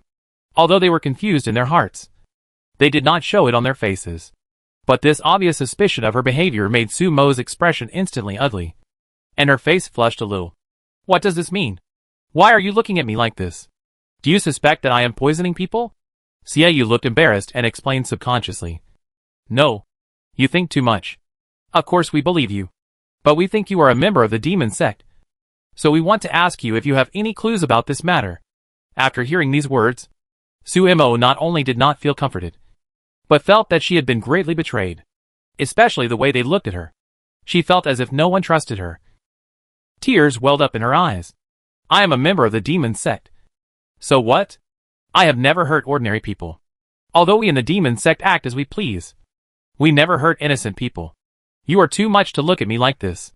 Xiao Guanxue saw her sad and upset look, and felt that what he said just now was too direct. Although the thousand silk goo is the poison of the demon sect, there is no guarantee that there will not be people with other intentions who frame her and provoke disputes between the righteous and the demon sect. He should have considered more other factors instead of saying this directly.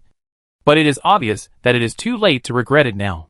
The looks in their eyes just now probably left a knot in Moer's heart. He was about to say something to comfort her when he heard Nan Yin beside him speak first. Sister Su, don't worry. We know what kind of person you are. We won't distrust you. Besides, you have been with us all this time and have never had the opportunity to come into contact with these things. Even if it was really the demon sect that poisoned you, it has nothing to do with you. People in the martial arts world always distinguish between gratitude and resentment. And they won't hate you for this. This is true. But from her mouth, it seems that the person who poisoned must be someone from their demon sect. And Sumo's face immediately became even uglier. Because she was born in the demon sect. She had suffered a lot of cold eyes when she was walking in the martial arts world. And those so-called righteous people claimed to be righteous. But they looked down on her as a woman. Just because they couldn't stand her background. The more Suemo thought about it, the more distressed she felt. Even when Xiaoyu first met her, didn't he make things difficult for her and despise her? The demon sect had done a lot of bad things in the past, and killed a lot of people. But in the past 100 years, the two sides of the demon sect have maintained peace, and have been at peace for a long time. Why do they still doubt her so much? So Suemo became particularly sensitive about this matter. She was impulsive by nature, so she didn't listen to their consolation at all. You keep saying that it was the poison from the demon cult. But do you have any evidence? You directly put the blame on the demon cult in front of me. Have you ever thought about my feelings? We just suspect. Not sure. Yen. Don't say it yet. Xiaoyu shook his head at her, with some embarrassment in his eyes. Nan Yin was slightly startled, and then seemed to understand something. She looked at Suemo, then at Xiaoyu, and finally pursed her lips, turned her face away, and refused to speak, looking sulking. Xiaoyu had been watching her recently, and seeing her unhappy look, he subconsciously wanted to comfort her. Suemo watched the interaction between the two, and for some reason, she felt even more sad. She stood up suddenly, looking at them with red eyes. I don't need your hypocritical trust. I will get to the bottom of this matter. If it is not the work of the demon sect, I want you all to apologize to me. After she said this, she rushed out of the door, which made everyone stunned. Before they could react, the figure disappeared into the night. It was late at night, and Xiaoyu was worried about her safety and wanted to chase her out. But he still subconsciously glanced at Nan Yin. But seeing that the other party lowered his head and looked unresponsive, for some reason, he inexplicably felt a little annoyed in his heart. After hesitating for a moment, he finally chased out. Afterwards, Xiao Guanxue informed the village chief of this matter, but concealed the source of the poison. Now he finally understood the reason why the villagers were sick. But when they heard the news, everyone was shocked. Who would poison a group of villagers who were powerless? What's the point of poisoning them? For a while, people were panicked. However, for safety reasons, the water in the river can no longer be used, especially the living creatures in the river, which must not be eaten. As for Suemo, who rushed out, she avoided the crowd and ran directly into the depths of the woods. When she reacted, she could no longer tell the directions. It was dark at this time, and there were wild beasts looking for food at night. It was really difficult to find a way out for a while. She also realized that she was too impulsive. Now there are poisonous insects rampant outside. If you accidentally get infected with poisonous insects, it will be more trouble than gain. Thinking of this, she began to prepare to go back in the direction she came from. Chapter 29. Perhaps what you fear will come true. Suemo, who lost her direction, kept wandering around in the forest and couldn't find the way back. She walked forward and suddenly heard a wolf howl nearby. When she reacted, she found that she had been slowly surrounded by 3 wolves. These wild wolves had eaten many corpses discarded on the mountain. They were more powerful and strong than ordinary beasts, and their expressions were fierce and cruel. They also exuded a foul smell of rotting corpses, which was extremely unpleasant. Now they were even more restless when they saw living people, and wanted to eat flesh and blood. Suemo was a little nervous for a while, and clenched the sword in her hand. She looked around and found that there was no one around, and her heart was even more panicked. Her martial arts were below average. If she really dealt with 3 hungry wolves alone, it would be a bit difficult. But no one could help her at this time. Thinking of Xiaoyu, she complained in her heart again. That guy didn't come to her for so long, and he really didn't care about her at all. Just as she gritted her teeth and prepared to fight hard, Xiaoyu's slightly anxious and angry voice suddenly came from behind. Suemo, why are you running around alone at this time of night? Don't you know that everyone will be worried about you? I admit that what we said before did not consider your feelings. I apologize to you. But that was just a subconscious reaction. Normal people would think so. But what about you? Have you ever thought about us when you run around like this? For the first time, he felt that Suemo, who acted carefree, was too impulsive and did not consider how much trouble she would bring to others. Now the poison is rampant in the village, and no one knows who poisoned it. You run around alone at night, and there are many dangers. Do you know? Suemo actually knew she was wrong, but she heard his tone full of blame. Without any anxiety or worry, she was sad, but more angry. Where I go is none of your business. What are you doing here? Why are you not staying in the room with your childhood sweetheart at night? Why are you looking for me? Her tone was sour and bitter. Even she herself didn't know why she said such sarcastic words. Didn't she always treat him as a friend? Why was she so sad? Xiaoyu was stunned when she heard her mention Nan Yen. His heart suddenly felt blocked, and he felt a little depressed. He thought of how Yan Yin didn't even look at him when he left just now, and his tone became irritable. Why do you always stare at Yin Yin? She didn't do anything, and I thought I had made it very clear that Yin Yin would break the engagement with me sooner or later. I always treated her as a sister. When he said this, Xiaoyu's tone subconsciously paused for a moment. It was also this pause that put him in a dilemma. A hungry wolf seized the opportunity and pounced on him. A strong wind blew in his face, and a very foul smell of decay came over him. The 2 of them could not avoid it in time, and hurriedly raised their swords to block it. In the crisis, they could not care about being angry, so they had to put other things aside and concentrate on dealing with the wild wolf. The night was dark, and the sword light flickered. This place was away from the village, so the fighting did not alarm anyone. Even though the 2 of them were not low in martial arts, they gradually became a little tired under the irregular biting of this beast. Seeing that Suemo could not resist, Xiaoyu frowned, raised his backhand, pushed the other party away, kicked the wolf head with a flying kick, and stabbed it fiercely with a sword. The leader wolf was stabbed in the eye, howled, became more ferocious and violent, and pounced on Xiaoyu.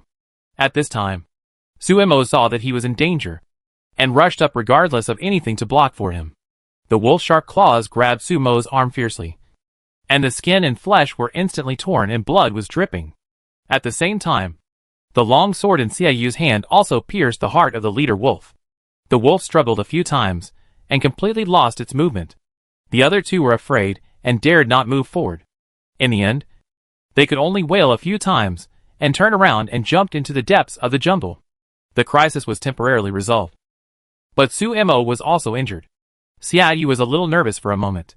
He subconsciously supported the other person's shaking figure. Suemo, how are you? Suemo's consciousness was a little drowsy. When she was unconscious, she only heard Xiaoyu's anxious voice calling her. She felt inexplicably comforted and happy in her heart. But she still said stubbornly, why do you care what I do? I just bumped into it accidentally. It's not because of you. It would have been better if she didn't say anything. When she said this, Xiaoyu immediately thought of the scene where Suemo blocked the attack for him in a hurry. He was anxious and annoyed in his heart, and he didn't know what to do. Are you stupid? Why did you rush up for no reason? I can obviously avoid it myself. Isn't this getting yourself injured for no reason? Hearing this, Suemo felt that her breathing was short, and even her wounds were a little painful. She just wanted to pin the person to the ground and beat him up. This ungrateful guy is still so stubborn. She saved his life out of kindness. And he didn't know how to appreciate it. He even dared to blame her. This man is simply heartless and ungrateful. Sumo's eyes instantly turned red with anger.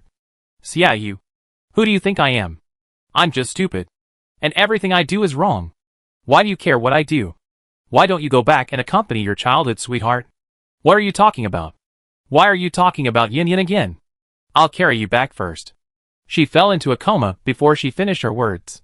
Perhaps she was angry. So Xiaoyu immediately carried her horizontally. Su Imo in his arms was sweating profusely. And her face turned pale in a short while. Xiaoyu was worried and hurriedly checked the wound. He found that the wound was very dark in color. When he thought that the wolves had eaten the rotten corpses on the mountain, and their claws might be contaminated with those poisons, he became more anxious. If it was really because of him that something happened, then he would owe her a lifetime. Thinking of this, Xiaoyu no longer thought about it, and quickly carried the unconscious Su Imo down the mountain. No one expected Su Imo to be injured. When Xiao Guanxue saw her unconscious on Xiaoyu's back, she was in a state of anxiety. But now that things have come to this, it is useless to say more. I just hope that Su Imo will be safe and sound after tonight. Xiao Guanxue treated her wounds for her. After understanding what happened, he didn't say much. No one expected this. Amor's temper was indeed too impulsive. And Xiaoyu couldn't be blamed. Several people took turns to keep watch. But despite this, the worst thing still happened. Su Imo was really poisoned. She had been in a coma since she came down the mountain. At night, her body began to have fever symptoms again. The wound gradually turned from red to dark. It was obvious that she was infected with the 1,000-cell goo like those villagers. Perhaps it was because the goo poison was brought from the wild wolf and contaminated with other toxins. So the toxin became stronger. But within one night, Su Imo started to cough and spit blood, which was more serious than those villagers who had been sick for a few days. Her face was pale, and she looked like she was about to die. This happened too suddenly. The villagers were panicked by the poisoning. And they were also frightened by Su Imo being scratched by wild wolves.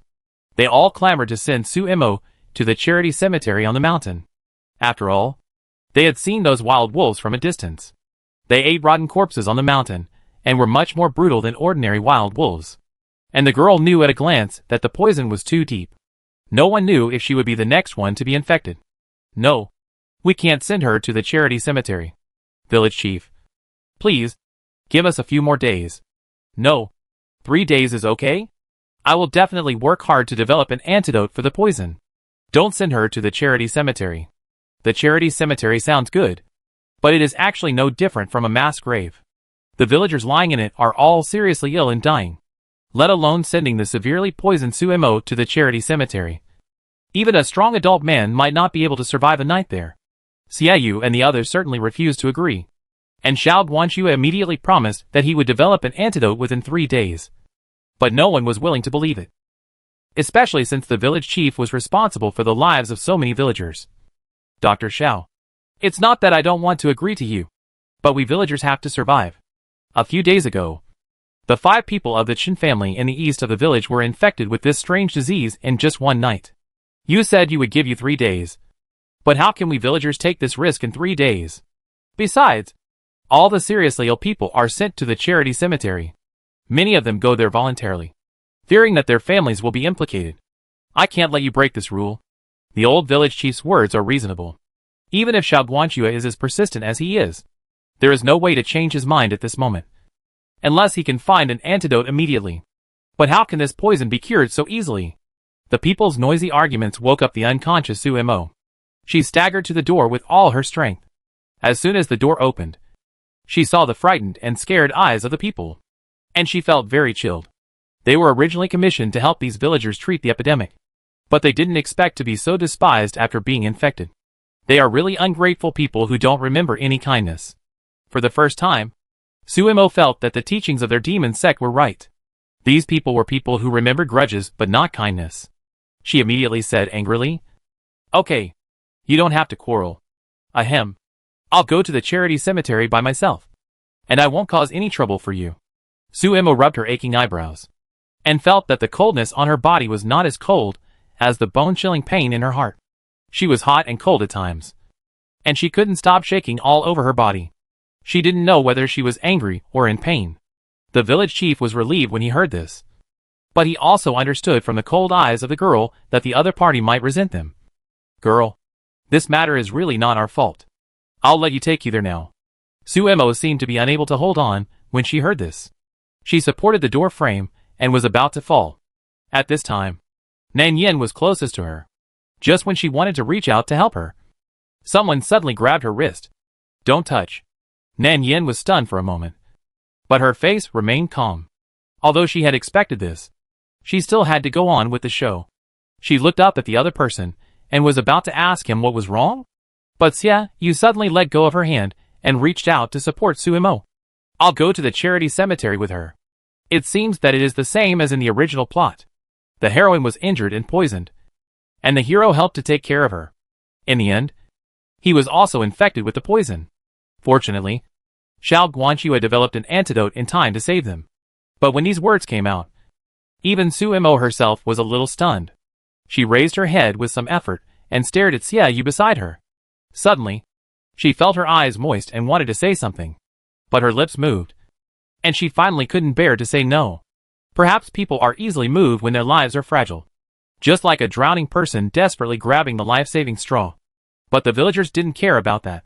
If someone wanted to die, could they stop him? At this time, Suemo was about to fall into a coma again. Xiao Guanqiu took out a porcelain bottle from his sleeve and poured out a detoxification pill from the bottle and fed it to her. Suemo woke up for a moment. When they walked out of the door, the nearby villagers retreated and didn't dare to step forward. In the end, Nan Yin rushed forward and grabbed Xia Yu's wrist, squeezing it tightly, with nervous and worried emotions in her eyes. No, you can't go. Xia Yu looked at her like this and suddenly felt a little soft-hearted. But Suemo was injured because of him, and he couldn't just leave her alone. Yen, don't be like this. Suemo was injured because of me. I can't just watch her die like this. But before he finished speaking, Nan Yin threw herself into his arms, hugged him tightly, and pressed her whole body against his chest, refusing to relax. Xia Yu was a little surprised by her sudden action. For a moment, he couldn't tell what he felt in his heart. Anyway, it wasn't hate. There was a secret emotion rising and falling in his chest. Xiao Qimei has always been reserved and polite. Even if she likes him, she rarely gets close to him in such an open and above-board situation. Xia Yu looked at her like this, and could only rub his eyebrows and said helplessly, Yen, let go. Okay. Nan Yen hugged him tighter and tighter, as if the suppressed emotions finally had a chance to be released. She hugged his waist tightly, rubbed his chin, and shook her head desperately. No. I could obey you in those things in the past. But this time I really can't. I don't care what your reasons are. Anyway, you are not allowed to go this time. Nan Yan's voice was gentle and resolute. She raised her head, and Xia Yu met her eyes with watery eyes. For a moment, he really wanted to nod and agree. But Suemo was injured because of him. If he left her alone, he would remember this for the rest of his life. So he repeated, Yen, please don't be like this. Suemo was injured because of me. I can't just ignore her. Before she finished speaking, Nan Yin burst into tears, and even her voice trembled a little. But you will die. Didn't you hear what the village chief said? People who go to the charity cemetery are basically hopeless. You ignore your own safety like this. Haven't you ever thought that I would care about you too? You keep saying that it's your Miss Sue. But what about me? You promised to take care of me. But what about me now? Don't go. Brother Au. Please? Yen, don't force me. Hearing this, her emotions suddenly became intense. Nan Yen shook her head vigorously and held him tighter. I didn't force you. It was you who was forcing me. Her voice became sharp. Even if you don't care about me, you should think about your uncle and aunt. You are the only heir of the Xia family. Do you really want to abandon your own safety? At the end of the words, she was already crying. She was afraid that he would push her away. Nan Yan's body also trembled a little. She tried her best to hold him tightly. Please, don't go. Okay. Looking at Nan Yan like this, Xia Yu felt as if his chest was tightened by an invisible hand. He had thought about what she said, but he would feel guilty for the rest of his life if he just watched Suemo die. Besides, that was the person he liked. The two of them were deadlocked, and no one was willing to give in. Nan Yin refused to let go, and Xiaoyu had no choice. For a while, he was in a dilemma. Su Imo, who was standing aside, saw this scene and felt as if something suddenly stabbed her chest. She was in so much pain that a thin layer of sweat oozed out of her forehead. She was about to fall. Fortunately, Xiao Guanxue beside her supported her in time. She raised her hand to brush away Xiao Guanxue's support, turned her head and looked at Xiaoyu deeply. You don't need to accompany me. I'll go alone. Xiao Guanxue glanced at the two people hugging each other, frowned slightly, and then said, I'm a doctor. Let me accompany her to the charity cemetery. As for you, Xiaoyu, you still have to take care of your Miss Gu. Hearing this, Xiaoyu directly refused. No. It's precisely because you are a doctor that you can't take the risk of going to the charity cemetery. And you still have to help us find the antidote. The medicine boy and villagers on the side also followed suit. After Xiaoyu finished speaking, Nan Yan's tears fell again. She seemed to know his decision, but still refused to give up. So she put her hands on his chest and tried to make a final struggle. I won't let you go. I won't let you go. She kept talking, pressing her hands against his chest, pushing him back desperately, and stopped when she pushed him into the house. Then suddenly slammed the door, blocking him and refusing to give in. Xiaoyu had never seen Nan Yan like this. In his impression, she was always gentle and not very angry. Even if she was really angry, she was easy to coax. Every time he bought her a candied Haws, she would be very happy, eating with a mouth full of sugar residue, like a little girl who had not grown up. He had never seen her so angry and sad. Her eyes were red from crying, and she even ignored her words that she liked Xiao Guanxue for a while. Seeing her expression, Xiaoyu suddenly felt uncomfortable in his heart, and felt a little reluctant. But he still made up his mind, and turned his face away and said, Don't be like this. Yan Yin. You know, the person I like is Su Imo, and I will not abandon her. Tears rolled down her cheeks like beads that had broken off the string. Nan Yin suddenly raised her head, and looked at Xiaoyu in front of her unwillingly, choking and saying, What about me? You said you would take care of me for the rest of my life. It was this question again. Every time this question was mentioned, Xiaoyu would feel an inexplicable irritation in his heart, and an uncontrollable impulse. I treat you as my sister. Always have been. How many times do you want me to say it? As soon as he said this, he realized that his tone was too excited. He wanted to say something to ease it. But when he raised his eyes, he saw her tears falling. Xiaoyu felt as if his heart was pierced by a needle in a trance. It was fleeting, and a dull pain spread in his chest. He opened his mouth, but felt that the rest of the words were all stuck in his throat, and he couldn't say a word. Sister. Sister. What sister? Who wants to be your sister? Nan Yin suddenly shouted at him out of control. Those suppressed emotions in her heart seemed to be out of control no longer. I am not your sister, and I have never thought of you as my brother. After she finished speaking, she rushed forward. Xiaoyu felt a sudden pain in his instep, and then he opened his eyes in surprise, and his pupils tightened for a moment. Nan Yin hugged his neck and kissed him. She opened her eyes. Her eyelashes trembled uneasily, and there was a kind of reckless stubbornness in her eyes. At that moment, it seemed that even the air was stagnant. Xiaoyu himself was also stunned. He felt the body that was close to him trembling slightly, as if something suddenly exploded at the tip of his heart, making him dizzy and unable to care about anything. His subconscious reaction was not to push her away, and he did not even have the thought of resisting, allowing her to invade him bit by bit. The soft touch on his lips made him feel like he was suffocating. His brain was blank, and all the touches in his body seemed to be concentrated on the lips that she gently kissed. Suddenly, all the sounds could not be heard, and only the violently beating heart in the chest was still working. It was like a drowning person's chest was about to burst. The sound of beating, suppressed and clear. Xiaoyu squeezed his fingers desperately, and the violent beating speed made him almost breathless. What exactly is this feeling? He couldn't say it, or even describe it. But why was he so nervous? So nervous that his breathing was almost stagnant. It wasn't until the drop of warm tears hit the back of his hand that Xiaoyu reacted. He stretched out his hand to push the person away with all his strength, and took a long breath, and then suddenly woke up. Yan Yin. No. Don't do this. There was a bit of severity in his tone, but his eyebrows were stained with lust. His Adam's apple rolled, and his voice was hoarse and low, which made him look more and more timid. These words didn't sound like a scolding, but rather a kind of fun between lovers.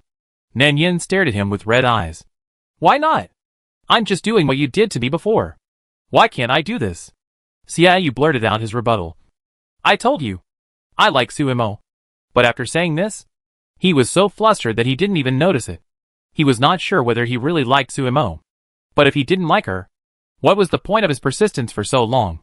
He broke off the engagement for Suimo and Yin Yin, was punished by his parents, hated by his fellow apprentices, and ended up with a bad reputation of being treacherous, and even going his own way regardless of his friends' feelings. If this is not love, then what is all this? Xiaoyu felt as if he was in a dilemma. What was wrong with him? What did he want? Looking at Nan Yan's crying eyes, he felt his chest was tightening more and more. He wanted to escape, wanted to leave here, wanted to stay far away. Otherwise, he would not be able to suppress it, as if some emotions were about to burst out from his chest. And those emotions would put him in an irretrievable situation. I'm just going to take care of her. After he hurriedly said this, he turned around and was about to leave. Nan Yin behind him became more excited. She shouted at him without any image. Suimo. Suimo. Is there only one Suimo in your eyes? Can't you tolerate anyone else except her? She raised her eyes, but found that everything in front of her was blurry. She only saw the back that was about to leave. Xiaoyu. Do you like her so much? Like her so much that you would rather accompany her to die than be with me? When Xiaoyu heard this, his heart tightened suddenly. He felt his throat tighten and dry, and there was an unspeakable heart-wrenching emotion twisting and pulling inside, sour and astringent, which made him so painful that he couldn't say a word. It's not like this. It's not like this. He forced himself to suppress this discomfort, and it took a long time for him to recover his voice. Yin Yin. Suimo was injured because of me. I just can't leave her alone. After saying that, he hurriedly walked out. Chapter 30. The villagers outside were urging to send Suimo to the charity cemetery. Xiao Guanxue wanted to go, but was surrounded by the medicine boy and villagers, and couldn't get away. There was no other reason.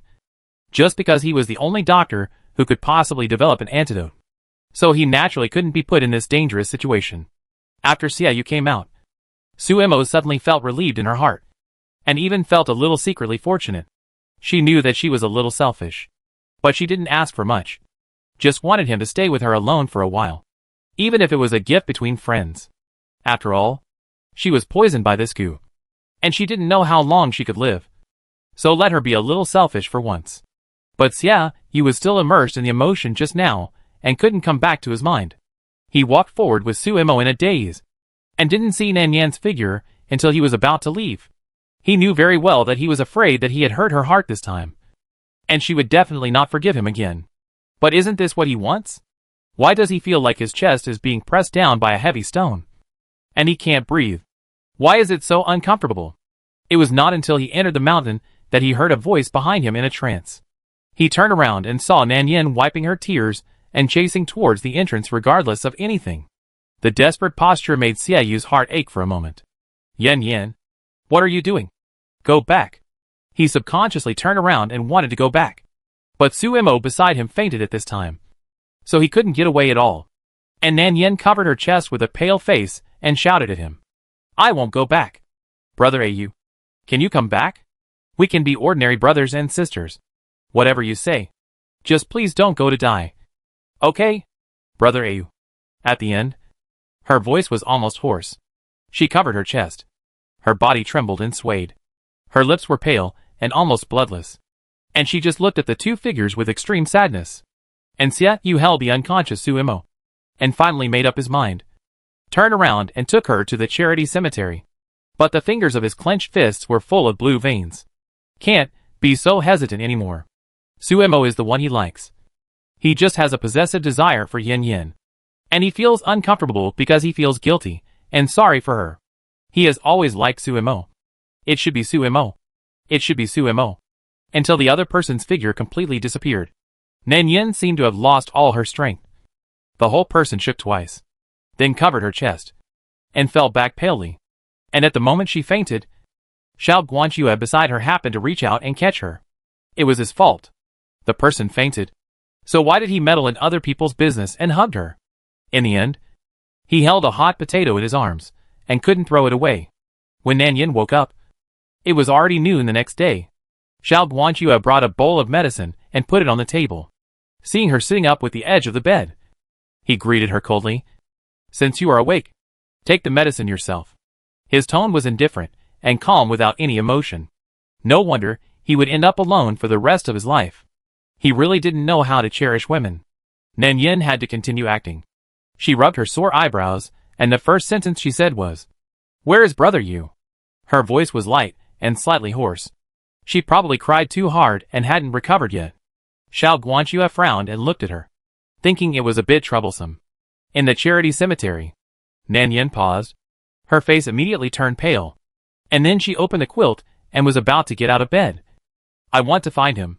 But she was stopped by Xiao Guanxue as soon as she got out of bed. The man grabbed her wrist and pressed her shoulder directly. Nanyan couldn't break free with such a strong force. "Why are you going to find him now? He already needs to take care of Amur, who is poisoned. If you run over and make trouble, won't he have to take care of one more person?" Nanyan refused to listen to his dissuasion. The more he stopped her, the angrier she became. It seemed that she wanted to vent all her dissatisfaction. She struggled hard. "What does this have to do with you? Let me go! What do you want me to do? Am I just going to watch them die?" After saying that, she seemed to remember something, raised her head suddenly, and stared at the other person. "Aren't you a miracle doctor? Don't you like Suemo? Why don't you accompany her to die? Why do you want my brother Au to accompany her? Why haven't you developed your antidote yet? I think your title of miracle doctor is clearly empty. You can't even save your sweetheart. It's completely useless." "You?" Xiao Guanxue was so angry that his face turned blue. For the first time, he felt that he shouldn't have brought this person back. It's really a dog chasing a rat, meddling in other people's business. Not only was his kindness taken for granted, but he was also scolded. This person is simply unreasonable. Even if I can't find the antidote, I won't make trouble everywhere like you. You are useless except for making Xia Yu worry. Obviously Xiao Guanxue was also angry, so his words were not polite. He swept his eyes coldly over the other party and scolded Nanyan. "When did I make him worry? I just wanted to see him. Is this not okay? You will only cause trouble to him if you go to see him. What do you think the charity cemetery is for? Is it a place for you to talk about love? He has no choice but to take care of Suemo. If you go to make trouble, won't it make him more dangerous?" Nanyan collapsed and shouted, "You are talking nonsense." "Nonsense. When did I cause trouble for him? Suemo caused him to be in danger. If it weren't for Suemo, would he go to the charity cemetery? That was also his own choice." For the first time, Nanyan was blocked by the other party and couldn't speak. Yes, that's right. It was his own choice. He would rather die than accompany Suemo. This cognition made Nanyan's eyes red instantly, and she had nothing to say. What happened in the past kept appearing in her mind like memories. But in the end it was the scene of him pushing her away and walking towards Suemo Nanyan finally compromised. After recognizing the fact, the whole person became silent. The room gradually became quiet. Perhaps the other party really listened to these words. Or perhaps the young lady who had just woken up had no energy to toss and turn. Her body relaxed, and she sat on the bed motionless. Nanyan lowered her head, and Xiao Guanxue couldn't see her face clearly, but seemed to notice that her body was trembling slightly. Did she cry? Xiao Guanxue frowned, inexplicably feeling a little troubled. After a long time, he didn't see any other movement from the other party. He thought that his tone of voice was too heavy just now. After thinking about it, he was a man. Why did he always argue with such a little woman? Just as he was about to say something to ease the atmosphere, he suddenly heard the other party say, "I'm sorry." The voice was soft and hoarse, with a hint of apology. Xiao Guanxue's eyebrows were knitted tighter. He never expected her to say such a thing. For a moment, he thought he had misheard. Why would this person apologize to him?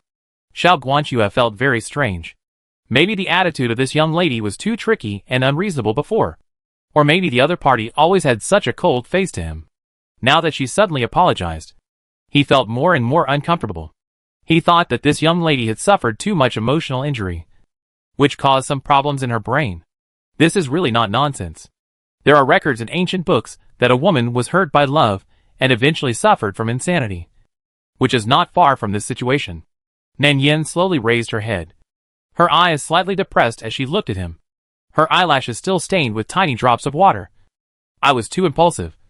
I know it's useless for me to go. But I'm just anxious. Aren't you anxious? Xiao Guanxue frowned. Not knowing how to respond. She just said coldly. It's useless to be anxious. Nan Yin listened to this dry reply. And then looked at the other party's unromantic face. And immediately turned her face away. I know it's useless to be anxious. But people will always be a little out of control when they are angry. Before she finished her words, her eyes were red again. Because she felt sorry. She looked at the other party awkwardly. I didn't mean what happened just now. I was just overwhelmed by impulse, and said something I shouldn't have said. Obviously. The young lady has calmed down now. And realized that what she said just now was too much. And the man in front of her is the one who saved her life. No matter what. Even if she is angry, she should not vent it on him. So the young lady apologized rarely. Xiao Guanxue looked down at her. Although it was an apology, the young lady's expression was still depressed. He was not so rare to apologize with words that did not mean what she said. He did not speak. And the atmosphere suddenly became awkward. And Nan Yin saw that he did not respond. Turned her face away. And repeated reluctantly, I'm sorry. I was indeed too impulsive just now. I shouldn't be ungrateful.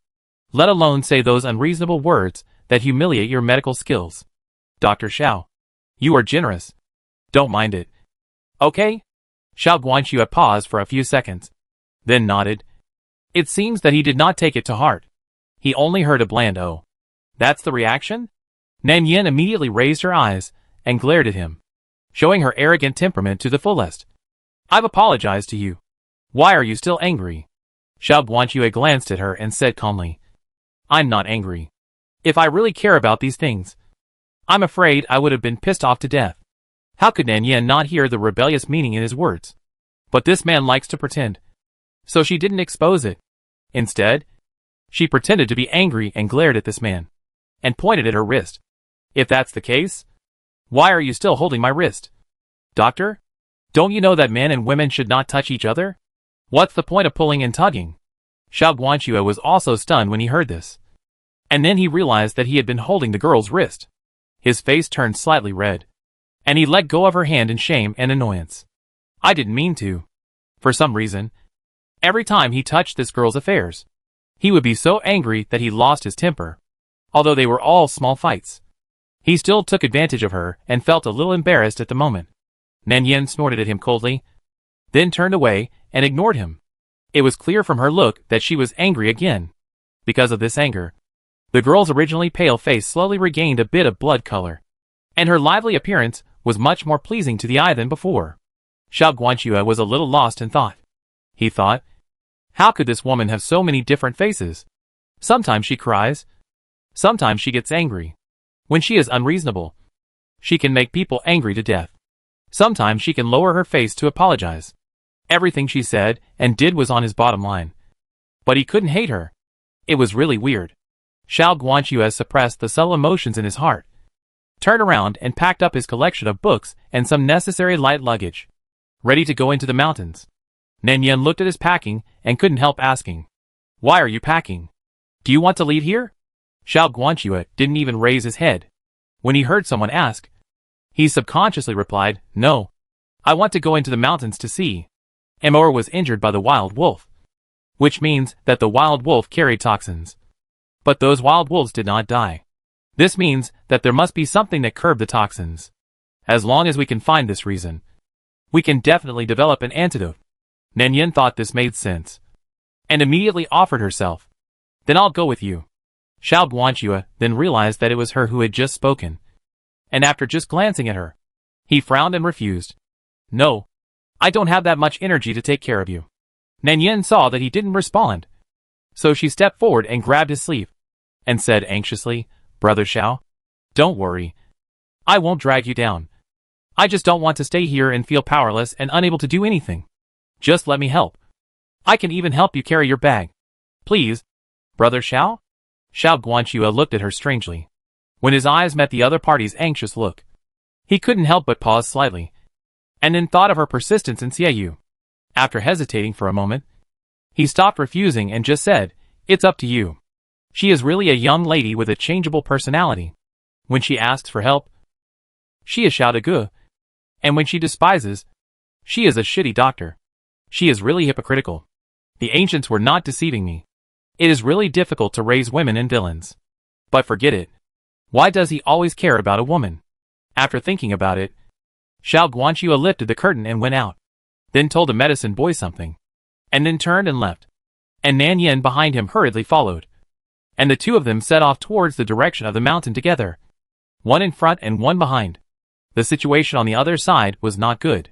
Xiaoyu brought the unconscious Su Mo to a thatched house near the charity cemetery, but he seemed a little absent-minded. At this time, his mind was full of the scene when Nan Yin kissed him. The palpitation, tension, and the feeling of being on the verge of suffocation. I thought I wouldn't care, but the more I pretended not to care, the more I cared deep down. He thought of the scene when he left and Nan Yin chased him. She seemed to be unconscious at last. Guanxue caught her. He didn't know how she was doing now. Did she wake up? Nan Yan's health was not very good. She was weak and sick since childhood. He shouldn't have brought her out this time. He let her experience these terrible things. I'm afraid she won't care about him anymore. When Xiaoyu thought of this, he felt like a huge rock was pressing on his chest. And he felt very depressed and uncomfortable. For a moment, he even wanted to go back to see her quickly. But the current situation did not allow him to withdraw.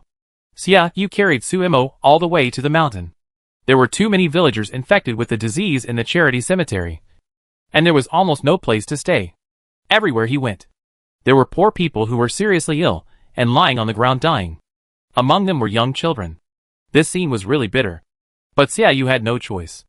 At present, he could only hope that Xiao Guanxue and others could develop an antidote as soon as possible to save these villagers. After taking care of Su Mo for a whole night in the broken house, perhaps because martial artists are stronger, Su Mo did not vomit blood that night. But the wound still worsened. He carefully treated the wound and fed her some pills, which made him feel a little relieved. When his body relaxed, he felt a little tired. The bloody stench and the smell of herbs around him made his head ache. He rubbed his eyebrows and sat down. Originally, he wanted to rest for a while, but he had been highly focused recently, and because of Nan Yan's matter, he was distracted. He sat until dark, and he fell asleep without knowing it. Xiaoyu. In his sleep, it seemed that someone was calling his name in his ear. The voice was a little anxious and sounded familiar. Chapter 31. Xiaoyu opened his eyelids with great effort, and saw a figure swaying beside him. But he suddenly felt a severe headache, and he became sleepy and drowsy. So he didn't pay much attention to what the other person said. And Su Mo kept talking. Xiaoyu. I'm sorry. I'm really sorry. I didn't know things would turn out like this. I just wanted you to stay with me for a few days. I didn't want to hurt you. She really didn't expect that the poison would be so contagious. Xiaoyu only took care of her for one night, but he actually started to have a fever.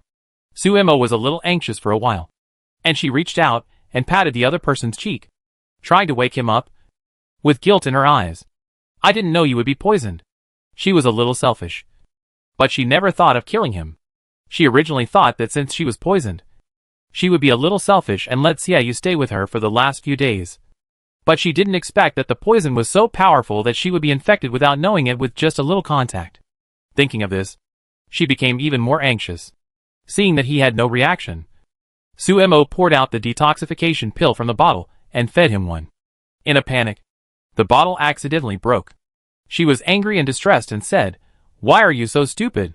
Haven't you always listened to your childhood sweetheart? Why didn't you listen this time?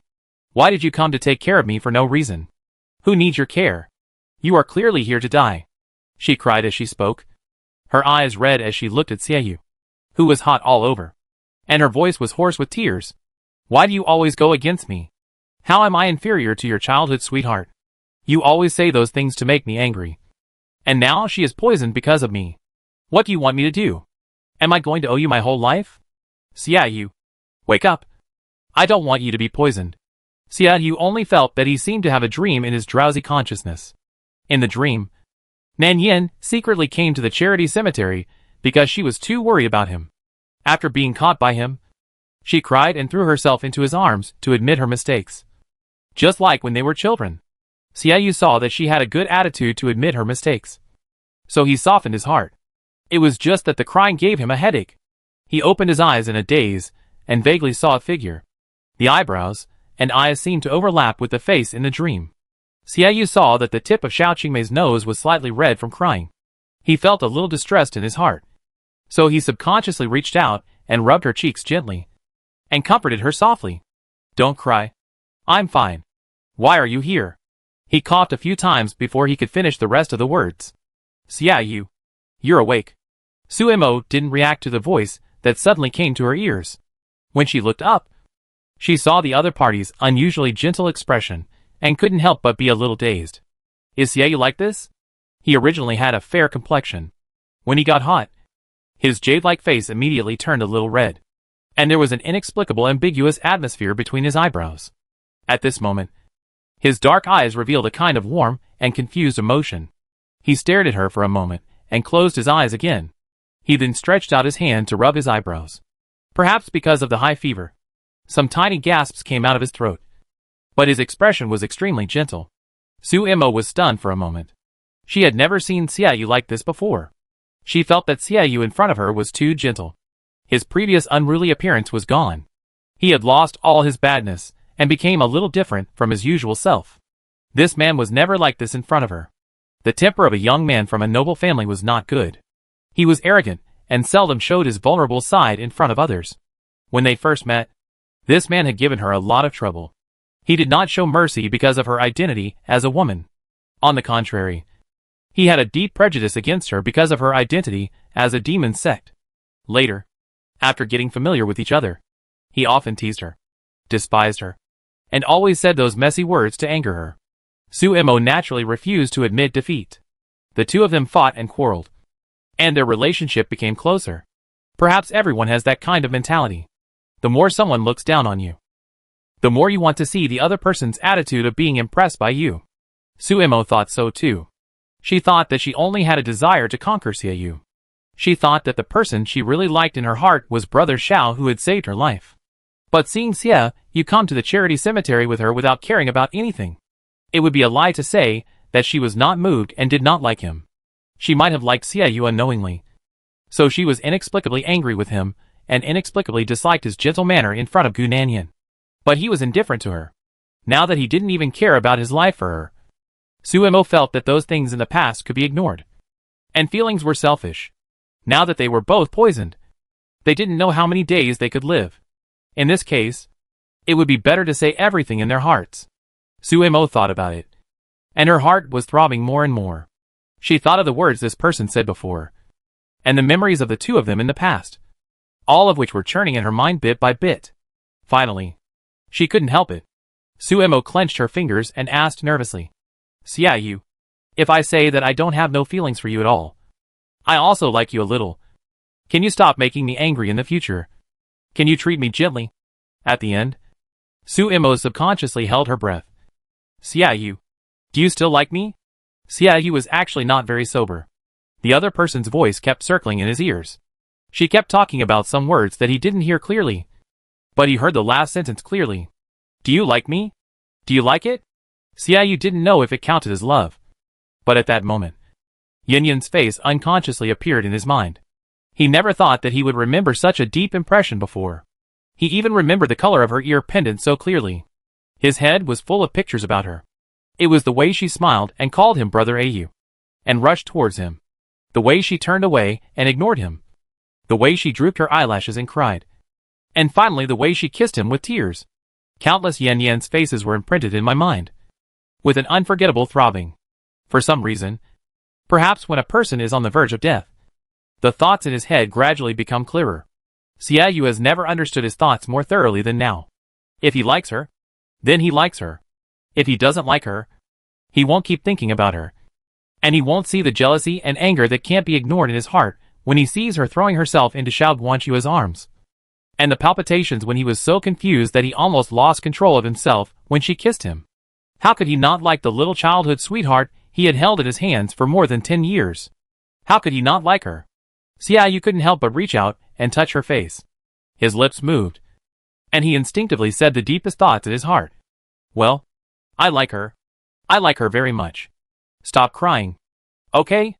Sumo's eyes suddenly turned red after hearing this. She knew. She knew. If she didn't like her, she wouldn't run to accompany her at the risk of her life. I know. Xiaoyu. I like you too. Xiaoyu seemed to have heard that reply, and a smile appeared on his face involuntarily. His lips moved, and the sound that came out of his lips and teeth was a little hoarse. Yen Yen. Don't cry. Brother Ayu. It's okay. I'm still going to marry you. After hearing those two words, Sumo's smile froze immediately. I felt as if someone had poured a bucket of ice water all over my body, and my heart was completely cold. At that moment, Sumo felt cold all over. How could Xiaoyu call her Gu Nanyan's name? He was calling her Gu Nanyan's name even when he was unconscious. How could he possibly like her? Sumo's body softened, and she sat on the ground, releasing her hand that had been holding his arm. Then her tears flowed uncontrollably. Xiaoyu. How could you? Xiaoyu woke up after hearing her cry. He saw Sumo crying, and vaguely remembered that he called her Yin Yan's name. Only then did he understand what happened. He stretched out his hand. Sorry. I'm not. Sumo subconsciously slapped away his outstretched fingers. She didn't want to see his expression at the moment, so she stood up and ran out, desperate to leave here. At the same time, Xiao Guanxue and Nan Yin on the other side had also entered the mountain, because he couldn't resist the other party's idea of going to the charity cemetery to take a look from a distance. Xiao Guanxue had to reluctantly agree. The road on the mountain was rugged and difficult to find. Nan Yin had a purpose to go to the charity cemetery to take a look. How could she take the next step if she didn't let the person next to her give up completely? But Nan Yan's reasons were very sufficient, which fully demonstrated her consideration for others. The girl carried the bag and pretended to be kind to persuade him. Brother Xiao, you are also worried about Sister Su, right? Let's go and take a look. Just a look from a distance. And when we see that they are safe, we will immediately look for the antidote. Okay? I promise you that I will never cause trouble. I will listen to you in the future. Let's go and take a look. Okay? Nan Yin has said it back and forth countless times along the way, and Xiao Guanxue's ears are calloused. Everything was for his Miss Su's sake. If he was worried about her, why not go and take a look? Such words were so annoying. It was obvious that she was worried about Xiaoyu, but she liked to use him as an excuse. It was ridiculous. Xiao Guanxue glanced at her impatiently. She was so annoyed by her noise that she agreed to it in a confused state. She was also confused by her noise. However, he would never admit that he was persuaded by this person. He agreed to her proposal because he was worried about Sumo. The two walked towards the direction of the charity cemetery. After walking for a distance, the bloody smell around them suddenly became much heavier. Going forward, it was an area surrounded by wooden fences. The two could not go in, so they could only look from a distance. They happened to see a small wooden house at the foot of the mountain, and a figure suddenly rushed out of it. That person seemed to be Sumo. She didn't know what was wrong with her. Her eyes were red, and her expression was sad. She was holding her chest tightly with her fingers, and she was staggering and dragging her body to run randomly in the dense forest ahead. Xiao Guanxue and Nan Yin looked at each other, and just as they were confused, another figure quickly chased out of the wooden house. It was Xiaoyu. He looked a little pale, and didn't look very good. He was chasing in the direction where Sumo left. As soon as Nan Yin saw him, she subconsciously stood up. Just as she was about to say hello to him, she was suddenly pulled by Xiao Guanxue beside her. He lowered his voice and scolded, "Don't mess around. Have you forgotten what you said?" Nan Yin naturally remembered, but her face still showed worry and anxiety. "I didn't mess around. Let go. Let me go. Don't you see that Brother Ayu's face is very wrong? He must be sick." Xiao Guanxue. "Let me go. I want to take care of him." After saying this, her eyes were slightly red, and she seemed a little worried. "I told him not to go. Why didn't he listen to me?" Nan Yin struggled to pry his wrists open. Xiao Guanxue felt that it was extremely troublesome. If he had known this, he shouldn't have brought her here. As soon as this woman saw Xiaoyu's affairs, she was like losing her mind and couldn't listen to any good words. They had come to the charity cemetery by stealing. If they were discovered by others, they would be locked up and would have difficulty getting out. Not to mention going out to find the antidote. seeing that the woman was struggling more and more and making more noise. Xiao Guanxue had no choice but to drag her over and circle her from behind. He covered her mouth with one hand to prevent her from shouting, and tightly held her waist with the other hand to prevent her from moving. At the same time, he whispered in her ear, "Gu Nanyan, don't forget what you said to me when you came here. If we are discovered now, how can we find the antidote and save people?" Nanyan was also angry, so she naturally refused to listen to him. But the woman was born weak, and she was not as strong as Xiao Guanxue, and she could not get away from him. While struggling, it seemed that the two were arguing about something, but because they were too far away, neither of them could hear clearly, and could only vaguely hear words like sorry. Then, it was the scene where Su Mo turned around and threw herself into Xiaoyu's arms. And this scene successfully stopped the two people who were struggling in the dark. Nanyan and Xiao Guanxue stopped at the same time, staring at the two people hugging and crying in the dense forest. Xiaoyu shook his body twice, but did not avoid Su Mo's arms, just lowered his head and said some words of apology to her. But to others, it was the intimate posture of the two of them. And Xiaoyu's head was getting lower and lower, and the distance between the two was getting closer and closer. In this situation, Xiao could understand what would happen next without thinking too much. So Nanyan's eyes were completely red, and she was about to rush forward, with a kind of reckless attitude. And Xiao Guanxue frowned, hurriedly stopped her, regardless of how hard she struggled, and finally dragged her out of the forest. The forest was silent, with only a few cicadas and birds chirping in the distance. Nanyan then gathered all her strength, shook off his hand, and shouted at him, "Why did you stop me?" Xiao Guanxue was in a bad mood, but he was still rational. So he said, "If I don't stop you, what can you do if you rush forward? Don't forget what we are here for. The antidote has not been found yet, and we don't have time to toss these things anymore." Nanyan cursed with red eyes. "Why are you still looking for an antidote? Just let them poison themselves to death. Didn't you see? The two of them were in broad daylight. They were simply shameless." She was embarrassed and angry, and her tears fell uncontrollably one by one like beads that had broken off the string. Xiao Guanxue knew that she was just talking in anger, so he didn't take it too seriously.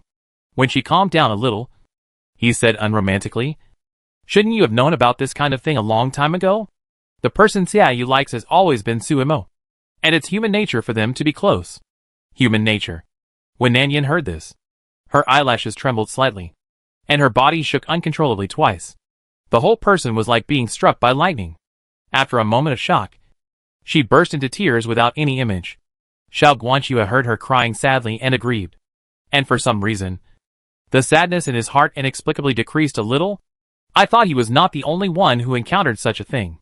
Didn't the young lady cry more miserably than him? He had a very strange sense of empathy. Most people have such a mentality. When they are sad and upset alone, they will feel that no one in the world is more desperate and miserable than themselves. But once someone is more miserable and sad than themselves, they will feel an indescribable comfort in their hearts. After all, everyone is miserable together, which is the most effective comfort. Xiao Guanxue has this mentality at the moment, and even the look in his eyes when he looks at the young lady has a bit of sympathy. And Nanyan stopped crying gradually because she was tired, but her legs were a little weak because they were stiff for too long. She struggled to stand up, but her feet were unstable. She staggered and was about to fall. It was Xiao Guanxue who reached out to help her in time. Nanyan looked at him with tears in her eyes, and then she thought of something. She glared at him fiercely. It was unknown whether she wanted to vent her anger or simply disliked him. She grabbed his shoulder and bit it hard. Xiao Guanxue hissed in pain, but did not avoid it. He also knew that this person had suffered a great blow. If he did not vent his anger, he would probably suffer more. He simply endured it and thought of letting her bite a few times. After all, it was he who stopped her from rushing forward to vent her anger. And men should always be more humble to women. After a while, Nanyan's teeth were sore from biting, and then she slowly loosened her mouth, looked up at him, and asked dully, "Aren't you sad?" Chapter 32. Your sweetheart ran away with another man. As a man, don't you feel angry or sad at all? Why don't you think about getting her back? Nanyan pushed his shoulder hard, ready to throw her away after using her, without any hesitation. Perhaps she had vented enough, and the sadness in her heart gradually subsided. and she was no longer as impulsive as at the beginning. But what she said was still infuriating, and Xiao Guanxue glanced at her coldly. I'm different from you. As long as she is happy. I don't care even if she is not by my side. Nan Yin glanced at him sideways, as if she had guessed that he would say such a thing. But she still said sarcastically, "Ha! The miracle doctor is really extraordinary. And really generous." Xiao Guanxue frowned, but didn't care. He was used to her ridicule. In fact, he was a little confused in his heart. He thought he would be very sad. But when he saw that scene, he didn't feel too desperate in his heart. Instead, he felt a sense of fate that it's always like this. Perhaps he had expected this day to come, so he wasn't as sad as he had imagined. Moreover, most of his mind was on this woman, who was crying so hard that he didn't know what the world was. How could he have so much time and energy to think about other things? He just wondered why this woman was howling so much. Didn't her throat hurt? Wasn't she afraid of attracting wolves? Speaking of attracting wolves, he remembered the purpose of their trip. If it dragged on, the group of poisoned villagers would not be able to hold on.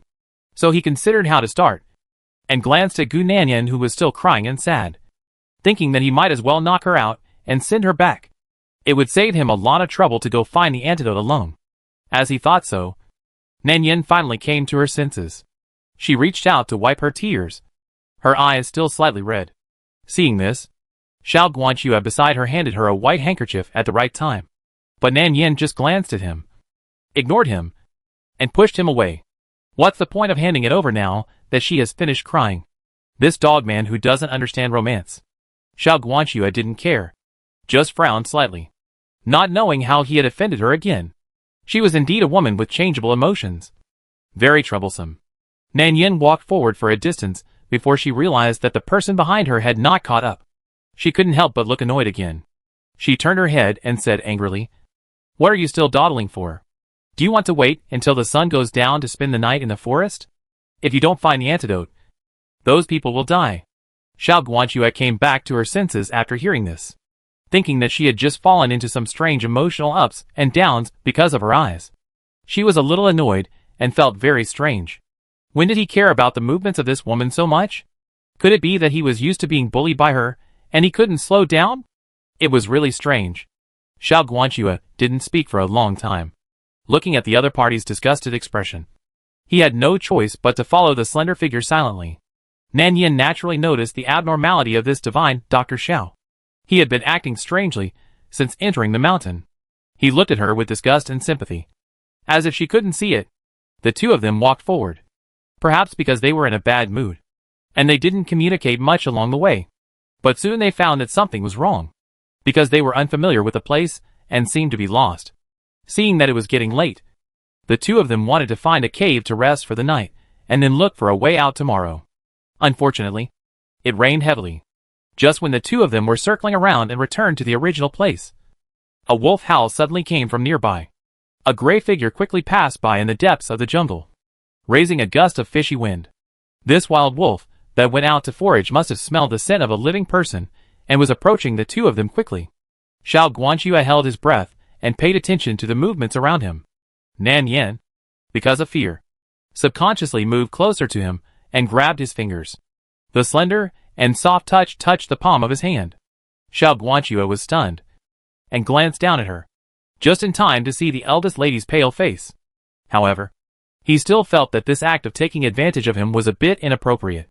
But Xiao Guanxue did not say anything, but took a step back directly, trying to take the opportunity to pull his hand out. This pull not only did not move, but made the other party hold tighter. Xiao Guanxue was quite helpless and simply said, "Let go." "No. I'm scared." Nan Yin held tightly, as if she was afraid that the other party would abandon her, and held tightly with him and refused to let go. His finger bones were slender, and because of years of acupuncture, his palms were very well maintained, and there was not even a trace of callus in Nan Yin's hands. This also indirectly verified that Xiao Shini's martial arts was only average. Who knows if he will abandon her for his own safety? So of course she has to hold him tightly. Xiao Guanxue's fingertips were itchy when she touched them, and she couldn't shake them off. She felt a surge of shame and anger in her heart, and her ears were a little hot. "Okay. Stop touching me." Nan Yin immediately stopped moving after hearing this. I didn't touch it. I just feel a little strange. Why don't you have calluses on your hands? Unlike Brother Au's. Xiao Guanxue was speechless. This person touched his hand. And he could actually think of Xiaoyu? He couldn't help but feel a strange feeling of annoyance in his heart. He glanced at her. And this young lady was the best in the world to be able to take advantage of others so confidently, and without any guilt. But now is not the time to care about these things. Xiao Guanxue suppressed the emotions in his heart. And the two of them quickly rushed in another direction. But unfortunately, not long after walking, they saw another gray wolf lurking in front of them. These two wild wolves were the two that escaped after besieging Suemo last time. They were much more ferocious than ordinary gray wolves. Tall and mighty. And they hadn't seen them for a few days. And the blood in their eyes was even more intense.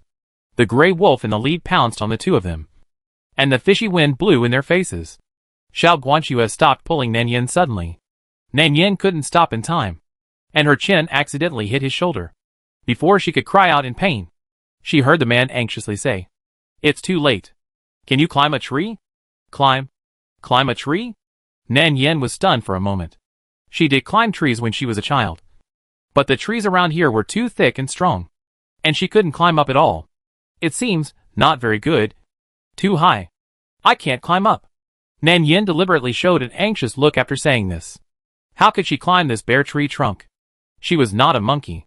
Seeing the two gray wolves getting closer and closer, Xiao Guanxue frowned. He twisted his fingers and took out a few silver needles from his sleeves and shot them directly at the head wolf. But the effect was not great.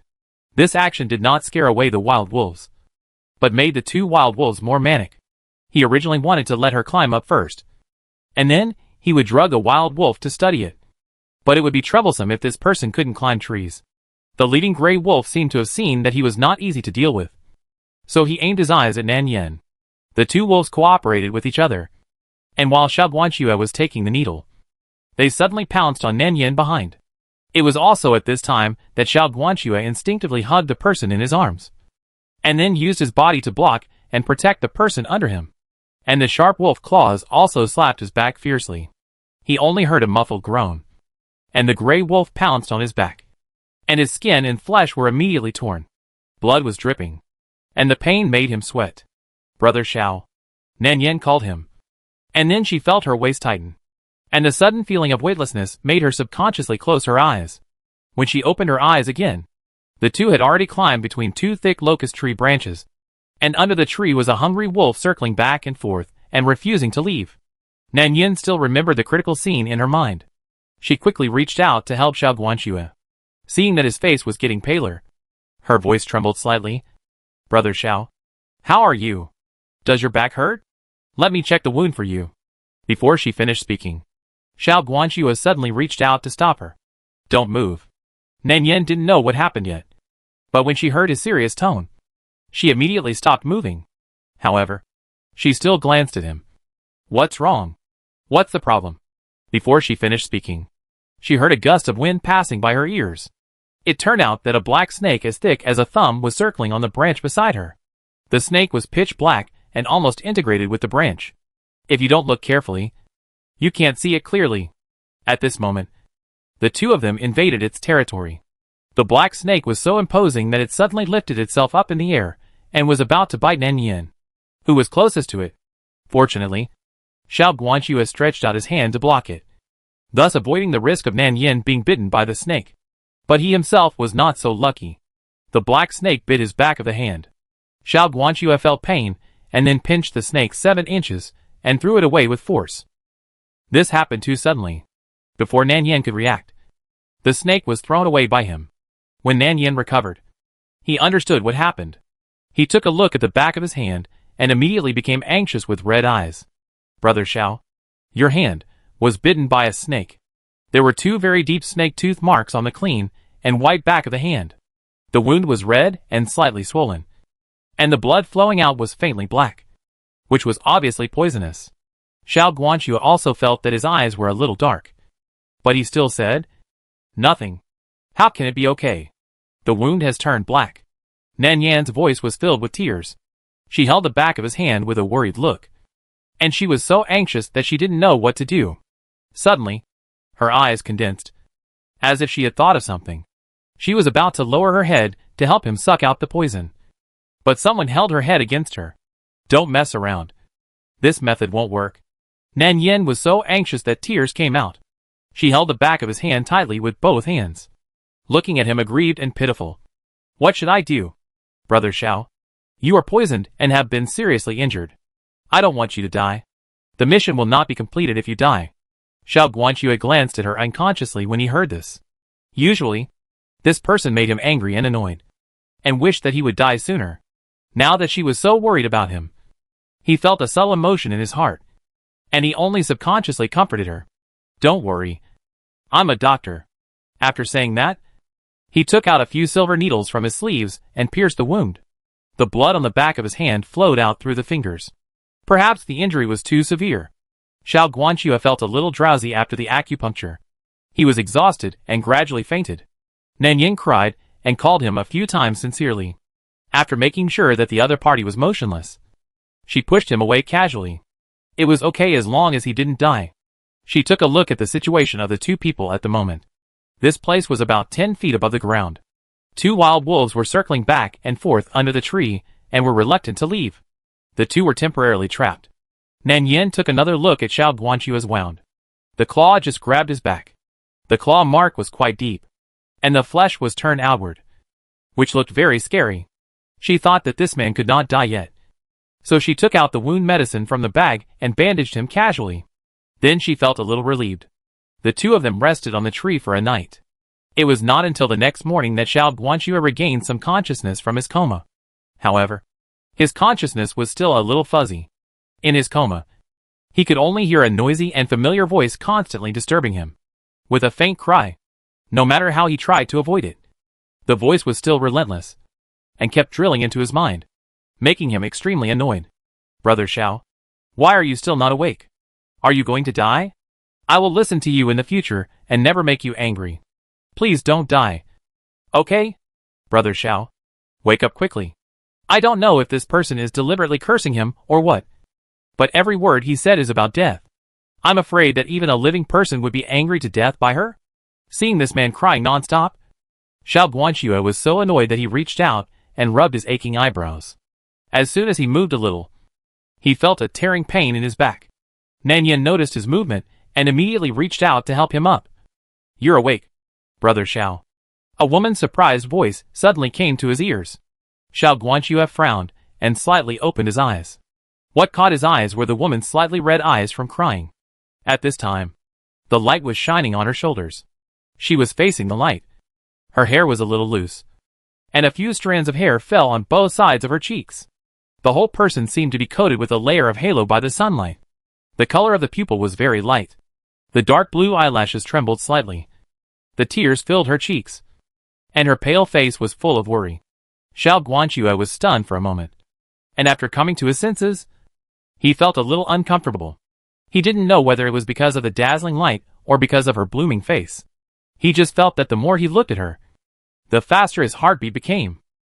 He coughed lightly, and his dry throat made him unable to speak. Xiao Guanxue could only hum lightly, and then said in a hoarse voice, "Water." Perhaps his voice was too low. Nan Yen didn't hear what he said clearly, so she asked again, "Brother Xiao, what did you say?" "I didn't hear clearly." "Ahem." I said. "Tell me, what do you want?" "Water." Nan Yen looked at him nervously, fearing that he would fall asleep again because of this. Who are you talking about? Brother Xiao, can you speak more clearly? I don't understand." Alas, he was just thirsty and wanted to drink some water. Why was it so difficult? This spoiled daughter must have never taken care of others in her life. She was asked to get some water, but she hesitated for a long time and didn't even hear what he said clearly. Xiao Guanxue coughed and simply held on to finish the words. I said, "I want to drink water. Please cough. Miss, please pass me the water bag in your bag." Is that clear enough? But after he finished speaking, his throat hurt more and more. Xiao Guanxue coughed uncontrollably. He covered his chest and looked at her with a little more disgust. Nan Yen understood immediately after hearing this. She frantically took out the water bag from her bag and hurriedly handed it over. I don't know why. The water bag just touched his fingertips. Nan Yen loosened her hand and the water bag fell to the ground with a pop, hitting the gray wolf's tail. The two wolves circled the locust tree several times, and sharpened their claws impatiently at the thing that fell from the sky. The two looked at each other, and were speechless. Xiao Guanxue. If the young lady's face was not so pale, aggrieved and helpless, he would have suspected that this person was deliberately against him. You? Before he could finish his words of blame, the young lady started crying out of guilt. She stared at the falling water bag, and the more she looked, the more aggrieved and sad she felt. The tears that had been accumulating for a long time fell from her eyes in an instant. What should I do? I haven't even drunk it yet. Xiao Guanxue. Shouldn't I apologize to him first at this time? Xiao Guanxue was blocked, and his face turned pale. He looked at the crying young lady coldly. He found that he seemed to be no longer angry. Perhaps it was because he saw the ugly bandage on the back of his hand, or the anxious look in the red eyes when she looked at him. The things that he originally disliked about the young lady became a little more pleasing to the eye. Well, this woman was born to be his nemesis. Chapter 33. Nan Yin was of course doing it on purpose. After torturing someone, she was in a good mood. But she still looked aggrieved and regretful. Xiao Guanxue was helpless. And in the end, he had to comfort her himself. However, seeing that the more she cried, the more she was out of control, he could only sigh and comfort her. Okay. Stop crying. It's just that you didn't drink a mouthful of water. Just bear it for now. It will be fine when you return to the village. After listening to what Xiao Guanxue said, Nan Yin stopped crying. She looked up at the other party, and a trace of disbelief flashed in her eyes washed by tears. Don't you blame me for being useless and always dragging you down? Xiao Guanxue was stared at by her for a long time, and she felt a little uncomfortable. They were very close to each other on the tree trunk. When she looked over, her eyes were full of his figure. This made Xiao Guanxue feel strange, but he did not say anything to stop her. He could only turn his head away and explain. What's so strange about it? You didn't do it on purpose. Besides, even if it's your fault, the water can't fly up by itself. I don't have the energy to argue with you now. This is true, but not entirely. It's just that he felt a little soft-hearted when he saw the young lady crying miserably and sadly. Maybe men have a headache and feel helpless about women who love to cry. Anyway, he was not very angry. And after spending a few days with her, he also realized that this young lady who said one thing and then another was not that bad in nature. Although she was sometimes a little unforgiving in her words, she had never done anything to hurt others. Nan Yin was silent for a moment after hearing his explanation. After a while, she looked up at him. That look was a little serious, with some relief and a hint of sympathy in her eyes. Brother Xiao, I have always misunderstood you. Su Mo must be blind to choose Xiaoyu, a guy who doesn't understand romance. Now I feel very sorry for her. Missing a good man like you is definitely a lifetime mistake. Xiao Guanxue. Why does this sound so uncomfortable? I don't know whether it is praising him or criticizing him. It's just rubbing salt into people's wounds. So Xiao Guanxue turned his head to look at her and replied lightly. Not entirely. After all, she is not the only one who is blind. Xiaoyu didn't choose a gentle and considerate woman like you? This hurts each other. Right? Nan Yin couldn't help but laugh. She was originally frowning, but this smile made the original sad and melancholy look disappear, and her smile bloomed like a crabapple. Her expression quickly became lively, and as her eyebrows and eyes moved, she seemed to have restored the arrogant and domineering appearance of the old lady, and the people who saw it couldn't help but fall into it. Nan Yin reached out and patted Xiao Guanxue's shoulder lightly, and didn't seem angry. When did the great doctor become so stingy? I came to comfort you with good intentions. It's okay if you don't appreciate it. But why do you say such words to hit me? But Xiao Guanxue was stunned by the smile. He looked at the face so close, and a throbbing inexplicably surged in his heart.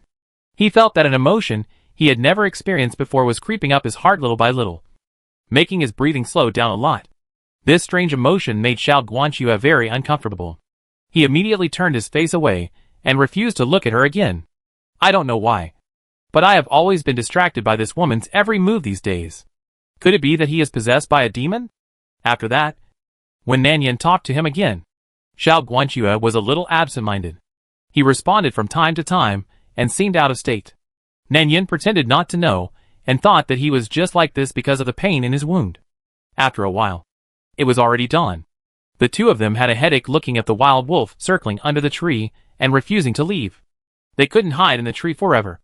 And the longer they delayed, the more dangerous it would be for the infected villagers. And Imor and the others. I don't know how they are now.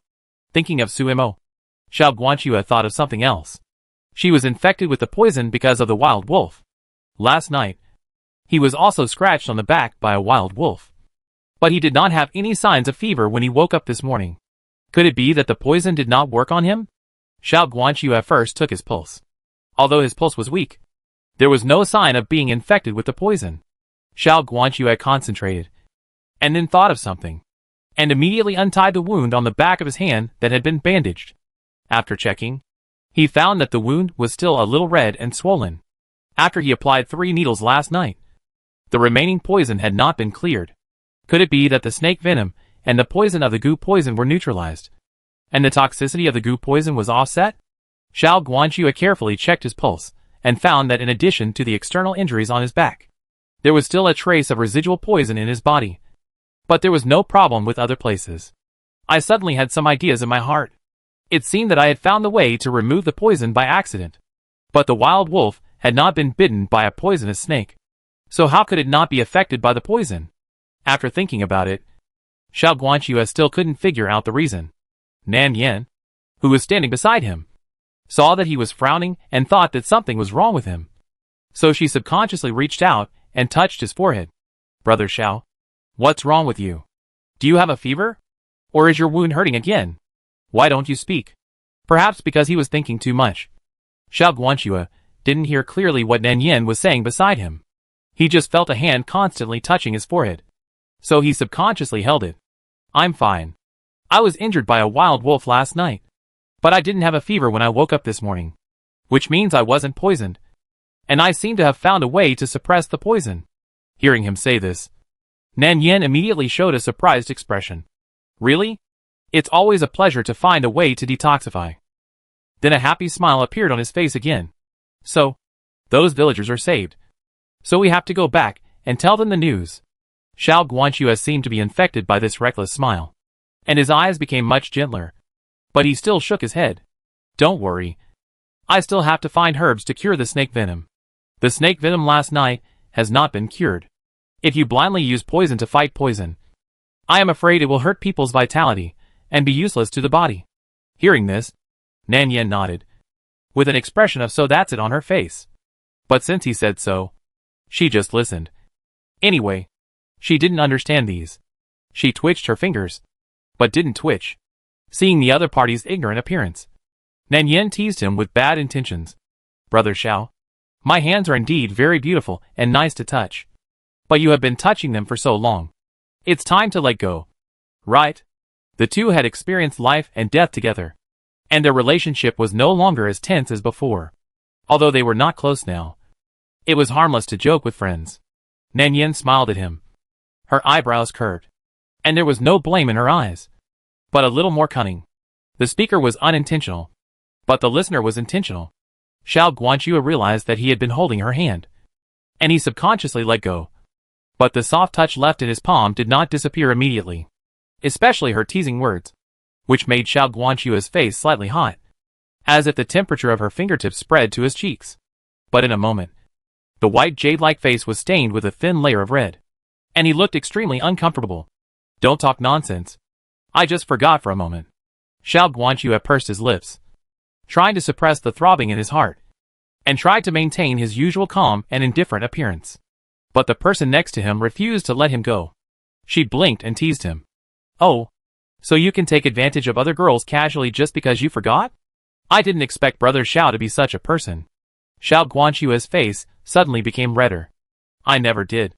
That's not what I meant. Then what do you mean? You are not responsible if you take advantage?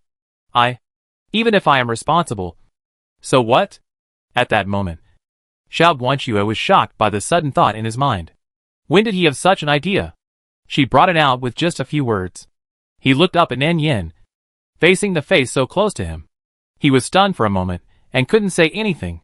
Nan Yan looked at the other person's stunned look, reached out and poked his forehead, and finally couldn't help laughing when she saw that he was still stunned and motionless. Okay. Actually, I was teasing you, Brother Xiao. I know you didn't mean it, so I don't blame you. But why are you so nervous? Xiao Guanxue came back to his senses and frowned at her. He didn't know why he was so nervous. He just felt that something was different. But he couldn't tell what it was. In the end, he had to turn around in a depressed mood and refuse to look at her again. He didn't know if he was really annoyed or what. But he refused to look at her again. Nanyan saw that he didn't want to pay attention and wasn't angry. She looked down at the wild wolf under the tree that had begun to get restless, thinking about how to get out next. Perhaps because the stalemate lasted too long. The two wild wolves were also a little impatient. The two wolves lowered their heads and wandered around for a few circles. And then one wild wolf quickly ran towards the depths of the jungle, while the other one was still guarding under the tree. Xiao Guanxue also saw this scene. The two looked at each other and felt that this was a good opportunity to leave here. Xiao Guanxue could still deal with a wild wolf, but he was injured now. To be on the safe side, the two waited on the tree for a while. After confirming that the other wild wolf had really left, Xiao Guanxue took out the silver needle from his sleeve and quenched the anesthetic on the needle in advance. Then he jumped up and stabbed the silver needle into the body of the wild wolf. After the wild wolf wailed and struggled for a few times, it completely lost consciousness. The two of them temporarily resolved the crisis. And Nanyan also took this opportunity to jump down and was caught steadily by Xiao Guanxue. After both of them stood firm, Xiao Guanxue stepped forward and stabbed the wolf a few more times. After confirming that the wolf was completely unconscious, he stepped forward to check the wounds on the wolf's body. There was nothing special about the wolf, but it was full of a strong fishy smell, which should be the smell of the remains of the rotten corpse. After checking again, Xiao Guanxue found that the gray wolf did have the poison of the goo poison in its body, but he didn't know what medicine was suppressing it.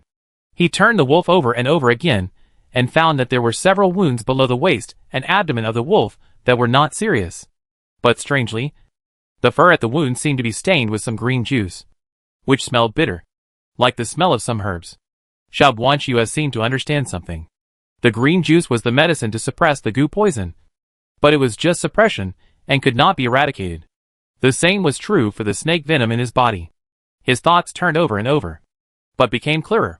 If the three were neutralized, perhaps it would be the real way to detoxify.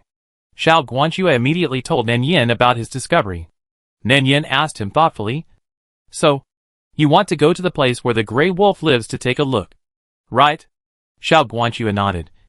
"Well, maybe there will be some discovery." He then looked at Nanyan beside him.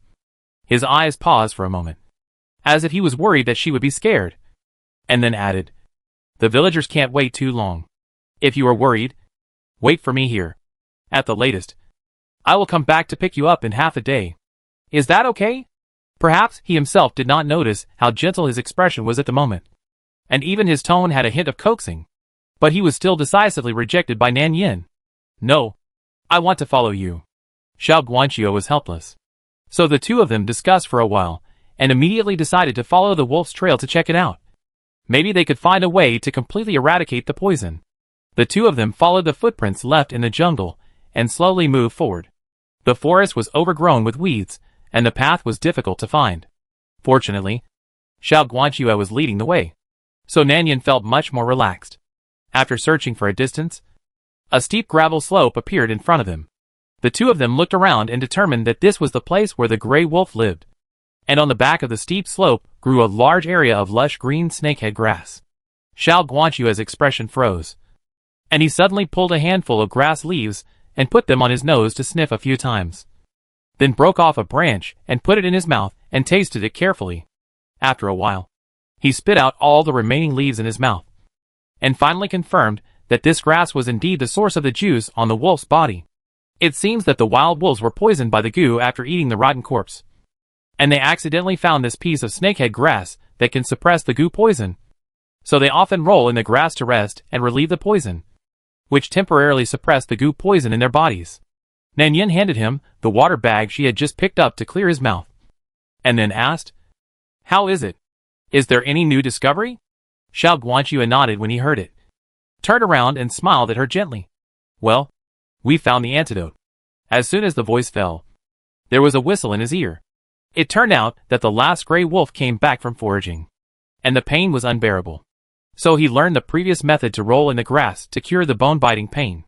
But he never thought that these two guys actually found its nest. The gray wolf howled immediately, and flew toward Xiao Guanxue fiercely. Xiao Guanxue subconsciously pushed Nan Yin away. And then he jumped back to avoid it quickly. But he never thought that the steep slope had been exposed to the wind and sun for a long time, and could not bear the pressure. And the surface soil was soft and fragile. As soon as he stepped on it, his feet suddenly felt empty, and most of the steep slope collapsed, forming a steep cliff. The gray wolf had no time to struggle and suddenly rolled down the cliff, without even a wail, and his figure completely disappeared. This happened too suddenly, and no one expected that the steep slope would suddenly collapse at this time. Xiao Guanxue reacted quickly at the moment of collapse, stretched out his hand, and grabbed the nearest protruding stone with all his strength to save himself from falling off the cliff. However, the rock wall was steep, and there was no place to hold on to his feet. Xiao Guanxue was hanging in the air, and it was obvious that he could not hold on for long. Nan Yin also reacted at this time. She looked at the empty cliff, and subconsciously called Xiao Guanxue's name with fear in her voice. Brother Xiao. Brother Xiao. Don't cry. I'm fine. Nan Yin stopped shouting until she heard Xiao Guanxue's response. She approached the cliff carefully. The cliff was convex horizontally. She didn't dare to use too much force because she was worried that the steep slope would collapse. Only when she got closer did she see that Xiao Guanxue had one hand tightly clinging to the stone. At this time, his whole face was pale. Cold sweat was pouring from his forehead, and blood was dripping between his fingers. He was about to collapse. Nan Yin quickly stretched out a hand and handed it to him, saying carefully, Brother Xiao, give me your other hand. I will pull you up. It's not that Nan Yin really wants to save him, but the poison in this village has not been resolved, so Xiao Guanxue will naturally not die. The original text also described that there was a protruding stone wall under the collapsed steep cliff that had not yet completely broken. Xiao Guanxue fell on the stone wall after falling. He was only slightly injured, and there was no serious damage to other parts of his body. At this time, Xiao Guanxue's right hand was already a little weak, and he hesitated when he heard Nan Yin's words. But seeing that she insisted, he tentatively reached out to her. The moment their fingers were clasped, the stone suddenly loosened, and Xiao Guanxue's body slid down another inch. Fortunately, he grabbed the gravel in time and relied on the friction to prevent his body from falling. But his palm was already muddy, and it was as painful as a burning fire. Nan Yin was also dragged and her face flushed, and she lay on the ground without any strength. After all, Xiao Guanxue was an adult man, and her strength was not enough. No matter how hard she tried, the other party's body still could not move up a bit. In such an anxious and tense situation, Nan Yin was so anxious that tears were about to come out. What should I do? Brother Xiao? How can I save you? And Xiao Guanxue saw that her lips were pale, and her wrists were stretched straight. If he insisted, he was afraid that he would drag her down. In this way, not only could he not save himself, but he would also kill another person. He did not hesitate and said directly, Let go. Yan Yin. I am almost out of strength. If you don't let go, I will drag you down with me.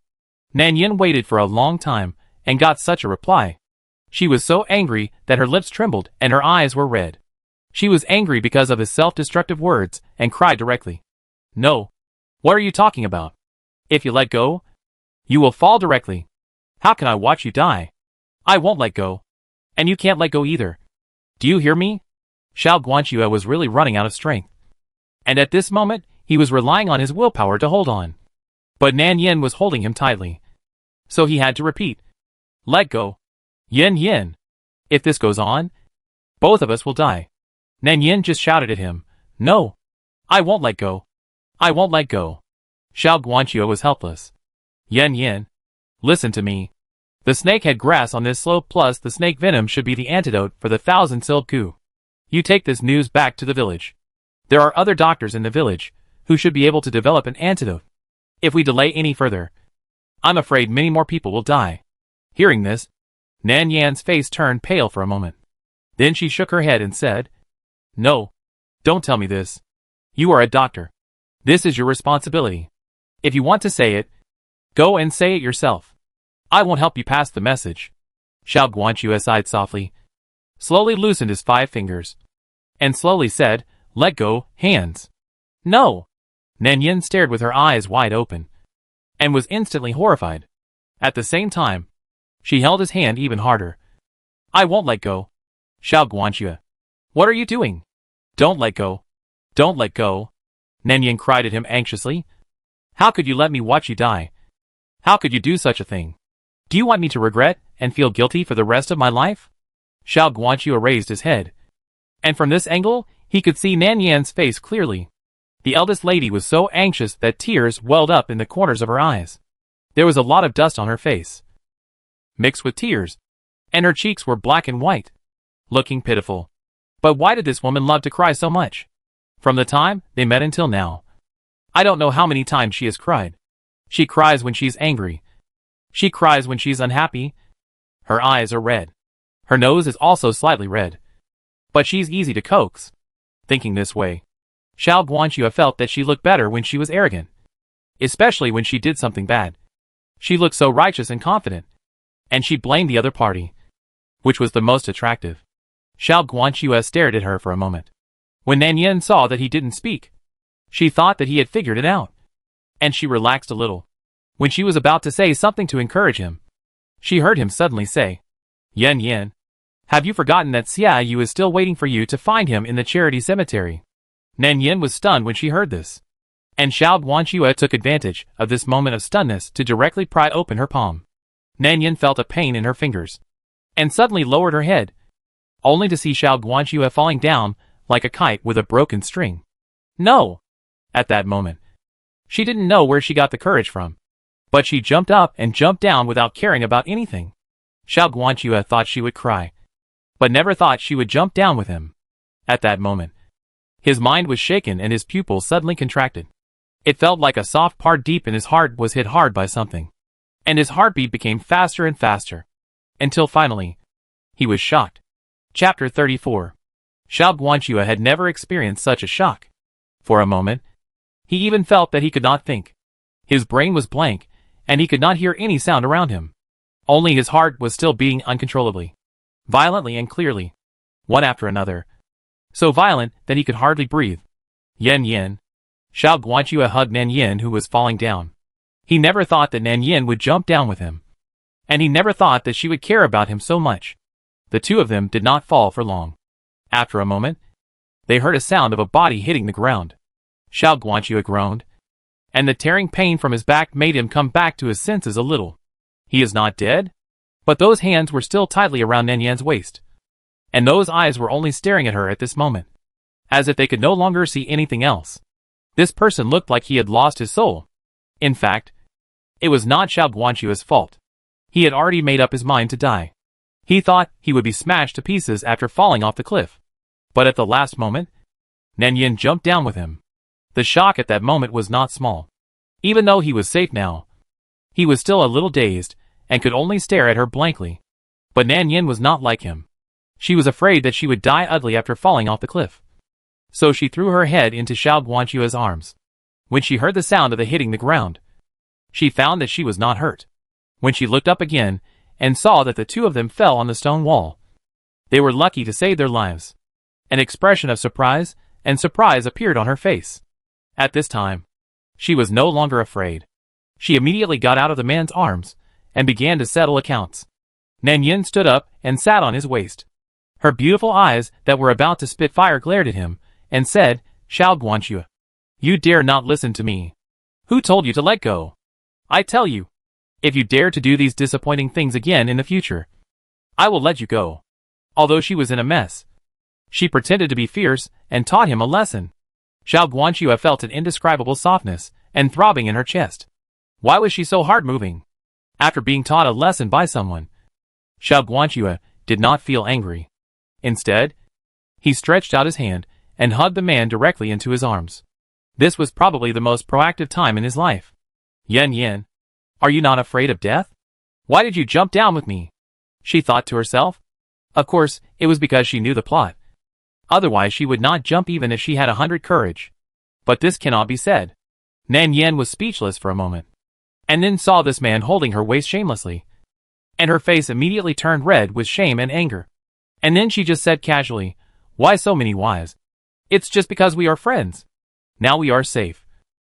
Why are you still holding me? Let go. Xiao Guanxue. Xiao Guanxue knew that this young lady's habit of saying one thing and thinking another had come back. So he didn't let her go. But the strength of his hand was loosened a little. He then asked, then tell me, what kind of friend is more important than your own life? Yan Yan. Do you also ignore other friends like this? After hearing this, Nan Yan felt her cheeks slightly hot, and seemed a little embarrassed. But thinking about the meaning of his words, it seems that she doesn't quite understand the reason.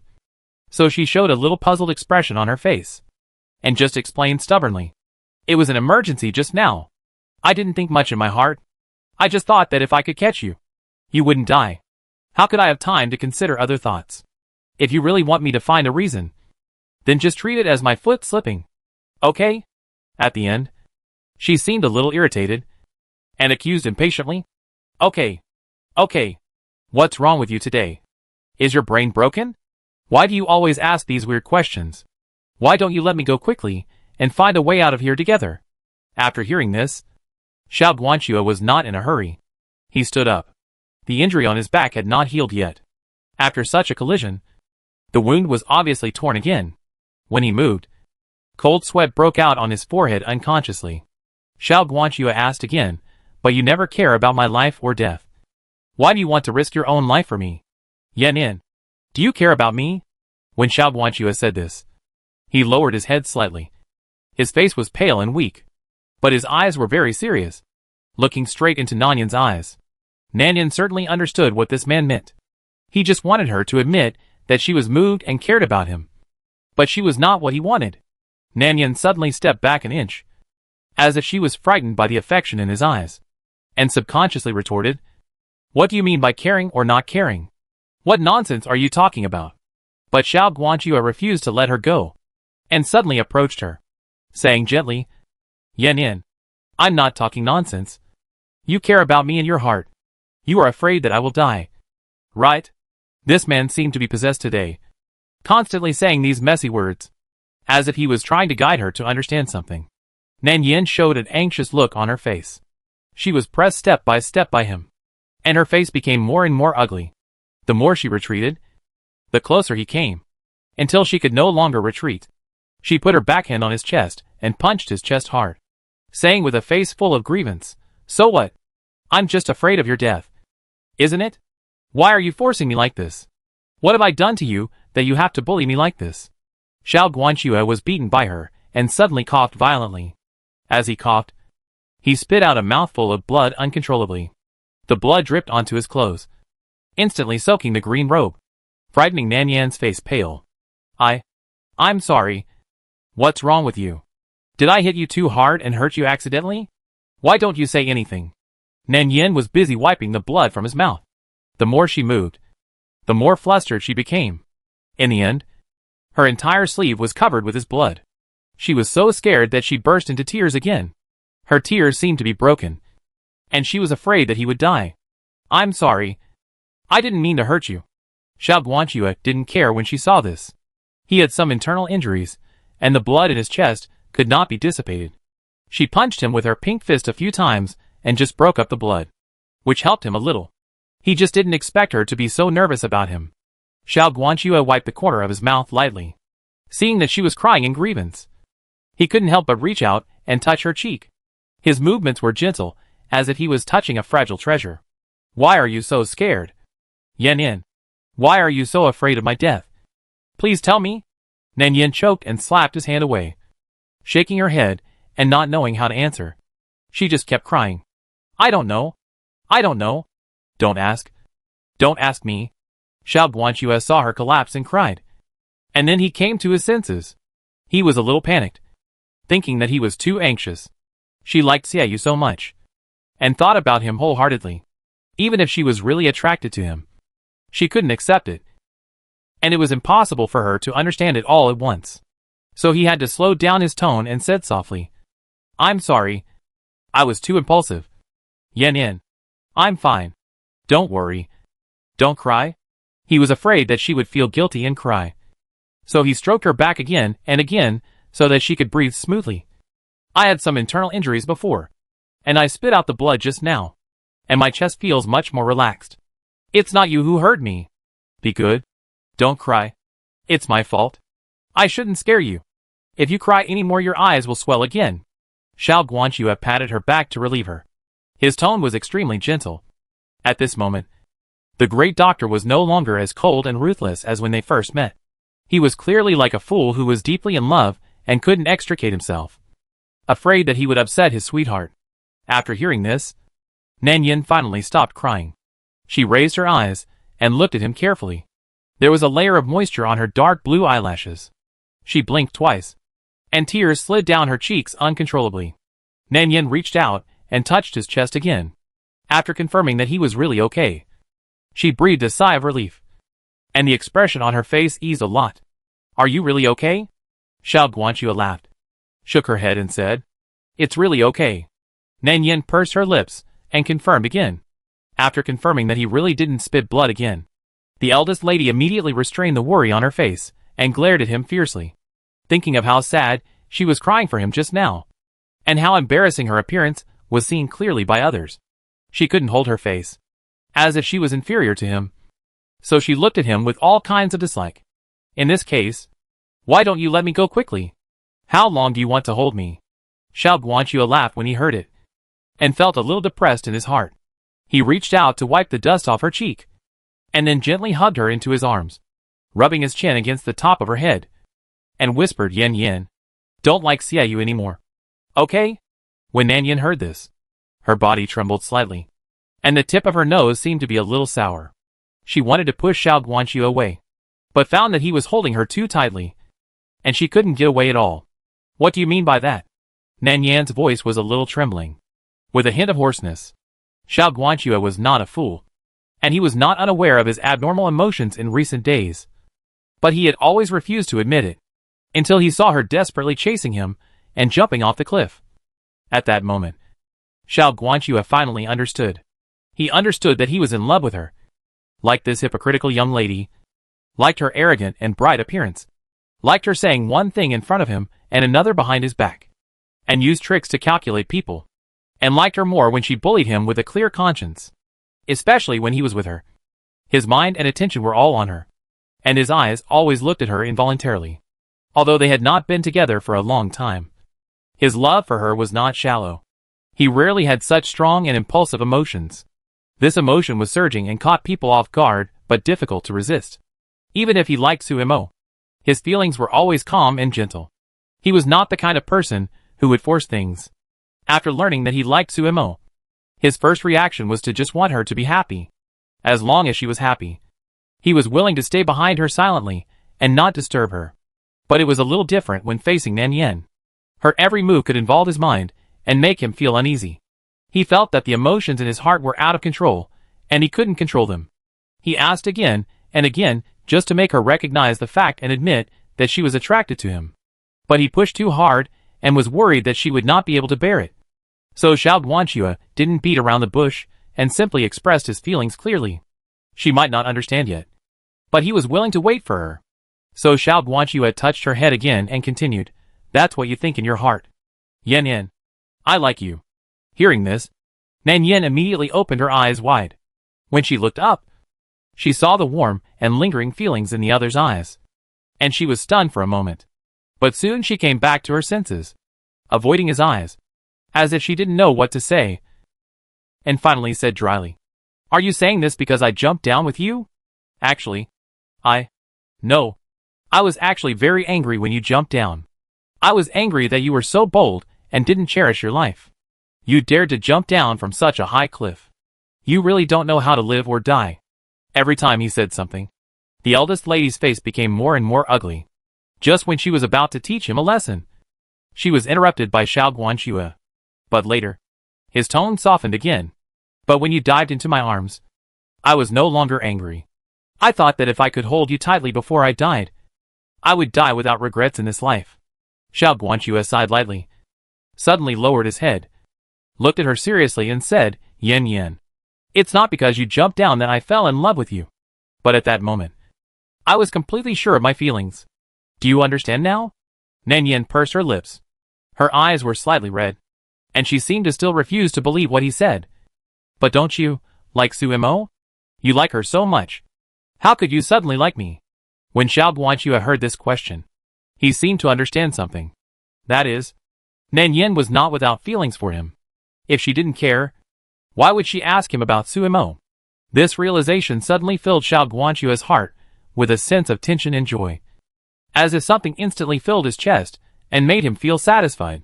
Xiao Guanxue did not dodge, but held her face, looked into her eyes seriously and said, Yin Yin, I like Suimo. I don't deny this, but I can assure you that after seeing her and Xiaoyu together in the forest that day, I completely let it go. I don't want to be vague and deceive you, saying that I have never liked her. I will face my previous feelings, and I will also tell you that I am sincere to you. Yan Yin. Xiao Guanxue had called her name softly again, and did not continue to speak, but looked at her quietly and gently. Nan Yin was stunned for a moment after hearing this confession. She bit her lip, her eyes slightly red, and asked again, What you said, is it true? You won't lie to me? It's true. I have thought it through very clearly. Nan Yan's eyelashes trembled slightly, and she turned away uncomfortably because of his reckless words. I can give you a chance. Really? Xiao Guanxue was overjoyed and wanted to reach out and hug him, but Nan Yan held her back. Wait. Why are you so excited? I haven't finished talking yet. She changed the subject and looked at him with wide eyes. I have something to ask you. If Suimo and I fell into the river at the same time, who would you save first? Of course I would save you. Huh? Nan Yan looked up in surprise. Why didn't this man play by the rules? He didn't even hesitate for a moment. How could she find fault with him? But Nan Yin still refused to let him go. She turned around and looked him up and down, then complained. So you're not a loyal person. You're so heartless and ungrateful to let a woman you love die without helping her? Xiao Guanxue looked at her pretending to be angry, and thought it was interesting that she was being unreasonable. It was funny in his heart, and he couldn't help but knock her on the forehead. I'm not stupid. Suimo is indeed a woman I loved before, but you are the one I want to accompany for life. How could I not choose in such a matter? Xiao Guanxue smiled again. If you insist on accusing me of being heartless and ungrateful, then I will admit it. But Yan Yan, the past things, once let go, really let go. I won't always be nostalgic for the past. Nan Yan didn't say anything for a long time. His words were so straightforward that even a fool would understand what he meant. Nan Yan hesitated for a moment, her face slightly red, and finally slowly put her hand into his palm. Just now on the cliff. I don't know why I jumped down without hesitation. I just thought that if you died, I would be very sad. So I followed you down without thinking. At the moment of jumping down, I thought I would not be able to let go of Brother Au. But in fact, letting him go doesn't seem to be that difficult. Nan Yan's voice gradually calmed down, as if she really wanted to let go of that relationship. She raised her head and said to him seriously, I am willing to give myself a chance and trust you once. Brother Xiao, you won't lie to me, right? Xiao Guanxue looked at her, and it seemed that he didn't expect that she was really willing. The joy in his heart made him hold her tighter and kiss her forehead at the same time. No, I won't lie to you. Yan Yan. Nan Yan was a little frightened by his intimate behavior. She touched her forehead, which was still wet, and blushed immediately. She said angrily, Lecher, how can you kiss me like this? If you don't let go, I will beat you up.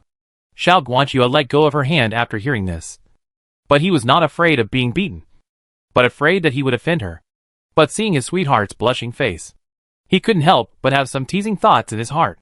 He thought of the question she had just asked. So he imitated her and asked, Yan Yan, I also have something to ask you. If your brother Au and I fell into the river together, who would you save first? Nan Yan.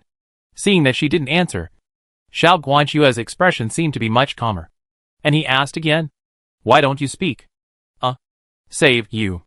Oh, then why did you hesitate when you spoke just now? Nan Yan was speechless for a moment.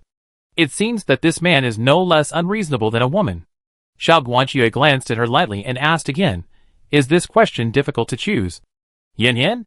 It's not difficult. But this question shouldn't be asked. Jealousy makes him unrecognizable. Nan Yan pursed her lips and glanced at him. Seeing that his face was getting worse and worse, she simply leaned over and kissed him on the corner of his mouth quickly when he wasn't paying attention. So gentle. Is this okay? My lord.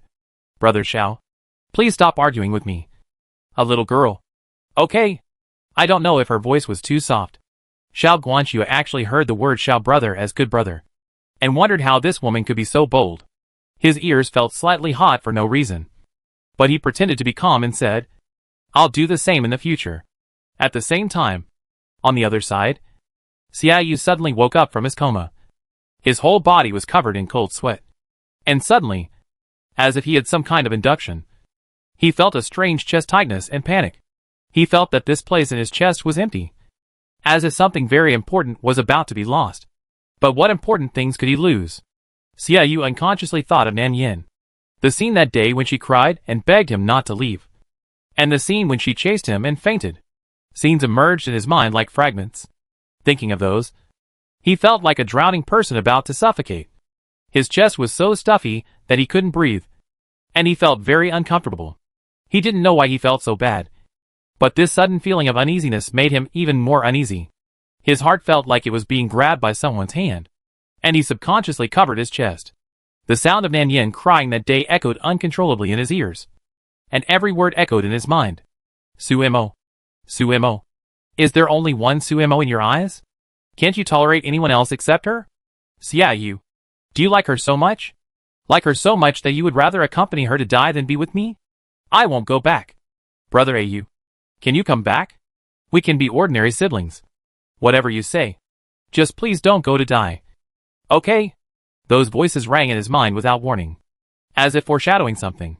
Xiaoyu didn't know what was wrong with him. The unprecedented panic surged into his chest, making him feel like he was about to lose her. It's not like this. It shouldn't be like this. He has just completely realized his feelings. It's just the beginning. They have just started. He still has a chance. Why does he feel this way? Xiaoyu struggled to stand up. He didn't know what happened in the village, but he wanted to leave here urgently. If he stayed any longer, he would regret it. But in fact, he already regretted it. He regretted it when he left that day. People always regret when they lose something. He watched Yin Yin faint in front of him, but turned around and hugged another woman. No matter what the reason, he hurt Yin Yin because of Suemo.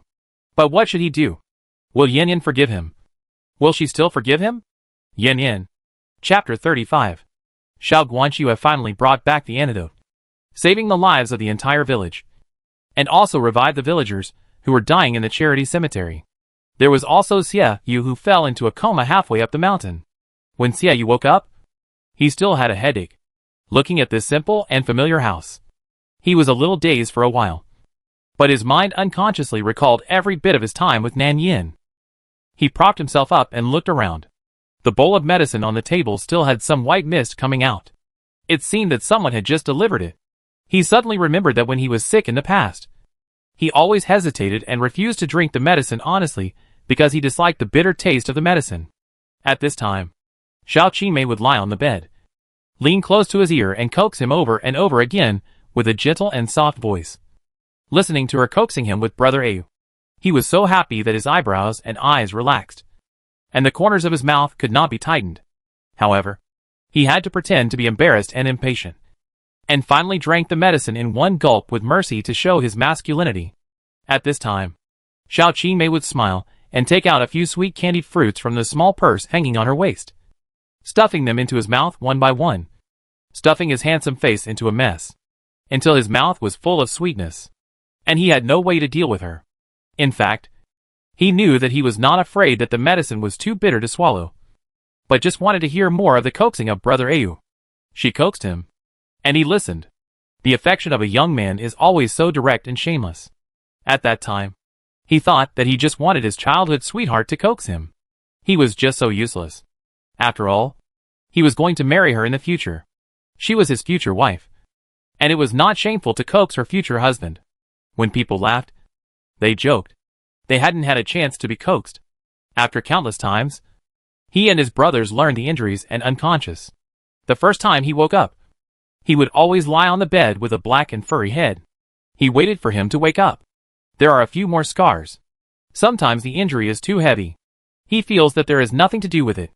Instead, the little girl, seeing his beaten nose and swollen face, he kept crying and crying. What is crying? But now she is gone. At first glance, there is only this empty and silent house. There is no one who keeps coaxing him to take care of him, making him panic. Only now did he realize how good it was to be missed by others. But what to do? He seemed to have lost his childhood sweetheart. Xiaoyu felt a little sad. He felt like he was about to lose the most important treasure. Xiaoyu stumbled out of bed, supporting his body. He was still a little weak at the moment. But Xiaoyu couldn't care less. He wanted to see Nan Yin urgently, wanted to confirm something, and wanted to tell her his feelings thoroughly. He knew he was wrong. He regretted it very much. He liked her. He never had a possessive desire for her like a brother to his sister. It was clearly admiration for his sweetheart and jealousy of others. He liked Yin Yin, and he always liked her. So can you forgive him again? This time he will definitely cherish her. He will take her back to Mingyu Villa to apologize to Uncle Gu. He will not cancel the engagement. He will take all the responsibility. No matter how Uncle Gu punishes him or how his fellow apprentices beat him, he will not avoid it.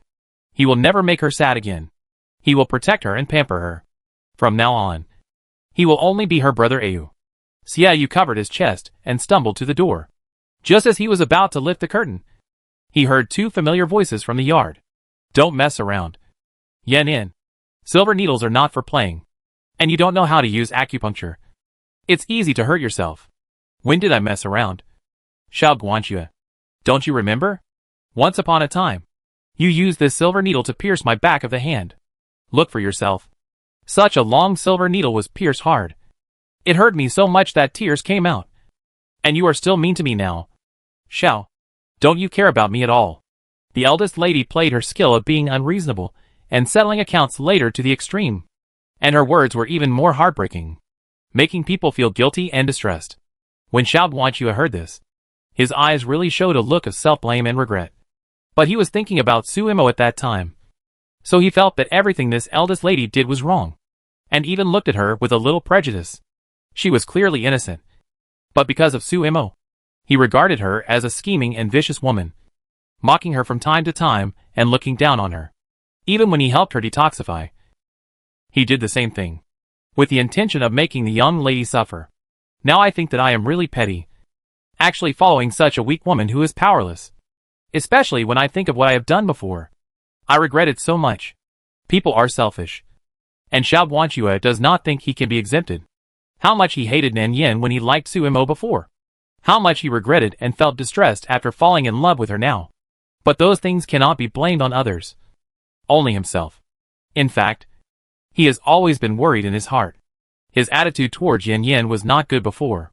Because of this, he was afraid that Yin Yin would bring up the past and afraid that she would leave him. Perhaps only when you really like someone will you be controlled by this kind of anxiety. And that kind of chest tightness may only be understood by those who have really experienced it. Xiao Guanxue looked at his sweetheart with a smile on her face, holding a thin silver needle and waving it in front of him. He knew that she was unintentional and just wanted to tease him. But he couldn't completely forget those things in the past. There was always a knot in his heart. Every time he thought of it, he felt uncomfortable and regretful. So he reached out and held Nan Yin's hand. With a little force in his palm, the silver needle pierced his back of the hand. One piercing was not enough. So he pulled it out again and continued. He repeated this several times. The white and smooth back of the hand soon oozed blood and turned red. What are you doing? Nan Yin was startled by his action. She immediately showed a look of shock and grievance in her eyes. After she came to her senses, she immediately opened his palm and threw away the silver needle in her hand. Are you stupid? Xiao Guanxue. I'm just talking. Why did you pierce yourself for no reason? Doesn't it hurt? You stupid guy. Why can't you just talk about something in a nice way? Why do you have to make me feel uncomfortable in this way? Nan Yin hurriedly stopped his movements, holding his palm with one hand to prevent him from messing around, and quickly took out a clean handkerchief from her sleeve with the other hand to clean his wound. Nan Yin thought to herself that this man was really ruthless when he attacked her. Maybe he stabbed too deep, and specifically chose the blood vessels. The blood beads on the back of his hand soon dyed the handkerchief red. Faced with this situation, Nan Yin's eyes were red again, and she asked nervously and sadly, How are you? Is it still painful? You fool. Have you forgotten that you are a doctor? You still need to give acupuncture to your hand. It was already badly injured on the cliff. You are still messing around like this. Don't you want this hand in the future? She reached into his arms, trying to find some medicine to reduce swelling and relieve pain. Just as she touched something, She was held down by someone. Xiao Guanxue turned away, his face slightly red. He whispered, "Don't touch. Yan Yan. This is not good. Let's go back to the room." Nan Yan was stunned at first, then saw his blushing face, and understood a little, and immediately blushed with shame. But the eldest lady never gave in. So she found a piece of soft flesh on his chest and pinched it hard.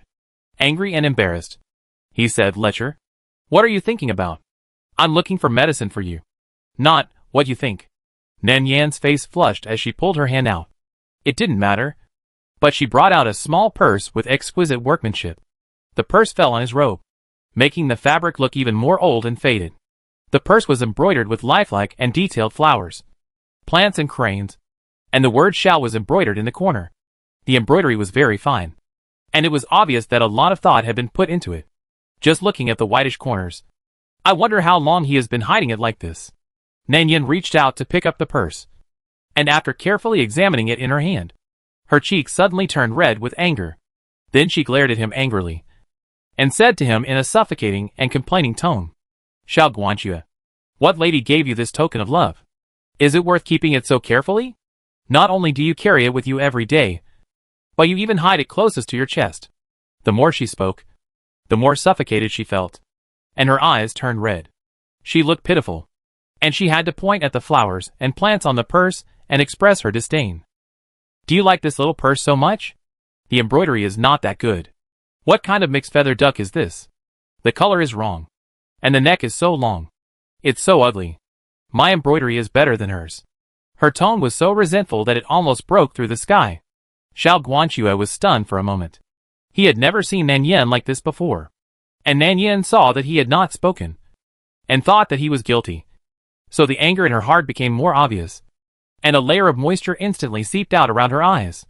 She turned her face away and refused to let the tears fall, but there was a sob in her voice. "Xiao, tell me the truth. Why did you accept the girl's little purse? Are you the kind of heartless and unfaithful person written in the storybook, who said one thing but actually liked another in his heart?" In the end, even the unfaithful man was scolded. How could Xiao Guanxue not know that she was jealous? He felt a subtle emotion suddenly surge in his heart, and an indescribable sweetness of satisfaction spread in his chest. He didn't care about the word heartless man, either. He couldn't help laughing, and with his fingers slightly bent, he gently tapped his sweetheart's head, wondering in his heart why she was so talkative. He didn't know what was in her head. He hadn't explained anything yet, but he just convicted her. "What nonsense are you talking about?" Nan Yan refused to give up. She raised her eyes and glared at him, her eyes misty and extremely aggrieved. "Why are you tapping me? Did I say what you were thinking? And you feel guilty?" "Of course not." Xiao Guanxue reached out and took the small purse from her palm, untied the tie, and then took out a crystal-clear ring-shaped jade pendant from it. The color was transparent and beautiful, and it was obvious that it was not a vulgar thing at a glance. "This purse is something my mother left me." Nan Yan realized that she had misunderstood someone, and felt a little uncomfortable for a while. However, she had lived in Yaowang Valley for so many days before, but she had never seen this person's mother. "You still have a mother." She didn't finish her words, and felt that she had said something wrong, and she was annoyed. "I didn't mean that." Xiao Guanxue didn't think about it, raised his hand and knocked her on the forehead again. "You are so outspoken. I didn't jump out of the cracks of the stone, so I naturally have a mother, but I have never seen her. My master picked me up outside the valley. My master said that this jade pendant should be the only thing my mother left me." He smiled again and handed the jade pendant to her palm, then explained calmly, "This is not a token of love from some young lady. You just accused me of something. I don't have time to explain it to you. You are really domineering. You didn't even give me a chance to explain. I was almost wronged by you." Nan Yan knew that he had misunderstood him when he said that this was his mother's relic, but she still looked angry because she had to act well. "Who told you not to tell me in advance? I didn't know it was your mother's relic. Now it seems that the embroidery of the mixed feather duck is also very vivid. Much better than mine." Xiao Guanxue was slightly startled when he heard this, and then laughed out loud. After laughing, he stuffed the jade pendant into her hand and whispered, "In this case, you embroider a purse for me to apologize, and in exchange, I will give you this jade pendant as a token of love. Okay?" Nan Yan was stunned for a moment. looked down at the valuable white jade pendant in her palm, and looked up at him again. She saw that the man's eyes were full of sincere affection, and immediately wanted to tease him. So she threw the jade pendant back into his hand. With a slightly red face, she cursed, "Shameless! Who wants to give it to you privately?"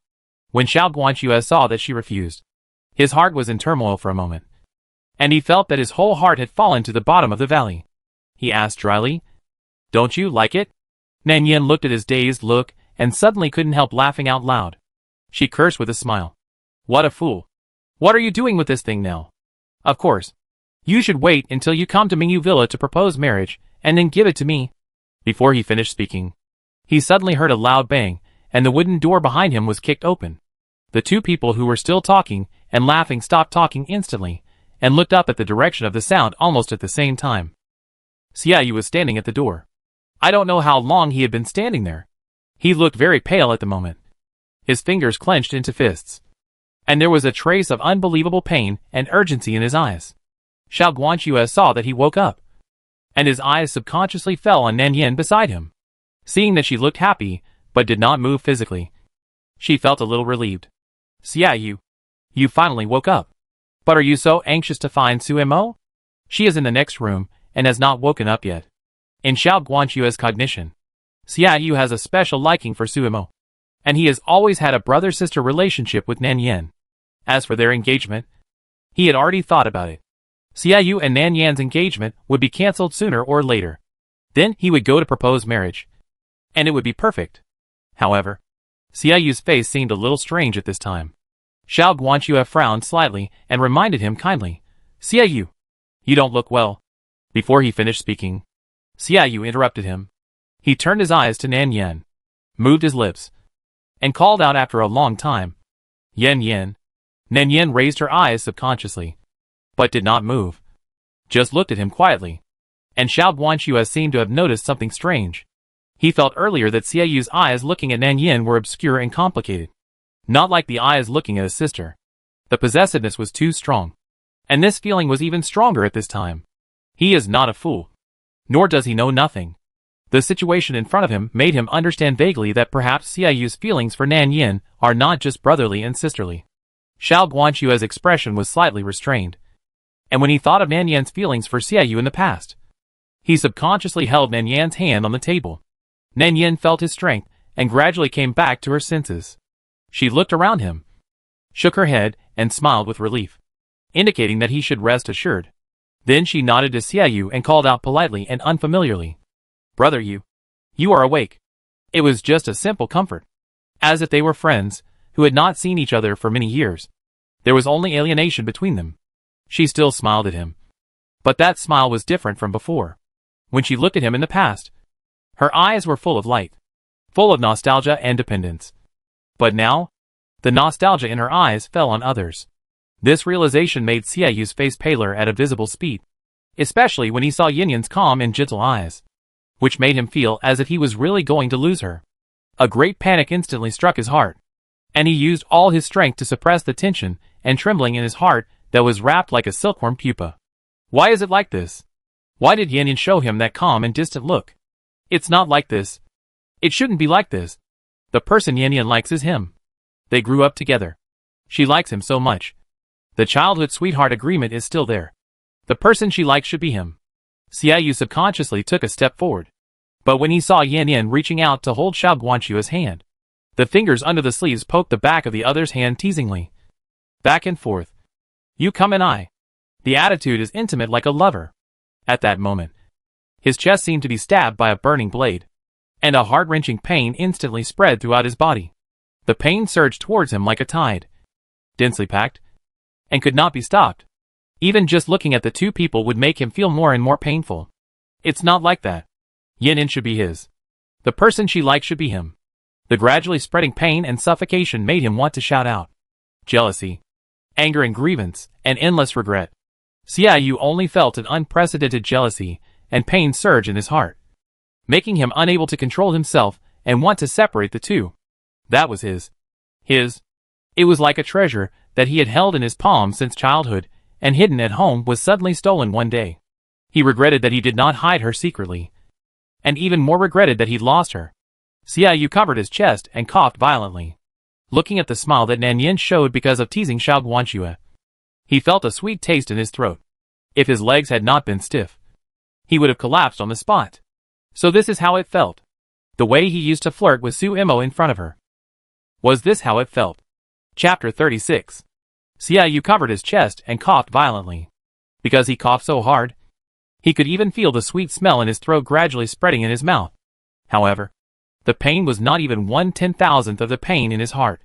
Xiaoyu held the pillar beside him with one hand to prevent himself from falling down on the spot due to weakness. Nan Yin, who was beside him, saw this and stepped forward to help him. Just as a love and care between brothers. Brother Yu, why are you coughing so hard? Didn't you take your medicine? Xiaoyu paused, seeing that he didn't answer, and seeing his pale face. Nan Yin couldn't help but repeat it again. I put it on the table. Didn't you drink it in time? The medicine is boiled according to Brother Zhao's prescription, which can treat cough. As she said this, she seemed to turn around and go into the house to take a look, but was grabbed by Xiaoyu's wrist. She wanted to use force, but didn't dare to, for fear of scaring her. He felt miserable and indescribably sad.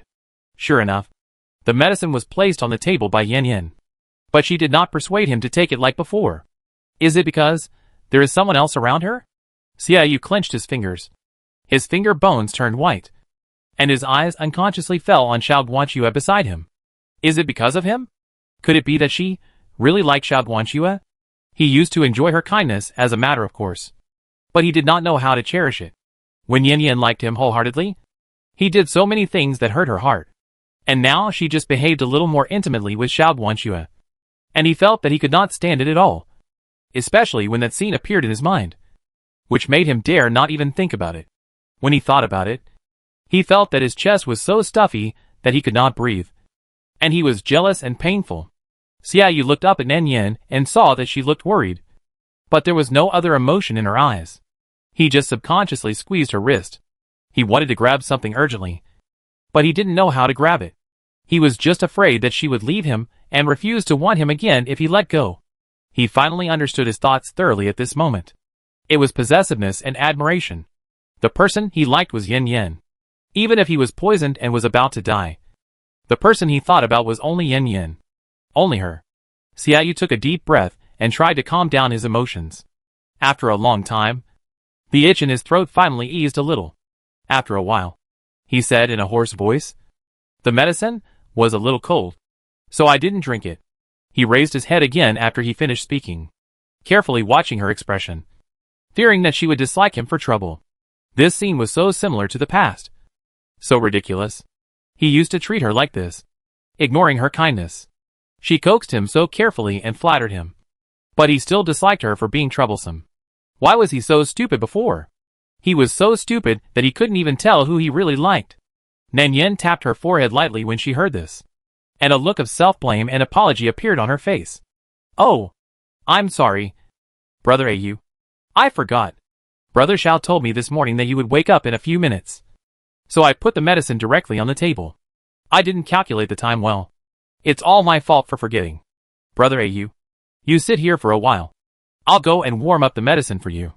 She smiled gently at the person and reached out to help him sit on the stone bench beside her. The whole process was familiar and natural, as if she really just treated him as her brother, and her eyes only showed her love for her brother, without any other thoughts. But even so, Xiao Guanxue on the side couldn't help but frown. He obviously noticed that Xiaoyu was a little bit wrong with Nan Yin, and he felt a little uncomfortable in his heart. So he took advantage of the pulse-finding skill to separate the two people's clasped hands, and then said, Xiaoyu, your poison has just been cured. Your heart pulse is weak, and you were infected with a cold yesterday, so you coughed so badly just now. He glanced at Nan Yin again, as if he wanted to get her out of the way. Yan Yin, go and heat up the medicine first. If you delay for a long time, I'm afraid your brother Au's cold will become more serious. He deliberately called her nickname, and emphasized the word Brother Au. Nan Yin naturally heard the hint of jealousy in the voice Brother Au. But this was exactly what she wanted. She looked up at him and saw the great Dr. Xiao staring at her, not avoiding or giving way. He was obviously not worried about their relationship being known to others, and perhaps even happy to see it happen. Nan Yin pretended not to know. snorted, and said to him, "I know. You can use me." After saying that, she turned and left. With such an intimate gesture, it was clear who was close and who was distant. Xiaoyu sat aside and watched the interaction between the two, clenching his fingers tightly. He was obviously the person closest to her, and he was her fiancé. But the whole process seemed to have nothing to do with him. The two of them were getting close in front of him, which made him look more like an outsider, until Nanyan's figure gradually disappeared at the door. Xiaoyu simply didn't bother to maintain the previous superficial work, and his face changed directly. "You and Yan, as you can see, I admire her, and I will go to Mingyu Villa to propose marriage openly in the future." "Xiaoyu, I thought you would be very happy." Xiao Guanxue also told the truth, without any intention of deliberately concealing it. "Happy?" Xiaoyu sneered, and wanted to rush forward and beat him up.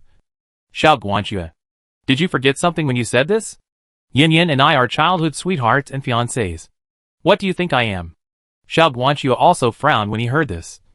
The marriage contract was indeed very troublesome. "Xiaoyu, haven't you always liked Suemo? Why are you saying this now? Do you really want Suemo to be your concubine, so that the two of them can emulate a Huang and vying and enjoy the happiness of having two wives?" Xiaoyu paused, and then his face turned pale. "What nonsense are you talking about? Suemo and I are not what you think." He had already rejected her, and the things between them had been made clear. Since that day when he mistook her for Yan, he had completely seen through his own mind. So how could he continue to tug at her? Xiao Guanxue said coldly, "Xiaoyu. She saw it, and I saw it too. When we were looking for the antidote in the mountains, we went to the charity cemetery and happened to see you two being intimate, hugging each other in the forest." "Intimate hugging?" Xiaoyu didn't seem to understand what he was talking about. His brows were slightly furrowed, and suddenly his expression froze. He remembered. Xiao Guanxue should be talking about the day when Suemo was rejected because she confessed her feelings to him, and she left the cabin with a sad look on her face. He was worried that she was too seriously injured, so he subconsciously chased after her. After that, he apologized to her, and she was heartbroken and threw herself into his arms and hugged him tightly, refusing to let go. Did they see that scene? Thinking of this, Xiaoyu's heart suddenly shook. So Yan had a misunderstanding after seeing them hugging each other. Right? She mistakenly thought that he was with Suemo. So she turned around and got together with Xiao Guanxue. Right? Then, as long as he explained clearly to Yan that he didn't like Suemo and that the person he liked had always been her, would Yan forgive him and come back to him? Thinking of this, Xiaoyu's face suddenly changed, and he became nervous. He seemed to see some hope. He and Yan still had a glimmer of hope to be together. This possibility made his heart beat faster. Then he thought of something, and his eyes toward Xiao Guanxue became colder and colder. "So, you took advantage of Yan's misunderstanding of me?" "Misunderstanding?" Xiao Guanxue frowned slightly, but didn't care too much about this matter. "I don't know what misunderstanding you were talking about. But it's not that I took advantage of it. But Yan herself decided to let you go. Before that, I actually didn't know much about my feelings for her." At this point, his face also paused slightly. If it weren't for her reckless leap, he might not have seen his heart so quickly. Xiaoyu naturally didn't believe what he said. He just felt ironic. If it weren't for him, how could Yan treat him like that? Then he sneered. "Xiao Guanxue, do you really understand Yan? Do you know how many years we have been together? Do you really think that she can easily let go of our childhood sweetheart relationship?"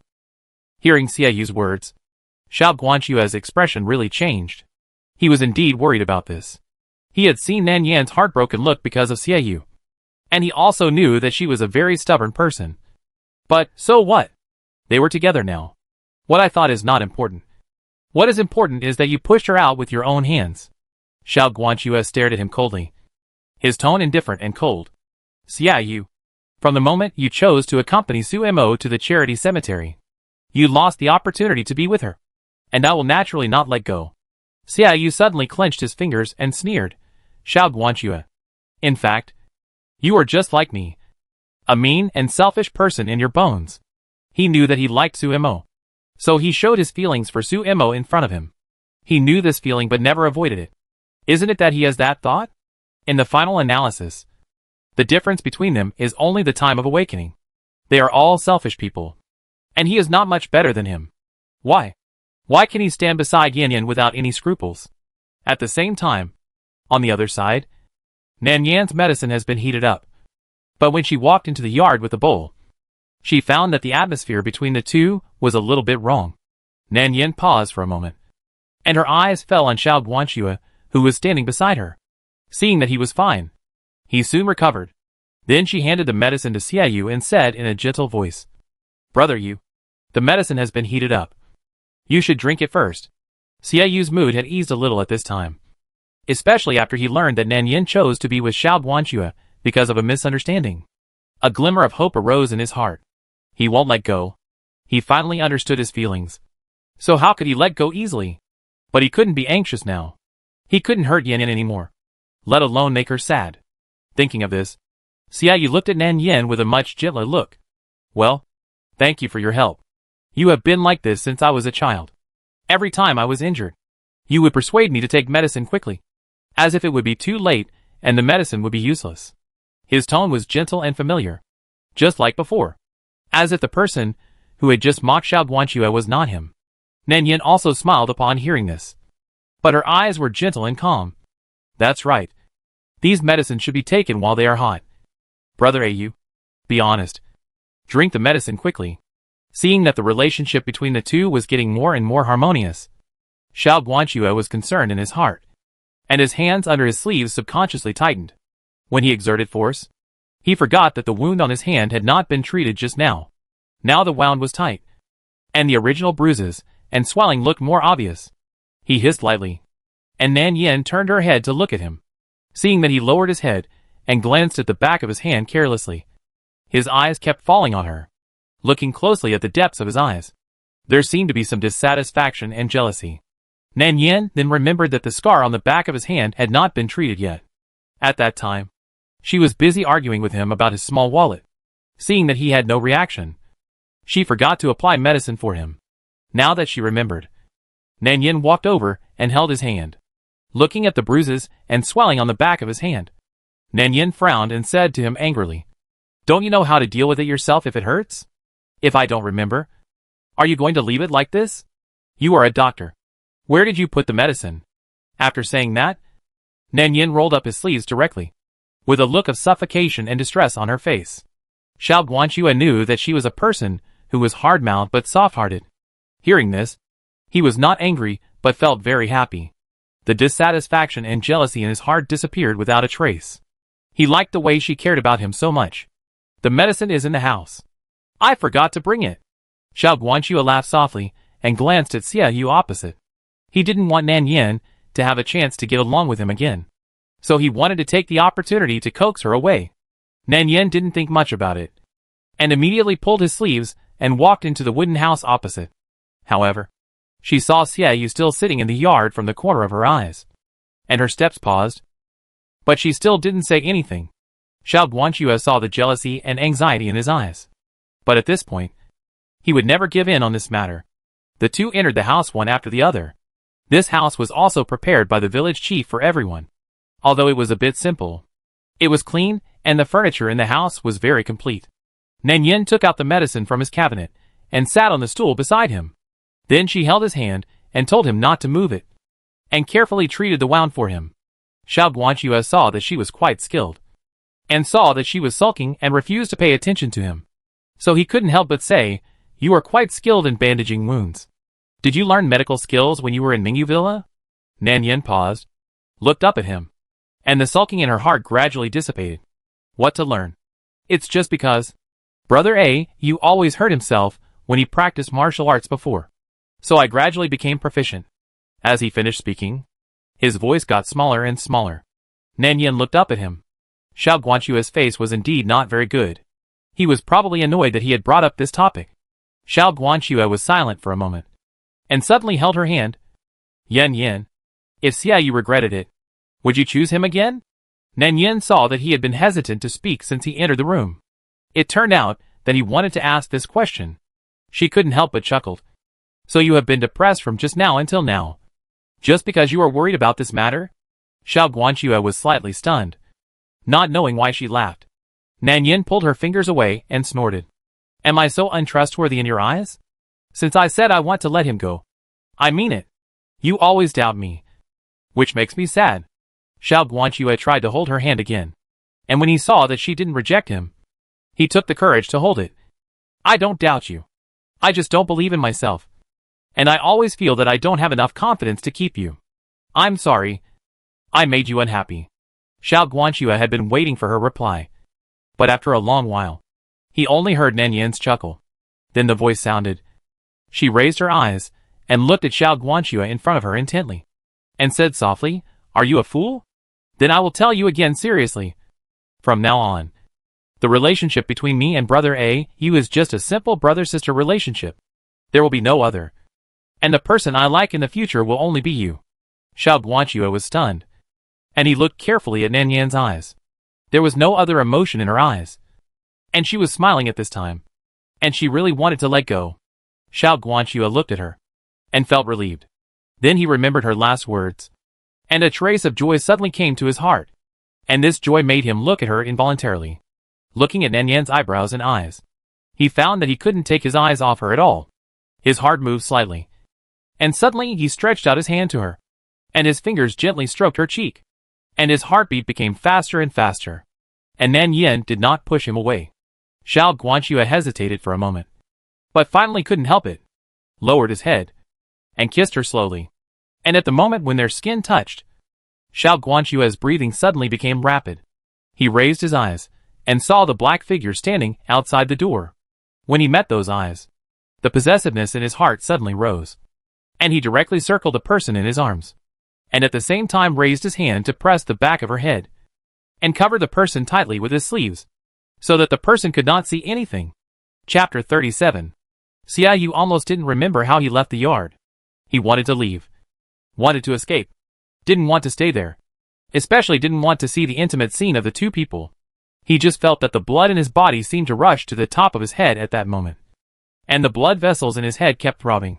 And suddenly there was a bursting pain. His chest also hurt. And he couldn't breathe. He couldn't recall that scene. As long as he thought about what the two were doing, he felt pain all over his body. A kind of pain that was tightened in his heart. And it was very uncomfortable. Xia Yu covered his chest and walked out of the yard quickly. He felt a sweet and fishy blood constantly surging in his throat, making him cough uncontrollably. He held the peach tree beside him hard, which saved him from falling on the spot. A layer of mist seemed to have accumulated in his eyes. Xia Yu raised his hand to cover his eyes. He had never been so miserable before.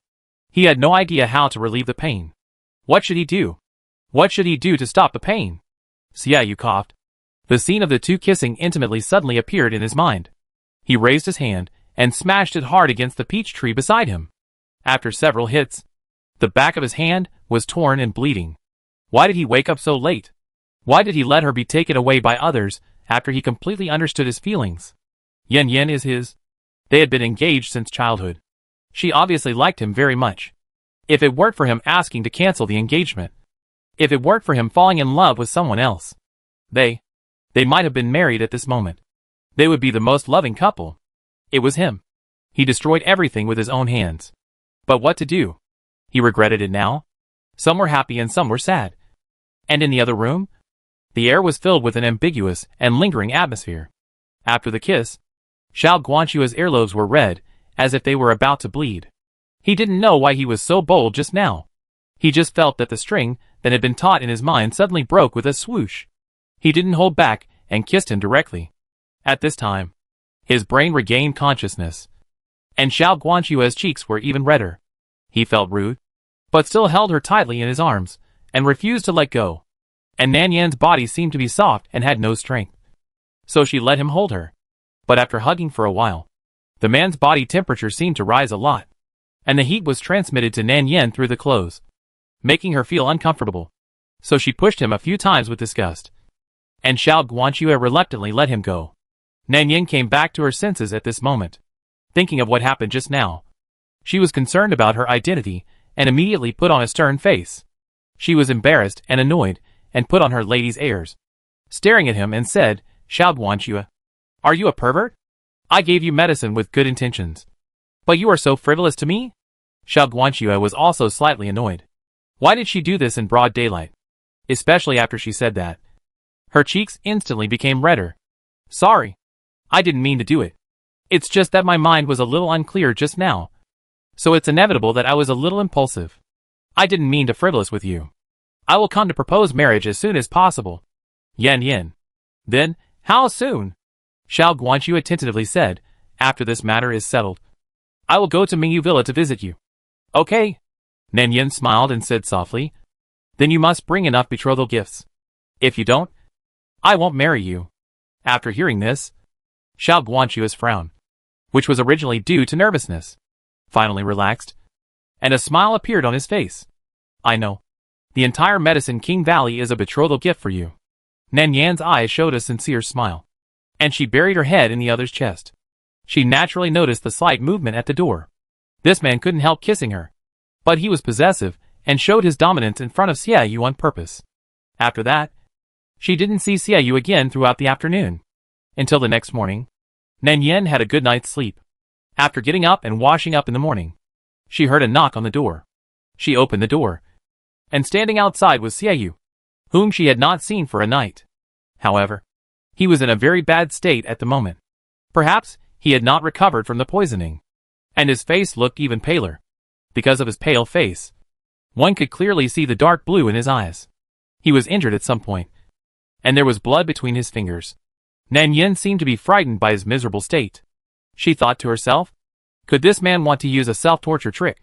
So he deliberately made himself look so pitiful to ask for forgiveness from her. That won't do. Brother Yu, what's wrong with you? Why are you so embarrassed? Did someone attack you? Xie Yu just looked at her blankly with his head down, and didn't say anything. Nan Yan saw that he didn't answer, and had no other choice. Seeing the wounds on his body, she looked worried. So she immediately pulled him into the house, and wanted to clean him up. She turned around to get the medicine, but Xie Yu grabbed her wrist, and then hugged her directly into his arms, and whispered in her ear, Yan. The voice was hoarse and dry, as if it contained endless pain and bitterness, and he just hoped that she would not leave. But this action was too intimate. The two bodies were so close together that she could almost feel the vibration of his chest and the warm breath from his nose. Nan Yan seemed to be frightened by his sudden action, and couldn't believe that he would do this. She struggled on the spot and pushed him away with force. You, what are you doing? Seeing her resistance, Xie Yu's eyes suddenly flashed with pain and sadness. But he slowly stopped. Yan, I have something to tell you. Nan Yan didn't give him a chance to speak. She turned her face away with embarrassment, obviously a little wary and unhappy about his actions just now. I don't want to listen now. Brother Ayu, let's talk about it later. I will pretend that your actions today never happened. Go back and clean your wounds first. Otherwise you will be seen in such a disheveled state and misunderstood by others. Misunderstanding? Xie Yu couldn't stand this kind of words at the moment. And what he couldn't stand even more was her avoiding attitude towards him. He stared at her straight. Who would misunderstand? Are you worried that Xiao Guanxue would misunderstand? What are you afraid of him seeing? Yan, we already have an engagement. Nan Yan thought to herself. This guy is really too young. He can't accept such a little stimulation. But the play has to go on. She seemed to open her eyes wide in disbelief. Her eyes were slightly red, and her face became more and more embarrassed. You, what are you talking about? Do you know what you are doing? It was you who said you wanted to break off the engagement. Now you are saying this again. Who do you think I am? Where do you think Suemo is? There is no Suemo. Yan!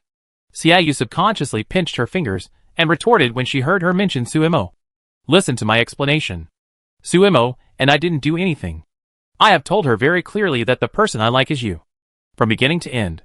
Yan, nothing really happened between us last time at the charity cemetery. Do you believe me? At the end, Xie Yu's strength increased, and his hoarse voice was full of worry and tension, fearing that she would not believe him. When Nan Yan heard these words, her eyelashes seemed to tremble slightly. She quickly pulled out her fingers and turned her body to avoid looking at his face. It's too late, Brother Ayu. I've already fallen in love with someone else, and our engagement will be cancelled sooner or later. Xie Yu refused to believe it. His fingers stubbornly pulled her sleeves, his eyes full of despair. No, Yan, I don't believe you like someone else so easily. We have been together for so many years. The person you like should be me. It's obviously me. I beg you. Don't say such things. Okay? Let's go back to Mingyu Villa. Let's go home. Okay? From now on, I will listen to you in everything. I won't venture into the world. I will accompany you. Wherever you go, I will accompany you. Yan Yan, please, give me another chance. Okay? At this moment, Xiaoyu regretted what he had done. He only hoped that Yan Yan could give him another chance. Nan Yin pulled the sleeve out of his hand with red eyes. She raised her head, and a tear fell down her cheek. I gave you a chance. Xiaoyu. It was your own choice. When I begged you not to leave, you preferred to die with Su Imo rather than be with me. From the moment you made the choice, there is no possibility between us anymore. Brother Ayu. From now on, I will only treat you as my brother. And only as my brother. Brother. Brother. What brother? He is not her brother. He is her fiancé. Her childhood sweetheart. The man she will spend her life with. How could he be her brother? Xiaoyu's eyes were red. He had never been so desperate before. Yan Yan's words were like sharp arrows covered with thorns, piercing his chest fiercely, stirring inside twice, making him miserable. He used to say that he treated her as a sister to take care of her. But when she really treated him as a brother, he regretted that he had never said such words. What to do? What should he do? Xiaoyu couldn't stand it anymore. He just felt that every time she said something, the pain in his chest became more and more unbearable. And the only way to relieve the pain a little was to hold her tightly in his arms. So the next moment, Xiaoyu reached out and grabbed Yan Yan's wrist and pulled her into his arms. Then kissed her lips regardless of his childhood memories. Thinking of the scene yesterday, Xiaoyu's eyes flashed with persistence. And because of Yan Yan's resistance, the kiss became more fierce and rough. He didn't want to be her brother. He wanted to be her husband. Whose brother would do such a thing to his sister? From beginning to end, Nan Yin couldn't believe it and opened her eyes wide. The moisture in her eyes increased more and more. She struggled desperately to pull out her wrist, and then slapped Xiaoyu in the face with her backhand. The other person was beaten and turned his head away. His pale skin was printed with a bright red palm print. His lips were also bitten, and the bright red blood flowed from the corner of his mouth. But this person seemed to feel no pain, and his eyes stared at her stubbornly. You are simply shameless. Nan Yin glared at him fiercely, and tears fell uncontrollably. After cursing, she didn't want to say anything, and seemed not to want to have any involvement with him anymore. She turned around and left, regardless of the situation of the people behind her. Xiaoyu, who stayed in the same place, looked at Nan Yan's gradually disappearing back, and suddenly a fishy sweetness surged in his throat, and he covered his chest and spit out a mouthful of blood. He staggered and fell down, holding the table, and felt as if a piece of flesh and blood had been cut out of his chest. The pain was unbearable. He looked at the back in pain and powerlessness. Yes, he is a shameless, selfish and despicable villain.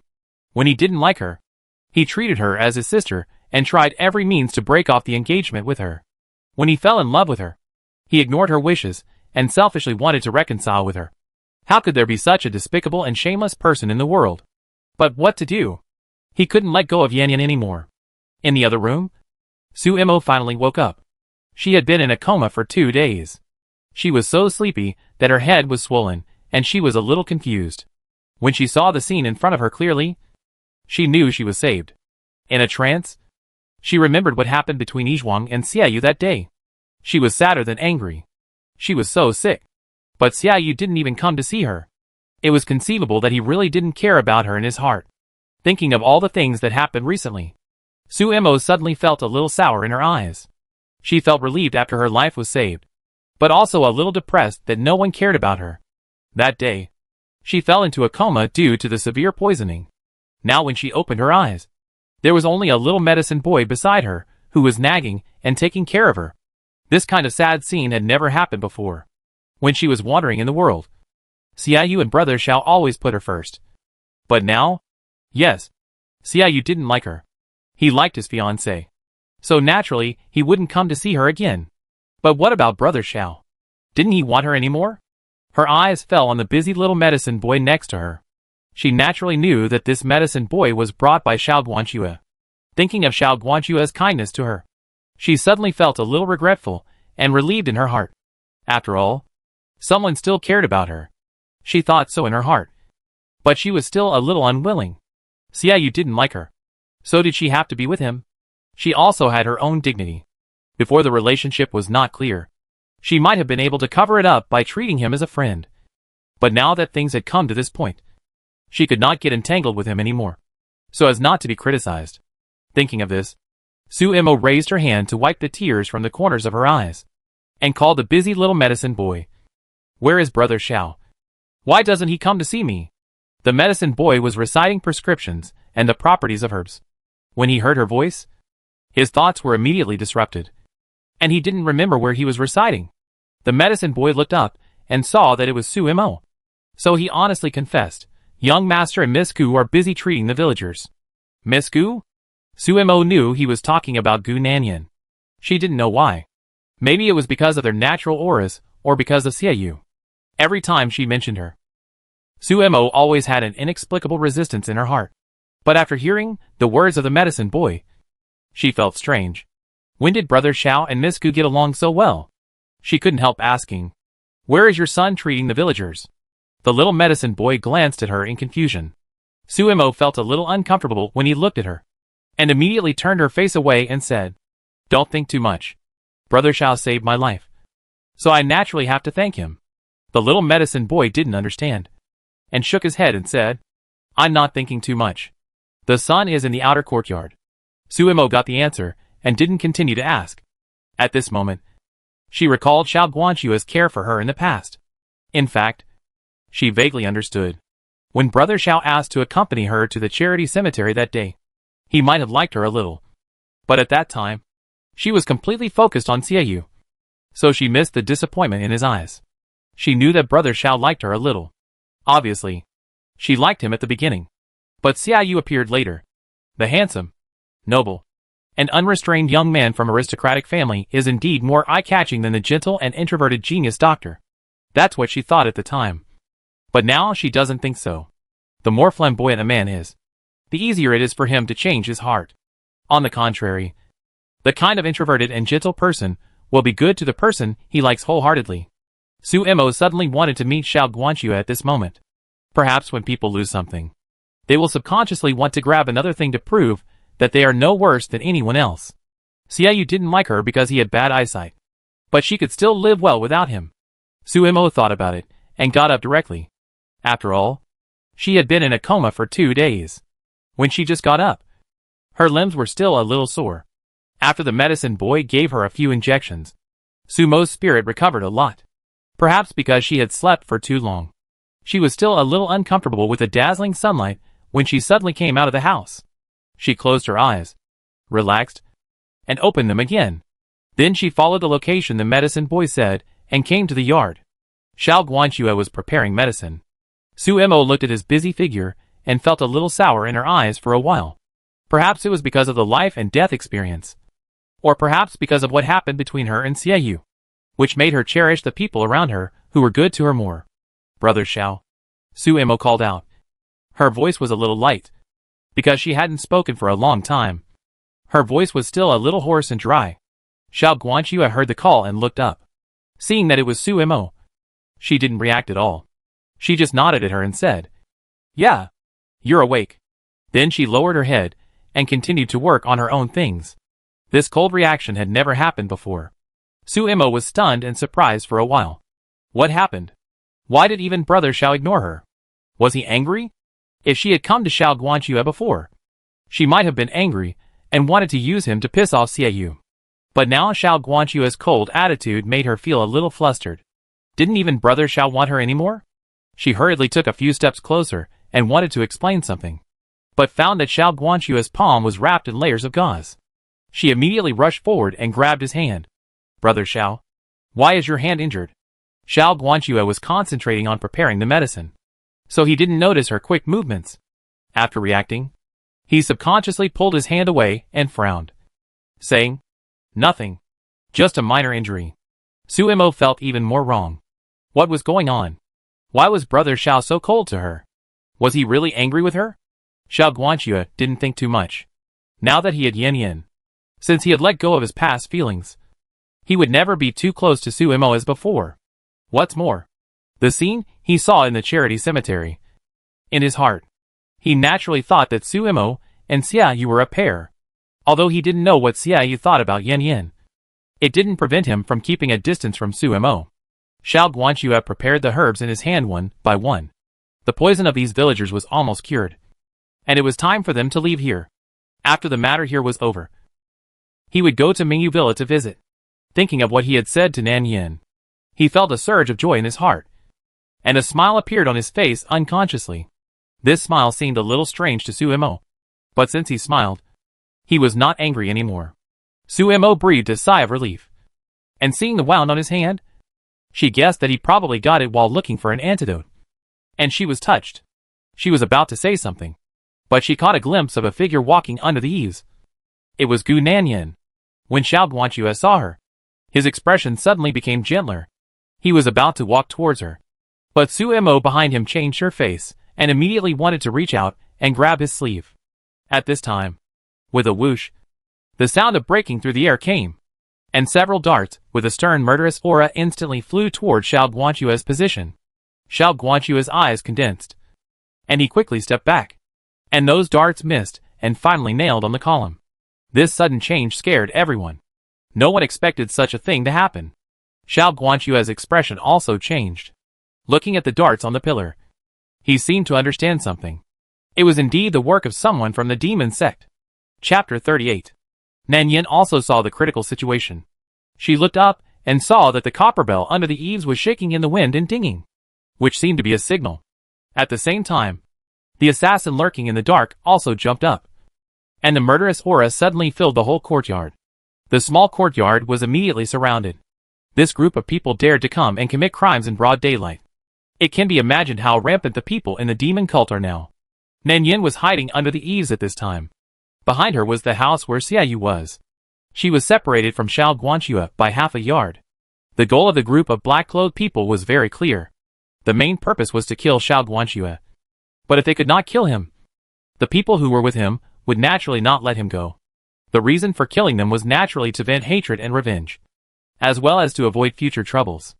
According to the description in the original text, these villagers were not accidentally poisoned by the goo, but the people in the demon cult deliberately used these people to test the poison. The demon sect had been suppressed by the righteous for a long time, and the people in the sect could not bear the humiliation. So they wanted to restore the former glory of the demon sect. This poison was carefully refined by them, in order to control the so-called righteous people, so as to make full preparations for the next plan of the demon sect, and then use poison to control and rule the entire martial arts world. However, the poison was cured by Xiao Guanxue, the genius doctor of Yaowang Valley. This person ruined the great things of the demon sect, and the people in the demon sect would naturally not let him go easily. Therefore, an assassination was prepared. At this time, Suemo obviously saw the pattern on the dart clearly, and her face suddenly turned pale. It was a unique assassination dart in the demon sect. Could it be that the people in the demon sect really did it? Are they really plotting something bad? Before they could think about it, assassins from all directions rushed forward. Xiao Guanxue was thinking about Nan Yin, but he was restrained by the crowd and couldn't get away. The assassin swung his knife, and Xiao Guanxue turned around to avoid it. Suemo beside him called him anxiously, making him more anxious and irritable. His medical skills were indeed the best in the world, but his martial arts were only average. At this time, he couldn't care about others, and he turned a blind eye to Sumo's call. He just wanted to protect Yan Yin. On the other side, Nan Yin was also targeted by the assassin. She dodged and retreated. If she didn't avoid it in time, she could only throw all the medicinal materials beside her.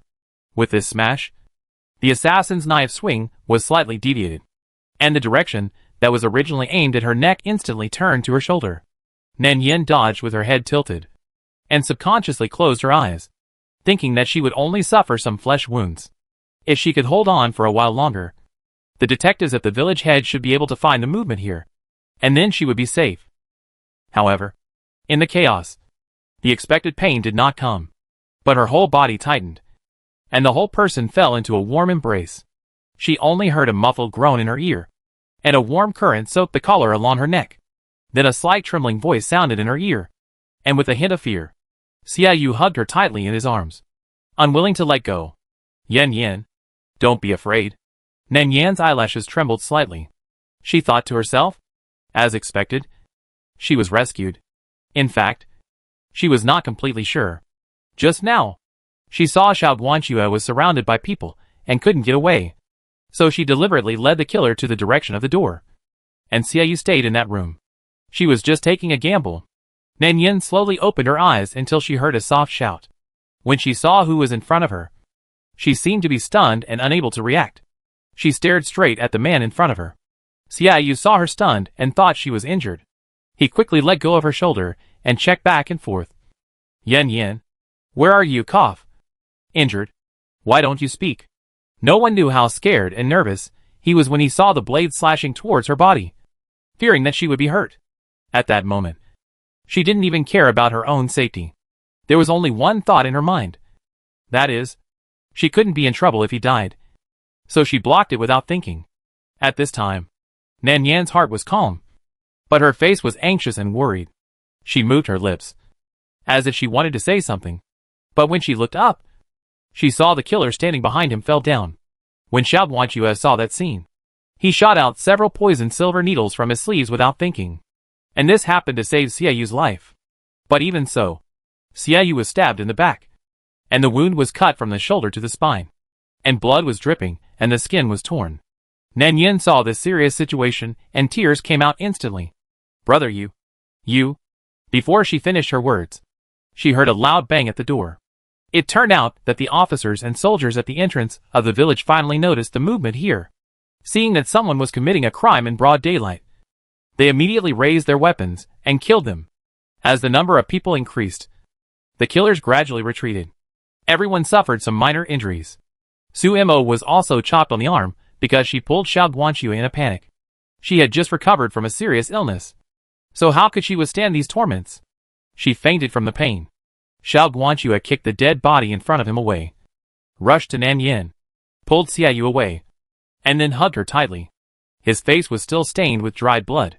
He didn't even care about his own safety when he shot the needle just now. He was cut on the back of his hand by a knife. At this moment, his hands holding Nan Yin couldn't stop shaking with fear. He was glad that Xiaoyu helped her block that blow. Otherwise the knife would definitely cut her body. But he was also afraid that she would be soft-hearted. Xiaoyu saved her with his life. Would she regret it? Yin, how are you? Xiao Guanxue held her tightly, as if he could forget everything that had just happened. Nan Yan's eyes fell on Xiaoyu, who was pushed away by him. She grabbed Xiao Guanxue's wrist with her backhand. Brother Ayu, Brother Xiao, please save him.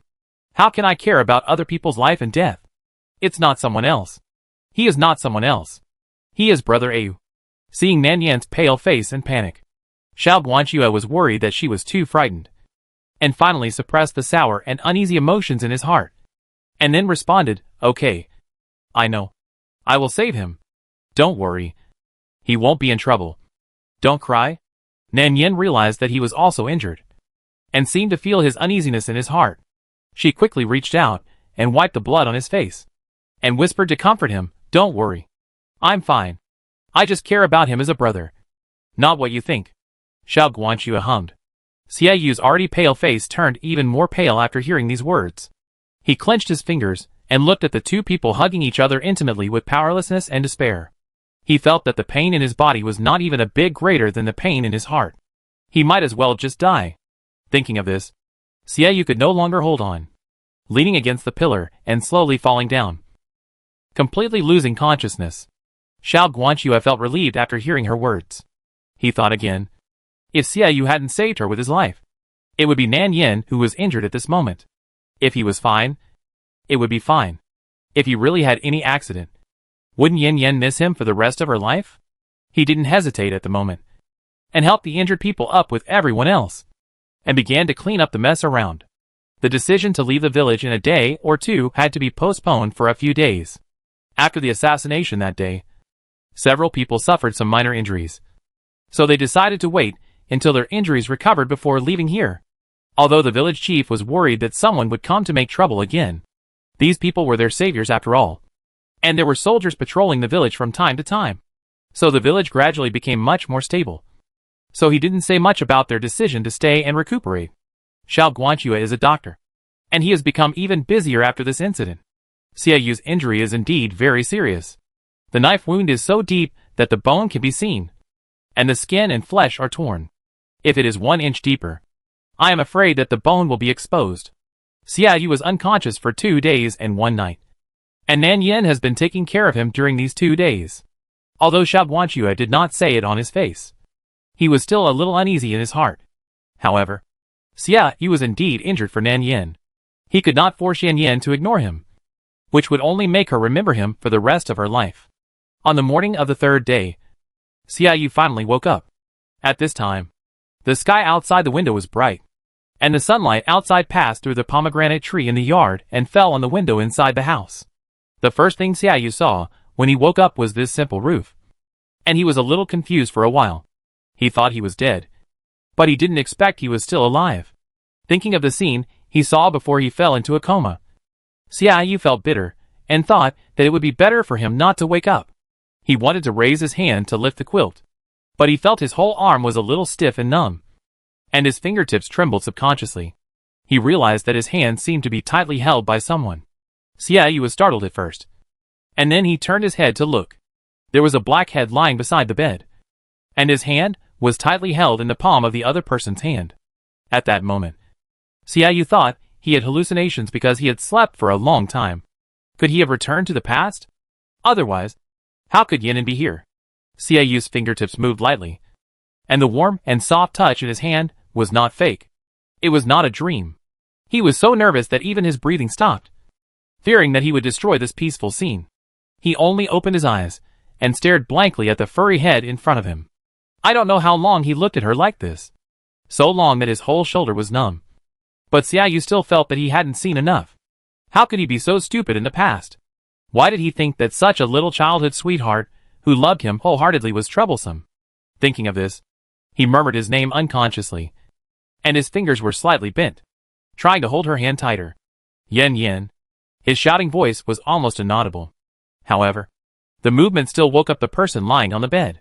Nan Yan's fingertips moved slightly, slowly opened her eyes, and when she looked up, she just met Xiaoyu's eyes staring at her blankly. She was stunned at first, and then her face showed joy. She subconsciously clenched his palm and asked excitedly, "Brother, you finally woke up. Does your injury still hurt? Is it better?" Xiaoyu smiled unconsciously and shook his head. "I'm fine." Then he remembered something and asked again, "After that day, were you injured?" When Nan Yin thought of what happened that day, her eyes were slightly red. Looking at the injuries on this person's body, she showed a guilty look on her face. "I'm not injured. Nothing happened. I'm sorry. Brother, I got you into trouble." "Don't say that." "I volunteered. But I slapped you that day." She was talking about what happened that morning. He flirted with her in a hurry, causing her to cry and run away. But if it happened again, he might do it again. Xiaoyu already regretted what happened in the past.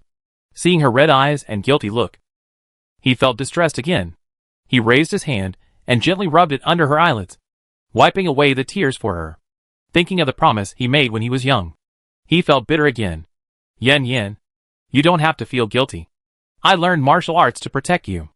Besides, he has always been the one who has let her down." Xiaoyu thought of what she said that day, and every time he thought of it, his chest felt like a needle piercing his chest. He quickly adjusted his expression, clenched Nan Yan's fingers and said seriously, "Yan Yin, can you give me another chance? Let's go back to Mingyu Villa. Uncle and Aunt are still waiting for us to go home. Let's go back and start over. Okay? As long as she agrees. Let alone slashing him once. It doesn't matter if she slashes him 10 times. Even if it's because of guilt. As long as she is willing to be with him. He doesn't mind." When Nan Yin heard this, her eyelashes trembled uncontrollably and tears fell. She closed her eyes, and when she opened them again, she looked calm. She then pulled her hand out of his palm and said, "I'm sorry, Brother Au. You saved me. I'm grateful to you. But I don't like you anymore. The person I like now is Brother Xiao. From the moment you chose Sumo, there is no possibility between us anymore." Xiaoyu's body froze. This time he was really panicked. He had never seen Yan Yin talk to him in such a calm tone. She really didn't want him anymore. She really wanted to give up. Xiaoyu felt a panic that he had never experienced before. He felt cold all over his body. It was as if someone poured a basin of ice water on him from head to toe. His heart was completely chilled. Xiaoyu grabbed Nan Yan's hand and pressed it tightly on his cheek. His lips trembled uncontrollably because of fear. How can it be impossible? It's possible. It's still possible. As long as you are willing. We still have a chance. He didn't believe it. He didn't believe that the feelings of so many years were gone. It was impossible. Yan Yan would not treat him like this. Nan Yan shook her head and looked at him with a thin layer of water vapor in her eyes. It's impossible. Brother Au. There's no going back. I don't like you anymore. Don't say such things in the future. Xiaoyu seemed to be unable to bear the pain in his heart anymore. He hugged him tightly. I don't believe it. You like me. The person you like has always been me. Yan Yan. Don't treat me like this. Okay. Nan Yan shook her head helplessly. I just don't want to entangle anymore. Let's stop here. Brother Au. No. Don't do this. I already know I was wrong. I have done so many things to hurt you. You hate me. Right? Yan Yan. I know you hate me. So you deliberately said those words to anger me. Right? Xiaoyu's tone suddenly became anxious. With a hint of pleading. He didn't want to stop here. Even if he hated him. He didn't want to be irrelevant. He hugged Nan Yan tightly with both hands, completely ignoring the wounds on his body that had cracked again. As if he couldn't feel the pain. After hearing these words, Nan Yan's eyes suddenly turned red. She stretched out her hand and pushed him away. Yes. You are right. I hate you. As she said this, her tears flowed even more violently. And the look she gave him also surged with a suffocating hatred. I hate you for being so heartless and ungrateful. Xiaoyu. Since you know that we have been childhood sweethearts, and I have loved you for more than 10 years. Why? Why can you still break off the engagement with me without any scruples? Where do you put me? You don't know what I have experienced at all? You trampled me into the mud for another woman. Have you ever thought that I am your fiancé? Our relationship of more than 10 years is not as good as the 6 months you and Su Mo have been together. Xiaoyu. Why do you let me go through all this? What you are experiencing now is what I have felt before. But I am 100 times and 1,000 times more painful than you. You make me so miserable. How can I not hate you? Nan Yan cried and suddenly laughed. But her eyes were full of pain and despair. Xiaoyu's pupil suddenly shrank. Looking at Yan Yan like this, he felt that his heart ached more and more. The piercing pain spread from his limbs to his whole body. It was all his fault that he ruined everything. He made her so sad. How could she not hate him? But seeing her in so much pain, he felt that he was even more miserable than her. Yan Yan, don't cry. I'm sorry. He touched her face carefully, and his fingertips touched the warm tears. Suddenly, he felt his eyes were a little sour. I'm sorry. I really know I was wrong. Don't cry. It's all my fault. Don't be so sad. You will cry your eyes out. Nan Yan slapped his hand away and glared at him with hatred. Do you think I will be grateful to you if you save me? I hate you dead. I not only hate you, but I also hate them. I hate all of you. So I want to take revenge on you. All of you. Do you think I really like Xiao Guanxue? I hate him too. Who does he think he is? What's so great about the high-ranking genius doctor? He made things difficult for me because he liked Su Mo at the beginning. But what did I do wrong? So I want to take revenge on him. I deliberately seduced him. I thought he was a very affectionate man. But I didn't expect that he was just like that. I just used a little trick. And he circled around me like a dog. It was ridiculous. Nan Yan changed the subject. And her tone seemed to contain some satisfaction. Her eyes were red from crying. But she still glared at him fiercely. I just used him to make you angry. I want to return the pain you once inflicted on me to you. Are you satisfied now? You know how much I hate you. Right? I wish you would die. But you still want to be with me regardless? As soon as the voice fell, Nan Yan heard a hoarse voice from behind. Xiao Guanxue walked out from behind the door, looked at the slender figure in front of him, and asked softly, So, you used me from beginning to end? Chapter 39. Nan Yan's body suddenly stiffened, as if she had not expected someone to stand behind the door, let alone Xiao Guanxue. She turned around subconsciously, and when she looked up, she saw Xiao Guanxue standing behind her, and Su Mo with a complicated expression. Her face turned pale instantly. Then her body shook uncontrollably twice, and a trace of visible panic flashed in her eyes. Xiao Guanxue regarded that panic as fear and worry after her plan was exposed. He walked towards her, pinched her chin with cold fingers, and the force was so strong that a scarlet fingerprint was left on her fair skin. So, you deliberately approached me just to use me to take revenge on Xiaoyu. From beginning to end, you were lying to me. Right? The man's lips were pale without a trace of blood, and his voice became colder with every word he spoke. Until the end, no emotion could be heard. Nan Yin was pinched so hard that tears welled up in her eyes uncontrollably. She was about to speak. Then she heard his creepy calm voice again, including the time on the cliff. You were willing to jump for me and even risk your life. Wasn't that planned in advance? No wonder she refused to take the token of love he gave her that day. He should have thought of it earlier. Didn't he see clearly what kind of person she was? She had planned Suemo when they first met, and then planned him. She liked Xiaoyu so much. How could she even risk her life for him? It turned out that it was all fake. All a scam. The love was fake. The proposal was fake. And maybe even the time she took the initiative to kiss him was fake. She deliberately approached him and tempted him. Everything was just a tool for her to take revenge on Xiaoyu. Xiao Guanxue's eyes were full of sarcasm, and suddenly became sharp. He suddenly felt very ridiculous. Extremely ridiculous. His beloved played him like a dog. But he was thinking that he would go to Mingyu Villa to ask for marriage after leaving here. I don't know if she was laughing at him in her heart when he said this. Laughing at him for not knowing what he meant. Laughing at him for wanting to eat swan meat. And laughing at him for being like a fool and letting others play with him at will. He was sincere and used his true feelings. But he didn't know that she had never liked him, but hated him from the bottom of her heart, and was disgusted with him. It was a scam from beginning to end. The intimacy in the past was just a play. So cruel. Gu Nanyan. Xiao Guanxue had never hated Xiaoyu so much before. Did she like Xiaoyu so much?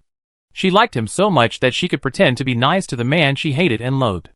She liked him so much that she didn't care about her innocence and let him kiss and hug her, just to get revenge on Xiaoyu.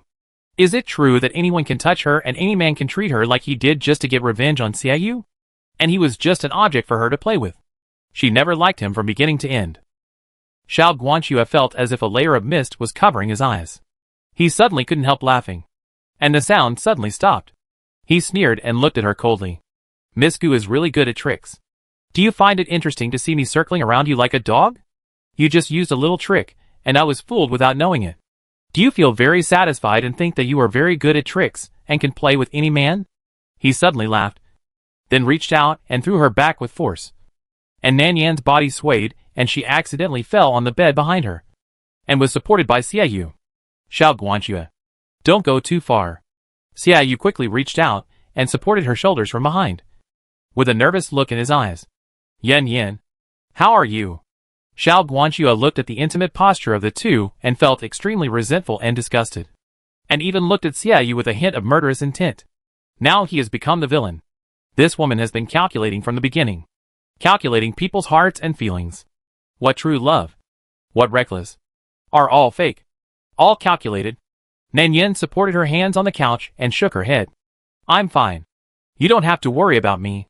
Her cheeks were slightly red because of the force just now. Maybe she was a little nervous. Her breathing was a little unsmooth. And the tears in her eyes accidentally fell because of the movement of shaking her head. Nan Yin tried hard not to fall down. She clenched her fingers, took a deep breath, and then looked up at him. I know you are very angry now, but I hope you can listen to my explanation. At the beginning, I did lie to you. I approached you on purpose because I wanted to take revenge on Xiaoyu. But later, who said I was angry? Nan Yin was interrupted by Xiao Guanxue before she finished speaking. He stood up slowly and shook his sleeves casually, as if he had been stained with something unclean after touching her just now. With disgust in his eyes, Xiao Guanxue glanced at her coldly. And that look was as calm as water, without any ripples. I knew you were approaching me on purpose, but I was just playing along with you. As soon as these words came out, everyone present was stunned. Nan Yan's expression was also stunned, as if she didn't understand what he meant. And she subconsciously asked, What do you mean by this?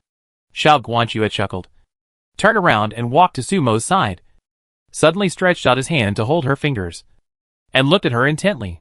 As you can see, I have always liked Sumo, and I can do anything for her. I know she likes Xiaoyu, So when you approach me, I will take advantage of you. Because only in this way can she and Xia Yu be together legitimately. He turned his head. His eyes were indifferent. But his voice was rare and cold and calm. As if he was just stating a fact. Which was extremely weird. When Nanyan heard this, her eyes instantly turned red. Her breath was a little unstable. And the whole person seemed to be unable to support herself and was about to fall. Fortunately, Xia Yu behind her supported her in time to prevent her from falling to the ground. She squeezed her palm tightly, trying to stop herself from crying. The veins on the back of her hand were exposed due to excessive force. Suemo, who was held by him, seemed to be stunned. She looked down at her hand held by Xiao Guanxue, and heard what he said. She felt her chest was sore and swollen, and there was an unspeakable emotion churning inside. She never knew that Brother Xiao could do this for her. If only he could say it earlier. If he had said it earlier, perhaps these messed up things would not have happened. She would be with him, and there would be no Xia Yu and no Gu Nanyan between them. And Brother Xiao would not have to suffer all this and be used as a tool. When Suemo thought of this, she felt an indescribable pain and bitterness in her heart. She held his hand tightly and called softly, "Brother Xiao." But Nanyan shook her head and refused to believe it. She looked at him with her chin up and suddenly coughed uncontrollably. "I know you were just talking in anger. It's okay. I can explain. You listen to my explanation first." But Xiao Guanxue interrupted her directly, with a sarcastic smile in his eyes. "Don't explain? Who knows if this explanation is a new scam? He won't believe her lies again. He is not so lowly. He won't fall into the same pit twice. And he won't take the initiative to send himself to the door and become a beast for people to play with at will.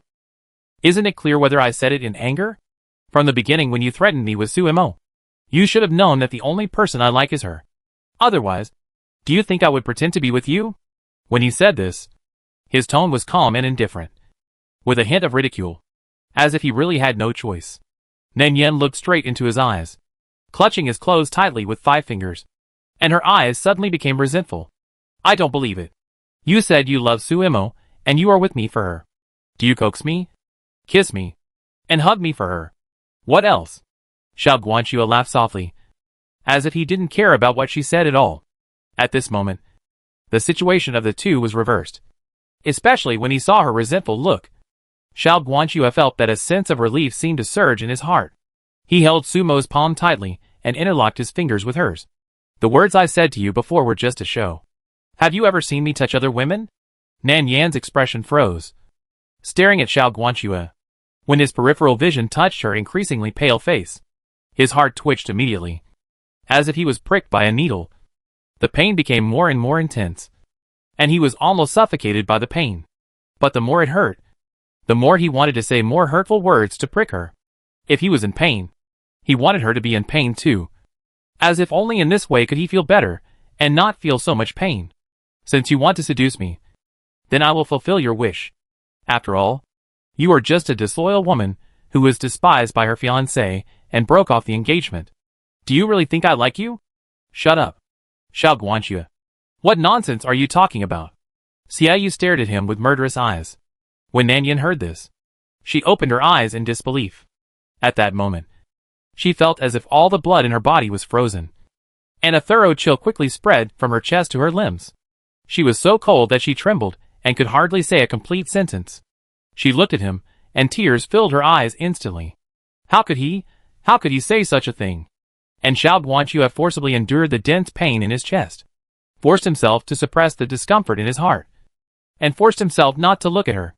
He couldn't tell his feelings now. He didn't know whether it was more hatred or love, or a mixture of hatred and love. But hatred must have prevailed at this moment. He didn't blame her for using him to retaliate against Xia Yu, and didn't blame her for trying so hard to calculate himself. But he resented that she had never liked him from beginning to end, and everything was for Xia Yu. For Xia Yu, she didn't even care about her innocence.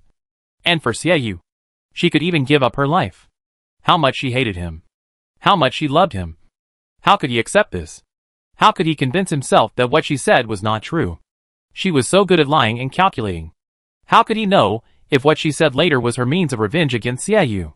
So he gave up. The more Xiao Guanxue hated, the more sober she became. From now on, she could take revenge on whoever she wanted and hate whoever she wanted. It had nothing to do with him. He would not have anything to do with her anymore, and would not let himself revolve around her like a beast. Xiao Guanxue thought so in his heart. But staring at the two people's bodies close together, he became more and more sarcastic. Why can't I say something about what she did? Besides, if you were not fickle and fickle, how could your fiancé degenerate and seduce someone like me? Before he finished speaking, Nan Yin grabbed the teacup on the table and threw it at him. The porcelain cup hit his forehead, and with a pop, it rolled to the ground again, breaking into pieces, and the crisp cracking sound instantly rang in the house. It instantly interrupted his voice. This incident happened too suddenly. No one expected Nan Yin to suddenly attack. No one reacted. Xiao Guanxue's forehead had been smashed, and blood was flowing down the corner of his eyes, forming a sharp contrast with his fair skin. Suemo, who was holding his palm, reacted and shouted angrily. Gu Nan Yin, you are too arrogant? Brother Xiao doesn't owe you anything. He has never done anything to hurt you. Even if he wants to retaliate, you approached him first. Why do you hurt him? Nan Yin didn't say anything. She laughed softly. Her eyebrows were curved, like a pool of spring water. But she suddenly burst into tears while laughing. The tears just fell on the back of Xie Yu's hand holding her, melting into a warm peace, making his fingertips tremble. She raised her eyes and said to Xiao Guanxue word by word, no matter how bad my brother Au is, it's not your turn to say it. I just want to hit him. What can you do? Her eyes seemed to be full of hatred, staring at Xiao Guanxue. This was obviously the result he wanted. If he was in pain, she would also be in pain. But there was no reason. Seeing her hateful and disgusting eyes, he felt as if a piece of flesh and blood was cut off from his chest. And the pain was even worse. He squeezed his fingers tightly, and then he barely suppressed the pain in his heart. Perhaps it was the wound on his forehead that made him so painful that even his breathing became a little rapid. Suemo wanted to go forward and say something, but Xiao Guanxue subconsciously raised his hand to stop her. He looked at Nan Yin deeply, and finally said, Stop talking. Let's go. He couldn't stay here any longer. He was afraid that he would not be able to help himself. He would not be able to help killing her lover. Not be able to help making her regret. Not be able to help wanting to kill her. Suemo then remembered that the wound on his forehead was still bleeding, and she didn't want to get entangled with them anymore. She just glanced at the two of them with hatred, and then she held Xiao Guanxue's arm and went out. After the two figures disappeared, Nan Yin couldn't help it anymore, and tears fell uncontrollably. The whole person seemed to have a shortness of breath, holding her chest and coughing violently. As she coughed, she felt that her internal organs were churning. Finally, she turned her head and spit out a mouthful of blood. She leaned in Xie Yu's arms. Her eyes were wet and red, and her face showed a pale and pitiful expression. There was no trace of the tough attitude she had in front of Xiao Guanxue before. He lied to me, cough. He has been lying to me. He despises me for being a woman who has lost her chastity. Cough. Brother Au. It hurt so much. She kept coughing, and every time she coughed, blood kept pouring out, and she couldn't stop. Xie Yu had never seen Nan Yin so heartbroken. He was completely panicked, and his heart almost stopped beating out of fear. How could this happen? How could this happen? Why would you vomit blood out of nowhere? He held her in his arms with trembling hands and feet, and felt that he was about to collapse. In panic, he didn't know what to do. He carefully wiped the blood from the corner of her mouth. Yin, where does it hurt? Tell me where it hurts. Nan Yin covered her chest. Tears flowed into her hair from the corners of her eyes, soaking her temples. Brother Yu, why doesn't he want to listen to my explanation? I clearly said it in anger. Xie Yu's eyes were red. I know you said it in anger. Don't say it. Don't say it. I'll go find him.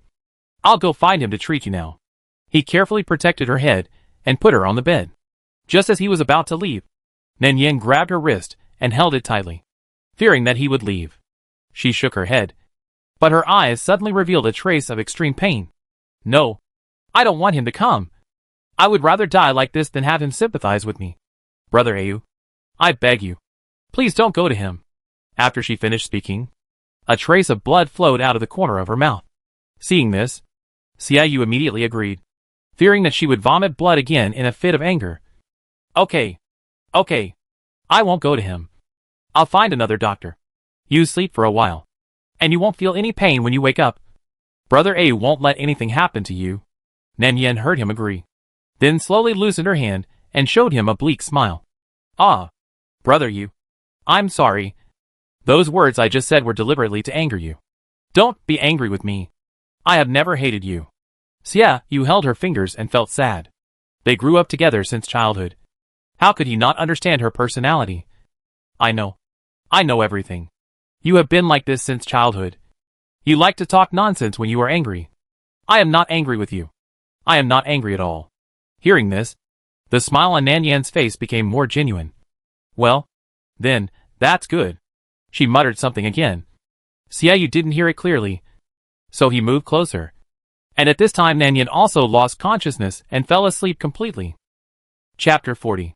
Xia Yu asked other doctors to treat Nan Yan. After a diagnosis, the result was not good. This girl, I am afraid, she will not live long. After Xia Yu heard the doctor's diagnosis, he felt that his eyes were black and he could not stand. His body trembled and swayed a few times. If he had not held the table beside him in time, he would have knelt down on the spot. Yin Yin has a sign of premature death. Maybe only a few months left to live? How is this possible? His Yin Yin is obviously alive and well. How could only a few months left? Xia Yu's chest was full of blood, and the wound on his back was torn open again. The wound hurt so much that his face turned pale, and the blood soaked his clothes. His forehead was covered with cold sweat, as if he had just been fished out of the water, and the sweat soaked his whole body. The old doctor looked at his serious injury and felt that the situation was more urgent than the woman lying on the bed. This woman was originally weak and sickly, and her pulse was weak. This kind of physique is most afraid of excessive mood swings. The ups and downs are too much of a shock, which is most likely to cause illness.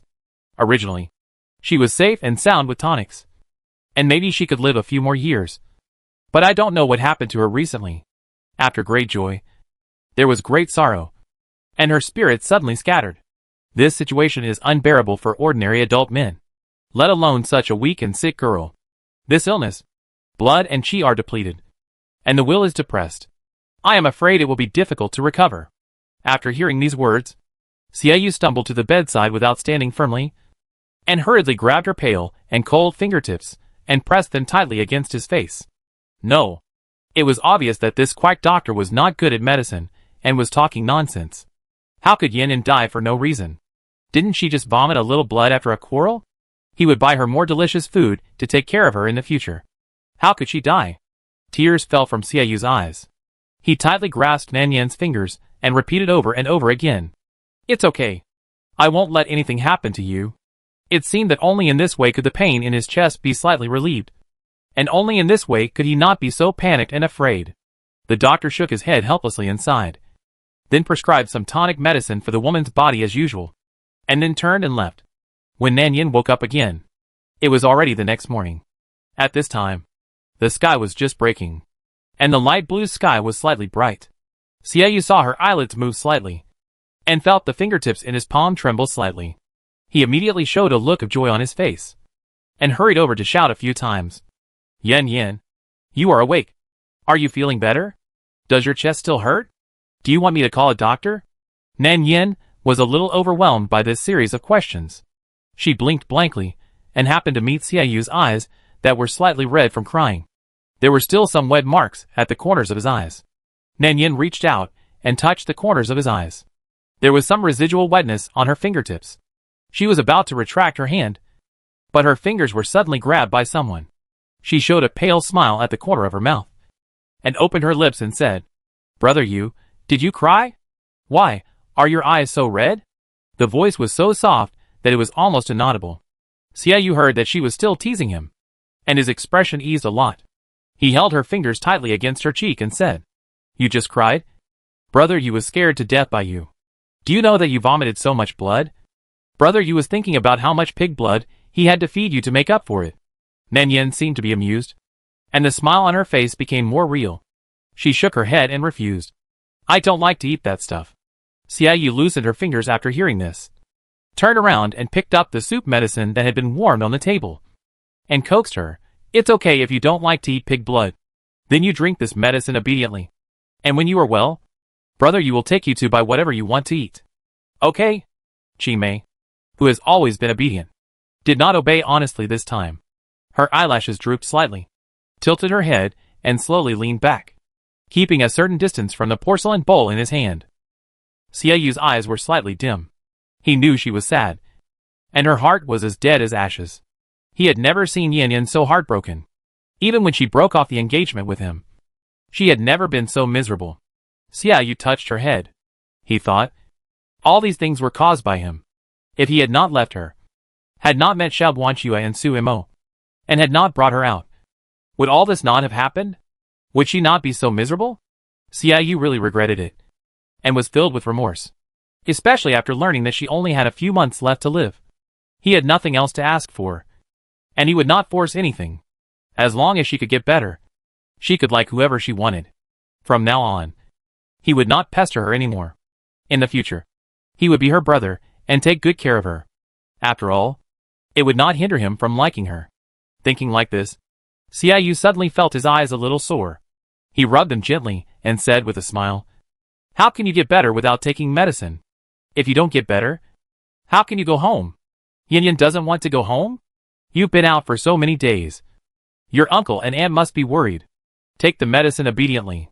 When you get better, your brother will take you home. Let's go home to find your uncle and aunt to cancel the engagement. Okay? When Nan Yan heard the 4 words cancel the engagement, she was stunned for a moment and stared at him blankly. Not knowing how to react, Nan Yan thought, could it be that her vomiting blood was too much of a blow to him, and it stimulated him? Xiaoyu knew what she was thinking by looking at her reaction. He couldn't help but stretch out his hand to scratch her nose. Yan Yan, your reaction will make Brother Ayu think that you are also reluctant to part with me. Nan Yan's eyes opened wider. She didn't show any expression on her face, but she was thinking in her heart that this person was really not normal. Could it be that he wanted to retreat in order to advance? Xiaoyu took a deep breath, but his smile became more gentle. After the marriage is cancelled, Brother Yu will be your brother from now on. Brother knows that what you said that day was just angry words. Who doesn't talk nonsense when they are angry? If there is a misunderstanding, we can explain it clearly. When your misunderstanding is resolved, I will let him come to Mingyu Villa to ask for marriage openly. If he dares to bully you again in the future, brother will not forgive him. This he refers to Xiao Guanxue. Xiaoyu thought, he is actually very stingy, petty and vindictive. I want to take her home and hide her, and from now on, only let him see her. He originally thought that as long as he explained it clearly, Yan Yan would come back and forgive him again. But he had no qualifications long ago, and the person she liked was not him. He had been pestering her and refused to give up.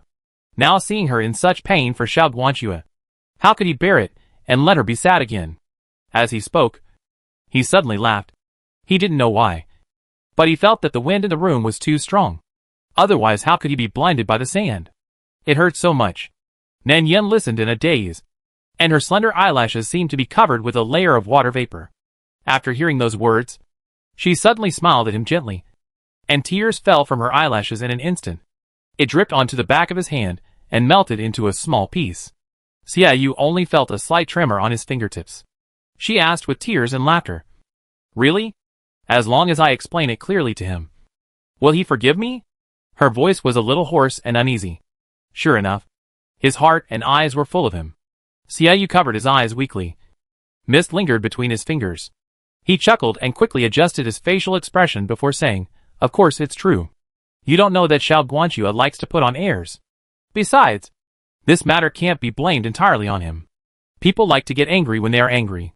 As long as the misunderstanding is resolved, he will forgive you. Xiaoyu touched her head to comfort her. As long as she is happy. From now on, as long as she is happy, he can ask for nothing. After hearing his promise, Nan Yan's smile became more obvious, and the smile was hidden in her tears. The expression on her face instantly became obedient. Okay, I know. Brother Ayu, I will definitely drink the medicine honestly. When I get better, I will go to him to explain. You quickly give me the medicine. I will drink it. Xiaoyu felt a pain in his heart when he saw the scene, but he still smiled gently.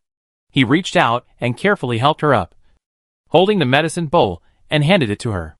Seeing her lower her head and drink it in big gulps, he hurriedly reminded her, Drink slowly. Don't be so anxious. It's easy to choke. Seeing that she didn't listen, he said again, Xiao Guanxue can't run away. Even if he runs away, I will catch him back for you. Nan Yen couldn't help laughing when she heard it. This smile also made her originally pale face more lively. Her cheeks flushed slightly because of the heat, and she looked much more energetic than the sick look yesterday. Xiaoyu also laughed, and laughed happier than her. He reached out and touched her head, thinking that it would be good if she could recover. With Xiao Guanxue's medical skills, he would be able to slowly cure her. As long as she was happy, he would be satisfied, and nothing else mattered. He wiped the corners of her mouth with a handkerchief again. Take the medicine and have a good sleep. I'll help you keep an eye on Xiao Guanxue. When you wake up, I'll take you to find him. Nan Yen nodded obediently, then lay down to rest, while Xiaoyu watched her sleep. When the person fell asleep, he put away the empty bowl and turned to leave. The next day, Nan Yen couldn't bear it anymore. Her mission was imminent, and this body probably couldn't hold on for much longer, and the mission was about to end. So she pretended to be impatient and got up early, with a slightly nervous look on her face, thinking about going to Xiao Guanxue to explain the misunderstanding. When Xiaoyu brought the medicine, Nan Yen had already put on her clothes. She was sitting in front of the bronze mirror, dressing up, and carefully tidying up every inch of the wrinkles on the corners of her clothes. He moved cautiously, as if he was looking forward to meeting the next person. Hearing the sound of the door being pushed open, Nan Yen subconsciously turned her head to look at him. What should I do? Brother Au? Am I not good looking now? The girl in the mirror had a pale face, almost no blood on both sides of her cheeks, and her lips were also pale, which made people know that she looked sick. Nan Yen frowned slightly, as if she was a little worried that her face was not good enough, and her face was full of uneasiness and anxiety about meeting her lover. Xiaoyu was slightly stunned when he heard this, and then he walked over with a smile. He handed over the porcelain bowl in his hand. How could it be? My Yin Yen has always been the most beautiful. Brother A, you has been in the world for so long, and he has never seen a woman prettier than you. But I am so sick that no one will like me. Brother Xiao, will he also dislike me? Nan Yen shook her head bitterly. But this time she was not amused by his words. She looked at the pale girl in the mirror with a worried look on her face. He doesn't dare. If he dares to despise you, I will beat him for you. Although he is good at medicine, his martial arts is not as good as mine. At most, he will give you a few needles. Anyway, you have your brother to support you. What are you afraid of? He took out a box of rouge that he had just asked someone to buy from his arms, and comforted him with a smile. Besides, it's just a little pale. I'm worried that no one wants the rouge I just bought. If Yin Yin is willing to call me good brother a few more times, maybe I will give it to you if I am happy. Nan Yen smiled unconsciously when she heard it. Her eyes fell on the box of rouge, and she called him softly a few times. Xiaoyu immediately handed the box over with satisfaction. After Nan Yen finished dressing up, she immediately turned around and asked him, Does it look good now? Xiaoyu looked at her. The girl in front of him had curved eyebrows and eyes like spring water. Her face, which was slightly painted with rouge, was no longer pale before. She was beautiful and charming, just like a gorgeous crabapple that had bloomed to the extreme. But when the flowers bloomed the most, they were also about to wither. For some reason, Xiaoyu's heartbeat suddenly accelerated for a moment, and he subconsciously held her hand. Nan Yen looked at him in confusion. What's wrong? Doesn't it look good? Xiaoyu came back to his senses. He shook his head and looked at Yin Yan's face. For some reason, he felt a little uneasy when he looked at Yin Yan like this. He carefully looked at her and made sure there was nothing wrong. He then reached out and gently wiped her lips with his fingertips, wiped off some rouge, and smiled. The lip color is too bright. It will look better if it is lighter. Nan Yen then showed a happy smile. Meanwhile, Xiao Guanxue had not been living peacefully these past few days. The more he tried not to think about her, the more her figure would appear in his mind. He felt resentful and hateful, hating her for using him for Xiaoyu, and even more resentful that she had never liked him from the beginning to the end. His finger bones were creaking when they were clenched. Su Emma was startled by the noise and asked subconsciously, Brother Xiao, what's wrong with you? Xiaoyu came to his senses after hearing this, lowered his eyes, and said expressionlessly, Sorry, I thought of something. Then he treated the wound on her arm again. This wound was left when she was assassinated by the people from the demon sect that day. Perhaps because the wound was too deep. It had not healed for several days. Suemo raised her eyes to look at his profile. And the more she looked, the hotter her ears became. After learning about Xiao Guanxue's feelings for her that day, it would be a lie to say that she was not moved. Besides, the person she liked from the beginning was Brother Xiao. If it weren't for Xiaoyu, they wouldn't have missed each other. She knew that he was in a bad mood now. And no one would feel good if they were used without any bottom line. She was quite resentful of Gu Nanyan at this moment. And she just thought, how could there be such a woman in the world who could play with people's hearts? Full of bubbles and calculations. Seducing other men to avenge her fiancé. Really shameless. If it weren't for Brother Xiao, who had already had someone in his heart, he would have been deceived by her and suffered unspeakably. No wonder Brother Xiao's attitude towards her was a little different during the few days when she woke up. It turned out to be all for her. Thinking of that, she felt a little sour and swollen in her chest. And a little sweet. Brother Xiao, I'm sorry. If it weren't for me, you wouldn't have to be with her. Suemo hadn't finished her words when she was interrupted by Xiao Guanxue. Okay. Your wound has been treated. If you have nothing to do, go back quickly. It's not good for a woman like you to stay in my room. Xiao Guanxue put away the medicine on the table. He was in no mood to talk to her about messy things. And his eyes became colder. Suemo thought he was taking care of her reputation. Her cheeks were slightly red. And she said a little embarrassedly, Brother Xiao, don't worry about me. You know my character. I don't care about these things. After she finished speaking, she thought of something and continued. By the way, Brother Xiao, is the wound on your forehead better? Speaking of this, Xiao Guanxue paused, thinking of what happened that day. His eyes unconsciously drooped. And he said him expressionlessly, nothing. The wound had indeed scabbed over. But as long as he thought of what the woman said, there was an indescribable sharp pain drilling into his skin. As soon as he finished speaking, he heard a knock on the door outside the house. Xiao Guanxue was distracted, and the medicine box in his hand was unstable, and it fell all over the floor. He frowned slightly, and a trace of irritation appeared in his heart. Looking at the bottles and jars on the floor, he didn't clean them up for the time being, but rubbed his eyebrows, and then turned to open the door in the outer room. Suemo, who was originally sitting, took the initiative to clean up when she saw these. She picked up all the gauze and needles scattered on the ground and put them away. As she picked up, she saw a palm-sized exquisite purse scattered on the ground, with the word Xiao embroidered on the corner of the purse. She touched it, and found a very beautiful jade pendant in the purse. It must be something that Brother Xiao accidentally dropped. At this time, Nan Yin was standing at the door, and glanced at Xiaoyu, who was leaving. The other party smiled at her, signaled her not to be nervous, and then turned and left. Xiaoyu never thought that this scene would be so uncomfortable. He just felt that his chest was twisted and aching. But he had to smile and coax her. He thought to himself, no wonder he had an inexplicable hostility toward Xiao Guanxue when he first met her. It must have been for a long time. He was destined to take away the treasure I had collected for many years. As soon as Xiao Guanxue opened the door, he saw Nan Yin standing outside the door. His eyes fell on her face that seemed to be carefully dressed up. His expression paused. I wonder what she came here for. It's you. Nan Yin paused when she heard his voice. Her eyes unconsciously fell on the wound on his forehead. Her eyelashes trembled slightly. Xiao Guanxue seemed to see what she was thinking. A trace of mockery flashed in his eyes. Why did you come to me? Is there something wrong with Xiaoyu? So she came to ask him for help. Okay. If she really came for Xiaoyu, he would definitely not help her, and would have to watch him die. Unless what? He didn't know. He just felt more and more irritated. Why was he always distracted by the woman in front of him? I was with Brother Ayu that day. Before she finished her words, she saw that the other party's face quickly turned cold. When Xiao Guanxue heard Xiaoyu's name, he decisively interrupted her voice. If you are here for Xiaoyu, then leave quickly. I won't help you anymore. He was about to close the door, but Nan Yin subconsciously raised her hand to block him, and said anxiously, No, I didn't come for him, but I have something to tell you. Xiao Guanxue looked at her anxious look, and his expression did not change at all. He just said coldly, What else do you want to say?